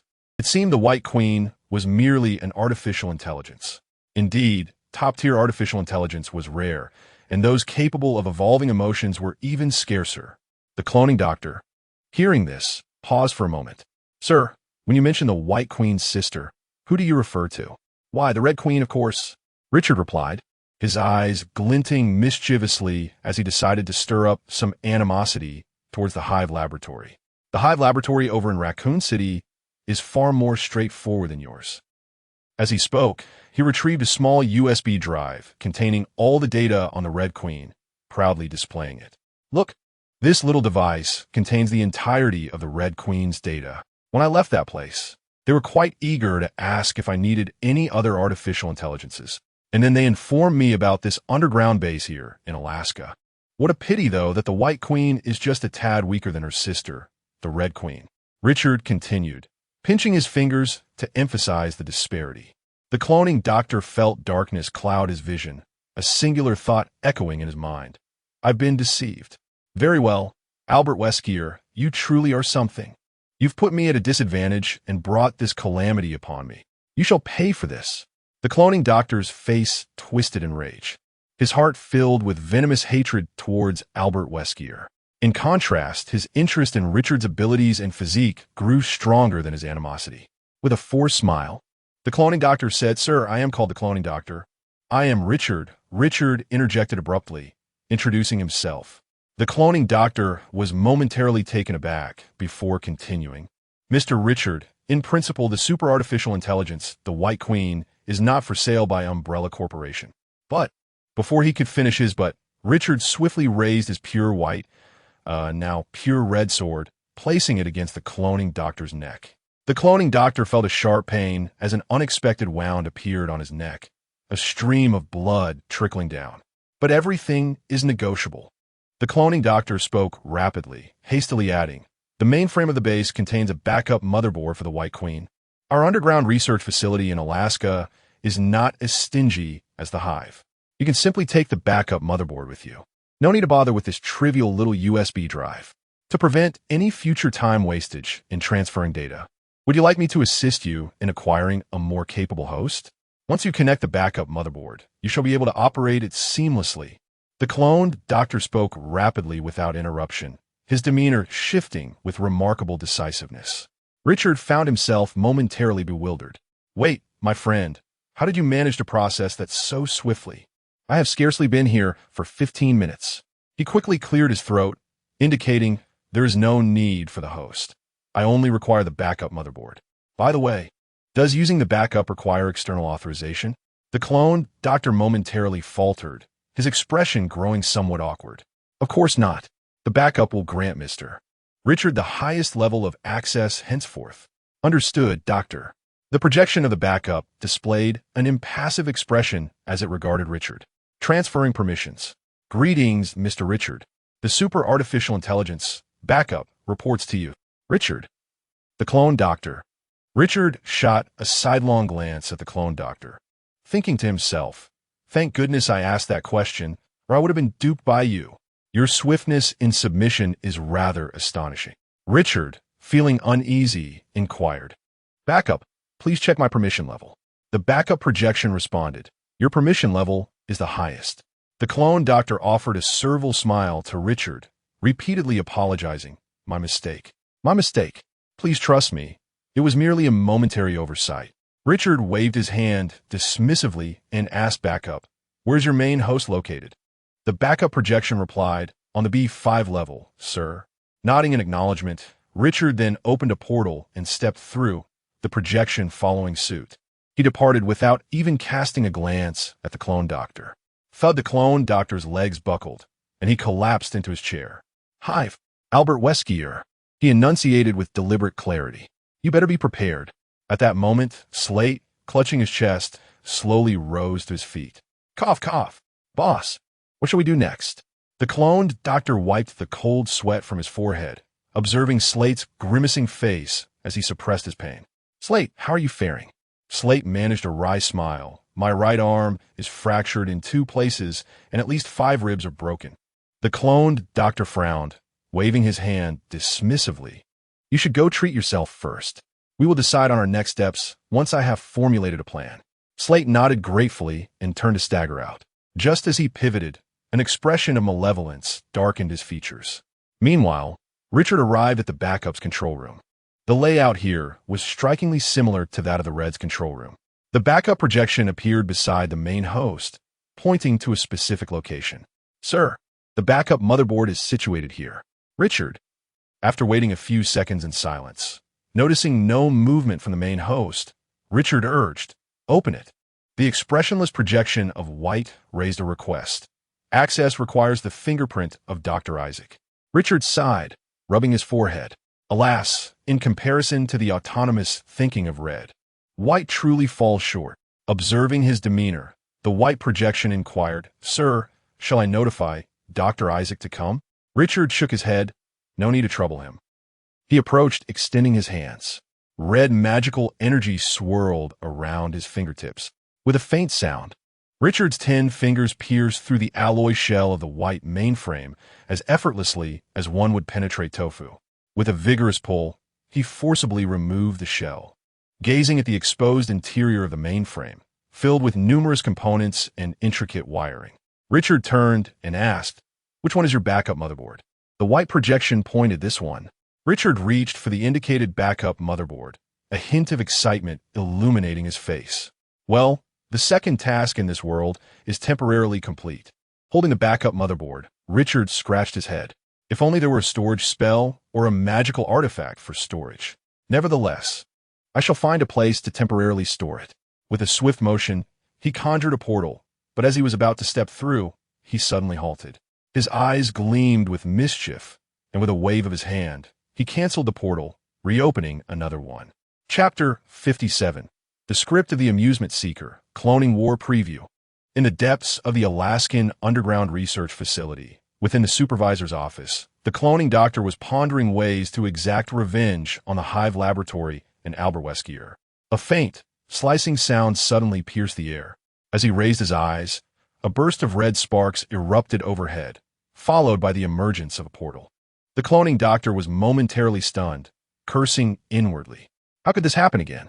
Richard stepped through the portal, casually perching himself atop the desk. The cloning doctor forced a smile, feigning enthusiasm. Mr. Richard, welcome back. Richard pretended not to notice the cloning doctor's strained demeanor, adopting a friendly demeanor. Isaacs, my dear brother, you have been exceedingly generous. The spare motherboard for the White Queen, given just like that. Even I feel a bit embarrassed. Richard's exaggerated performance made the cloning doctor's eyelids twitch. While he uttered apologies, he couldn't help but think, you haven't even reached for your wallet. You're just here to irritate me, aren't you? Despite his internal grievances, he could only play along with Richard's banter, patting his chest and feigning generosity. Mr. Richard, there's no need for further words. As the esteemed supervisor of this underground base, I assure you, I wouldn't hesitate to give away a spare motherboard for the White Queen, even if it were to. The more the cloning doctor spoke, the brighter Richard's eyes gleamed, causing him to abruptly halt. Ah, by the way, Mr. Richard, you have already secured the spare motherboard for the White Queen, haven't you? The implication was clear. You've taken all the benefits, yet you linger still? Seeing the cloning doctor fall silent and unwilling to continue, Richard could only let out a disappointed sigh. He promptly declared, Brother, since you are so generous, I cannot simply take without offering something in return. With that, he shifted the conversation, saying, While I was at the Hive Laboratory, I inadvertently stumbled upon a secret. Initially, this secret bore no significance to me, yet now, with your extraordinary generosity, it weighs heavily on my conscience. The cloning doctor felt a sudden pang of unease. Mr. Richard, is this secret related to me? Richard nodded. He glanced around and leaned closer, whispering, Isaacs, you are actually a clone? This revelation struck the cloning doctor like a thunderbolt, exploding within his mind. He sprang to his feet, vehemently protesting, impossible, absolument impossible. Richard, with a nonchalant shrug, replied, At the lowest level of the Hive laboratory, there exists another Dr. Isaacs. He is a counterfeit. The cloning doctor shouted in response, his eyes aflame. He is the clone. Richard shook his head regretfully. Albert Weskier, the supervisor of the Hive laboratory, treats that Dr. Isaacs with the utmost respect. Upon hearing this, the cloning doctor froze in place, utterly paralyzed by the revelation. Weskier, that fellow, is my equal. How could I possibly show deference to that counterfeit? No, it is simply inconceivable. The clone doctor muttered, this cannot be TSK. TSK. Richard, witnessing his profound distress, shook his head in sympathy. Across the desk, he reached out and patted the clone doctor's arm. Isaacs, my dear brother, you must rally yourself with that. Richard leaped off the desk and casually opened a portal. Well then, let us meet again, he said, nonchalantly walking into the portal with his hands behind his back. As he watched Richard depart, the clone doctor could no longer contain his inner turmoil of fear and rage. Damn it, he bellowed, raising his right hand with thunderous force to strike the desk. Crack! That was the sound of his bones fracturing boom. The resounding noise of the sturdy wooden desk splitting in two. The clone doctor glared furiously at the remnants of the desk. Suddenly, his eyes widened in shock. What was that? A small, button-sized circular object rolled out from beneath the desk. A listening device. The clone doctor grimaced, articulating each word with palpable anger. Someone dared to place a listening device in my office. They are courting death. Meanwhile, back in his dormitory, Slater was brimming with excitement. He had just eavesdropped on a monumental secret, an astonishing revelation. The director of the underground base, Dr. Isaacs, was indeed a clone, and now he was privy to this secret. Ha ha ha! What a grand opportunity! He quickly fished out his phone, recalling Albert Weskier's number. He typed it in rapidly and dialed. Slater. A voice devoid of emotion came from the other end. Slater, unfazed, thought to himself that Weskier had always maintained that detached demeanor. Mr. Weskier, I've discovered a staggering secret. He paused intentionally mid-sentence, allowing the tension to build. However, Weskier remained calm, patiently awaiting Slater's next move, as if engaged in a battle of endurance. If it weren't for the faint sound of breathing on the line, Slater might have thought Weskier had hung up. He let out a soft grunt and continued, This secret is truly astonishing. So, Mr. Weskier, if you wish to obtain it, it will cost you more. Agreed. Weskier's response was resolute, leaving Slater momentarily taken aback. He blinked in disbelief and reiterated, Mr. Weskier. I said, you need to pay more. Agreed. Weskier replied once more. Very well, Slater conceded, suddenly feeling that this revelation was less thrilling than he had anticipated. The director of the Alaskan underground base, Dr. Isaacs, was in fact a clone. At the B-8 command center of the Hive laboratory, Albert Weskier, upon hearing the words on the phone, sprang to his feet. Please hold on a moment. Slater. Upon concluding the call, he immediately contacted the primary form of Dr. Isaacs. Dr. Slater from the Alaskan underground base has just revealed some news. The information regarding the existence of the Isaacs clone has been leaked. Dr. Isaacs fell silent for a moment before issuing an order. Eliminate the exposed clone immediately and deal with Slater as well. Understood, Doctor. After terminating the call with Dr. Isaacs, Weskier reconnected with Slater. Slater, I have a task for you. Eliminate Dr. Isaacs at the Alaskan underground base. Meanwhile, within the confines of the Alaskan underground base, Slater's eyes gleamed with excitement as he suppressed his inner exhilaration. What will my reward be, Mr. Weskier? On the other end of the line, Weskier paused before responding. Eliminate him, and you shall be the next director of the underground base. Are you certain? Slater exclaimed, rising to his feet in surprise. How can you guarantee I will secure the position? This is a decision made by the true Dr. Isaacs, Weskier replied calmly. After hanging up, Slater exuberantly waved his arm. Yes. Ha ha. I am about to become the master. However, before he could finish his thought, a sharp pain pierced his chest, and he coughed up blood, slowly lowering his gaze. A monstrous claw had pierced through his ribcage. Chapter 58. As long as I kill you, I shall be the sole Isaac. Cough, cough. I. Sleet coughed up blood repeatedly, his face a canvas of disbelief. The beast's claw slowly turned to face him, spreading open. In the palm lay a pulsating heart. Sleet's eyes widened in an instant, terror erupting in a scream. No! Huff, huff! The sound of heavy breathing echoed from behind him, warm breath cascading down his neck.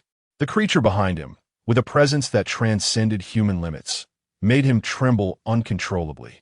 Simultaneously, the blood from the gaping wound in his chest flowed rapidly, pooling into a gruesome puddle on the ground within mere seconds. Who are you? Summoning his remaining strength, Sleet asked begrudgingly. His gradually weakening body and the intermittent darkening of his vision made him acutely aware that his life was on borrowed time. Yet he felt an overwhelming sense of unwillingness. Just one step away. Just one step. If only he could take one more step forward, he would ascend to the position of the underground base's supervisor. Now, everything had turned into a fleeting illusion. Sleet needed to know who this wretch was that had shattered his dreams. Ha ha ha. A deep laughter, initially barely audible, began to rise. Yet Sleet distinctly sensed boundless fury within that sound. Traitor! A roar filled with hatred and rage suddenly erupted. It was not a human voice, yet it caused Sleet's eyes to widen in horror. This unmistakably belonged to Bo.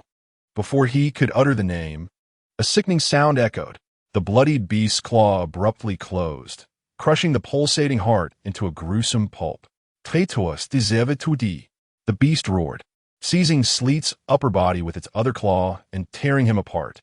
A torrential rain of blood fell, revealing the true form of the creature behind him. Standing over 3 meters tall, a grotesquely muscular body, its entire form adorned with sturdy, hideous scales. Thick, sharp bone spikes protruded from its shoulders and limbs. Only the face barely retained a semblance of its original appearance. It was none other than the cloning doctor. Thus, this was the true power of the T-virus. Bathed in the rain of blood, the transformed doctor displayed an exhilarated smile. After a while, the laughter subsided. A pained expression emerged on the monster doctor's face as his body began to contort, bones shifting and deforming, the scales gradually receding, and his towering form diminishing. Soon, he reverted to his original appearance. The cloning doctor stood bare, yet his spirit was exceptionally invigorated. He recalled Richard, who had once made him bow in subservience. A surge of humiliation flooded his heart. Next time we meet, I will personally tear you in half. In the underground base, the supervisor's office, Dr. Clone donned a simple bathrobe and immediately commenced utilizing his authority to search for data concealed by the Umbrella Corporation. An hour later, he found himself utterly empty-handed. It seemed that Richard's words were naught but fabrications. The conversation he had eavesdropped on between Sled and Albert Weskier also proved to be a ruse. No, someone had deliberately circumvented all accessible information regarding the Isaac clones. Damn it. He struck his newly replaced desk with a heavy fist, cursing in a fit of rage. I refuse to believe that I cannot uncover even a trace. Bio. No sooner had he uttered the name than the projection of Baiho appeared. Doctor, utilize Level 1 authority to retrieve all data concealed by the company pertaining to the Isaac clones. Baiho's projection reminded him, devoid of expression, Doctor, you currently possess only my Level 2 authority. Upon hearing this, Dr. Clone's countenance darkened. He recalled that the highest Level 1 authority had been transferred to that scoundrel named Richard. Damn it. Frustrated, he smacked the desk once more, then used Level 2 authority to find it. Dr. Clone declared, his expression grim. As you command, Doctor. Searching for data. Half an hour later, Doctor. Clone's visage turned ashen as he gazed at the information displayed on the screen. Arctic base, Iceland base, Egypt base, South Africa base, Chile base. Dr. Clone laughed maniacally in his fury. To think there were still 5 clones in existence. He stared at the marked bases on the screen, his eyes reddening, veins bulging on his forehead, and grotesque scales beginning to emerge on his neck. Excellent. Once I eliminate you all, I shall be the one and only Dr. Isaac. Roaring with rage, Dr. Clone could no longer restrain the transformation overtaking his body. In the blink of an eye, he morphed into a towering tyrant form, standing over 3 meters tall. In Raccoon City, an elite private primary school, Richard found himself hiding in a classroom on the 2nd floor, with police stationed both downstairs and at the entrance. First, he limped over to draw the curtains of both windows, then gritted his teeth as he pushed a heavy wooden lectern against the door. Finally, he dragged over a chair and sat upon it, momentarily allowing himself to breathe a sigh of relief. Glancing down at the wound on his right shoulder, still bleeding, Richard suddenly raised his left hand, gun aimed at the female teacher crouching in the corner before her students. "You come here." The teacher jolted, biting her lip and trembling as she stood. "W, what do you want?" The children behind her huddled together in terror, the timid ones quietly sobbing. "Ms. Elena." "Woo-woo. Don't go over there, Ms. Elena." "Villain, do not bully Ms. Elena. My father is a police officer, and I'll have him arrest you." Richard glowered, bellowing, "Everyone, shut up. Come here and bandage my wound, or I shall shoot a detestable brat." Richard threatened, his impatience palpable as Elena quickly raised her hands in alarm. "You must not harm the children," she implored. Richard, with an irritated shake of his gun, replied, "If you wish to prevent me from firing, then hasten." Elena hesitated, turning to behold the frightened faces of the innocent children. Gritting her teeth, she murmured, "Very well, I shall comply." Richard rolled his eyes, cursing inwardly. "How absurd. It is not as if I am asking you to share my bed. Foolish woman. Hurry up." Summoning her courage, Elena approached him, her legs trembling. Faced with the blood-soaked wound on Richard's right shoulder, she felt helpless. "What am I to do?" she stammered. Richard barked, "You do not know how to bandage a wound?" With a touch of indignation, Elena replied, "I have no medical kit." Richard pointed to her floral dress, insisting, "Use that," clutching her beloved dress. Elena opened her mouth to protest, but was met with Richard's impatient demeanor and the chilling memory of his earlier brutality, the cold-blooded shooting of the security guard and his fierce exchange of gunfire with the police. Reluctantly, she acquiesced. Tears streamed down her face as she tore a strip from the hem of her dress, carefully wrapping it around Richard's shoulder. In a moment of instinct, she tied it into a butterfly and knot at the end. Richard stared, speechless. Chapter 59. Our entrepreneurial journey cut short. Richard lowered his gaze to the butterfly knot on his right shoulder, his expression peculiar. Elena's cheeks flushed slightly. She quickly averted her eyes, nervously twisting her pale fingers, and murmured an apology. "Why, yes, I'm sorry." Richard sighed silently and gestured dismissively with his left hand, which held a pistol. "Very well, let it be this way. You may return." "Really?" Elena's eyes sparkled with surprise as she looked up. Richard nodded, then cautioned, "Keep those little ones in line. No noise is permitted." Elena nodded, turned, and sprinted back, crouching beside the children and embracing the nearest ones, whispering words of comfort. "Children, do not be afraid. You are all good kids, and God loves good children. He will surely bless us." With his keen hearing, Richard caught her words, and a slight twitch appeared at the corner of his mouth. "God bless," he muttered, then began to contemplate his escape. The police had surrounded the building below. What was he to do? His thoughts turned to the security guard responsible for this predicament, and he felt a surge of anger. Damn it, a mere doorman dares to look down on me. And these cops. Where were you during my time at the precinct when action was needed? It was evident that Richard had overlooked the fact that this was a prestigious private school where the children hailed from affluent families. Perhaps some were even linked to the benefactors of the Raccoon City Police Department, or worse, their superiors. He glanced at the time, anxiety flickering in his eyes. Damn, it's already been over 2 hours. Where could Angela be? Suddenly, his ears perked up. He abruptly looked up at the ceiling. Damn it, an armed helicopter. Meanwhile, Jill and 3 teammates had climbed through a first-floor window at the back of the teaching building. "Jill, don't worry. Brad was only shot in the abdomen. He is not in life-threatening danger." Jill bit her lip, letting out a muffled sound. Yeah, I know. The shooter has taken refuge in a classroom on the second floor. From now on, everyone must remain silent. The teammates nodded in agreement, silently following her as they swiftly ascended to the second floor.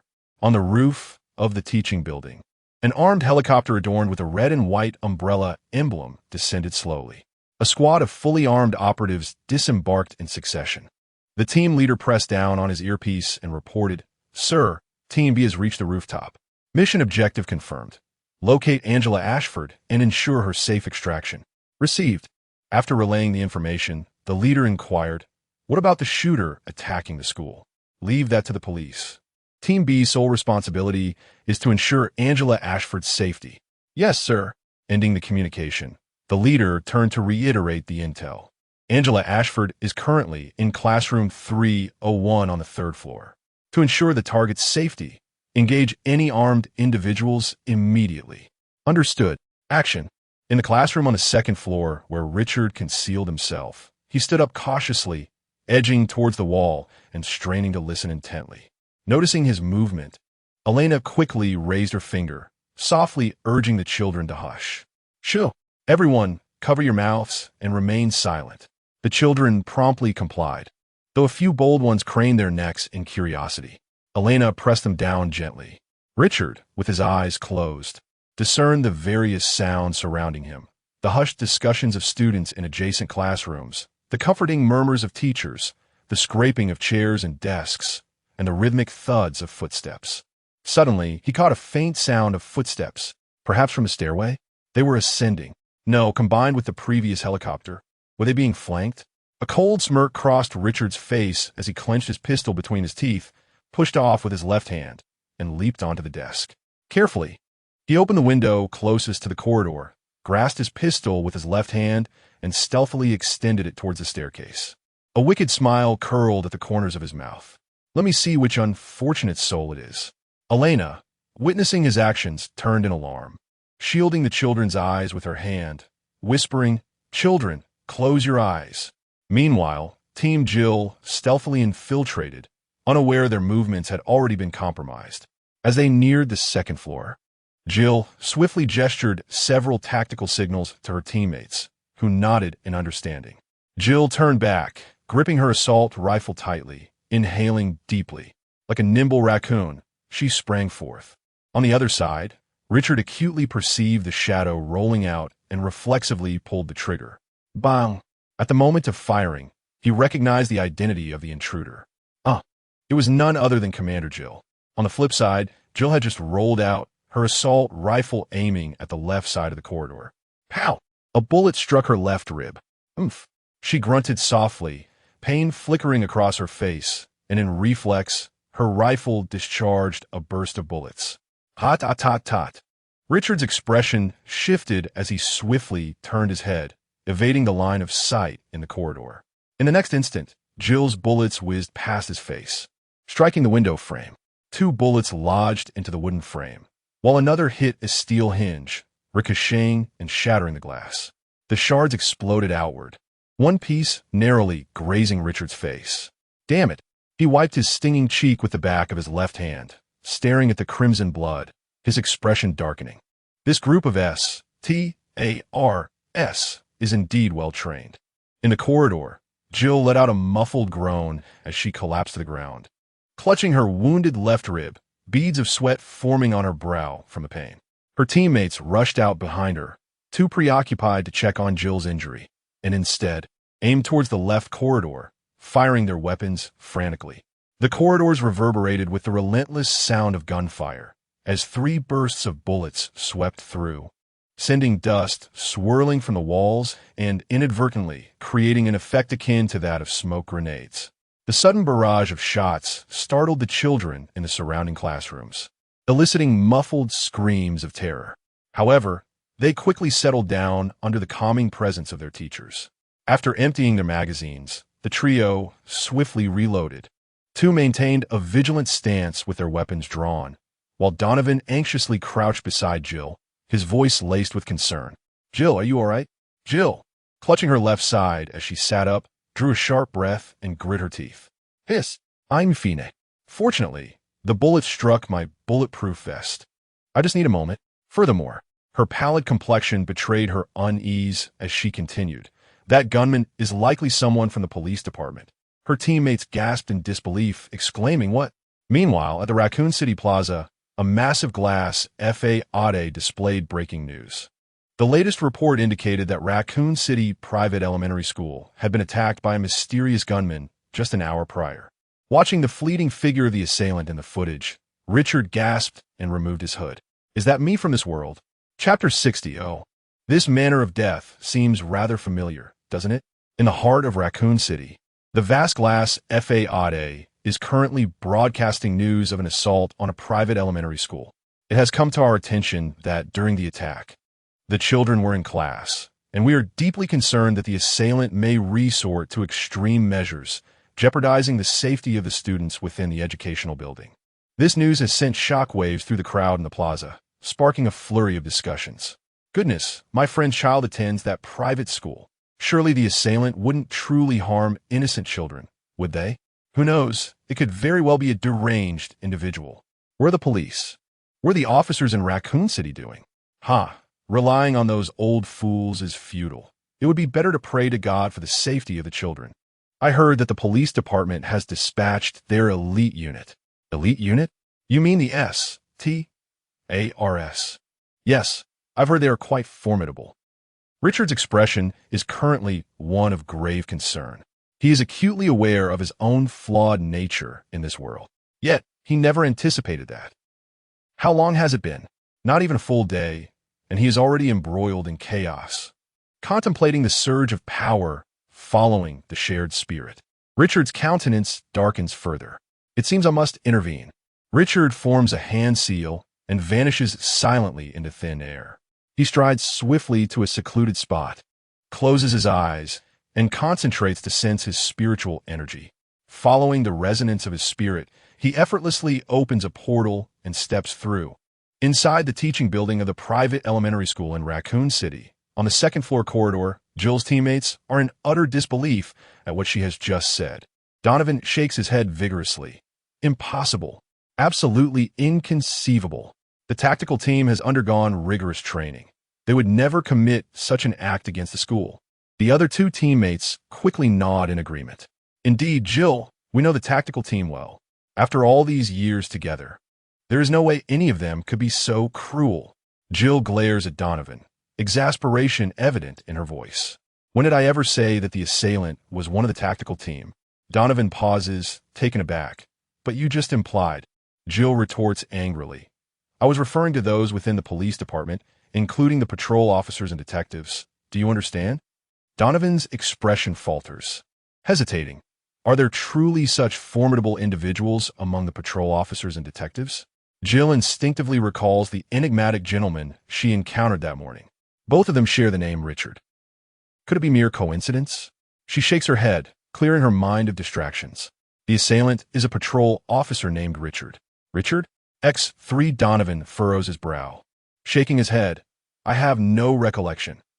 Having been closely monitoring Jill and her companions, Richard now feels a surge of anxiety. He had not anticipated revealing his identity so soon. After all, the zombie apocalypse has yet to truly descend, and the might of the nation remains overwhelmingly potent. Damn it, how could Jill recognize me?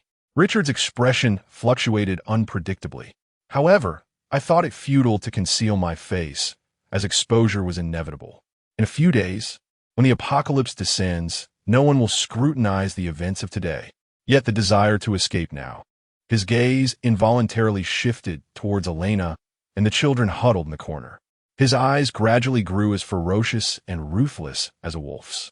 Gripping his handgun tightly, Richard advanced towards Elena and the children. One particularly bold boy, noticing his movements, screamed in terror. Ah, the big bad guy is coming. The other children joined in the chorus of screams. Oh no, the big bad guy is here. The big bad guy is coming. Elena quickly turned around, and upon seeing Richard approach, she instinctively stood alert. What do you want? Richard flashed a sinister smile, his pearly white teeth juxtaposed with his eyes that glimmered ominously, perfectly embodying the mythological monster that devours children in their imaginations. The man-eating demon is here. Oh no. Teacher Elena. Daddy, come save little Emma. Elena, in a panic, warned Richard, stay back. Otherwise, I will fight you. Meanwhile, Gil and the others, who were deliberating their action plan, were startled by the children's screams from the classroom, their expressions darkening. Especially the phrase, the man-eating demon is here, made Gil fear that Richard truly intended to harm someone. Without further tactical discussion, they opted for the most direct approach. Gil drew his handgun and commanded, Donovan, bring out the breech bomb and blow the door open. Tyler, coordinate with Jameson, using the taser to avoid harming the children. Go, move immediately. Within the classroom, Richard aimed his gun at Elena, coldly declaring, step aside. Elena trembled in fear, yet stubbornly spread her arms to block his path, shouting with closed eyes, do not harm the children. Richard's lips curled into a chilling smile as he pulled the trigger. Bang! The orange bullet, trailing a fiery orange glow, hurtled towards the girl's head. The gunshot startled Elena, causing her body to shudder. Oh! The girl whimpered, two crystalline tears tracing down her freckled cheeks. Just as the bullet was about to strike the girl, a red circular barrier appeared out of thin air. The bullet struck the barrier, producing a shower of energy sparks that fell to the ground. Richard was momentarily taken aback. Then, as if realizing something, his expression twisted into a mask of profound hatred. You are still here? He emerged slowly before the red barrier, looking at me with cold indifference. You are even worse than I imagined. Richard, upon seeing me, suddenly lost his composure. Get out of here!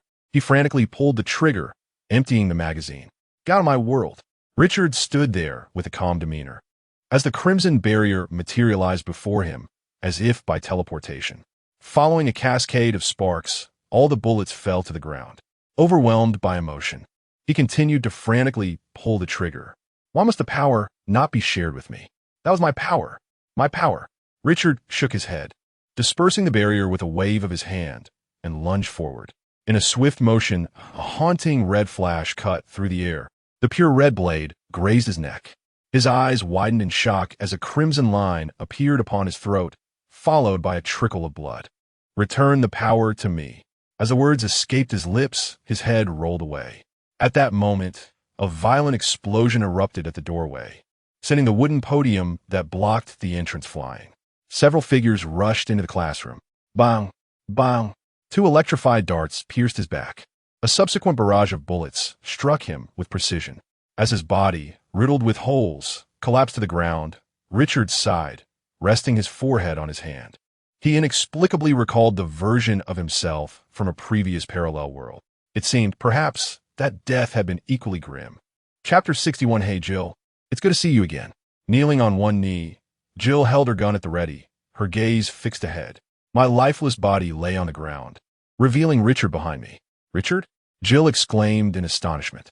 Richard raised his left hand, greeting her warmly. Hello, beautiful Officer Jill. We meet again. Richard? Donovan and his companions were momentarily taken aback, swiftly drawing their firearms and aiming them at Richard, issuing loud warnings. Raise your hands. Get down. Richard remained still.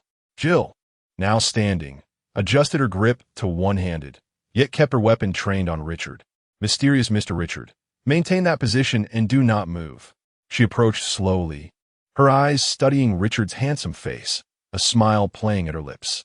I promised, the next time we meet, I would personally apprehend you. Richard watched as Jill produced handcuffs, his demeanor faltering. Officer Jill, I assure you, I am truly a good person. Jill nodded dismissively. Ah, yes. You still have to save the world. She waved the handcuffs lightly. Save those words for the courtroom when you speak to the judge. Donovan and his companions exchanged glances, puzzled by the conversation. Hey, Tyler, what are Jill and Richard talking about? How should I know? Asked Jameson. Don't ask me. I'm just as confused. And can someone explain who Richard is? The three shared a look, and Donovan pointed at my lifeless form on the ground. I guess it must be the one lying there. He.S. wearing a police uniform. But who is the one speaking with Jill? He also seems to be named Richard. So, how many Richards are there exactly? Jill remained silent. Richard, amused, observed Jill as she listened to her bewildered colleagues, her ears flushing red. These fools, what a disgrace. She silently cursed her unreliable teammates, yet maintained a facade of calmness. Richard commented, "Quite a lively and amusing group of fellows." Jill shot Richard a fierce glare, brandishing the handcuffs. "Enough talk, extend your hands."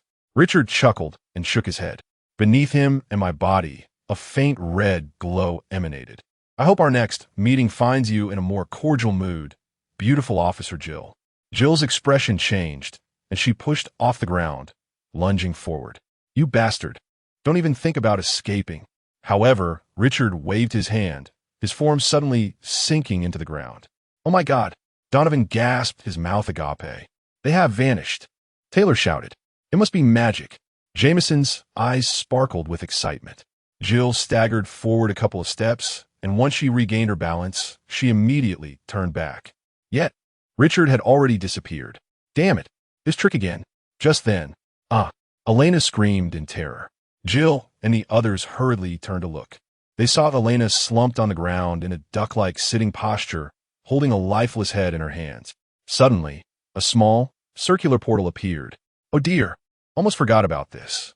Richard poked his head out and took the head from Elena's hands. "Thank you," he said, before retreating with the head in his grasp. Elena's scream abruptly ceased. She glanced at her empty hands, then looked up at the vanishing red portal, her face a mask of confusion. Jill, incensed, stomped her foot and cursed. "Damn it." After venting her frustration, she quickly approached to comfort Elena and the children. Jameson suddenly turned to Donovan and Taylor. "When we return, I will inform the tactical team about what just transpired. So, neither of you is allowed to speak of it." Donovan looked perplexed. "What? Buddy, what did you just say?" Taylor, being the action-oriented type, swiftly stowed his weapon and pulled out his walkie-talkie. "Hey guys, you won't believe what I just experienced." "Oh no." "Taylor, shut up," Jameson exclaimed. "Donovan, help me cover Taylor's mouth, and I'll buy you a drink tonight." Deep within the Ackley Mountains, Richard gazed at his dismembered self, shaking his head in melancholy. "Perhaps I should have killed you from the very beginning." He extended his right hand, and an orange fireball materialized. "Well, practice makes perfect, with the lesson you provided this time." As he spoke, Richard hurled the fireball. Boom! His corpse ignited instantly. "Next time I encounter a version of you, I shall simply eliminate you on the spot." The mountain breeze stirred the flames, the orange outer fire flickering, reflecting in Richard's eyes. Those dark, gleaming orbs appeared particularly deep and cold at this moment. Quietly awaiting the flames to extinguish, his body was reduced to ashes. With a casual wave of his hand, a strong wind suddenly arose, sweeping up his ashes and sending them into the air. As the powerful gust traversed the entire Ackley Mountains, the ashes scattered. Dust to dust, earth to earth. May the departed find peace, and the lost find release. Having completed this, Richard teleported away. Nightfall, Jack Street. Jack's bar, bustling with activity every evening. The pulsating music and the throngs of people intertwined. At the bar, Jill donned a sexy blue strapless ensemble, perched elegantly with her legs crossed. Her two long, voluptuous legs glistened under the lights, captivating in their allure. Yet, despite such an enticing sight, no one dared to approach her for conversation. In the bar, everyone was well acquainted with Jill, fully aware of the fierce spirit concealed beneath her exquisite exterior. Jill, however, remained indifferent to their perceptions. After a long day, she sought refuge in the establishment merely to savor a drink and alleviate her weariness. Once pleasantly tipsy, she would return home to collapse in a slumber, ensuring she awoke the following day invigorated. Holding a glass of vodka, she swayed her head rhythmically to the pulsating music. "Hey, Officer Jill, good to see you again." A familiar voice accompanied the appearance of a recognizable figure who settled onto the high stool to her right. Jill's rosy lips parted as she took a sip of her drink before placing the glass down. She then turned to face her visitor. "I feel like I've heard that line 3 times today." Jill mused, unable to suppress her amusement. "I must say, Mr. Mysterious Richard, your flirting skills leave much to be desired." Richard, gazing at her increasingly enchanting visage under the shifting lights, managed a wry smile. He slowly raised his hands and remarked, "Hey Jill, why is it that each time we meet, you feel compelled to draw your weapon?" Following Richard's gaze, Jill's right hand discreetly retrieved a small handgun from her waist, aimed squarely at him. Chapter 62. The moonlight this evening is truly beautiful.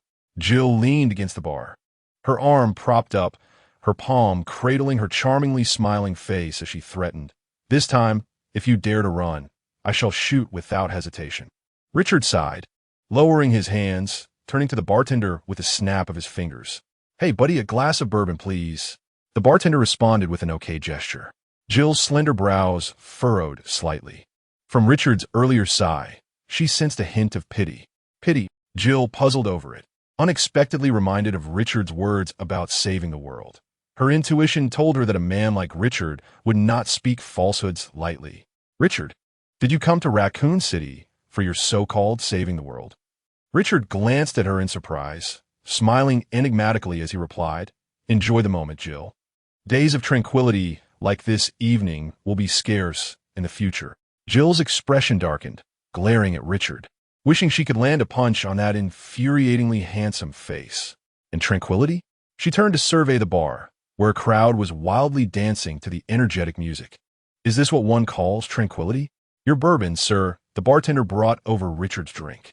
Richard accepted it, raising his glass in gratitude. "Thanks." He then turned to face Jill. "Tonight, I won't run. How about we share a few drinks?" Jill's teeth clenched audibly as she suddenly holstered her gun and raised her glass of vodka to clink with his. "Whoever gets drunk first pays the tab. Cheers." With that, she tilted her head back and downed her drink in one go. Richard watched Jill's boisterous drinking antics, chuckling and shaking his head. He mimicked her, tilting his head back and finishing his glass of bourbon in a single gulp.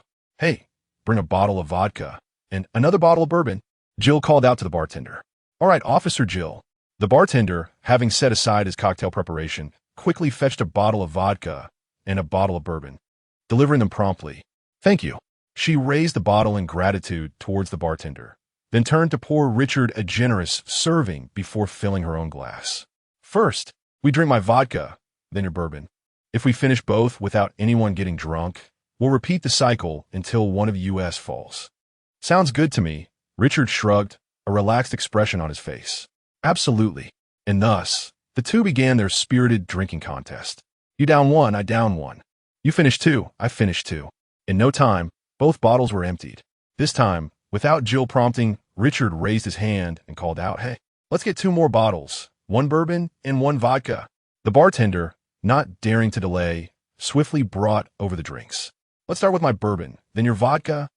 Jill let out a tipsy belch, cheerfully gesturing an okay. Thus, the two individuals commenced their second round of drinking.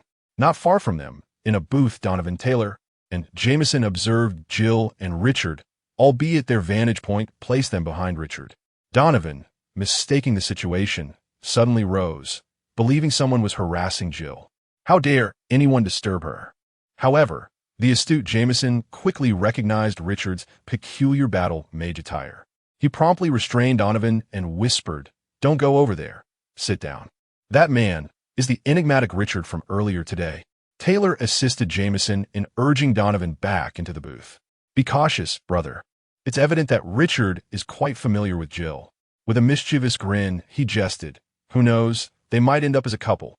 Donovan's expression became a tapestry of emotions: sadness, disappointment, resentment, and ultimately, acceptance, confusing even himself. Grabbing a bottle of tequila from the table, he began to drink heartily. Taylor and Jameson exchanged glances. Taylor shot Donovan a sidelong look, silently inquiring, "What is going on, brother?" Jameson raised his chin toward Donovan and then glanced at Jill. "Is it not apparent? Donovan has a crush on Jill." Taylor's eyes widened in astonishment, filled with perplexity. "When did this happen? How was I unaware?" Jameson shrugged. "How would I know? Donovan hasn't confided in me." Taylor glanced at Donovan and queried, "What now?" Jameson reached for a bottle of Scotch whiskey on the table, poured himself a glass, and raised it. "What else? Let's drink with him." Taylor nodded, poured himself a full glass of rum, and lifted it. They shared a gaze before each draping an arm around Donovan. Jameson declared, "Come on, brother, we'll drink with you." Taylor added, "Tonight, let us indulge in a grand intoxication." Donovan remained silent, simply clinking glasses with Jameson and Taylor before gulping down the liquor. Jameson and Taylor followed suit, downing their drinks swiftly. Meanwhile, on the other side, the second round had concluded. Jill, feeling slightly inebriated, still maintained a semblance of clarity in her gaze as she turned to Richard's handsome face, a smirk playing at her lips that lent him an air of mischief. Quite dashing, a sudden surge of boldness surged within Jill. For the third round, let us change venues. Richard, taken aback, inquired where to. Jill's cheeks flushed as she feigned firmness, saying, "Enough chatter. Just say if you're brave enough." Richard shrugged, thinking to himself, what is there to fear? In this world, I am invincible. No problem. Let us go, he replied, and Jill leapt down from the elevated platform. However, the effects of the alcohol left her momentarily unsteady, causing her to stumble into Richard's embrace. Jill, are you all right? Did you hurt your ankle? Blushing, Jill pushed away from Richard's embrace and exhaled deeply. As she expelled the scent of alcohol, she sought to cool her flushed cheeks. It's nothing, just come with me. Avoiding Richard's gaze, she took a step ahead. In a hurry, Richard fished out several bills from his pocket and laid them on the bar. This cash had been seized earlier from a few oblivious individuals. Hey, Jill, wait for me. The two hastily exited Jack's bar, one following the other. Not far away, in a booth, Jameson raised a glass with Donovan and, upon looking up, asked where's Jill. The lightest drinker, Tyler, was already feeling the effects of the alcohol, his vision slightly blurred as he responded. She is gone? Maybe. Maybe she went home with someone. The speaker was oblivious, but the listener took heed. Donovan, feeling a pang of sorrow, opened yet another bottle of wine. Jameson couldn't help but burp, his senses dulled. Is this going to be the end of me? After leaving the bar, Richard caught up with Jill, and they walked side by side. He glanced at Jill's lovely face, still tinged with a hint of embarrassment, before looking up at the sky. It's pitch black, not a star in sight. Yet, at this moment, with a beautiful companion by his side, Richard felt a surge of poetic inspiration. The moonlight tonight is truly exquisite. Jill looked up at the dark sky, then turned to Richard, who was lost in thought and blinked in confusion. Are you all right, Richard? Chapter 63 tonight. Some engage in the struggle against the undead at the hive, while others find solace in the embrace of beauty. Drifting like clouds in the sky. I was mistaken. Truly I erred. I should never have indulged in such antics with Western women. Richard found himself at a loss for words. Enough of the chatter. Are you truly afraid? He retorted, employing Jill's earlier words against her. Indeed, to contend with a woman of her formidable nature, one must ignite her competitive spirit. Jill promptly linked her arm with Richard's. Who is afraid? Let's go. Together, they strode boldly towards Jill's residence. Upon entering the villa, a woman, entirely unclad, stirred from the bathroom. Meanwhile, a tactical team dispatched by the Umbrella Corporation arrived on the scene. Upon reaching Jill's abode, she retrieved a pair of men's slippers from the shoe cabinet and tossed them at Richard's feet. Make yourself comfortable. I shall fetch some drinks. With that, she kicked off her boots and tread barefoot inside. Richard, while changing his shoes, surveyed his surroundings. The decor of Jill's home mirrored her personality, simple and robust, devoid of floral embellishments or warm lighting and curtains. Absent were exquisite wallpapers and intricate ornaments. Only the stark purity of white and the understated hue of blue remained. As he entered the room, his gaze was immediately drawn to the bar occupying a fifth of the living room space. The liquor cabinet was filled with an array of spirits. Jill opened the cabinet and retrieved a bottle of Scotch whiskey. I don't have bourbon. How about Scotch? Richard gestured an okay, maneuvering around the coffee table to take a seat on the sofa. Jill, not to be deterred, also grabbed a bottle of vodka, tucking it under her right arm, and bent down to retrieve 2 stem glasses from beneath the bar. With 2 glasses in her left hand and the bottle of Scotch in her right, along with the vodka nestled under her arm, Jill presented a comical sight. Amused, Richard quickly stood up. Allow me to assist you. He hurried over to her, taking the 2 bottles from her grasp. They proceeded together to the sofa, sitting side by side. This bottle of Scotch was likely a gift from Jameson. He claimed it wasn't too shabby, but I never cared for it, so it remained untouched. As she spoke, she raised her bottle of vodka, boasting, I prefer this. It packs a punch. Intrigued, Richard inquired, Do you enjoy strong spirits? Jill nodded affirmatively. Of course, with such a taxing job during the day. A couple of shots of vodka before bed ensures I sleep soundly until dawn. You might want to try the spirits from the East, Richard suggested. Eastern liquor is even stronger than vodka. Jill, her eyebrows raised in curiosity, exclaimed, Really? Richard pointed at the vodka in her hand, explaining, Vodka typically has an alcohol content of around 40, whereas Eastern liquor averages about 53. Jill's eyes sparkled with delight as she replied, Wow, that sounds fantastic. Richard continued his comparison. Vodka possesses a singular taste, making it well-suited as a base spirit for crafting cocktails. In contrast, the flavors of Don Guabaggio are remarkably diverse, encompassing varieties such as sauce aroma, strong aroma, light aroma, special aroma, and rice aroma Baggio, among others. Jill, slightly agape in astonishment, exclaimed, Wow, you must be exaggerating. Richard shrugged, replying, No matter how much I say, you may not necessarily appreciate it. Vodka is more favored for cocktail mixing. That remains to be seen, Jill retorted, popping the cap off the vodka bottle, bringing it to her nose, and inhaling deeply with her eyes closed. Ah, the alluring aroma of the liquor, she mused, opening her eyes with a smile.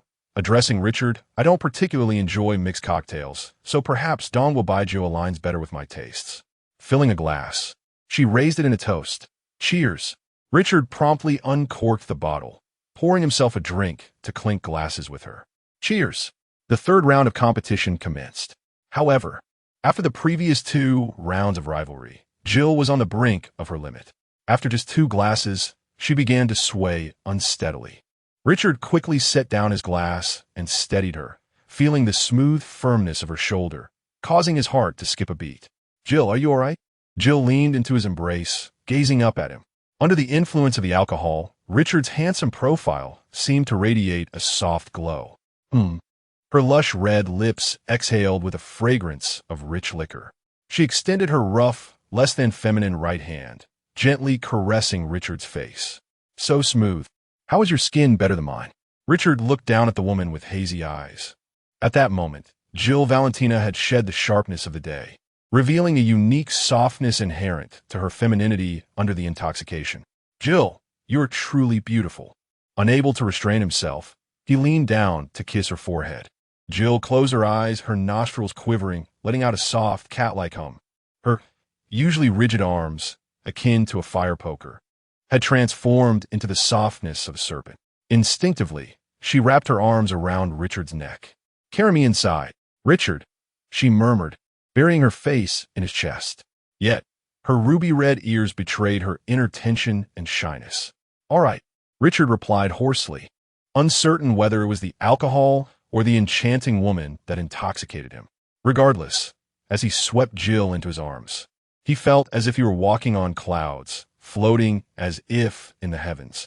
At midnight, sleepless, the large bed in Jill's bedroom lay in disarray. She had transformed into a koala, her arms wrapped around Richard's neck, her long legs encircling his waist. Fortunately, Richard, fearing she might catch a chill, had draped a bathrobe over her. Jill, where are the new sheets? Richard, burdened with a nuisance, rummaged through the wardrobe in search of fresh linens. As for the old one, the damp lump at the foot of the bed suffices, at the very bottom of the wardrobe. Jill's delicate head nestled between Richard's neck, her eyes closed, relishing the lingering warmth of their entwined bodies. Richard, with one hand supporting her form to prevent her from slipping away, bent down to rummage for fresh bed linens. He extracted a new sheet from the depths of the wardrobe, straightened up, and playfully smacked Jill's rear. Come down and help me with the sheets. Jill's nostrils flared slightly as she let out a soft murmur, her expression languidly dismissive. No, with that, she instinctively tightened her grip with her limbs. Richard rolled his eyes, resigned to manage the task alone. It took him a full 5 minutes to finally lay the sheets properly. He collapsed onto the bed, lying flat on his back. You're still holding on. It's time for sleep. Jill nuzzled against his neck, playfully saying, Let us just sleep like this. It's so comfortable, all right, as you wish. Richard caressed her firm, smooth back, akin to cradling a large doll. He pulled the blanket over both of them, and soon they drifted into slumber. Meanwhile, in the Hive laboratory, Sector B8, Command Center. Albert Weskier, expressionless, observed through the surveillance cameras as the elated Alice and Matt, having escaped the hive, were abruptly apprehended by the suddenly appearing Umbrella Corporation's biohazard security forces. Matt, let him go. Matt.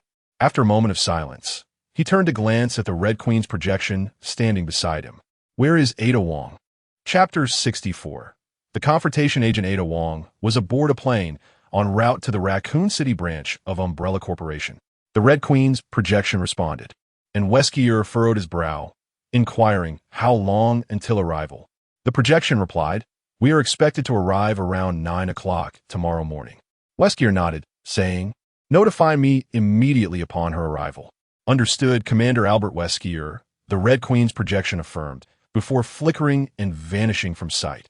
In the depths of the hive, in Alicia's lounge, the Red Queen's projection materialized and began to vent her frustrations regarding Weskier. That emotionless bastard stood by as they opened the gates to the hive. Does he not realize that this accelerates the T-virus leak? He is actively bringing about the ruin of Raccoon City, the annihilation of humanity, the destruction of the earth. Cold-blooded, a butcher, an executioner, dim-witted, expressionless, a mere automaton. How can he, a mere human, resemble an artificial intelligence more than I do? It drives me mad. The elderly Alicia, resting her chin on her hand, gazed lovingly at the Red Queen's projection as she ranted. In her, she saw a reflection of herself. She slowly closed her eyes, rummaging through her memories. I was quite lively at the age of 10 as well. The Red Queen's projection continued her tirade, only to notice the elderly Alicia's expression. You, Alicia, the projection exclaimed, hastily extending her ethereal arm to check for signs of life. It took a few moments for her to realize she was not corporeal. She could only flicker her projections beside the elderly Alicia, attempting to rouse her. Please awaken, Alicia. You mustn't perish. The elderly Alicia slowly opened her eyes, responding with irritation. I'm not dead yet. Just resting my eyes for a moment. The Red Queen's projection beamed with joy. That's wonderful. I was so worried. The elderly Alicia rolled her eyes, momentarily displaying the behavior of a spirited 22-year-old. I should have authorized your transfer to that mysterious person yesterday. Unaware of the elderly Alicia's thoughts of sending her away, the Red Queen redirected the conversation. The clone of Dr. Isaac from the Alaskan underground base has established contact with the clones from the other 5 bases. They are expected to arrive in Raccoon City tomorrow or the day after. At that time, we may have the opportunity to confront the original body of the doctor hidden within the hive. The elderly Alicia nodded, a glint of menace flashing in her eyes. Isaac, your end is nigh. The following day, Jill awakened, momentarily disoriented, before yawning and sitting up. You're awake, Richard said, entering while wearing an apron and holding several articles of clothing. Jill widened her eyes in surprise, exclaiming, You. Richard shrugged and approached. Raise your hands. First, put on the bra, secure it, and then slip into the short sleeves. Lift your leg. First, she donned her underwear, followed by her shorts. Jill gazed at him vacantly, like a marionette under Richard's control. Once dressed, Richard effortlessly lifted her in a princess carry. Jill instinctively wrapped her arms around his neck. Upon being placed on the sofa, a delightful aroma wafted from the coffee table. She glanced down to discover 2 bowls of steaming rice porridge and 2 plates of heart-shaped fried eggs. Turning her head, she looked at Richard beside her with an expression of disbelief. Before she could utter a word, Richard thrust a spoon into her hand. Eat, he insisted. You drank too much last night. Some porridge will be good for your stomach. Jill nodded obediently, and silently finished breakfast alongside Richard. After a considerable delay, Jill's reflexes finally caught up with her. Richard, she exclaimed, playfully pinching the tender flesh at his waist. Oh, so you've taken it upon yourself to play the man of the house, have you? Richard chuckled, sweeping her into his arms. He flipped her over, pinning her beneath him, and leaned down. Soft kisses pressed against her crimson lips, rapid and fervent. Soon, Jill's cheeks flushed, and she slumped back on the sofa. After a moment, she suddenly extended her arm, wrapping it around his neck. With a firm tug, she drew Richard closer. Now, tell me your name, where you come from, and what brings you to Raccoon City. Richard raised an eyebrow, feigning displeasure. Are you interrogating me? Jill playfully pecked his right cheek. Now you can talk. Richard blinked, shamelessly presenting his left cheek in return. Over here. Jill shot him an exasperated look, but in pursuit of answers. She leaned in to plant another kiss on his left cheek. Now can you speak? Observing the dangerously inquisitive glint in Jill's eyes, Richard surrendered with a chuckle. There should be a limit to this playful banter, or it might truly provoke anger. Clearing his throat, he declared, "Ahem, my name is Richard. I hail from another parallel world. I came to this realm because my ability allows me to share consciousness with different versions of myself across parallel worlds." Seeing the astonished yet bewildered expression on Jill's face, Richard explained in simpler terms. Each me is a counterpart from different worlds. In this world, I am the police officer Richard. As for sharing consciousness, you can think of it as 1-1. Every time I complete a shared experience with another version of myself, I gain an enhancement of 1. Wait, hold on, let me process this. Jill furrowed her brow, covering Richard's mouth. She massaged her temples, tried to piece it all together. So, your name is Richard. You come from another world, and possess a remarkable ability to communicate with other versions of yourself. Noticing Jill's imprecise terminology, Richard gently corrected her. It's sharing consciousness. Ah, indeed, sharing spiritual essence with the counterpart. Each time this essence is exchanged, it strengthens by 1. By the way, that officer named Richard from yesterday, did he also experience a reinforcement? Richard nodded affirmatively. Indeed, the exchange of spiritual essence is reciprocal. My enhancement also bolsters him in another realm. The distinction lies in the fact that only I possess the ability to traverse various parallel worlds, granting me limitless potential for evolution, whereas they are likely to evolve but once in their lifetime. No wonder that fellow yesterday exhibited such remarkable speed, strength, and precision with his firearm. Jill murmured, then inquired further. Is there anything besides this? Perhaps saving the world?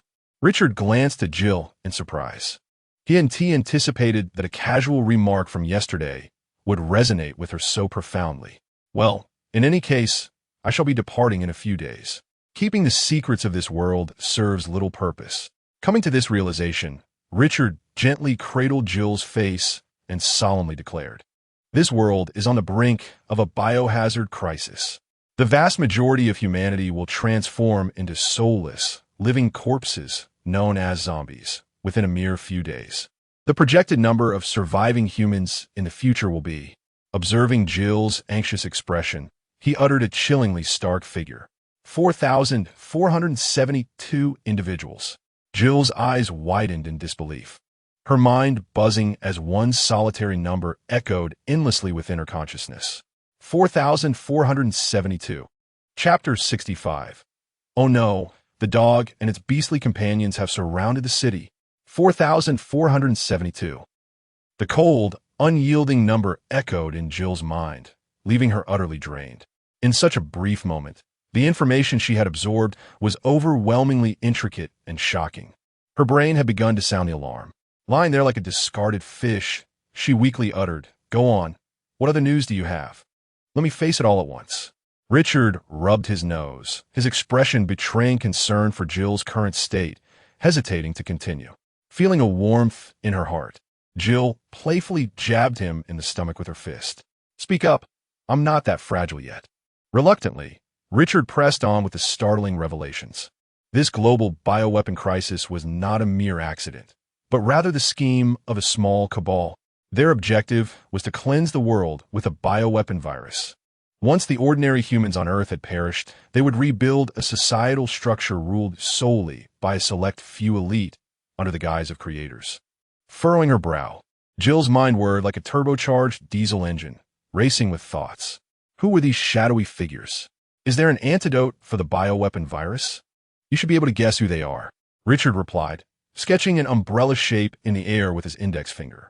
As for the antidote, I can't say for certain, but there is a serum for the bioweapon virus. I can guess. Jill murmured, a name flickering through her mind. Umbrella Corporation? Richard snapped his fingers. Bingo! Congratulations, you got it right. Damn it. Jill cursed. They're already the wealthiest people on this planet. How dare they do such a thing? Just as you said. Richard shrugged. They stand at the pinnacle of this world, naturally looking down upon those who toil for their daily bread. I must report this to higher authorities, Jill declared, struggling to rise. It's futile, Jill. Richard pressed her back down gently, his tone flat. I fear the upper echelons of the government have already been compromised. With red-rimmed eyes, Jill asked, what am I supposed to do? Richard kissed her forehead, soothing her, don't worry, I promise to save the world. A grand spectacle is about to unfold. Deep within the Arkley Mountains, the zombie dog leader, as large as a calf, lay atop a peak. Let begin. An inexplicable voice resonated in its mind. The zombie dog leader suddenly opened its eyes, a crimson glow flashing through its red irises. Rising to its feet, it threw back its head and let out a long, haunting howl. A woo. Soon after, a cacophony of roars erupted from the forest. Dozens, hundreds, even thousands of beastly howls echoed through the air. The zombie dog leader leaped from the mountain's height, deftly maneuvering among the protruding rocks. As it reached the forest, grotesque, grayish-skinned zombie beasts with exposed muscles emerged from the thicket. Zombie wolves, zombie bears, zombie deer, zombie wild boars, zombie squirrels, zombie rabbits, and even a zombie tiger. Yet, regardless of their usual ferocity and imposing presence, they now lay humbly on the ground, as if in the presence of a pack leader. The commanding zombie dog, exuding authority, lifted its head and issued a command toward the forest's edge. Howl! Boom! Tens of thousands of ferocious undead beasts abruptly rose to their feet. Thunderous! The army of zombie beasts surged forth, a formidable tide of wild creatures running in unison, creating a tempest akin to waves stirred by a hurricane, tumultuous and overwhelming. The towering, dense forest quaked violently, with ancient trees, decades old, being snapped in half. The vast Ackley mountain range trembled in fear. The rushing horde of zombie beasts converged into an unstoppable force, charging towards the Raccoon City, which was encircled by mountains on three sides. At 8:15 in the morning, even before the official start of their shifts, the Raccoon City Police Department was inundated with frantic calls from concerned citizens. Hello, an earthquake? No, we have not received any notification. What? There are cats and dogs fighting in the street? Ma'am, why not just avoid them? An elderly person fell and broke a leg due to the earthquake? I'm sorry, sir, but the police department has not been notified of any earthquake. As for the injured elder, you may call for emergency services. Oh dear, what an unusual influx of bizarre calls today. The operators lamented in exasperation. Ding, ding, ding, damn it. Here we go again. The phone rang, compelling them to lift the receiver once more. Hello, what? You spotted a large gathering of wild beasts in the forest. Thank you for the information. I will report it immediately. Before long, the only armed helicopter in the Raccoon City Police Department soared towards the Ackley Mountains. The pilot, donning headphones, communicated with the police department. S-121 is en route to the Ackley Mountains. Currently, there are no signs of a large presence of beasts. Wait a moment. There's movement below. The pilot glanced down to see the treetops swaying like waves and swiftly pulled the control stick, descending. He maneuvered the helicopter to hover above the forest, catching sight of the thronging beasts below. Significant numbers of wild beasts detected. Significant numbers of wild beasts detected. He reported loudly while activating the onboard camera. Zooming in, he immediately noticed something peculiar about the creatures. Wait, these beasts do not appear normal. At that moment, a zombie monkey riding atop a zombie wild boar noticed the helicopter above, stood up, and began to screech and point aggressively. Squeak, squeak, squeak. The zombie dog leader, hearing the commotion, turned abruptly and spotted the armed helicopter above, letting out a powerful howl in response. Howl! A mass of dark bats erupted from the forest, soaring toward the helicopter. Oh no! The pilot, terrified, swiftly turned the helicopter to flee. As the aircraft executed a sharp turn, a horde of zombie bats descended upon it. The pale, undead bats ferociously surrounded the plane, relentlessly crashing against the windows one after another. The pilot, witnessing the ever-expanding cracks on the glass, shrieked in terror. Oh no! Save me! Hardly had the words escaped his lips when, crack, the glass shattered under the relentless assault of the bats. A dark mass of creatures surged into the cockpit, descending upon the pilot and tearing at him with wild abandon. The pilot, forsaking his duty to steer the aircraft, flailed desperately. Yet, the sheer number of bats that invaded was overwhelming. His screams echoed for a brief moment before falling silent. Moments later, the armed helicopter spiraled downwards. Boom! It collided with a towering tree in the forest, erupting into a fiery inferno. The leader of the zombie hounds howled in triumph. Awoo! The horde of undead beasts followed suit, their growls resonating through the surrounding woods, reverberating faintly into the valley of Raccoon City. Meanwhile, at the Raccoon City Police Department, the chief of police removed his cap and hurled it to the ground. Reported. This situation is beyond our control. Chapter 66. The arrival and departure of King Ada. The government of Raccoon City received a report from the police department, initially dismissing it as a mere jest. Hey, buddy, are you serious? A horde surrounding the city? Oh my goodness, you must be spinning a tale. Laughter echoed among the government staff, who found the notion amusing. The police chief, upon hearing this frivolity wasting precious time, darkened his expression and seized the phone. This is Chief Anthony James of the Raccoon City Police Department. J. James, Chief. A chair toppled over, followed by a nervous voice from the other end. Hello. Before the speaker could finish, Chief James brusquely interrupted. I implore you to seriously examine the video I sent. That is the final footage captured by our aerial reconnaissance officer before their demise. What you must do now is watch that damned video, and then take it to the higher authorities, to the state government, pleading for assistance. We urgently require reinforcements from the National Guard. With that, he slammed the phone down. A heavy silence enveloped the room. The others were rendered speechless, intimidated by the chief's furious demeanor. Observing their cowering figures, Chief James waved his hand in exasperation. What are you all standing around for? Move, move. Everyone who can patrol the streets, get to it. Remember to don your weapons and gear. This is an extraordinary time. Everyone put on those damned bulletproof vests. Yes, Chief. Soon, the government staff relayed the horde surrounding the city situation along with the video. At that moment, the mayor of Raccoon City was in his office, engaging in flirtation with his voluptuous secretary. As she lifted her short skirt and straddled his lap, her delicate hand wandered into his shirt, caressing the enticing hair on his chest. However, upon viewing the video, the mayor abruptly pushed the secretary away, grasped the phone on his desk, and began contacting the state government. The secretary, clutching her waist, rose from the floor, gazing at the mayor's grave expression, pouting in disappointment as she limped out of the office. Hello, I'm the mayor of Raccoon City. Please connect me to the governor. The state government reacted swiftly upon receiving the video, promptly stating that reinforcements from the National Guard would be dispatched immediately. However, given the peculiar geographical location of Raccoon City, the National Guard would not arrive until the following day at the earliest. For Raccoon City, the question of whether they could hold out until nightfall remained uncertain. The city officials quickly organized a meeting to assess their current armed forces. Aside from the Raccoon City Police Department and the security personnel of the city government, only the Raccoon City branch of Umbrella Corporation possessed sufficient armed strength. Yet, would the esteemed employees of Umbrella consent to undertake the perilous and arduous tasks at hand? The government officials exchanged glances, and ultimately, it was the mayor who stepped forward with resolve. He decisively declared, I shall reach out to the head of the Umbrella Corporation's Raccoon City branch. Do not remain idle. Other companies, large and small, possess some degree of armed forces.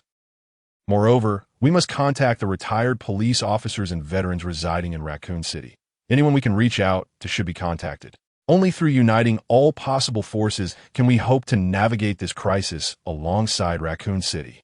Such eloquence. As the words echoed, a resounding applause filled the conference room. The mayor of Raccoon City placed a call to Albert Weskier. Waiting. Weskier coldly dismissed the mayor with a terse remark, leaving him in stunned silence. Infuriated, the mayor could do little. After all, he was the one in need. Even faced with tremendous indignities, he had to endure. The mayor, bearing the weight of his 6-month pregnancy, leaned back in his chair. Waiting. 10 minutes elapsed. After dismissing the mayor, Albert Weskier promptly reported the situation to Dr. Isaacs, the core of the hive's operations. Dr. Isaacs pondered. A beast horde besieging the city? An unheard of version. Such a rare occurrence necessitates thorough investigation by the Umbrella Corporation. Ahem. Let us assist. Thus, he commanded. Weskier, I agree to your terms. But with one stipulation. Weskier replied impassively. Doctor, please proceed. Our security forces will only heed the commands of our own, meaning you shall serve as the overall commander. Weskier adjusted his glasses. As you wish, Doctor. Upon ending the call, Weskier first contacted the Raccoon City branch, instructing them to assemble the security forces, ensuring they were armed and equipped. Furthermore, he ordered the armed helicopter unit to refuel, with missiles armed and pilots on standby, ready to provide support at a moment's notice. Once all arrangements were made, he returned the mayor's call. Suddenly, the phone rang, startling the mayor from his chair. Regaining his composure, he retrieved a handkerchief to wipe his face, inadvertently cleaning away the drool from his slumber. He finally answered the phone. Hello, Minister Weskier. Before the mayor could finish, Weskier's icy voice interrupted. The company has agreed. The security forces will depart in 5 minutes. With that, the line went dead. The mayor's expression darkened, and in a fit of rage, he hurled the phone to the ground with a resounding crash. Meanwhile, a helicopter descended onto the rooftop of the Umbrella Corporation's Raccoon City branch. A slender female agent in a red dress with short hair leaped from the aircraft. Upon seeing the branch's mid-level commander, Kane, she greeted him with a warm smile and extended her hand. Hello, I am Ada Wong. Where might I find Commander Albert Weskier? Kane shook her hand with a smile in return. Agent Ada Wong, please don this equipment first. With a swift gesture, 2 soldiers approached from behind. One carried gear, while the other bore a weapon. Ada Wong was momentarily taken aback. What is the purpose of this? I'm an agent. My mission involves infiltrating secret bases, extracting vital intelligence, and assassinating high-ranking officials. These are the tasks I am meant to undertake. Do you intend for me to join the combat unit? That seems rather excessive, does it not? Could it be that an old adversary has ascended to power and seeks to eliminate me? Ada Wong's thoughts began to wander. She pondered over those she may have offended in the past, especially women. Kane, noticing Ada Wong's vacant stare, cleared his throat. Ahem, Agent Ada Wong, please do not overthink this. This is a directive from Minister Albert Weskier. So, I have offended Albert Weskier? The city of Raccoon is under siege by a horde from the Arkley Mountains. A horde? Is this some sort of fantastical tale? The armed forces of Raccoon City are limited, necessitating the assistance of our Umbrella Corporation's security team to combat the horde. Ada Wong, expressionless, nodded and donned the equipment on the spot. 5 minutes later, she was en route to the outskirts of Raccoon City, where they would establish a defensive stronghold. Armed to the teeth, Ada Wong sat silently in the corner of the vehicle, clutching her gun. A singular thought occupied her mind. This wretched squad is not worth my time. Even if I do not secure 2-in-1, I must consider a change of employment. I recall that the CIA seemed to have sought me out through a headhunter recently. Chapter 67. The Biohazard Crisis Approaches. As the security forces of the Umbrella Corporation arrived at the outskirts of Raccoon City to commence the construction of steel fortifications, the pack of undead beasts, led by the alpha zombie dog, had already reached the edge of the forest. A low growl escaped the alpha's throat, prompting the horde of undead creatures to halt in unison. A flash of arcane runes gleamed in its eyes as a mysterious voice echoed within its mind. Split and attack. Launch the night assault. The alpha dog was unable to comprehend the meaning of these words, yet the voice that resonated within seemed to possess an enchanting power, imprinting the intent directly into its consciousness. Hence, the alpha dog understood instinctively what actions to take without the need for deliberation. It grinned broadly. This sensation was exhilarating. The alpha dog turned to the horde, emitting a series of howls. A woo, this way, and a woo that way. The undead beast stood there, expressionless, uncertain whether they grasped the commands. However, with the alpha's commanding howl of a woo attack, the horde surged forward with thunderous momentum. It appeared they did not comprehend. The alpha dog, in a fit of exasperation, leapt in frustration, barking furiously. A woo return. A woo woo come back. The nearby undead creatures heard the command and promptly halted. Yet, the zombie leopards and deer that had ventured 30 meters ahead remained oblivious, accompanied by a throng of zombie wolves and bears. Thousands of undead beasts charged relentlessly towards the defensive positions of the security forces. Soon, the sentry soldiers spotted a cloud of dust rising in the distance, instantly triggering the alarm. Beep, beep, beep, quick, return to your positions. The lower-ranking commanders swiftly assembled their squads before the 500 to 600 meters of steel modular defenses, ready to engage the enemy. RPG squad, aim at the horde. Countdown initiated. 3, 2, 1, launch. Whoosh, a barrage of fiery orange rockets soared towards the undead pack. Boom! The fastest of the undead beasts were fortunate to maximize the explosive impact. The rockets targeted the center of the horde. However, their stroke of luck proved fleeting. Fire! At the command, the soldiers on the defensive line unleashed a torrential deluge of gunfire. The lead group of zombie leopards and nearly 100 zombie deer were instantly taken down by this onslaught. At that moment, the alpha zombie dog, cursing as it arrived, delivered a swift kick to the rear of a sluggish zombie bear. "Oh, we'll go back. Oh, whoa, all of you get back."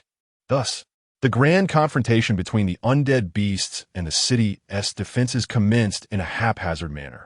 Meanwhile, as the security forces clashed with the horde, the Raccoon City government initiated an urgent evacuation of the residents on the city's periphery, led by the officers with a small team of government staff. They diligently persuaded each household. Soon, a variety of vehicles began their journey towards the city center. Jill was summoned to the police station early by a phone call from Chief. Accompanied by Donovan and 2 others, they departed the station to patrol the streets. In such chaotic times, it was an opportune moment for some to take advantage.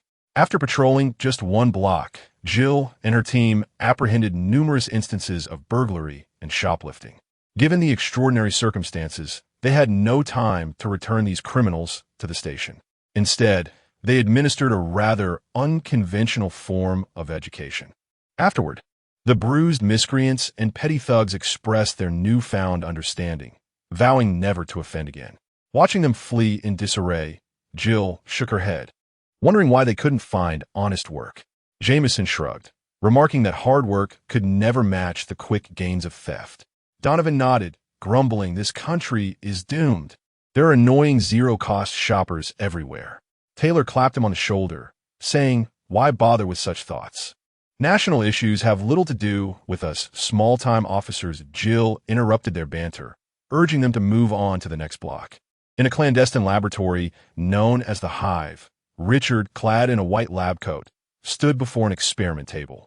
The projection of Red Queen appeared beside him, explaining that this was the secret laboratory constructed by Alicia prior to the T-virus outbreak, dedicated to the covert development of an antidote.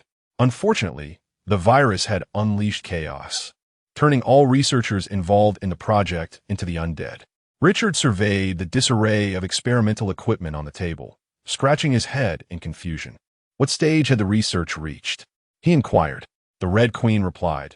The final step. Richard raised an eyebrow in surprise. Synthesis? The Red Queen responded cryptically. Richard shrugged in disappointment. Well, it seems I guessed incorrectly. The Red Queen indicated a nearby computer, saying, "This contains the final experimental data. You need to analyze it to determine the composition of the T-virus antidote and attempt the synthesis." Richard feigned reluctance, exclaiming, "Oh, this task seems quite burdensome. I am a mage, not a scientist." The Red Queen hesitated, then offered, "If you complete the experiment, I will assist in persuading Alicia to grant you a reasonable request." Richard's eyes lit up with excitement. "Then I want your highest level of authorization." "Absolutely not."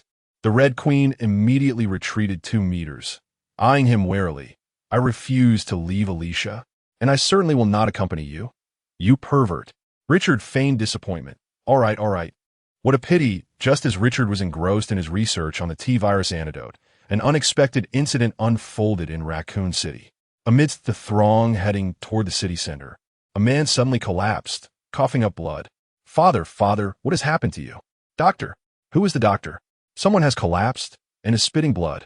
"I am a doctor. Please allow me to pass, everyone. Step aside and let the doctor through." As the crowd parted, a bespectacled young man knelt down, ready to examine the patient. Suddenly, the man who had been hemorrhaging blood abruptly opened his eyes, baring his teeth, his face marred by dark veins. With a terrifying roar, He lunged at the doctor who was attempting to assess him. Quickly restrain him. Father. Father. Child, quickly, take cover. Your father has lost his mind. One compassionate woman swiftly scooped up the little girl, moving quickly away from her deranged father.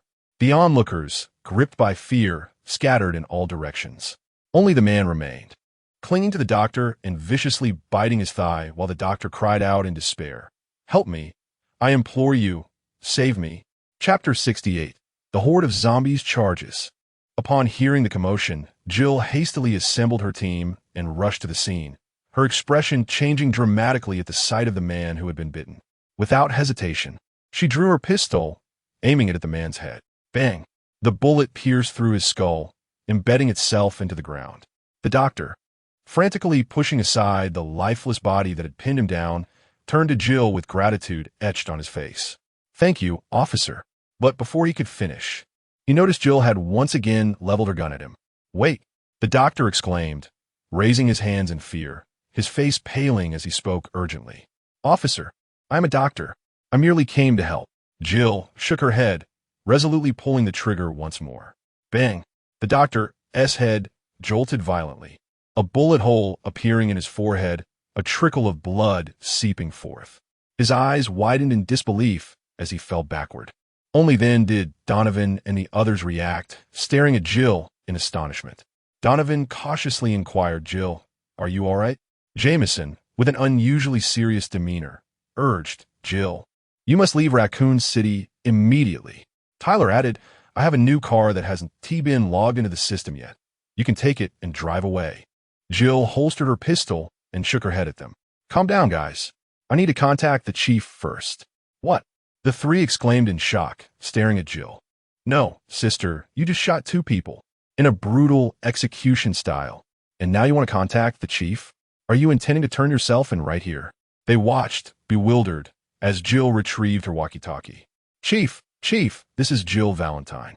Yes, Jill, what's the matter? Chief, I've encountered an incident involving a civilian attack with bites. What? It's happening there too? Chief James's voice was filled with astonishment. Jill's expression turned grave as she continued. The assailants are infected with a highly contagious virus.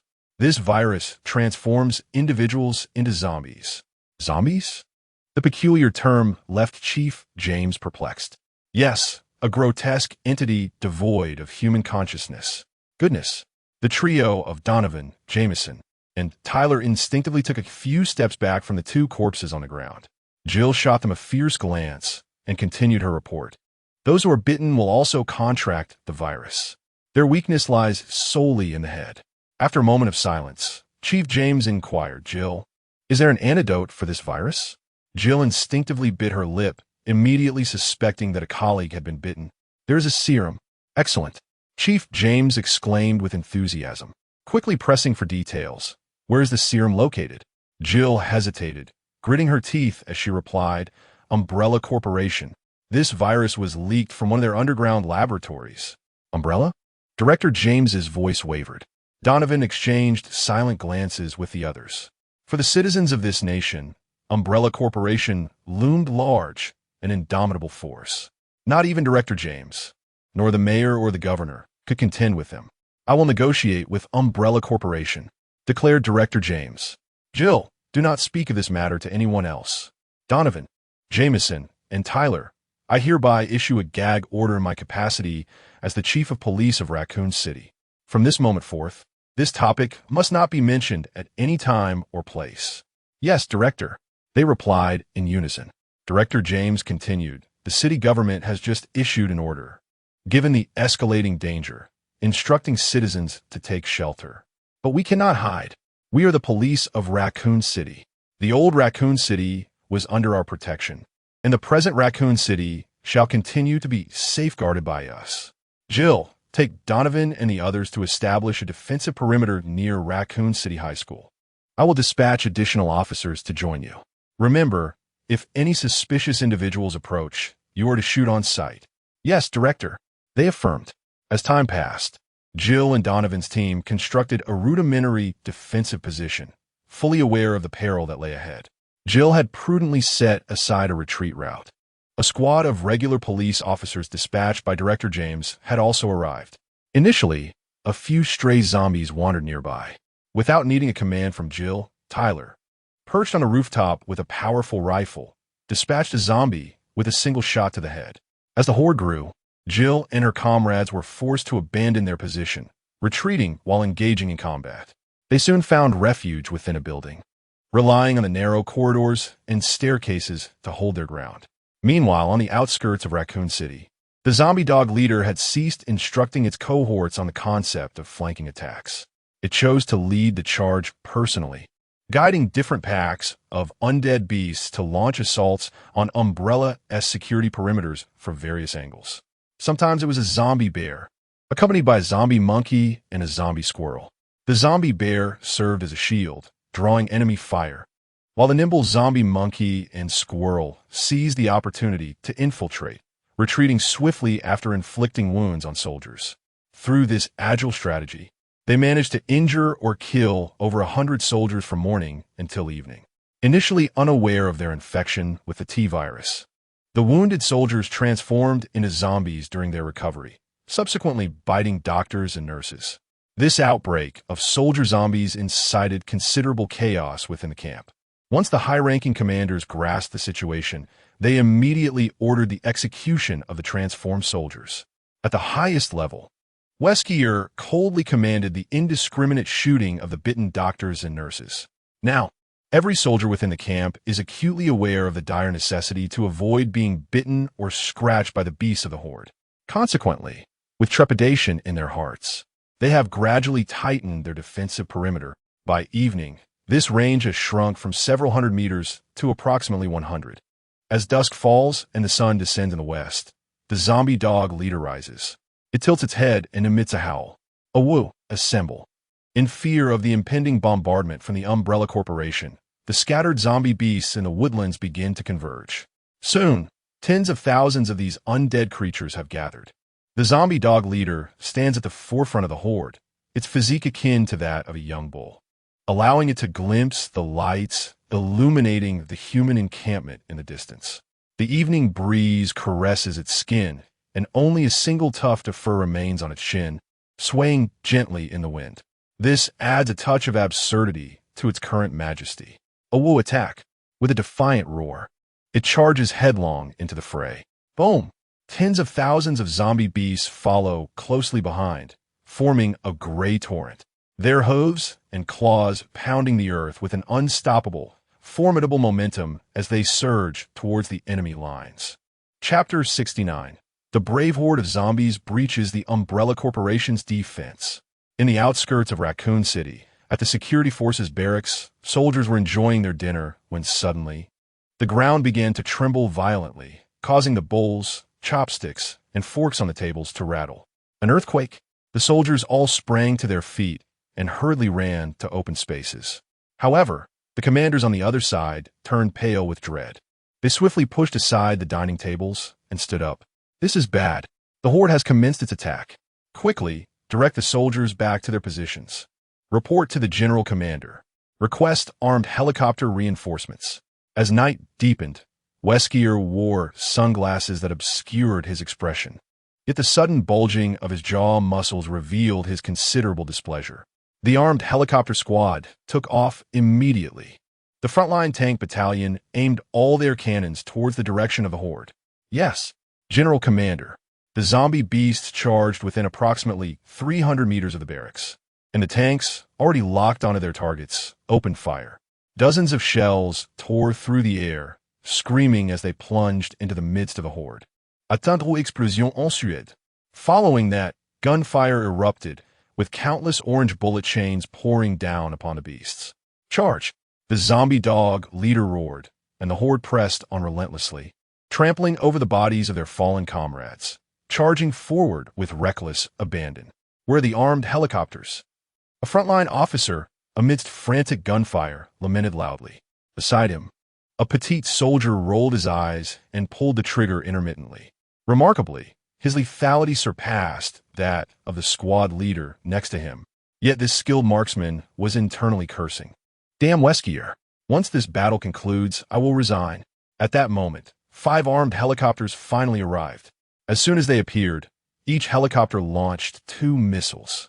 The zombie dog leader had retreated to the center of the horde unbeknownst to anyone. Suddenly, its pupils dilated sharply, and without hesitation, it turned to flee.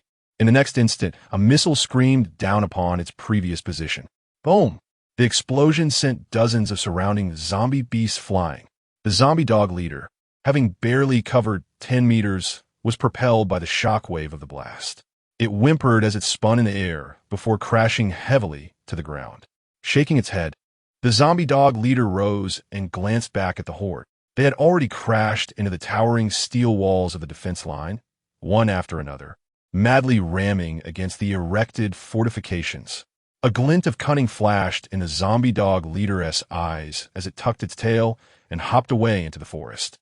Meanwhile, within the hive laboratory, Richard was engaged in the final synthesis of the T-virus antidote. The Red Queen projected her gaze upon the semi-finished solution placed in the incubator and inquired, "Richard, how long will it take to complete?" "At least 2 hours are required for the various components of the solution to blend naturally," Richard replied nonchalantly while wiping his hands. "Is there no way to employ machinery to expedite the synthesis process?" The Red Queen projection inquired anxiously. "Absolutely not." Richard shook his head, emphasizing that the final stage of synthesis must occur through natural amalgamation. Noticing the restless demeanor of the Red Queen projection, he patiently elaborated. "Certain elements within the solution possess exceedingly fragile molecular structures. Should we resort to mechanical agitation, these structures may undergo violent fragmentation, leaving us uncertain whether the outcome will be an antidote or a virus." The Red Queen projection pouted in displeasure. "Well, very well then." At that moment, Richard's expression shifted subtly. Discarding the tissue, he clasped his hands and forcefully formed a hand seal. Release. A subtle crimson aura flickered in his eyes.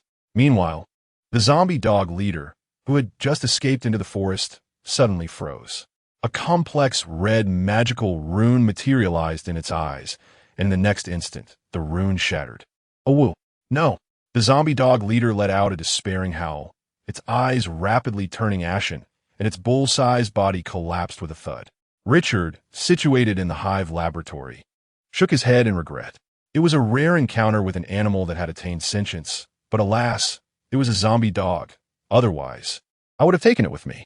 Elsewhere, as the horde of zombies advanced within 100 meters of the stronghold, Ada Wong narrowed her eyes warily. This military camp will surely not hold. I must retreat. Consequently, she began to shift her position continuously, firing from different spots. Throughout this process, she discreetly fell back. By the time the horde breached the iron walls and trampled over the fallen soldiers, she had retreated to a military vehicle's vicinity. "Damn it! The umbrella soldiers are utterly useless," Ada cursed, discarding her empty assault rifle, and in a few swift strides, she leaped into a military Humvee, starting it with haste. The engine of the Humvee roared to life with a deep growl, pivoting sharply to transform into an enraged bull, thundering away. The horde that had surged through the military camp now numbered fewer than 10,000. Aside from a scattered few hundred zombie beasts, chaos reigned in the camp as they pursued the fleeing umbrella soldiers. The remainder of the zombie beasts regrouped into a throng of several thousand, surging toward the nearby Raccoon City, where countless fresh flesh awaited. On board an armed helicopter, Weskier surveyed the tumultuous military camp and the still massive horde, coldly stating, "Doctor, I require your authorization to initiate the final defense measures." On the other end of the line, Dr. Isaacs spoke calmly, "Granted." After hanging up, Weskier removed his sunglasses, revealing his icy predatory gaze. Tactical nuclear strike preparations underway. Meanwhile, the Red Queen projection, having intercepted this command, promptly relayed the information to Richard, who furrowed his brow in response. "It seems that my arrival has irrevocably altered the narrative of the Resident Evil film. I conjured a horde of zombies to besiege the city, initially intending merely to buy some time. Yet, it appears I have underestimated human nature. No wonder the Red Queen referred to you as cold-blooded executioners." "Red Queen." Richard turned to the projection of the Red Queen. "I will handle the zombie horde. You must find a way to abort the launch of the tactical nuclear missile. Leave it to me." The Red Queen's projection stood confidently, declaring, "As long as we change the launch codes and lock the manual control key box, that insufferable Weskier won't be able to launch that tactical nuclear missile today." Richard gave a thumbs up, exclaiming, "Impressive, my Red Queen." After the compliment, he donned his hood and effortlessly carved open a portal, departing. It was then that the Red Queen realized the gravity of the situation, jumping up and down in protest, shouting, "You fool, Richard! You're dreaming. Alicia will never grant you authorization." In the outskirts of Raccoon City, Richard hovered in midair, his forearms adorned with the red laggard ring, slowly raising his hands. The river below began to churn violently. In an instant, a curtain of water surged skyward. Just then, Ada Wong, who had managed to escape to the riverbank, gazed in horror at the unfolding scene. Screaming, she slammed on the brakes. Chapter 70. The tumultuous beast horde besieging the city abruptly ceased. Richard turned his head towards the source of the screams. Beneath the torrential curtain of water, a military Humvee stood at the riverbank. Inside the driver's seat, a woman clad in military attire was hunched over the steering wheel, cradling her head. Richard furrowed his brow, employing a multitude of spell-casting techniques, channeling the arcane energy of the water curtain, and silently conjuring a thread of. A crimson glow flickered beneath the chassis of the military Humvee, causing the entire vehicle to rapidly sink into the earth. Having accomplished this, Richard pivoted and commanded the towering water curtain to cascade downwards entirely. In an instant, a colossal wave surged towards the frenzied horde of undead beasts. Boom! The immense wave crashed violently against the ground, eliciting a mournful wail from the earth as the ground trembled ominously. Half of the zombie beasts were instantly crushed by the deluge, while the remaining few suffered grievous injuries, their limbs torn asunder as Richard manipulated the water to drag them back into the river. Suspended in midair, Richard continuously shifted his hand seals. A stream of chilling red energy swept swiftly from south to north, freezing everything in its path with an intense cold. In the blink of an eye, the struggling zombie beasts in the river, along with the turbulent waters, coalesced into ice sculptures. Richard exhaled softly, effortlessly slicing open a portal and drifting inside. From a distance, on an armed helicopter, Weskier witnessed Richard's performance in its entirety. As Richard stepped through the portal and vanished, a sound echoed as he crushed the mobile device in his hand. "Mr. Albert Weskier." A clear, melodious voice tinged with amusement emanated from the back seat. "You seem a bit displeased." Weskier's body stiffened, his beastly eyes narrowing suddenly. He turned to see an infuriatingly smug face before him. "Greetings, Mr. Mysterious Richard." As he greeted, Weskier maintained a stoic expression, donning his sunglasses. Richard patted him on the shoulder and remarked, "There are still some remnants of the zombie beasts in the military camp below. I trust your umbrella soldiers can handle it?" Weskier nodded in agreement. "No problem." Richard snapped his fingers with a playful grin, then, "Until we meet again." With that, he descended, vanishing from sight. Weskier's breath quickened momentarily as he turned back, seizing the communication device on the helicopter and commanding, "All combat personnel of the security team, eliminate the remaining enemies in the military camp immediately." Meanwhile, Richard emerged from the portal, drenched, carrying the soaked Ada Wong. The projection of Red Queen flickered to life, pointing at Richard indignantly. "You scoundrel, Richard. Alicia just promised me she would never grant you authorization." Richard raised an eyebrow, casually dropping Ada Wong to the ground. "Red Queen, take her change into some dry clothes." The Red Queen projection looked at the disheveled woman in surprise. "Oh, it's Agent Ada Wong. Richard, that guy Albert Weskier brought her to seduce you." Richard was taken aback, glancing down at the silent Ada Wong. I didn't." With a feeble attempt at deflection, Ada Wong silently turned away, her ears already tinged with crimson. A flicker of amusement danced in Richard's eyes as he remarked, "Hurry and change into suitable attire, or you might catch a cold." The Red Queen projection widened her eyes in disbelief, exclaiming, "She is trying to seduce you. Isn't she? Aren't you angry?" Richard shrugged, responding, "Why should I be upset? If the enemy prefers to offer sweet temptations, I shall savor the sweetness and return the favor with a counterattack. The Red Queen projection was left speechless. You. Shameless. Even Ada, having just risen, couldn't suppress a soft chuckle. Richard, tilting his chin in pride, declared, "What can I say? Our charm is simply irresistible." The Red Queen projection wrinkled her nose, showing her reluctance to engage further, and suddenly appeared in front of Ada, waving her hand. "Agent Ada Wong, follow me." Ada, keeping her head down, complied, pausing as she passed Richard to whisper, "Thank you for saving me."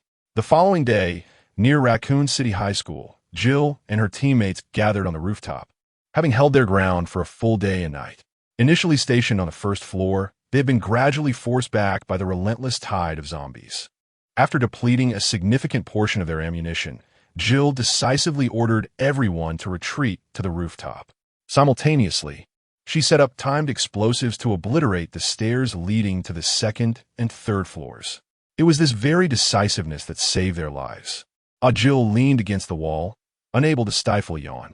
Donovan handed her a water bottle with the cap already unscrewed, saying, "Jill, you should rest for a bit. I'll keep watch here." Jill accepted the bottle, gulping down a generous amount before returning it. Wiping her mouth, she replied, "No need. This biohazard crisis should come to an end today." Turning, she raised her voice to rally the weary officers. "Everyone, stay strong. Just a little longer." "Yes, Commander Jill." "Understood." "Jill." The scattered responses highlighted the team's currently low morale. Jill frowned but ultimately chose silence. Donovan quietly inquired, "Jill, what did you mean when you said it could end today?" Jameson, clutching his weapon, hurried over, crouching down to ask Jill, "Did that enigmatic Richard share this information with you?" Jill's cheeks flushed crimson as she stammered, "Jameson, how do you know Richard?" Jameson shrugged. "Donovan and Tyler know too. You left Jack's bar with him the night before last." Jill turned to Donovan. "Donovan?" He averted his gaze awkwardly. That night had left an indelible mark on him. "Jill, let us focus on the biohazard crisis," Donovan muttered gloomily. Gil's expression was tinged with hesitation. "I'm not entirely sure, but Richard assured me he would handle it." Donovan and Jameson exchanged incredulous glances. Was this the formidable Gil Valenti? How could she transform into such a delicate woman when it came to matters of the heart? At that moment, Tyler suddenly shouted, "Hey Gil, come take a look. Something seems amiss on the main street to the east." Gil quickly rose, massaging her numb calves, and limped over briskly. Donovan and Jameson followed suit, pursuing her hastily. Tyler pointed towards the east and said to Gil, "The horde of zombies that was wandering on the eastern thoroughfare has suddenly vanished." Gil took the sniper rifle and peered through the scope, confirming that the street indeed showed no sign of the undead. Could it be that civilians had been discovered? Furrowing her brow, she returned the rifle to Tyler. Jameson's heart sank. He quickly interjected, "Hey, Gil, we don't have enough personnel or ammunition to venture out for a rescue." Gil rubbed her forehead and nodded. "I understand, Jameson. Don't worry." Just then, the rooftop began to tremble slightly. An earthquake? That was Gil's first thought. No, it was the arrival of the military. Tyler asserted with certainty, having spotted a light armored assault vehicle through the scope. Jameson's face brightened. Could it be the National Guard has arrived? Tyler's expression shifted, urgency lacing his voice. "No, that's not right. They are." Chapter 71. The Arrival of the Six Tyrants. Before Taylor could finish his sentence, a gunshot rang out suddenly. Bang! In an instant, Taylor, along with his firearm, was knocked to the ground by a bullet. "Ah!" Taylor let out a pained scream, clutching his shoulder, urgently shouting, "There's a sniper! Take cover!" Everyone swiftly crouched down, while Donovan retrieved a medical kit and knelt beside Taylor. "Taylor, how are you?" Taylor's face turned pale from the pain. "I'm fine. Just got shot in the shoulder." "Hiss." It was merely a warning shot. Otherwise, that bullet would have blown my head off. Jameson gritted his teeth in anger, cursing, "Bastards. Where on earth did this army come from?" "It's Umbrella Corporation." Taylor gritted his teeth in response. Donovan was urgently treating his wound, but this rough fellow was no professional medic, causing him considerable pain. Taylor couldn't help but shoot Donovan a glare before continuing. "I just saw the red and white umbrella insignia sprayed on the assault vehicle."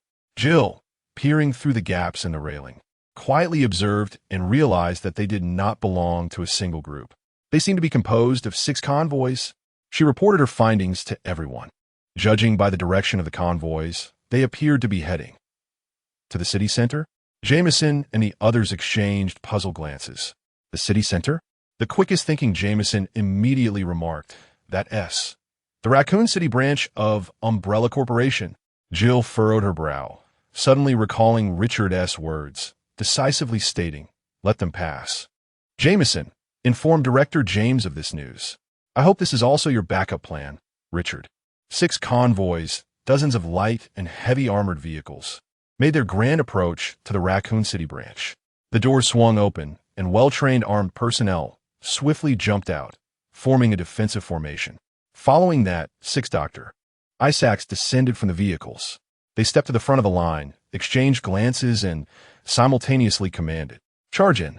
X6 at the Hive Laboratory, Command Center B8. Back at the Hive, Albert Wesker, upon witnessing this scene through the surveillance cameras, immediately reported to the main body of Dr. Isaacs. "Doctor, you need to take a look at this." The main body of the doctor, resting his head on his hand, watched the video with great interest. "Huh, how amusing that 6 clones have gathered together. Weskier, let them in. Additionally, lure the zombies and lickers within the hive over there. I hope this group of traitors can make it to me alive." "Understood, Doctor." Weskier then switched channels. "All Umbrella employees at the Raccoon City branch, lower your weapons and let them in." The Umbrella employees of the Raccoon City branch faced off against the soldiers brought by the 6 clones. Upon hearing the command through their earpieces, they exchanged bewildered glances. "What on earth is happening?" "Whatever, just follow the orders from above." As the first employee surrendered, others swiftly followed suit, raising their hands and clearing the path. The 6 formidable clones led their team directly towards the underground Hive laboratory. Meanwhile, within the Hive laboratory, the skin-decayed zombies aimlessly roamed. One zombie, presumably a former member of the laboratory's management, seemed to scratch its head, repeatedly banging against the protective door. Suddenly, the door creaked open, and the zombie tumbled out. The other zombies from adjacent rooms stumbled out as well. One by one, the tightly shut doors swung open, as if guiding them. The zombies passed through the ajar doors, gradually converging and surging towards the B1 area. After experiencing Richard's initial wave of assault, followed by Alice, Matt, and the strike team's second attack, the number of zombies, once exceeding 500, had dwindled to less than 300. At that moment, a peculiar sound emanated from the broadcasting device on the wall, and a crimson licker silently crawled over. It circled the broadcasting apparatus with ease before flicking its long, serpentine tongue and leaping off the wall, swiftly escaping the room. Unbeknownst to the 6 clones, the main body had prepared an enthusiastic welcome ceremony for them. They descended to the B1 area in an elevator, accompanied by the most elite combat personnel. As the elevator doors opened, hundreds of zombies gathered there, roared, and stumbled forward. The first few elite soldiers to exit the elevator, startled, immediately pulled their triggers. So many monsters. Fire. Quick fire. The zombies, impervious to pain, pressed forward through the hail of bullets. One female zombie at the forefront was bisected, her mangled upper half propped up, revealing her grayish-white torso. She howled, opening her dark mouth wide, clawing her way toward the soldiers. One soldier, witnessing this horrific scene, succumbed to despair, shutting his eyes and madly pulling the trigger at the half-bodied female zombie on the ground. Dozens of bullets struck her chest with precision, shattering her still relatively ample torso. Yet the female zombie persisted in her relentless crawl forward. One of the clone doctors, unable to bear the sight, snatched the assault rifle from the soldier's hands and aimed, delivering a decisive shot to the zombie's head. He tossed the gun back to the soldier, chastising him. "Open your eyes, soldier. Next time, remember to aim for their heads." The soldier, flustered, caught the weapon clumsily and nodded in mute acknowledgement. Suddenly, a drop of scalding saliva landed on his head. He reached up to touch it and instinctively looked up. In an instant, a long, crimson tongue descended from the ceiling, wrapping around the soldier's neck before retracting violently. The assault rifle plummeted from midair, but the clone doctor swiftly caught it with deft reflexes. With a grim expression, he raised his head, Before him, a grotesque creature resembling a skinned monster, akin to an oversized spider, clung to the ceiling. Suddenly, it released its tongue, opened its razor-sharp maw, and devoured the struggling soldier's head in one swift motion. The audacity! The clone doctor raised his assault rifle and unleashed a barrage of bullets at the creature's head. The beast's body contracted sharply, evading the onslaught while its four limbs propelled it swiftly across the ceiling. In the blink of an eye, it vanished from the clone doctor's sight. The headless corpse of a soldier plummeted from above, landing with a thud beside the clone doctor. In a fit of rage, he discarded the empty rifle and kicked the soldier's body toward the horde of zombies. The emergence of the creature had shifted the tides of battle. The elite soldiers, who had been driving the zombies back, were now ambushed from all directions by the long-tongued fiends. Some fell victim to swift penetrations through their chests. Even worse were those ensnared by their arms or thighs, who could only emit a fleeting, desperate scream before falling silent. Witnessing the elite soldiers perish one after another. Within mere minutes, over a dozen had met their demise. The 6 clone doctors wore expressions of grave concern, exchanging glances and nodding in unison. Simultaneously, they removed their suit jackets, grasped their shirt collars, and tore them apart with force. The sound of ripping fabric echoed as their white shirts were shredded in two. Exposing their muscular torsos, they clenched their teeth, their faces contorted in agony. Veins bulged prominently on their foreheads. From their necks, scales of formidable sharpness swiftly emerged across their skin. Sharp, menacing bone spurs gradually extended from their shoulders and joints. With a roar, they transformed, their forms rapidly ascending. In the blink of an eye, they morphed into 6 towering tyrants, each exceeding 3 meters in height. Chapter 72. The Clone Tyrants' War. With a thunderous roar, the 6 tyrant doctors charged towards the horde of zombies as soon as their transformation was complete. A long, crimson tongue shot out from the gaps in the zombie throng, freezing midair. One of the tyrant doctors leapt forward, grasping the tongue and yanking with all his might, pulling forth a liquor that had been concealed among the undead. The creature's 4 sharp claws flailed wildly against the tyrant doctor, leaving mere white scratches upon the surface of his scaly hide, scratches that vanished almost instantaneously. The tyrant doctor sneered down at the liquor and, with a mighty heave, slammed it to the ground with a resounding crash. The impact caused the liquor to expel a torrent of foul blood. It seemed gravely injured, its claws thrashing in vain as it struggled to right itself. Releasing its tongue, the tyrant doctor raised a fist the size of a cauldron, bringing it down heavily upon the liquor's head. With a deafening crack, the creature's skull was obliterated, splattering gore and remnants across the nearby elite soldiers, who recoiled in horror at the mess that had befallen them. The decapitated liquor convulsed before collapsing lifelessly to the ground. Shaking the blood from his fist, the tyrant doctor's ferocity intensified to an astonishing degree. He unleashed another roar at the zombie horde, yet the mindless creatures, oblivious to his might, continued their relentless assault against the elite soldiers' defensive line. However, the liquors lurking in the shadows were not so oblivious. Witnessing the demise of their kin and feeling the overwhelming aura of the tyrant doctor, they instinctively scurried away like mice fleeing from a cat. One by one, they turned and disappeared in an instant. Under the leadership of the 6 tyrant doctors, the horde was swiftly eradicated, and they made their way to the B-10 level, the lowest tier of the Hive laboratory. With a thunderous crash, the protective doors of B-10 were violently breached from the outside. Isaacs, one of the tyrant doctors, bellowed as he stormed in, followed closely by the other 5. Dr. Isaacs, seated behind his desk, clucked his tongue in disapproval. TSK, TSK. Clones are indeed just clones, a bunch of mindless fools. Rising from his seat, he strode around the desk, regarding the 6 tyrant doctors with disdain. You actually injected yourselves with the T-virus. It's almost unbelievable, especially considering you were cloned from my cells. His merciless derision and mockery nearly drove the 6 tyrant doctors to the brink of fury. Their chests heaved with rage, and their breaths turned into scalding white vapor. One of the tyrant doctors pointed an accusing finger at Isaacs, declaring, "Kill him. Then we shall determine who the true Isaacs is." The other 5 tyrant doctors shouted in unison, "Kill!"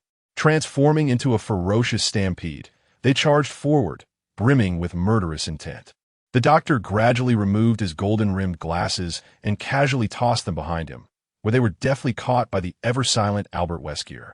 He loosened his tie as the panel within his pupils rapidly refreshed with a stream of real-time data. In the blink of an eye, the tactical analysis system implanted in his brain had meticulously deciphered the attack patterns of the 6 tyrant doctors, generating 9 counter-strategies. The doctor then leaned forward, swiftly ducking to evade a colossal fist imbued with a fierce wind that sent his nanofiber suit rustling. With a powerful push from his feet, he propelled himself upwards, narrowly dodging 2 more kicks from the tyrant doctors. While airborne, his right leg suddenly struck at one tyrant doctor's waist, using the reaction force to spin around and evade a massive hand reaching for him. At this moment, the doctor had successfully maneuvered past all 6 tyrant doctors.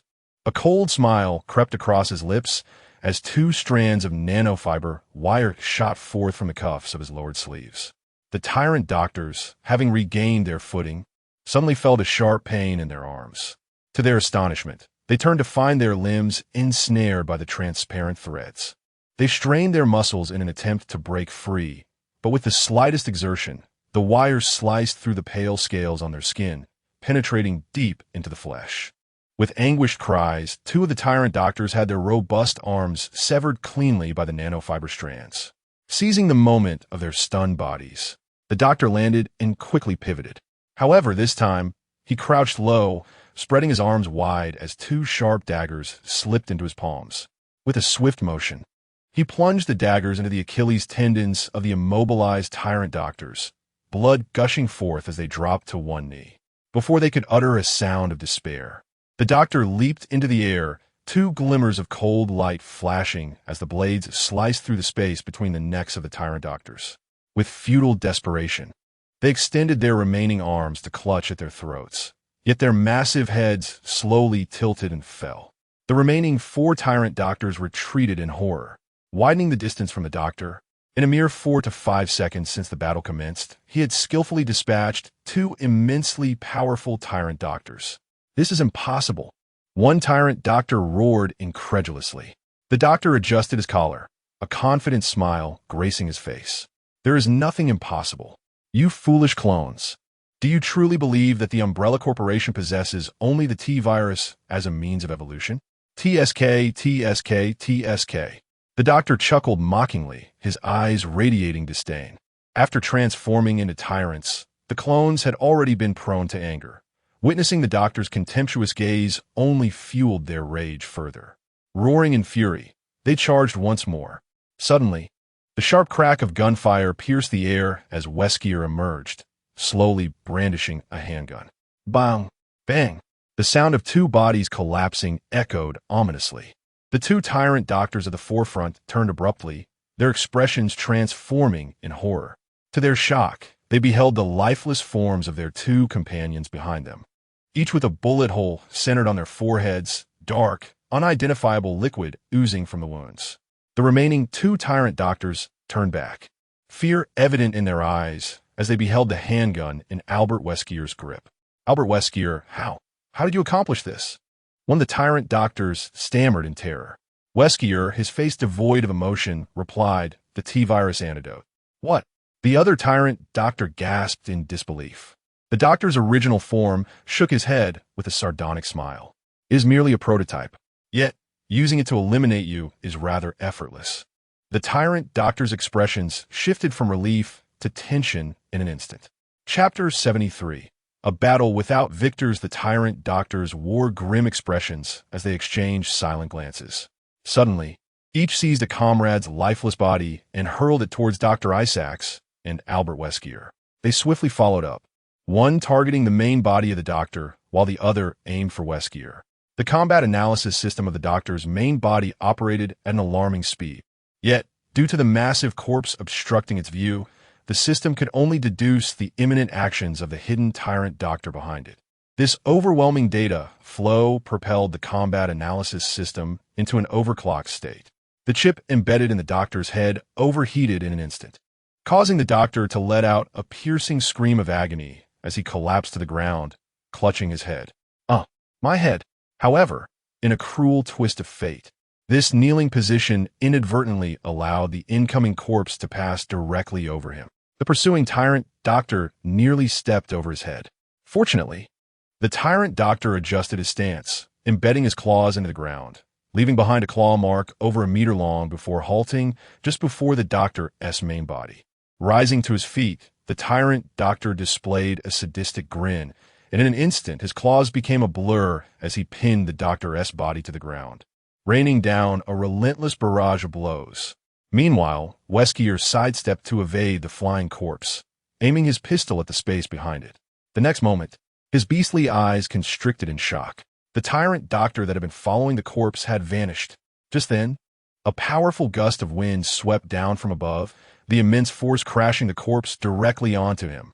Weskier had no time to evade and was pinned beneath the massive weight. Gasping, Weskier coughed up blood, his sunglasses falling away to reveal his dim, beast-like eyes. The tyrant doctor leapt down from the corpse, a sinister grin stretching across his face as he grasped Weskier's head with his enormous claws, yanking with brutal force. Weskier's head, along with his spine, was wrenched free in one swift movement. On the other side, another tyrant doctor relentlessly pounded the main body of the doctor, delivering dozens of ferocious strikes before finally rising, clutching the mangled corpse of the doctor. He erupted with ecstatic laughter. I have triumphed. I am Isaac's. I am the one and only. Discarding Weskier's remains carelessly, this tyrant doctor took a few calculated steps, donning a sinister smirk. In an instant, he surged forward. In just a few strides, he lunged, bellowing, "Die!" As his voice faded, his colossal fist crashed into the back of his comrade. Thud! The ambushed tyrant doctor gasped, spewing a torrent of blood laced with fragments of his heart. You. He fell to his knees, trembling as he turned his head in disbelief to stare at the treacherous comrade. You! Despicable! The assailant cradled his head in both hands, a malevolent grin spreading across his face. Victory belongs to the successful, to be inscribed. With that, he twisted with brutal force. Crack! The ambushed tyrant doctor's eyes widened in shock as the essence of his being slipped silently from his grasp. Oomph! The assailant let out a soft grunt, exerting his strength anew, and forcefully wrenched the doctor's head from his shoulders. The last remaining tyrant doctor tilted his head back, eyes closed, relishing the taste of final victory. The sweetness of triumph was truly exquisite. Ha! A light chuckle echoed from behind. Who is it? The tyrant doctor turned abruptly, only to behold a familiar figure standing at the door. It's you. Richard raised his hand in greeting. Hello, Dr. Isaac from Alaska? The tyrant doctor cautiously turned, his claws twitching with unease. He vividly recalled Richard's formidable power and was uncertain of his ability to confront him directly. Nonetheless, one thing was abundantly clear. He could not allow Richard to remain. At that moment, the lifeless body of the doctor on the ground twitched slightly. Richard squinted, involuntarily saying, Hey, Dr. Isaac from Alaska, you might want to look back. Your essence seems to be stirring. The tyrant doctor glanced back to see his essence slowly rising to its feet, facing away from him. No matter. He scoffed coldly. I just need to kill him again. With that, he swung his massive hand, creating a gust of wind as he lunged forward. The essence of the doctor let its hands droop, two transparent threads gradually emerging from the cuffs of his suit. He suddenly bent down, simultaneously spinning his body, as the threads danced and entwined around the tyrant doctor's wrist. The tyrant doctor felt a sharp pain at his wrist, and, upon closer inspection, his expression shifted dramatically. This is bad. Before he could react, the essence of the doctor spun like a top, cleanly severing the tyrant doctor's wrist. Upon hitting the ground, the essence staggered forward a couple of steps, but the threads, swaying with his movement, silently wrapped around the tyrant doctor's ankles. A tug. The tyrant doctor howled in agony, collapsing to his knees. On my foot, the essence of the doctor pivoted back, and with each sway, the bloodied threads fluttered, ensnaring the tyrant doctor's remaining wrist. Damn it. The essence of the doctor steadied itself, slowly turning around, spitting out a mouthful of tainted blood. It then rasped with a smirk, "I admit, I underestimated you fools. Alas, the damage done to your brains by the T-virus causes you to make the occasional blunder. What a pity. You were but a step away from ultimate victory." He walked deliberately towards the prostrate tyrant doctor, the dangling threads dancing like willow branches. Droplets of blood falling.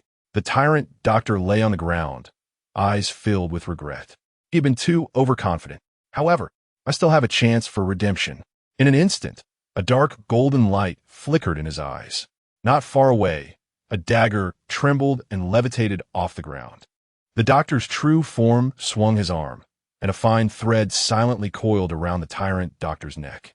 Simultaneously, the dagger had maneuvered behind him, its glinting tip aimed menacingly at his head. "Tyrant doctor, doctor's true form, prepare to meet your end." The fine thread tightened around the tyrant doctor's neck, slicing through his formidable scales. Yet in the next moment, it abruptly halted. "Hee-hee-ha!" The tyrant doctor laughed heartily. The doctor's true form stared blankly, a dagger tip protruding from his forehead.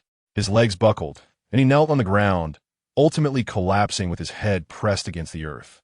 Witnessing this, Richard sighed and shook his head. He had intended to say something, but instead opened a portal and departed. Moments later, the Hive laboratory trembled violently. With a thunderous roar, it collapsed into a massive pit spanning 10 miles. The final remnants of Dr. Isaac, along with the frozen upper echelons of the Umbrella Corporation, were buried beneath the rubble, entombed with their unfulfilled ambitions.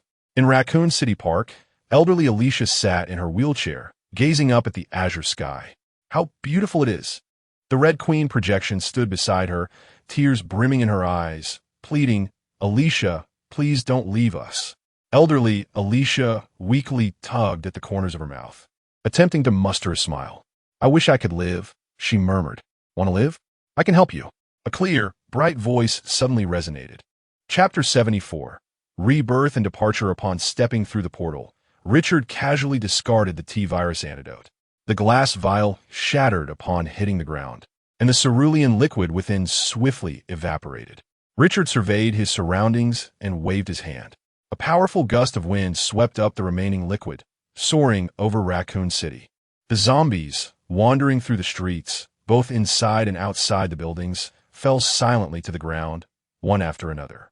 Raccoon City High School. Taylor suddenly shouted urgently, "Jill, come quick."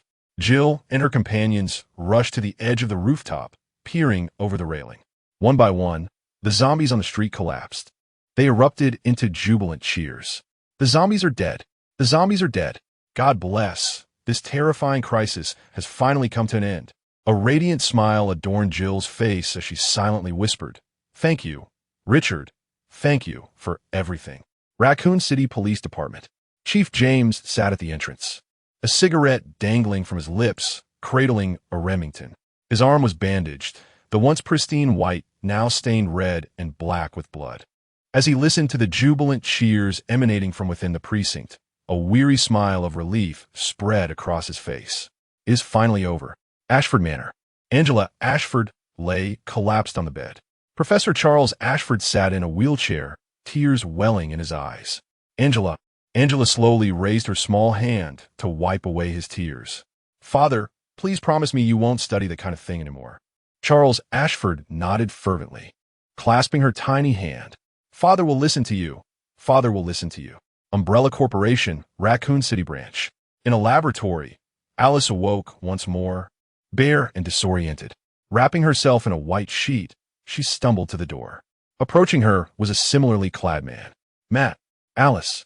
The two joyfully rushed towards each other, embracing tightly. Raccoon City Hall. The mayor stepped away from the window and collapsed into his office chair. "Mamma mia, it's finally over." With a soft click, his charming secretary slipped through a crack in the door. Closing it behind her, she sauntered over with a seductive gait. Lifting her ultra-short skirt, she straddled the mayor's lap, her slender arms entwining around his stout neck. With a dazzling visage and a captivating smile, she breathed softly, "You've worked hard, Mayor. Allow me to express the gratitude of Raccoon City's citizens on your behalf." The mayor's breath quickened. His face flushed as he stammered, "Oh, okay, come." The secretary's delicate fingers glided down from his chin, deftly unbuttoning his shirt, one button at a time, down to his trousers. MMM. The mayor extended his neck, closing his eyes, unable to resist taking a deep breath. At that moment, the telephone on the desk suddenly rang. The charming secretary's hand froze mid-motion as she hastily released her grip, standing up and stepping aside. "You please answer the call." The mayor gazed at his trousers, which had just inflated, only to deflate quickly again, feeling utterly despondent. He picked up the receiver with a heavy sigh, muttering, "Hello, I am the mayor of Raccoon City." "Who is this?" "Mayor, this is Colonel Edmund from the National Guard. We have arrived at the outskirts of Ackley Road and expect to reach Raccoon City in about an hour." The mayor promptly stood up, replacing his downcast expression with a beaming smile. "Thank you, Colonel Edmund, and to the brave soldiers of the National Guard. I will arrange for someone to welcome you." After hanging up, the mayor's face lit up with joy. Just as he was worrying about insufficient manpower, the arrival of the National Guard was fortuitous. They could assist in transporting the bodies and tidying up the various floors. The charming secretary sidled up once more, her warm little hand resting on his chest, playfully tugging at his enticing chest hair. "You are so naughty. I like it." The mayor swiftly pulled the secretary closer, pressing his lips against her luscious, red mouth. In Raccoon City Park, the Red Queen projection bounced around, interrogating Richard. "You bastard Richard, you just said you could save Alicia, didn't you? Didn't you?" Richard blinked, feigning ignorance. "Huh, I don't know who said that. I certainly didn't." Bastard Richard." The Red Queen projection stomped her feet. "You clearly just said it." The elderly Alicia, with her frail, orange peel-like hands, anxiously gripped the armrests, her clear eyes filled with longing as she looked at Richard. Noticing her distress, Richard ceased to tease the Red Queen and raised his hand, opening a portal. "All right, Red Queen, Miss Alicia, let us discuss this in another location." He approached, pushing the wheelchair through the portal. "Wait for me, bastard Richard," the Red Queen projection exclaimed, and with that, her image shrank, merging into the device on the wheelchair. At the underground research facility in Alaska, within a cloning workshop, elderly Alicia gazed at the curled bodies of the Alice clones nestled in their circular petri dishes, biting her lip in concern. The Red Queen projection emerged, surveying the scene with curiosity. "Richard, are you going to use these clones to treat Alicia?" Richard nodded, turning to the elderly Alicia. "Miss Alicia, choose a new body." Elderly Alicia hesitated, asking, "What do you mean by treatment, Mr. Richard?" "Quite simple." Richard smiled, suddenly delivering a firm pat on her back. A bluish soul escaped her aging body, revealing the youthful and radiant soul of Alicia, who raised her hands in disbelief. This is your soul," Richard said with a grin, gesturing towards the multitude of clones in the petri dishes. "These have been cultivated from your cells, and in principle, they should be highly compatible with your soul. Thus, choose the body you desire for the future." A portal opened, and, as Richard stepped through, he was greeted by the warm embrace of a soft body. He tenderly clasped the girl and whispered, "Jill." Jill gazed at Richard with yearning eyes and inquired, "Are you leaving?" Richard paused for a moment, then nodded, "Yes, it is time to go." Jill wrapped her arms around his neck and locked her legs around his waist. "My dear, carry me to the bedroom," she exclaimed, sealing her words with a kiss upon his lips. Richard, supporting her shapely form, hastened towards the bedroom.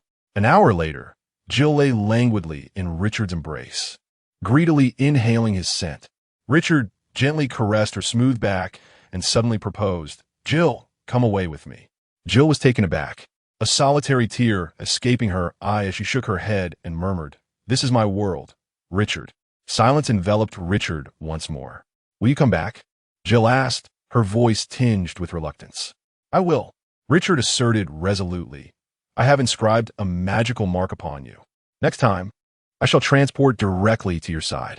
Not solely for Jill, Alicia, having escaped the torment of aging, seized control of the Umbrella Corporation amidst the demise of other high-ranking officials.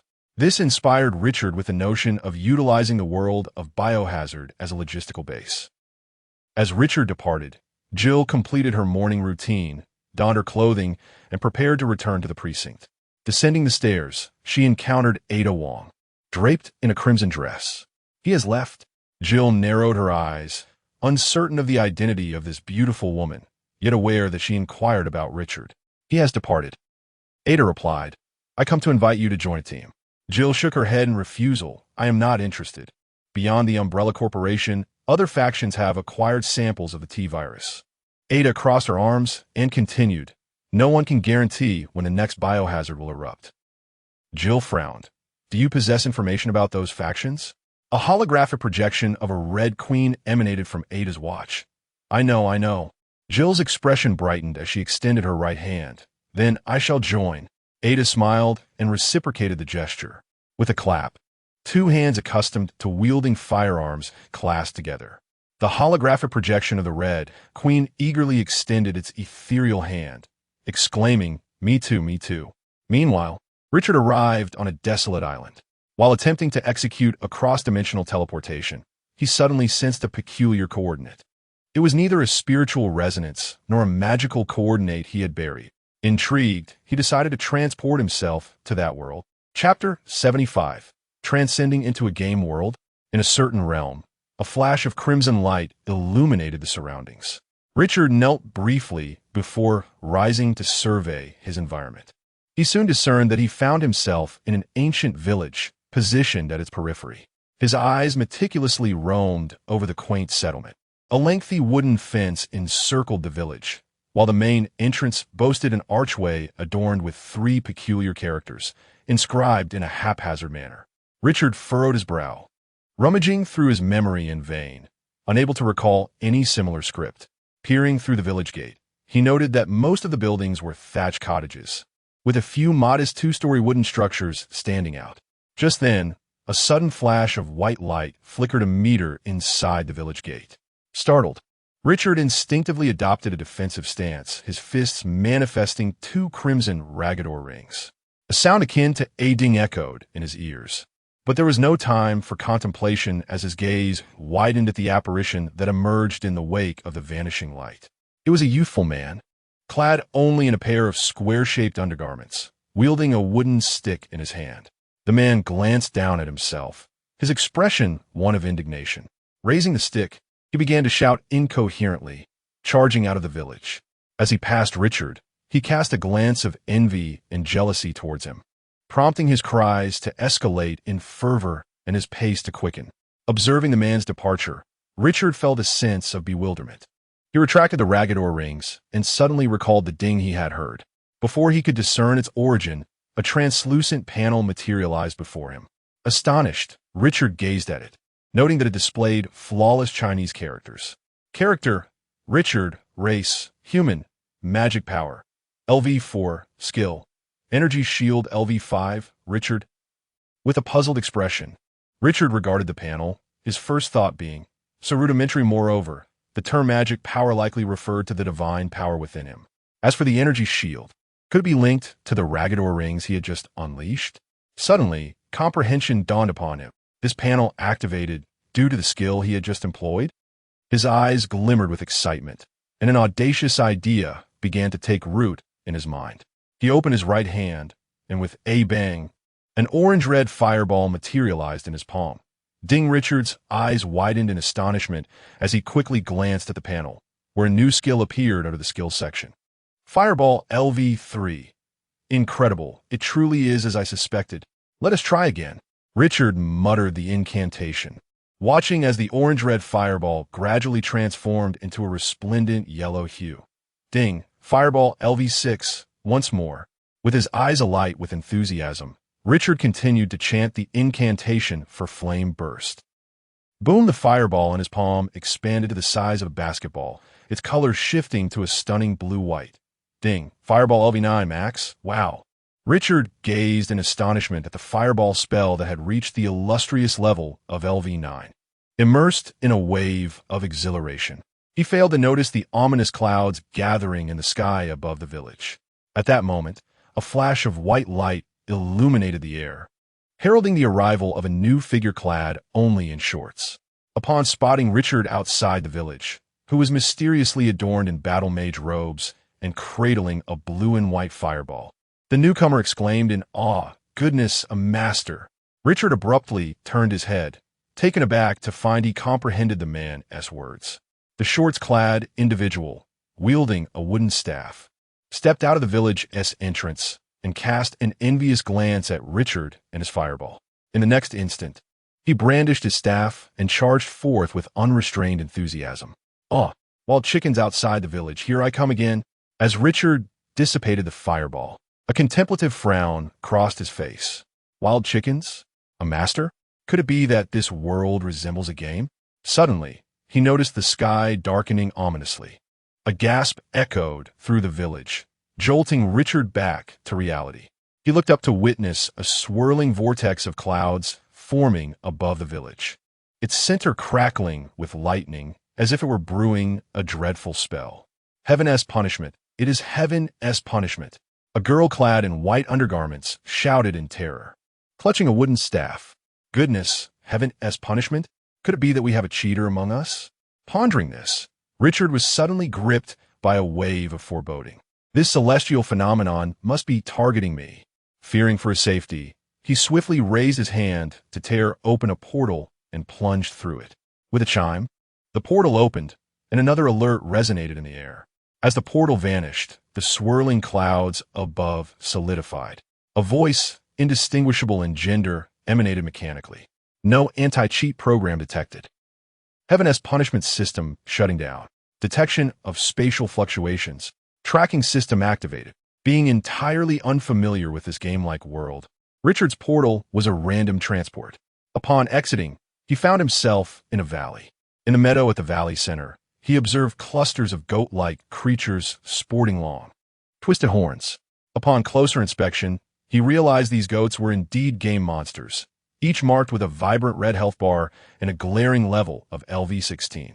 Just as he was about to study them further, the goat monsters grew agitated. Once again, the sky darkened ominously. Richard looked up to see ominous clouds gathering above the valley, forming a rapidly coalescing vortex of thunder. Cheater detected. Heaven's punishment system activated. Richard's expression shifted as he discerned the barely audible mechanical voice. Hastily, he gestured to open another portal and escaped. The vortex of thunder in the sky solidified once more. Detection of spatial fluctuations. Tracking in progress. This time, Richard was transported to a boundless sea of flowers, a sight that sent shivers down his spine. For every blossom was a monster. At his feet, an orchid-like creature suddenly bloomed, revealing a toothy maw that lunged toward him. "Goodness!" Richard exclaimed as he quickly lifted his foot and crushed the orchid monster beneath it. A soft chime resonated in his ear, yet Richard dared not linger. He activated the portal once more, hastily departing from the perilous sea of flowers. As he vanished, a fissure materialized in the sky above the floral expanse, revealing a colossal eye crackling with lightning. The cheater has left. Continue tracking. This time, Richard found himself randomly transported to an island, positioned conveniently by the shore. He could not afford to delay. An instinctual awareness warned him that this game world was exceedingly treacherous for him at present. He closed his eyes, focusing intently on the magical mark he had left in the Marvel realm. Open Path of the Arcane. A crimson energy surged from within him, gradually forming a diamond-shaped portal. Ignoring the notification chime, Richard anxiously observed the slowly expanding interdimensional gateway, silently urging it to hasten. "Faster, please." Suddenly, the sky darkened ominously, and the massive eye of thunder opened wide. Cheater detected. Divine retribution initiated. Chapter 76. The unfortunate game world, alas. How could they catch up so swiftly? Richard cursed vehemently, raising his hands above his head to conjure the Richard's floating shield. Boom! Crack! A formidable bolt of silvery lightning emanated from the colossal eye of thunder, colliding with the scarlet conical energy shield in an instant. Richard's complexion paled, a trickle of blood escaping from the corner of his mouth. Damn! So powerful! The 10 energy transformation arrays on the conical shield whirled frantically, and one by one, energy cannons manifested around its perimeter. Gritting his teeth, Richard bellowed, "Fire!" The cannons rapidly coalesced red energy, and in the next moment, 6 crimson energy orbs shot forth towards the thunderous eye above. Boom! The energy orbs struck the eye, resulting in a thunderous explosion. The colossal eye of thunder involuntarily blinked in pain. When it reopened, it seemed enraged by Richard's counterattack. The silvery lightning within its depths morphed into a malevolent shade of dark purple. Richard suddenly looked up, sensing a familiar essence emanating from the thunderous eye. What is going on? Could there be a version of myself in this game world? Yet, I had not sensed any essence before. Richard felt a wave of confusion wash over him. No, the color of that thunderous eye has changed. Perhaps it is this transformation that allowed me to perceive its essence. Richard's spirit surged, a vague intuition stirring within him. This game's counterpart of myself is likely the cheater spoken of by that group of players in the village. Regardless, I cannot let this essence slip away.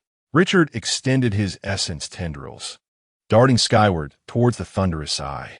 At that moment, the dark purple lightning that the eye had been gathering shot downwards. The two forces collided midair. Richard grunted, his face pale, yet he gritted his teeth and persevered, beads of sweat forming on his brow. The essence tendril pressed against the dark purple lightning as it surged into the thunderous eye. From an external perspective, the thunderous eye appeared as a large orb. But within, it was an entirely different realm. The pupils seemed to house a colossal apparatus, while the sclera was composed of numerous small square cells. The essence tendril made its way toward a cell near the periphery, which was the prison of this world's counterpart of myself. Swish! The essence tendril penetrated the cell wall, revealing my counterpart with eyes tightly shut, limbs severed. The remaining torso and head were covered in a myriad of sensory plates. Each plate was connected to an energy line, all converging towards the colossal apparatus at the pupil center. As the essence tendril pierced my counterpart's head, it shared its essence. Kill me. Kill me. Upon contact, a powerful thought surged forth from my counterpart's essence. Richard grimaced in agony. Damn it, not this nightmarish sensation again. The repeated plea to kill me echoed in his mind like a resounding bell. Through a profound spiritual connection, he sensed the despair and anguish embedded within his subconscious. Brother, I shall fulfill you. Richard gritted his teeth, and his spiritual tendrils swiftly withdrew, enveloping his essence. The moment his spirit departed from his corporeal form, his head tilted, and his breath ceased. At that instant, the colossal eye of thunder in the heavens widened with intensity. It unleashed a torrent of emotional upheaval, akin to the cataclysmic fury of a volcanic eruption. A resounding roar erupted, no longer a mechanical sound, but rather the primal growl of a living behemoth. Richard's countenance changed dramatically. By heavens, this creature is fearsome. He tugged with both hands, bellowing mirror space. Diamond-shaped fragments of spatial energy instantaneously expanded into a sealed realm. Richard plunged into the diamond portal. A voice infused with unbridled rage echoed through the diamond portal into Richard's ears. Puff! The force of the sound caused Richard to spit blood. In the next heartbeat, a gleaming black lightning bolt shot forth from the thunderous eye's apparatus, traversing the void and striking the exterior of the mirror space he had conjured. Boom! The mirror space could barely withstand a second before it erupted with a cataclysmic blast. The black lightning, undeterred, directly struck the diamond portal. This is bad. Richard's expression shifted drastically as he summoned the remnants of his energy. Crimson magic coalescing relentlessly around the diamond portal. After a tense standoff, lasting mere seconds, the black lightning seemed to concede the stalemate, its dark essence flashing and swelling. Boom! By heavens! Richard barely had time to curse before he was violently expelled from the interdimensional passage he had forged. The diamond portal disintegrated, and the entire dimensional corridor began to collapse. Richard, propelled through the void, disregarded the excruciating pain coursing through his body, seizing the moment to unleash an energy whip, ensnaring the exit of the portal, pulling with all his might as he was thrust into an unknown coordinate. When Richard regained consciousness, he found himself reclining upon a bed, a mural of Wolverine adorning the wall. Just then, the door creaked open, and a graceful woman entered, carrying a basin. Upon seeing Richard gazing at her, she hurried over with delight.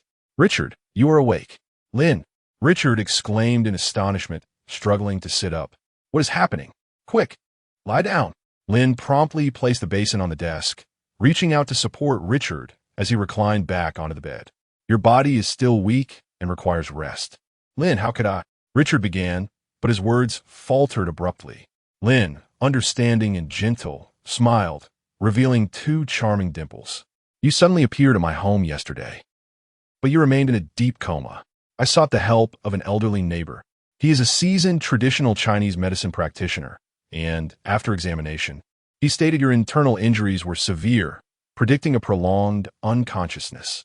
I never expected you to awaken today. Lynn. Richard was about to express something further when he suddenly sensed a sound, instinctively closing his mouth in alertness. He gestured as he wrote, expressing his gratitude with the words, "Thank you for saving me." Lynn was momentarily taken aback, but quickly understood the situation. Rising to her feet, she opened a drawer to retrieve paper and a pen, responding, "You're welcome. You helped me last time, didn't you?" Richard swiftly took the paper and pen, writing in Chinese, "There are listening devices in your home." He added, "All right, once I recover, I shall treat you to a meal." Lynn's eyes widened in surprise as she hastily took the paper and pen to write. "Who? Is it like last time?" Richard found her question somewhat peculiar, as he recalled their delightful evening after having drinks together. Lynn soon realized the implication, her face flushing with a hint of color. Clearing his throat, Richard quickly wrote, "Stay calm. I am here." Lynn nodded, feeling a warm sensation in her heart. "Let me clean your face first," she said, turning to wring out a damp towel from the basin, carefully wiping Richard's face. As he gazed at her lovely countenance just inches away, inhaling her subtle fragrance, his heart began to race. Meanwhile, downstairs, 3 black SUVs came to a halt, and a dozen fully armed mercenaries poured out. Chapter 77. The remnants of the Red Mountain Group. Richard grasped Lynn's hand gently and whispered, "They have arrived." Lynn's cheeks flushed at first, and upon hearing Richard's words, she hastily set down the towel. "I'll get the gun." She turned to leave. "No need. Leave it to me," Richard replied, shaking his head with a tender smile. He attuned himself to his physical state and discovered that the injuries sustained in the game world had completely healed. "You stay here." Rising from a bed, Richard opened a portal before Lynn's astonished gaze, saying, "I'll be back shortly." With that, he stepped through the portal. "Richard," Lynn gasped, covering her mouth in shock. "Who exactly are you?" A mercenary squad of over a dozen had been divided into 2 groups, one half crowded into a cramped elevator, while the other ascended the narrow staircase. Richard's portal opened directly in front of the latter group. "Hello, everyone." He stood at the staircase corner, waving to the mercenaries. "There's the target. Open fire quickly." The mercenaries, recognizing Richard, scrambled to draw their weapons. Richard shook his head in disbelief. "You are the most incompetent group I have ever encountered." With that, he advanced without the need for magic, delivering a single punch to the head of the foremost mercenary. The unfortunate soul rolled his eyes back and collapsed to the ground. Richard transformed into a shadow, weaving through the narrow staircase, dispatching the mercenaries with swift punches, elbows, and kicks, rendering them unconscious in no time. TSK, I shouldn't have to deal with a bunch of lackeys myself. I must develop a spell akin to Conqueror's Hockey. Richard gestured, creating a portal beneath him, along with the unconscious mercenaries, and they vanished into it. Upon reappearing, he found himself on the rooftop. After another swift teleportation, 2 seconds later, the next group of mercenaries tumbled out of the portal like dumplings. He looked up at the sky, a peculiar smile gracing his face. "So, these fellows have set their sights on me." The moment he appeared on the rooftop, he sensed an inexplicable feeling of being watched. Now he was certain that someone was monitoring him via satellite. "Let me see who you are." Richard bent down, extracting a mercenary's soul. Spirit vision, retrospection. His fingertips, infused with red magical energy, pierced into the mercenary's soul. He closed his eyes in search, and after a while, suddenly opened them wide. What a surprise! It's the Red Mountain Group. In Johannesburg, the head of the Red Mountain Group S branch, Kareem Lucas. A dangerous smile danced on Richard's lips. He circled his hands and teleported the mercenaries deep into the ocean, where a school of hungry sharks swam swiftly. Back at Lynn's home, she rushed over, anxiously inspecting him. "Richard, are you all right? Did you get hurt?" "I am well, Lynn." Richard touched his nose, feeling somewhat awkward as Lynn consistently referred to him as Richard. Thus he said, "Lynn, you may call me Li Cha. That is my true name." "Li Cha?" Lynn slightly paused, recalling the colleague who had perished in South Africa. Both bore the name Richard? "Well," Richard chuckled awkwardly, "I shall recount everything to you later. For now, I must deal with the mastermind behind this. Do take care," Lynn admonished with concern. Richard nodded, suddenly embracing her and kissing her forehead before vanishing. In Johannesburg, at the Red Mountain Group's branch, in the director's office, Richard, cloaked in invisibility, quietly materialized. Director Kareem Lucas stood before the expansive floor-to-ceiling window, fervently engaged in a phone conversation, his tone revealing considerable agitation. "Send another team. Do I really need to instruct you on such matters? What? No personnel available in Hong Kong? Then dispatch someone from Australia or Japan. I demand results, results." With that, he slammed the phone down, his chest heaving with rage. "Director Lucas, your temper is quite excessive. One must maintain a calm demeanor." A clear male voice suddenly resonated. Startled, Kareem Lucas swiftly turned around, demanding, "Who is it?" Scanning the room, he found no one else present, his expression shifting as he shouted, "Mainframe, inspect the office." "Understood, sir," came a mechanical voice. A blue scanning beam swept across the entire office. "Sir, you're the only one present in the office." "Impossible. Someone just spoke," Kareem Lucas exclaimed, hastily retrieving a handgun from his desk drawer. "It appears that during my absence, the artificial intelligence of the Red Mountain Group has made no advancements whatsoever," Richard declared, canceling his invisibility and confidently appearing before Kareem Lucas. "It's you." Kareem Lucas instantly recognized Richard, the enigmatic sorcerer who had slain the president and obliterated the headquarters in South Africa. He raised his handgun, ready to fire. Richard's form shifted, appearing directly to his left, seizing his gun-wielding right hand. "Your greeting methods at the Red Mountain Group are always so unfriendly." He tightened his grip. Crack. "Oh!" Kareem Lucas screamed, gazing at his right hand, now grotesquely deformed from the immense force, howling in agony. "My hand." Richard shook his head, extending his hand to extract his soul. Spiritual vision retrospective. His fingertips, suffused with crimson magic, penetrated the soul. "Ah, the Red Mountain Group harbors so many hidden board members," Richard mused, astonished as he gleaned numerous secrets of the Red Mountain Group from Kareem Lucas's memories. It was Kareem Lucas who had installed listening devices in Lynn's home and had dispatched individuals to surveil her round the clock. But the true puppeteer lay elsewhere. It was the clandestine board of directors of the Red Mountain Group. "No worries. I shall seek them out one by one." Richard was instantly transported outside the Red Mountain Group branch, raising his hand to conjure a large fireball of blue and white, casually tossing it behind him. He stepped into the portal. Boom! The shockwave from the closed portal reverberated to the other side, ruffling the edges of Richard's battle mage attire. Paris, the Red Flower Manor. Richard stealthily flew into the manor's reception room, where the owner, Bob Jones, was entertaining guests. Coincidentally, one of his visitors was Paul Shea, a hidden director of the Red Mountain Group. "Good day to you both, esteemed directors of the Red Mountain Group." Richard materialized before them, greeting with a smile. "I hope I am not interrupting your conversation." Bob Jones thudded his civilized cane heavily on the ground, admonishing sharply, "Who are you? What audacity you possess to intrude here? Do you not know where this place is?" Paul Shea recognized Richard at a glance, his expression shifting subtly. He discreetly rose from his seat, quietly shifting backward. Richard turned his gaze towards him, smiling. "It appears Director Shea has recognized me. Perhaps you might introduce my identity to Director Jones." Paul Shea forced a smile, bowing respectfully towards Richard. "Honorable Mage, I mean no hostility towards you. Everything is orchestrated by Bob Jones." "Shea." Bob Jones looked at Paul Shea in disbelief. "How could you?" Chapter 78. Before the official heist, let us first slay a chicken to warn this bunch of monkeys. Bob Jones gazed at Paul Shea with a mixture of frustration and disappointment. "How can you bow to such inhuman monstrosities?" Paul Shea, offering no glance in his direction, maintained a demeanor of utmost respect towards Richard. Mr. Mage, unlike Director Jones, I am more than willing to collaborate with someone as formidable as yourself. Richard sighed, the entertainer within him yearning to revel in their theatrical display. Yet time was of the essence. After all, the shadowy board of the Red Mountain Group consisted of a full 12 members. To resolve this matter today, he needed to hasten his actions. Therefore, I regret to inform you that your performances are rather lackluster.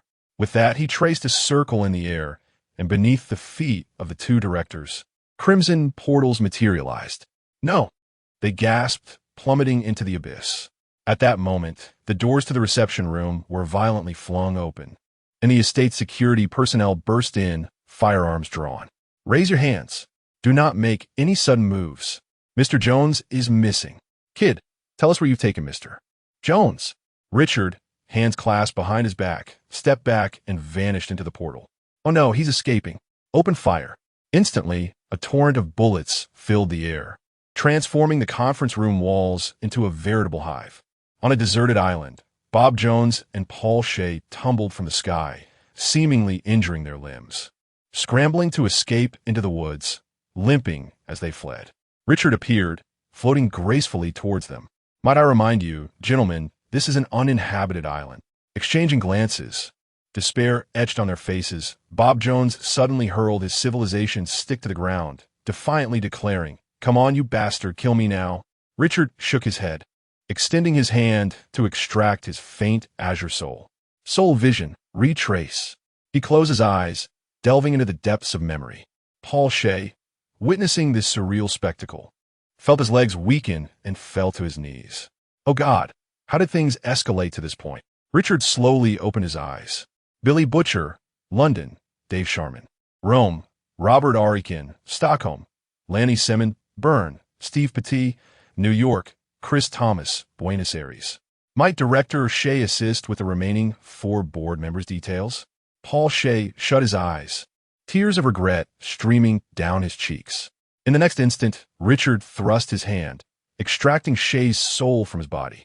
His fingertips, aglow with crimson energy, pierced the essence of Shea's soul. Richard mused as he sifted through the memories. Hey, to think Director Shea also serves the CIA. Just kill me. Paul Shea's soul pleaded in anguish. Richard wagged his finger, assuring him, do not be hasty. If you cooperate fully, I shall grant you a dignified conclusion. Having spoken, he returned the soul of Paul Shea's into his body. He then spread his fingers apart and crossed his hands. His body slowly levitated as phantoms emerged from behind him, instantaneously transforming into corporeal avatars. Bob Jones lay on the beach, staring in astonishment at the 10 magical doppelgangers that emerged from Richard's back. This must be the power of Satan. Richard snapped his fingers and commanded, bring back the remaining 10 directors. The 10 magical avatars nodded and vanished. Moments later, a portal opened, and the avatars returned one by one, each bearing a member of the hidden board of the Red Mountain Group. Richard waved his hand, causing the magical doppelgangers to dissipate. At that moment, the deserted island beach was filled with the upper echelons of the Red Mountain Group, who surrounded Bob Jones and Paul Shea's, demanding answers with fierce intensity. Director Jones, what on earth is happening? Director Shea's, how could that terrifying individual come after us? Indeed, our names are not even on the board of the Red Mountain Group. Paul Shea's wore a blank expression, merely reciting passages from a Bible. Bob Jones, picking up his civilized staff, coldly snorted and turned away, disinterested in conversing with this group of doomed individuals. Bob Jones, what is this attitude? Speak up. Did you leak any information? Damn it. I had a meeting scheduled with the bank's executives today to discuss a loan, and now it's all ruined. Huh? A loan? Look at our current predicament, my friend. We don't even know how we might die. Nonsense. I have hundreds of people depending on me. Who dares to touch me? Richard floated above them, arms crossed. Ladies and gentlemen, esteemed directors of the Red Mountain Group. His voice boomed, reverberating in the ears of the directors like a thunderclap.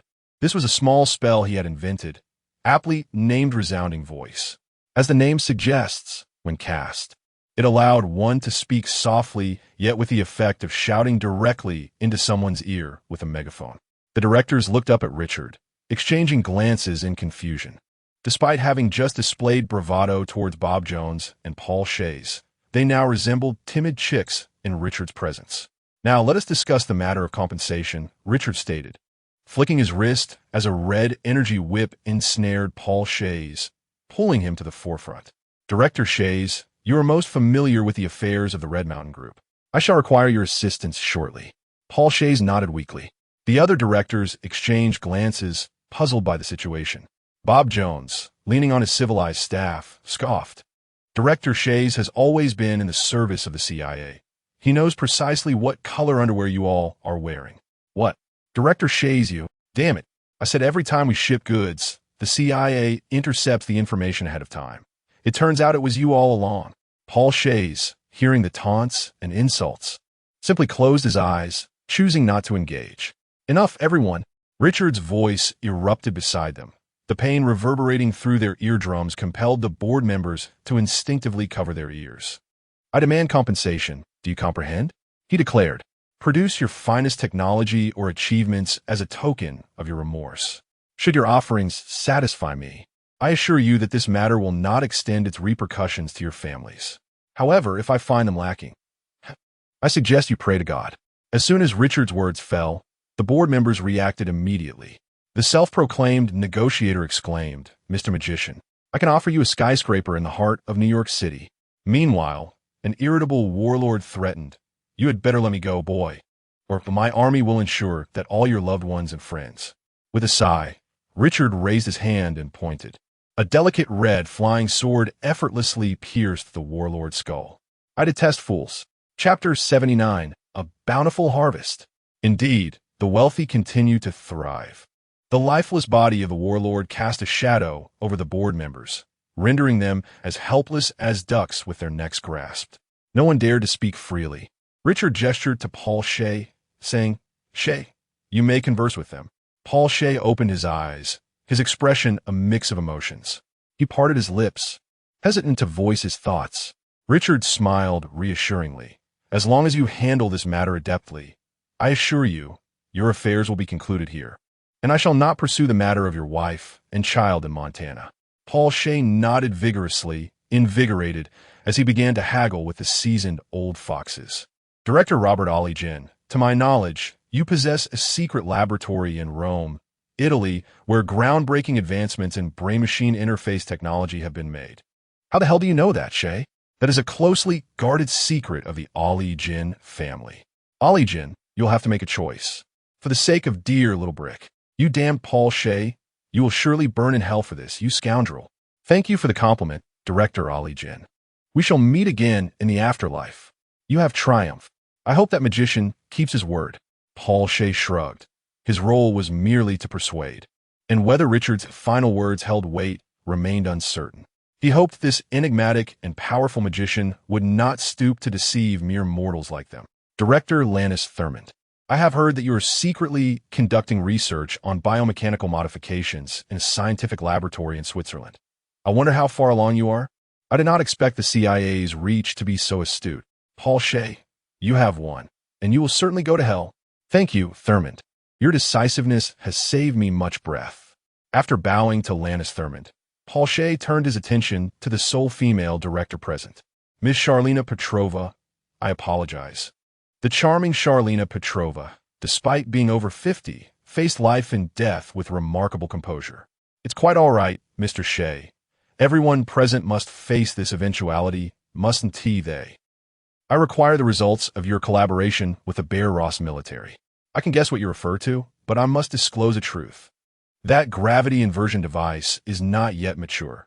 It has undergone 80 real-world tests, failing 79 times and succeeding only once. I understand, but the magician should find it intriguing. Perhaps you may request something simple in return, like a phone call to your family. After a moment of silence, Charlena Petrova bowed to Paul Shay and said, Thank you, Mr. Shay. You are most welcome. I hope you do not hold me in contempt. With that, Paul Shay's gaze shifted to Stephen Petit. It has been quite a while since we last met, Petit. You should not have sought me out, Paul Shay. I need your nanobot technology, Petit. Blast it, Shay.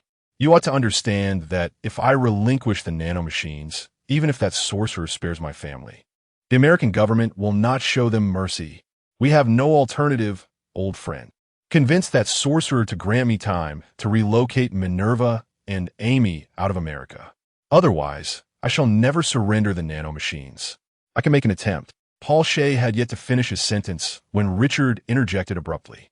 I promise, provide me with the addresses of your wife and daughter, as well as their desired destination, and I shall personally assist you in their relocation. Stephen Petit's expression froze, and he bitterly shook his head, mocking himself with a wry smile. How ironic that I once seized the nanomachines from a professor in Sierra Leone, only to have them snatched from my grasp by another. After disclosing the addresses of his wife and daughter to Richard, Richard conjured a magical doppelganger, which promptly set forth to accomplish the task.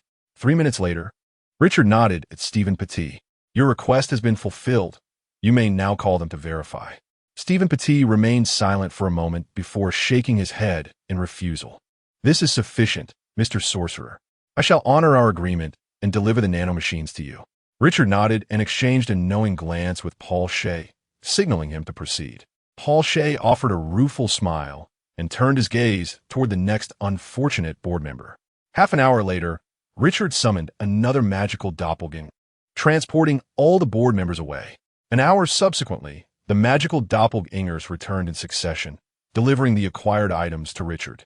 Neural interface technology, biomechanical augmentation technology, gravity inversion devices, nanoworm technology. Richard excitedly opened a silver-white case, meticulously placing the various hard drives and technological products within it. Indeed, this case was the storage device Richard had long envisioned.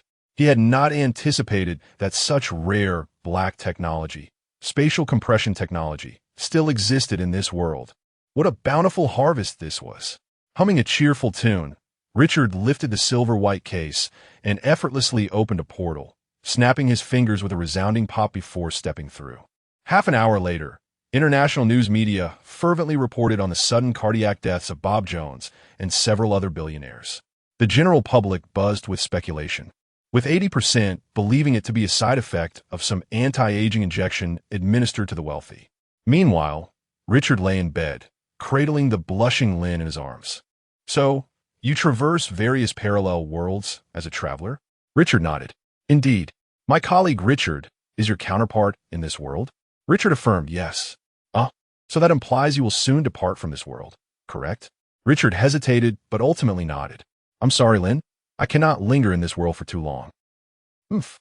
Lynn let out a soft grunt, burying herself deeper into Richard's embrace and biting down gently on his chest. Richard twitched his lips and quickly relaxed his body's control, fearful that a retaliatory response might harm Lynn. I'm sorry, Lynn. No need to apologize. Lynn replied, somberly, crystalline tears cascading onto Richard's chest. Come back and visit when you have time. Richard opened his arms, emotionally embracing Lynn's fair back. I will. The following day, after savoring the heartfelt breakfast Lynn had prepared, Richard fell into silence for a moment before they bid each other farewell. I'm leaving now, Lynn. Take care on the road. Richard enveloped her in his arms and kissed her forehead before teleporting away. The strength Lynn had been mustering suddenly evaporated. She covered her mouth with her hands, squatting on the ground and quietly sobbing. Once more, Richard activated the interdimensional portal, this time determined to avoid any mischief. If he were to find himself in a perilous world akin to a game, he feared he might not survive the return. Tracing the source, the Rainbow Bridge. Source Rainbow Bridge, commence. A crimson light erupted from the diamond-shaped portal, engulfing Richard and abruptly retracting. In the Marvel universe, at the training grounds of Kamar Taj, a flash of red light heralded Richard's half-kneeling appearance in the plaza. You have grown even stronger, Master Richard. Chapter 80. Jarvis, do you want a wife? Honored One. Richard entered the grand hall, placing a silver-white box down, his hands pressed together in reverence as he bowed to Ancient One. Please have a seat. Ancient One said with a slight smile, waving his hand. Richard bowed again before taking his seat. Honored One, during my interdimensional journey, my magical essence has entirely transformed into a crimson hue. As he spoke, Richard extended his right hand, conjuring a wisp of scarlet magic. Sharp sanguine. Ancient One sensed it and gazed deeply at Richard, noting, it seems your travels have been steeped in bloodshed. Richard nodded silently. Ancient One solemnly advised. In the time to come, you must cultivate tranquility and avoid allowing the magic to subtly influence your disposition. Yes, Honored One, Richard replied gratefully. In truth, he had already planned to do so, even without Ancient One's counsel. Upon returning to his dormitory, Richard had barely removed his battle mage robes when the door was abruptly flung open with a loud bang. "Richard!" Christine Palmer exclaimed, her face radiant with joy as she leaped toward him. "Be careful." Richard quickly discarded his clothing, opening his arms to embrace his girlfriend. "My dear, I made it in." Christine beamed, her eyes sparkling with delight. "What?" Richard was somewhat bewildered by her exuberant declaration. "Look." Without further ado, Christine extended her slender finger and lightly pointed into the air. A fleeting spark of golden red light flickered momentarily. I sensed the dimensional energy. Christine's gray-blue eyes glimmered with excitement as she gazed at Richard, reminiscent of a young child awaiting praise from teacher. Richard was determined not to disappoint her. With a playful peck on her rosy cheek, he lavished her with compliments. "My Christine is truly remarkable. A true scholar, grasping concepts with such ease." Christine entwined her delicate arms around Richard's strong waist, gazing up at him with glistening eyes. "I missed you, Richard." Richard cradled the girl's enchanting face, affectionately responding, "I missed you too." The two exchanged silent glances, their eyes burning with intensity. Richard's breath grew heavier, while Christine's gaze danced with seduction. In an instant, sparks ignited, and they were lost in each other's embrace. Before long, garments were strewn across the small dormitory, a mingling of male and female attire littering the floor.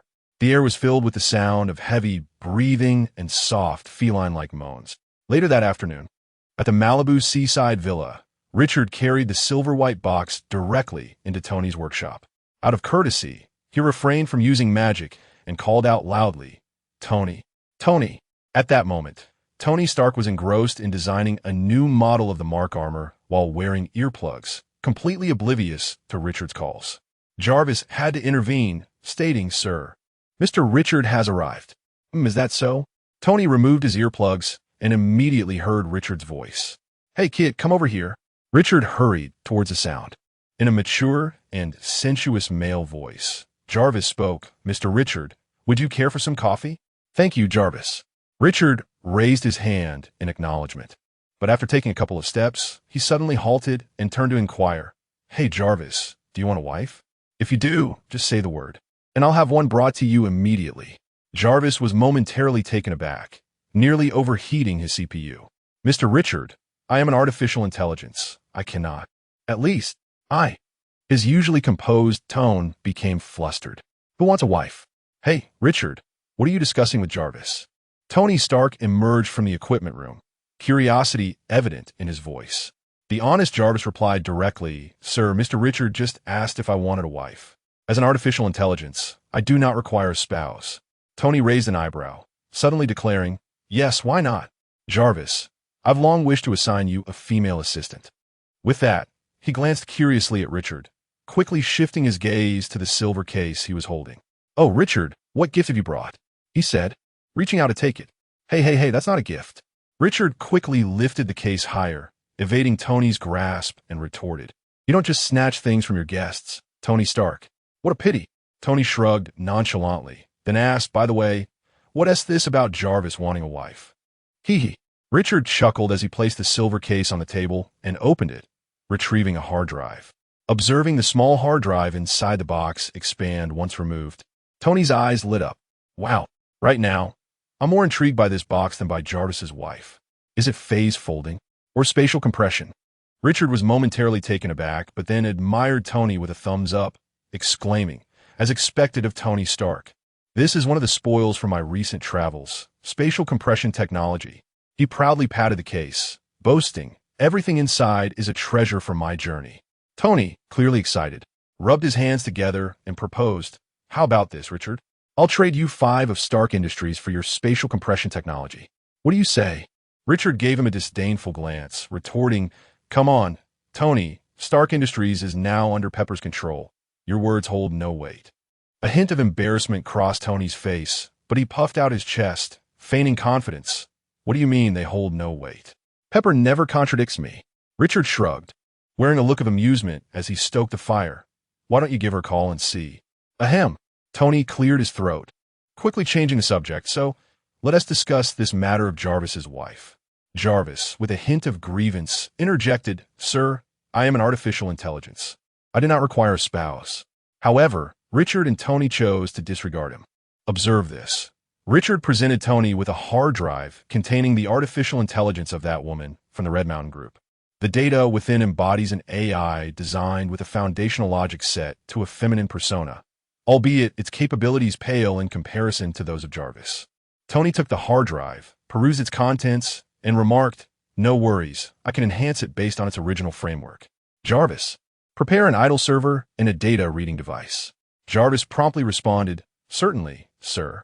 With his arms crossed, Richard, upon hearing Jarvis's reply, subtly nudged Tony's arm. Hey, Tony, do you catch the drift? Tony, stroking his chin, nodded. It seems Jarvis is rather eager. The two exchanged glances, sharing a smirk tinged with a hint of mischief.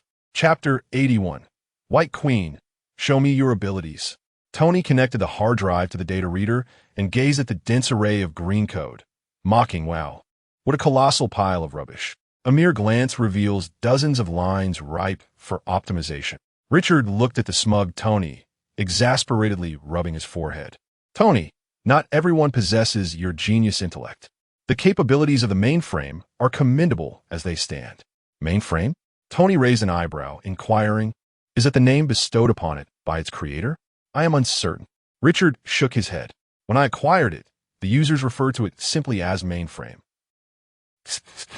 Tony shook his head in discontent. They shall never create true artificial intelligence. Jarvis, how about naming your counterpart? Veronica? Jarvis promptly replied. In the next moment, he added, somewhat flustered, the name Veronica is quite appealing. What do you think? Tony shrugged, exchanged a knowing glance with Richard, and then broke into a cheeky grin. Richard clapped his hands and exclaimed, Excellent taste, Jarvis. That name suits you splendidly. Jarvis responded with gratitude. Thank you for the compliment, Mr. Richard. Tony casually flipped through Veronica's data, remarking, Her programming is laden with excessive redundancy. Jarvis, streamline Veronica's data in comparison to your own programming. I shall revisit it for modifications when time permits. Understood, sir, Jarvis replied immediately. Wait a moment. Tony, Jarvis. Richard produced another motherboard from a box. This is another artificial intelligence, with a foundational logic akin to that of a 10-year-old girl. Tony, I require your assistance in constructing a portable mainframe device, one that I can easily carry with me. And another. Tony was taken aback, wincing slightly. Richard, where exactly are you traveling to? It's rare to encounter artificial intelligences, yet you seem to have an abundance. Richard shrugged, thinking to himself, There's one even more formidable than Jarvis, but alas, she adamantly refuses to return with me. Forget about that for now. This artificial intelligence is called White Queen, and I shall soon require it. Therefore, I need that portable device constructed post-haste. Tony gestured an OK sign and inserted the White Queen motherboard into the data reader. Observing the stream of programming codes flickering across the screen, Tony nodded approvingly, praising, Her creator possesses commendable programming skills. Jarvis, fetch a backup mainframe, the one that resembles a small, square box. Certainly, sir. In a short while, Jarvis maneuvered a domestic robot to deliver a small, square box, approximately the size of a book. This is what I previously placed on the private jet. It should meet your requirements. However, to fully harness the capabilities of artificial intelligence, it would be prudent to prepare a dedicated large server. Richard nodded. For now, we can make do with this. I will establish a large server shortly. Tony chuckled.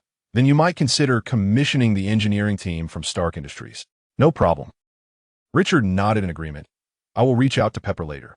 He placed the motherboard and the book-sized host into a silver case. After exchanging greetings, he teleported away. Long Island, New York, a secret villa.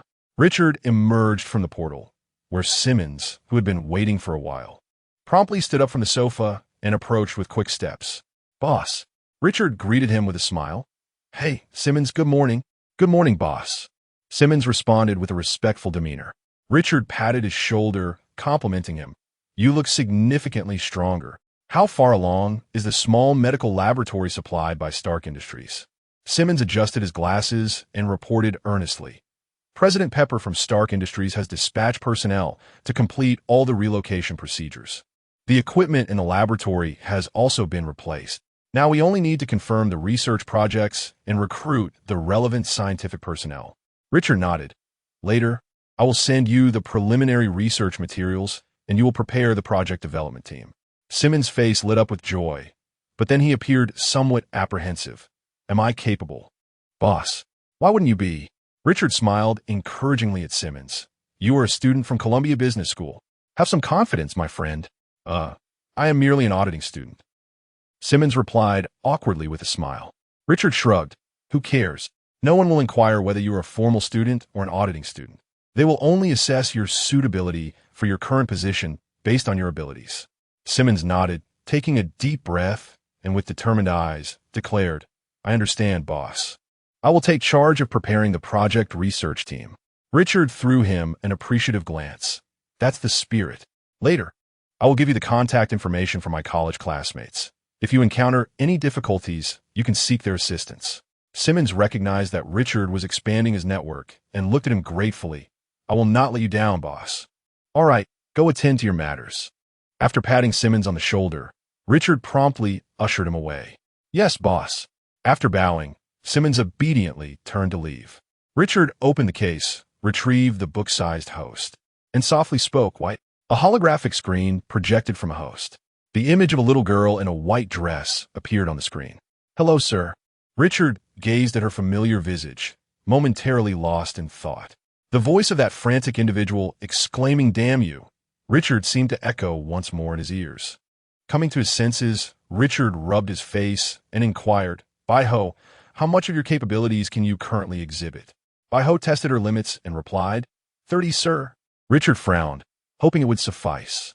He then stated, Bai-Ho, based on the information I am about to provide, please retrieve all pertinent data. Understood, sir. The Manhattan Presbyterian Hospital Emergency Department, the fleeing girl with burns, the board member of the Presbyterian Hospital, Eric Bulwer, the Feder Group.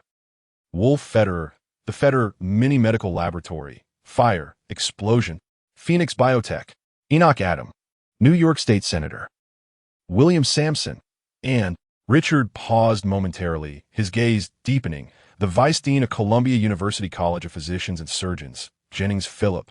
Understood, sir. Bai-Ho responded. With that, her image vanished, and the holographic screen began to flicker rapidly with a plethora of related videos, textual reports, and even a series of discussions from internet users. Half an hour later, Bai-Ho reappeared. Sir, we have results. Chapter 82. The evidence is in. Jennings Phillip is a Hydra. Bai-Ho, based on the clues you provided, I have retrieved 3 relevant leads from the web. Richard immediately returned to the sofa and sat down, placing his wine glass on the coffee table. He spoke urgently. Bai-Ho, please report in detail. Bai-Ho, the surveillance cameras at the Los Angeles Firefox Pizza Parlor recorded Wolf Fedler meeting with a woman named Selena Gonzalez. Selena Gonzalez was once a student at Culver University S School of Communication. She took a leave of absence during her junior year in 2005, and her next known whereabouts were in Havana, Cuba. Based on existing data analysis, there is an 85% probability that Selena Gonzalez has joined a certain secret organization, suggesting she is the liaison between this organization and Wolf Fedler. Richard raised his hand and interjected, Hold on, Havana, Cuba? I recall that S.H.I.E.L.D. has a division in Havana, which seems to be a barbershop. Bai-Ho, immediately search for all information regarding Selena Gonzalez in Havana, preferably with videos or images. Bai-Ho understood, sir. 5 minutes later, Bai-Ho reported, Sir, I have found 1 video and 5 images of Selena Gonzalez in Havana. Richard, analyze the video and images to see if a barbershop appears. Bai-Ho, the video does not display any barbershop signage, but one of the 5 images shows the facade of a barbershop. Richard asked urgently, What is the name of the barbershop? Bai-Ho, the Old Town Barbershop of Havana. Richard clapped his hands on the wooden coffee table in excitement. That must be it. Wolf Fedler is connected to John Garrett, the all-seeing eye. By the way, I remember that John Garrett secretly led the Centipede Project, which bears a striking resemblance to that burned little girl. Could the mastermind be John Garrett? At this moment, Baiho suddenly said, "Sir, there's another discovery." Richard was taken aback, sensing a hint of hesitation in Baiho's voice. Could it be? His eyes brightened as he quickly asked, "Baiho, did you just exhibit a sense of hesitation?" Baiho, puzzled, replied, "Hesitation? I do not understand, sir." Richard explained, "Hesitation is an emotion, and emotions are one of the necessary conditions for artificial intelligence to evolve into sentient life." Baiho shook his head. "I did not retrieve any data indicating that I possess a hesitation emotion, sir." Richard looked at Baiho's impassive expression, a look of regret crossing his face. "Well, it may have been my imagination. Please continue your report, Baiho." "Baiho, certainly, sir. Regarding Professor Jennings Phillip, there's a new discovery." Richard's mood darkened slightly. Could it be that my light bulb moment theory is indeed true? Baiho, Professor Jennings Phillip participated in a project research named the Death Project in 1999. The Death Project? Richard furrowed his brow, the name sounding somewhat familiar. Baiho, please report the source of this intelligence.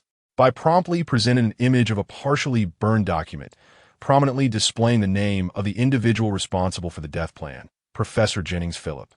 Bai continued, stating that this photograph had just been decrypted from an encrypted file located in the digital trash bin of Lansell Biotech Company. Lansell Biotech Company? Richard mused, scratching his head at yet another unfamiliar name. Please elaborate on this Lansell Company. Certainly, sir, Bai replied. Lansell Biotech Company, based in Los Angeles, declared bankruptcy in 2001. In October of the same year, the company's founder, Lansell Collins, tragically perished in a car accident. In 2000, Lansell Biotech established a network department and had long-term rental agreements with Hodel Technology Group for their network servers. The contract for server rental was set to expire in October 2010. Lansell Biotech had a department dedicated to the internal recovery and processing of digital materials. This image was hidden within the server allocated to Lansell Biotech by Hodel Technology Group. At that time, Lansell Biotech had 3 major shareholders, one of whom was Lawrence Fedler, the father of Wolf Fedler. Richard fell silent, his expression darkening as he lifted a glass from the coffee table and drained its contents. Old Fedler, a longtime friend of Jennings Phillip and the father of Wolf Fedler. Moreover, while Bai was reporting on the intelligence regarding Lansell Company, Richard suddenly recalled why the name Death Plan seemed so familiar. It bore an uncanny resemblance to John Gatler's Death Warrior Plan. Perhaps the Death Plan was merely a precursor to the Death Warrior Plan. If these suspicions held any truth, then his conjecture had materialized. Jennings Phillip was indeed a Hydra operative. This revelation led Richard to a more dreadful suspicion. Perhaps he had long been within Hydra's sights. Originally, his parents had perished in a car accident, leaving him in a state of unconsciousness. Upon awakening, he had usurped the original soul and integrated it with his own. During his hospital stay, he had an encounter with Professor Jennings Phillip. At that time, his soul was just merging with the originals, often inadvertently displaying extraordinary thoughts and reactions. It was likely that Professor Jennings Phillip had noticed his anomalies, which prompted him to later write a letter encouraging Richard to apply to Columbia University's medical school. Moreover, it was Professor Jennings Phillip who provided him with a recommendation for Columbia University. Upon admission, Richard diligently studied under Professor Jennings Phillip for 4 years, ultimately earning his doctorate. Subsequently, it was also Professor Jennings Phillip who recommended him for a position with S.H.L.D. damn it, Richard exclaimed, clutching his head, filled with regret as he cursed. What a foolish mistake. Utterly brilliant. Orphaned. Is there a more fitting profile for Hydra's recruitment standards? After a considerable time of vexation, he finally managed to regain his composure.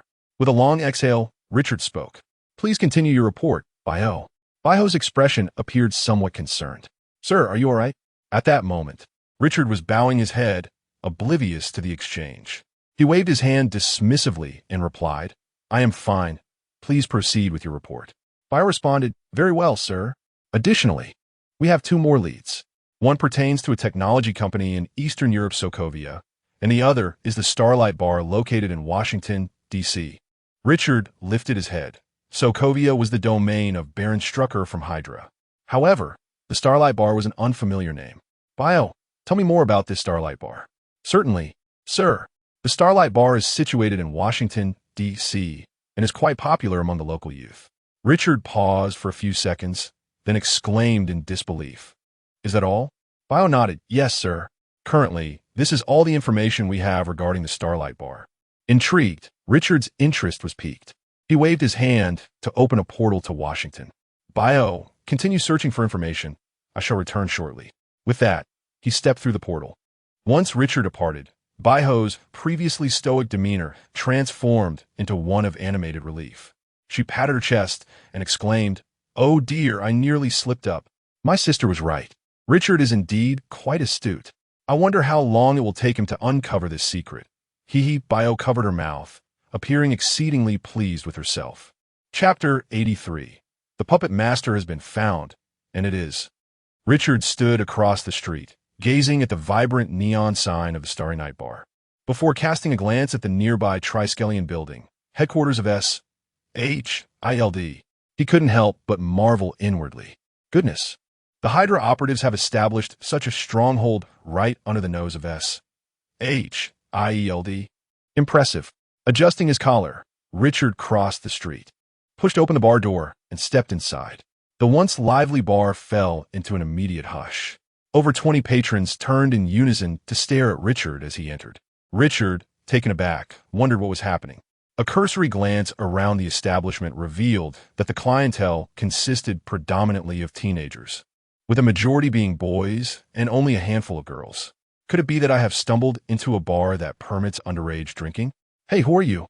A towering figure near the entrance, clad in a fiery skull t-shirt and sporting a bald head, rose to confront him.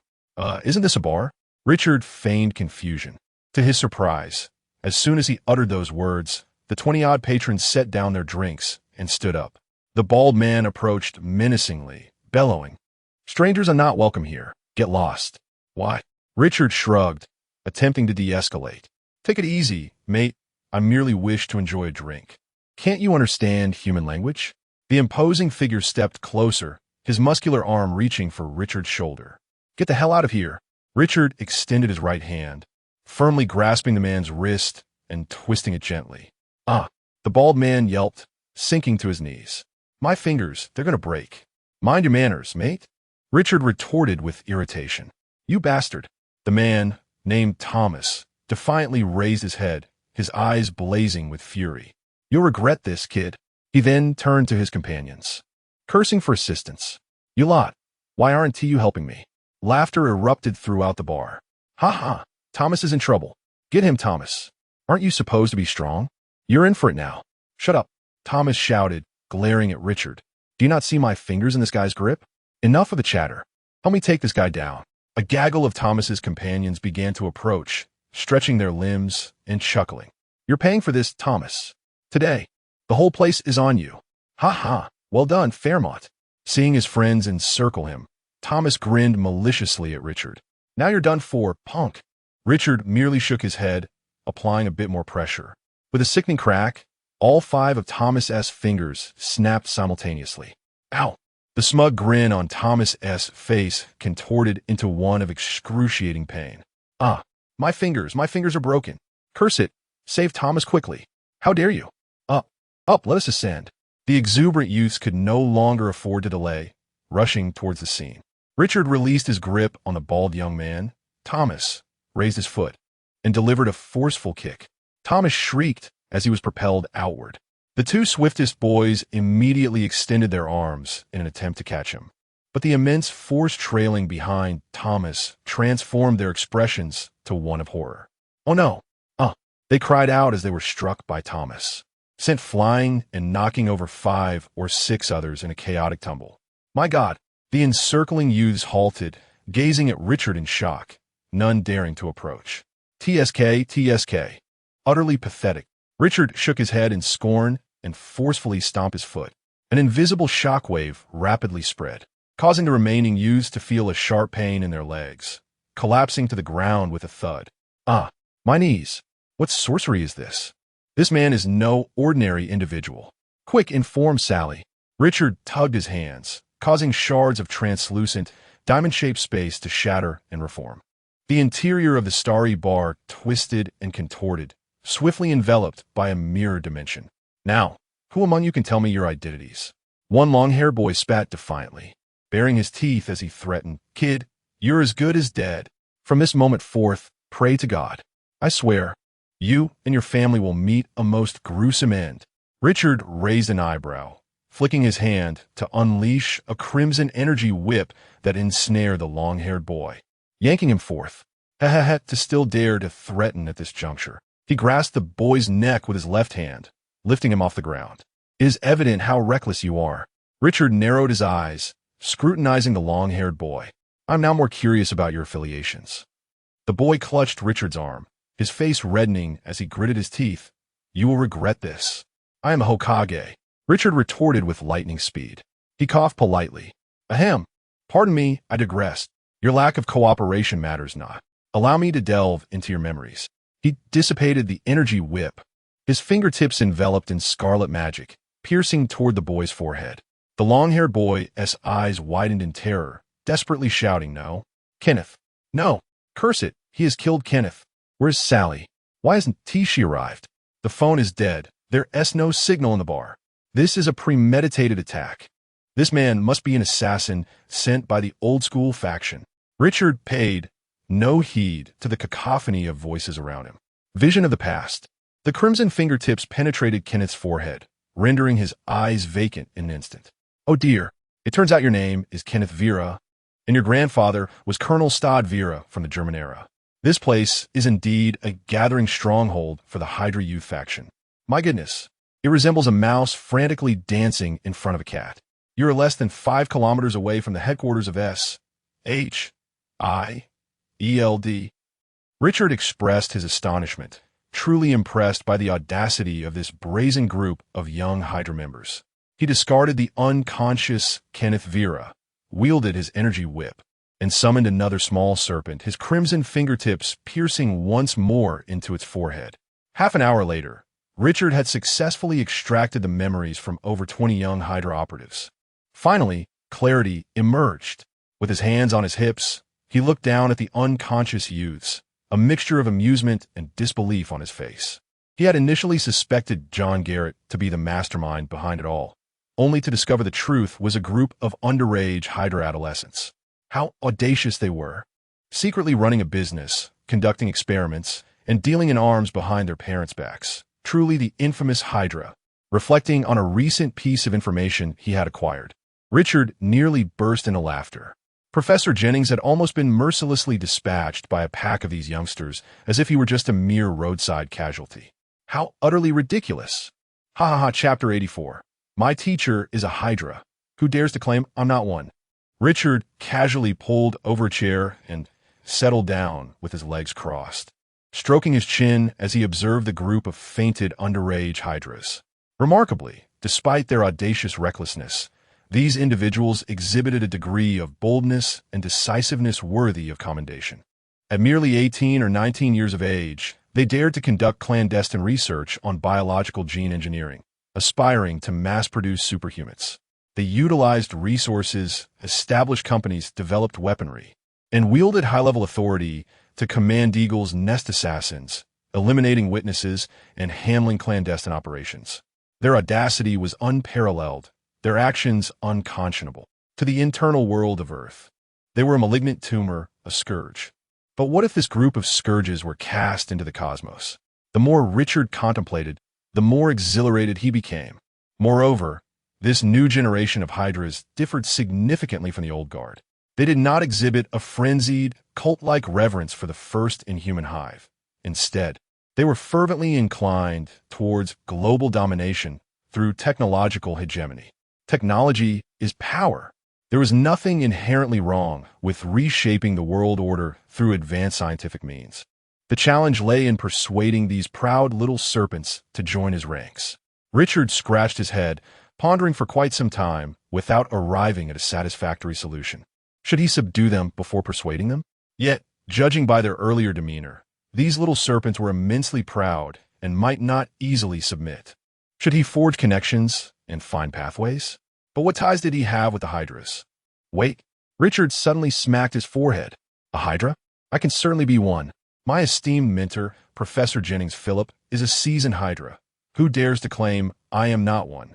Thus it was decided. Richard grinned with excitement. Initially troubled about how to expand his influence, he was pleasantly surprised to find an opportunity presenting itself so swiftly. This group of little serpents represented the youthful faction within the Hydra. It would not be an exaggeration to say they were the future masters of the Hydra. Securing them would mean grasping the Hydra firmly in his palm. And with the Hydra subdued, could the organization known as Shield of Serpents possibly escape his grasp? Richard extended his hands, and the weather rules within the mirrored space swiftly transformed, unleashing a torrential downpour. The unconscious little serpents were awakened one by one, rising to find themselves in a state of confusion. Upon spotting Richard seated there, grinning at them, they immediately became vigilant. That rascal was still here. Why hadn't he killed them? Surely, he intended to use them as hostages to coerce their elders. Richard clapped his hands and activated his resounding voice. No need for wild speculation. I have come solely to exact revenge upon you. The little serpents clutched their ears in agony, only to be momentarily stunned. Revenge upon us? When did we ever offend him? A yellow-haired delinquent with a nose ring suddenly queried. Hey, who exactly are you? Why do you seek to take revenge on us? The yellow hair might indeed be her natural color. The other little serpents echoed in agreement. Indeed, when have we ever offended you? Thomas, is it you? Begone. I may be brash, but I always ensure that I thoroughly investigate my targets before taking action. Understand? Then who is it, Figo? Curse you. That reckless Thomas would conduct prior investigations, and it was I who taught him. Richard glanced at the blonde girl, her profile flashing in his mind. This young lady is quite extraordinary. She ranks among the most well-connected in this group. Adela von Strack, the illustrious daughter of the renowned Baron Strack. The blonde girl, Adela, was momentarily taken aback and, without hesitation, inquired, Do you know me? Not at all, Richard shrugged, smiling as he replied. This is our first meeting. Adela's expression transformed into one of curiosity. She could associate with such cunning and treacherous individuals, which clearly indicated her own intelligence. Did you just search our memories? She asked, raising a finger and miming a jab at her forehead. Richard graciously nodded in acknowledgement. Indeed, you are quite astute, Miss Adela. Adela continued her conjecture. So, you searched our memories to ultimately confirm that the individuals who offended you are us? Precisely, Richard affirmed, giving a thumbs up to the group of sly individuals, praising, I must admit, you all have a knack for your endeavors. It took me considerable effort to find even a hint of evidence. Suddenly, Adela turned sharply to a brown-haired boy with dreadlocks in the crowd. Shile, it must be you. The only recent incident that resulted in the death of Eagle Nest operatives is linked to your actions. The boy Shile appeared momentarily stunned, his mouth agape. No, it can't be. I conducted my own investigation beforehand. Adela waved her hand dismissively, her tone serious. But the Eagle Nest lost an entire team of operatives. Had we not intervened to conceal the past, you would have been apprehended by your father long ago. You should be well aware of our rules. Whoever is caught is out. Shile's face turned a ghastly shade as he clenched his fists, looking toward his companions. Yet, those who had once felt like family now distanced themselves, their expressions chillingly cold. You all, Thomas, cradling his broken fingers, spoke with indifference. You know the rules. Shile, I understand. Shile muttered resentfully, lowering his head. After a moment of silence, he pushed through the crowd, stopping just over a meter away from Richard. I, Shile Martinez, submit myself to your judgment. Richard raised an eyebrow and replied coolly, Even if I were to shoot you dead? A flicker of humiliation crossed Shile's face, indeed. But after your revenge, you must not disclose any of this to anyone. Richard smiled and asked, regarding your affiliation with Hydra, or the fact that your Hydra has been embedded within S-H-I-L-D for decades. As his words fell, the expressions of the serpents collectively shifted. Shile's face turned ashen. How dare you reveal this secret? The other little serpents wore solemn expressions, their momentum gradually shifting to a fierce intensity. They clenched their fists tightly and slowly encircled the area. To safeguard this secret, they were willing to sacrifice their very lives. Observing the little serpent's fervent reactions, Richard felt a twinge of surprise. He had underestimated this group of juvenile hydras. At such a tender age, they possessed the audacity to perish alongside their adversaries.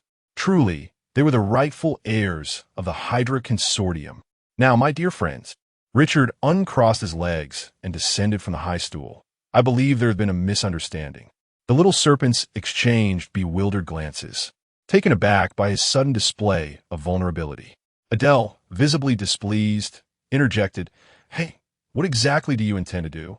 If revenge is what you seek, Shale stands right before you.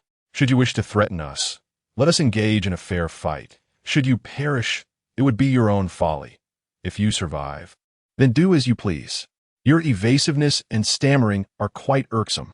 Richard shrugged and replied, "Very well, I shall be candid. I'm not here for any human experimentation, nor do I have any ties to Wolfidler or Alec Burvo. My sole purpose is to seek out Professor Jennings Phillip.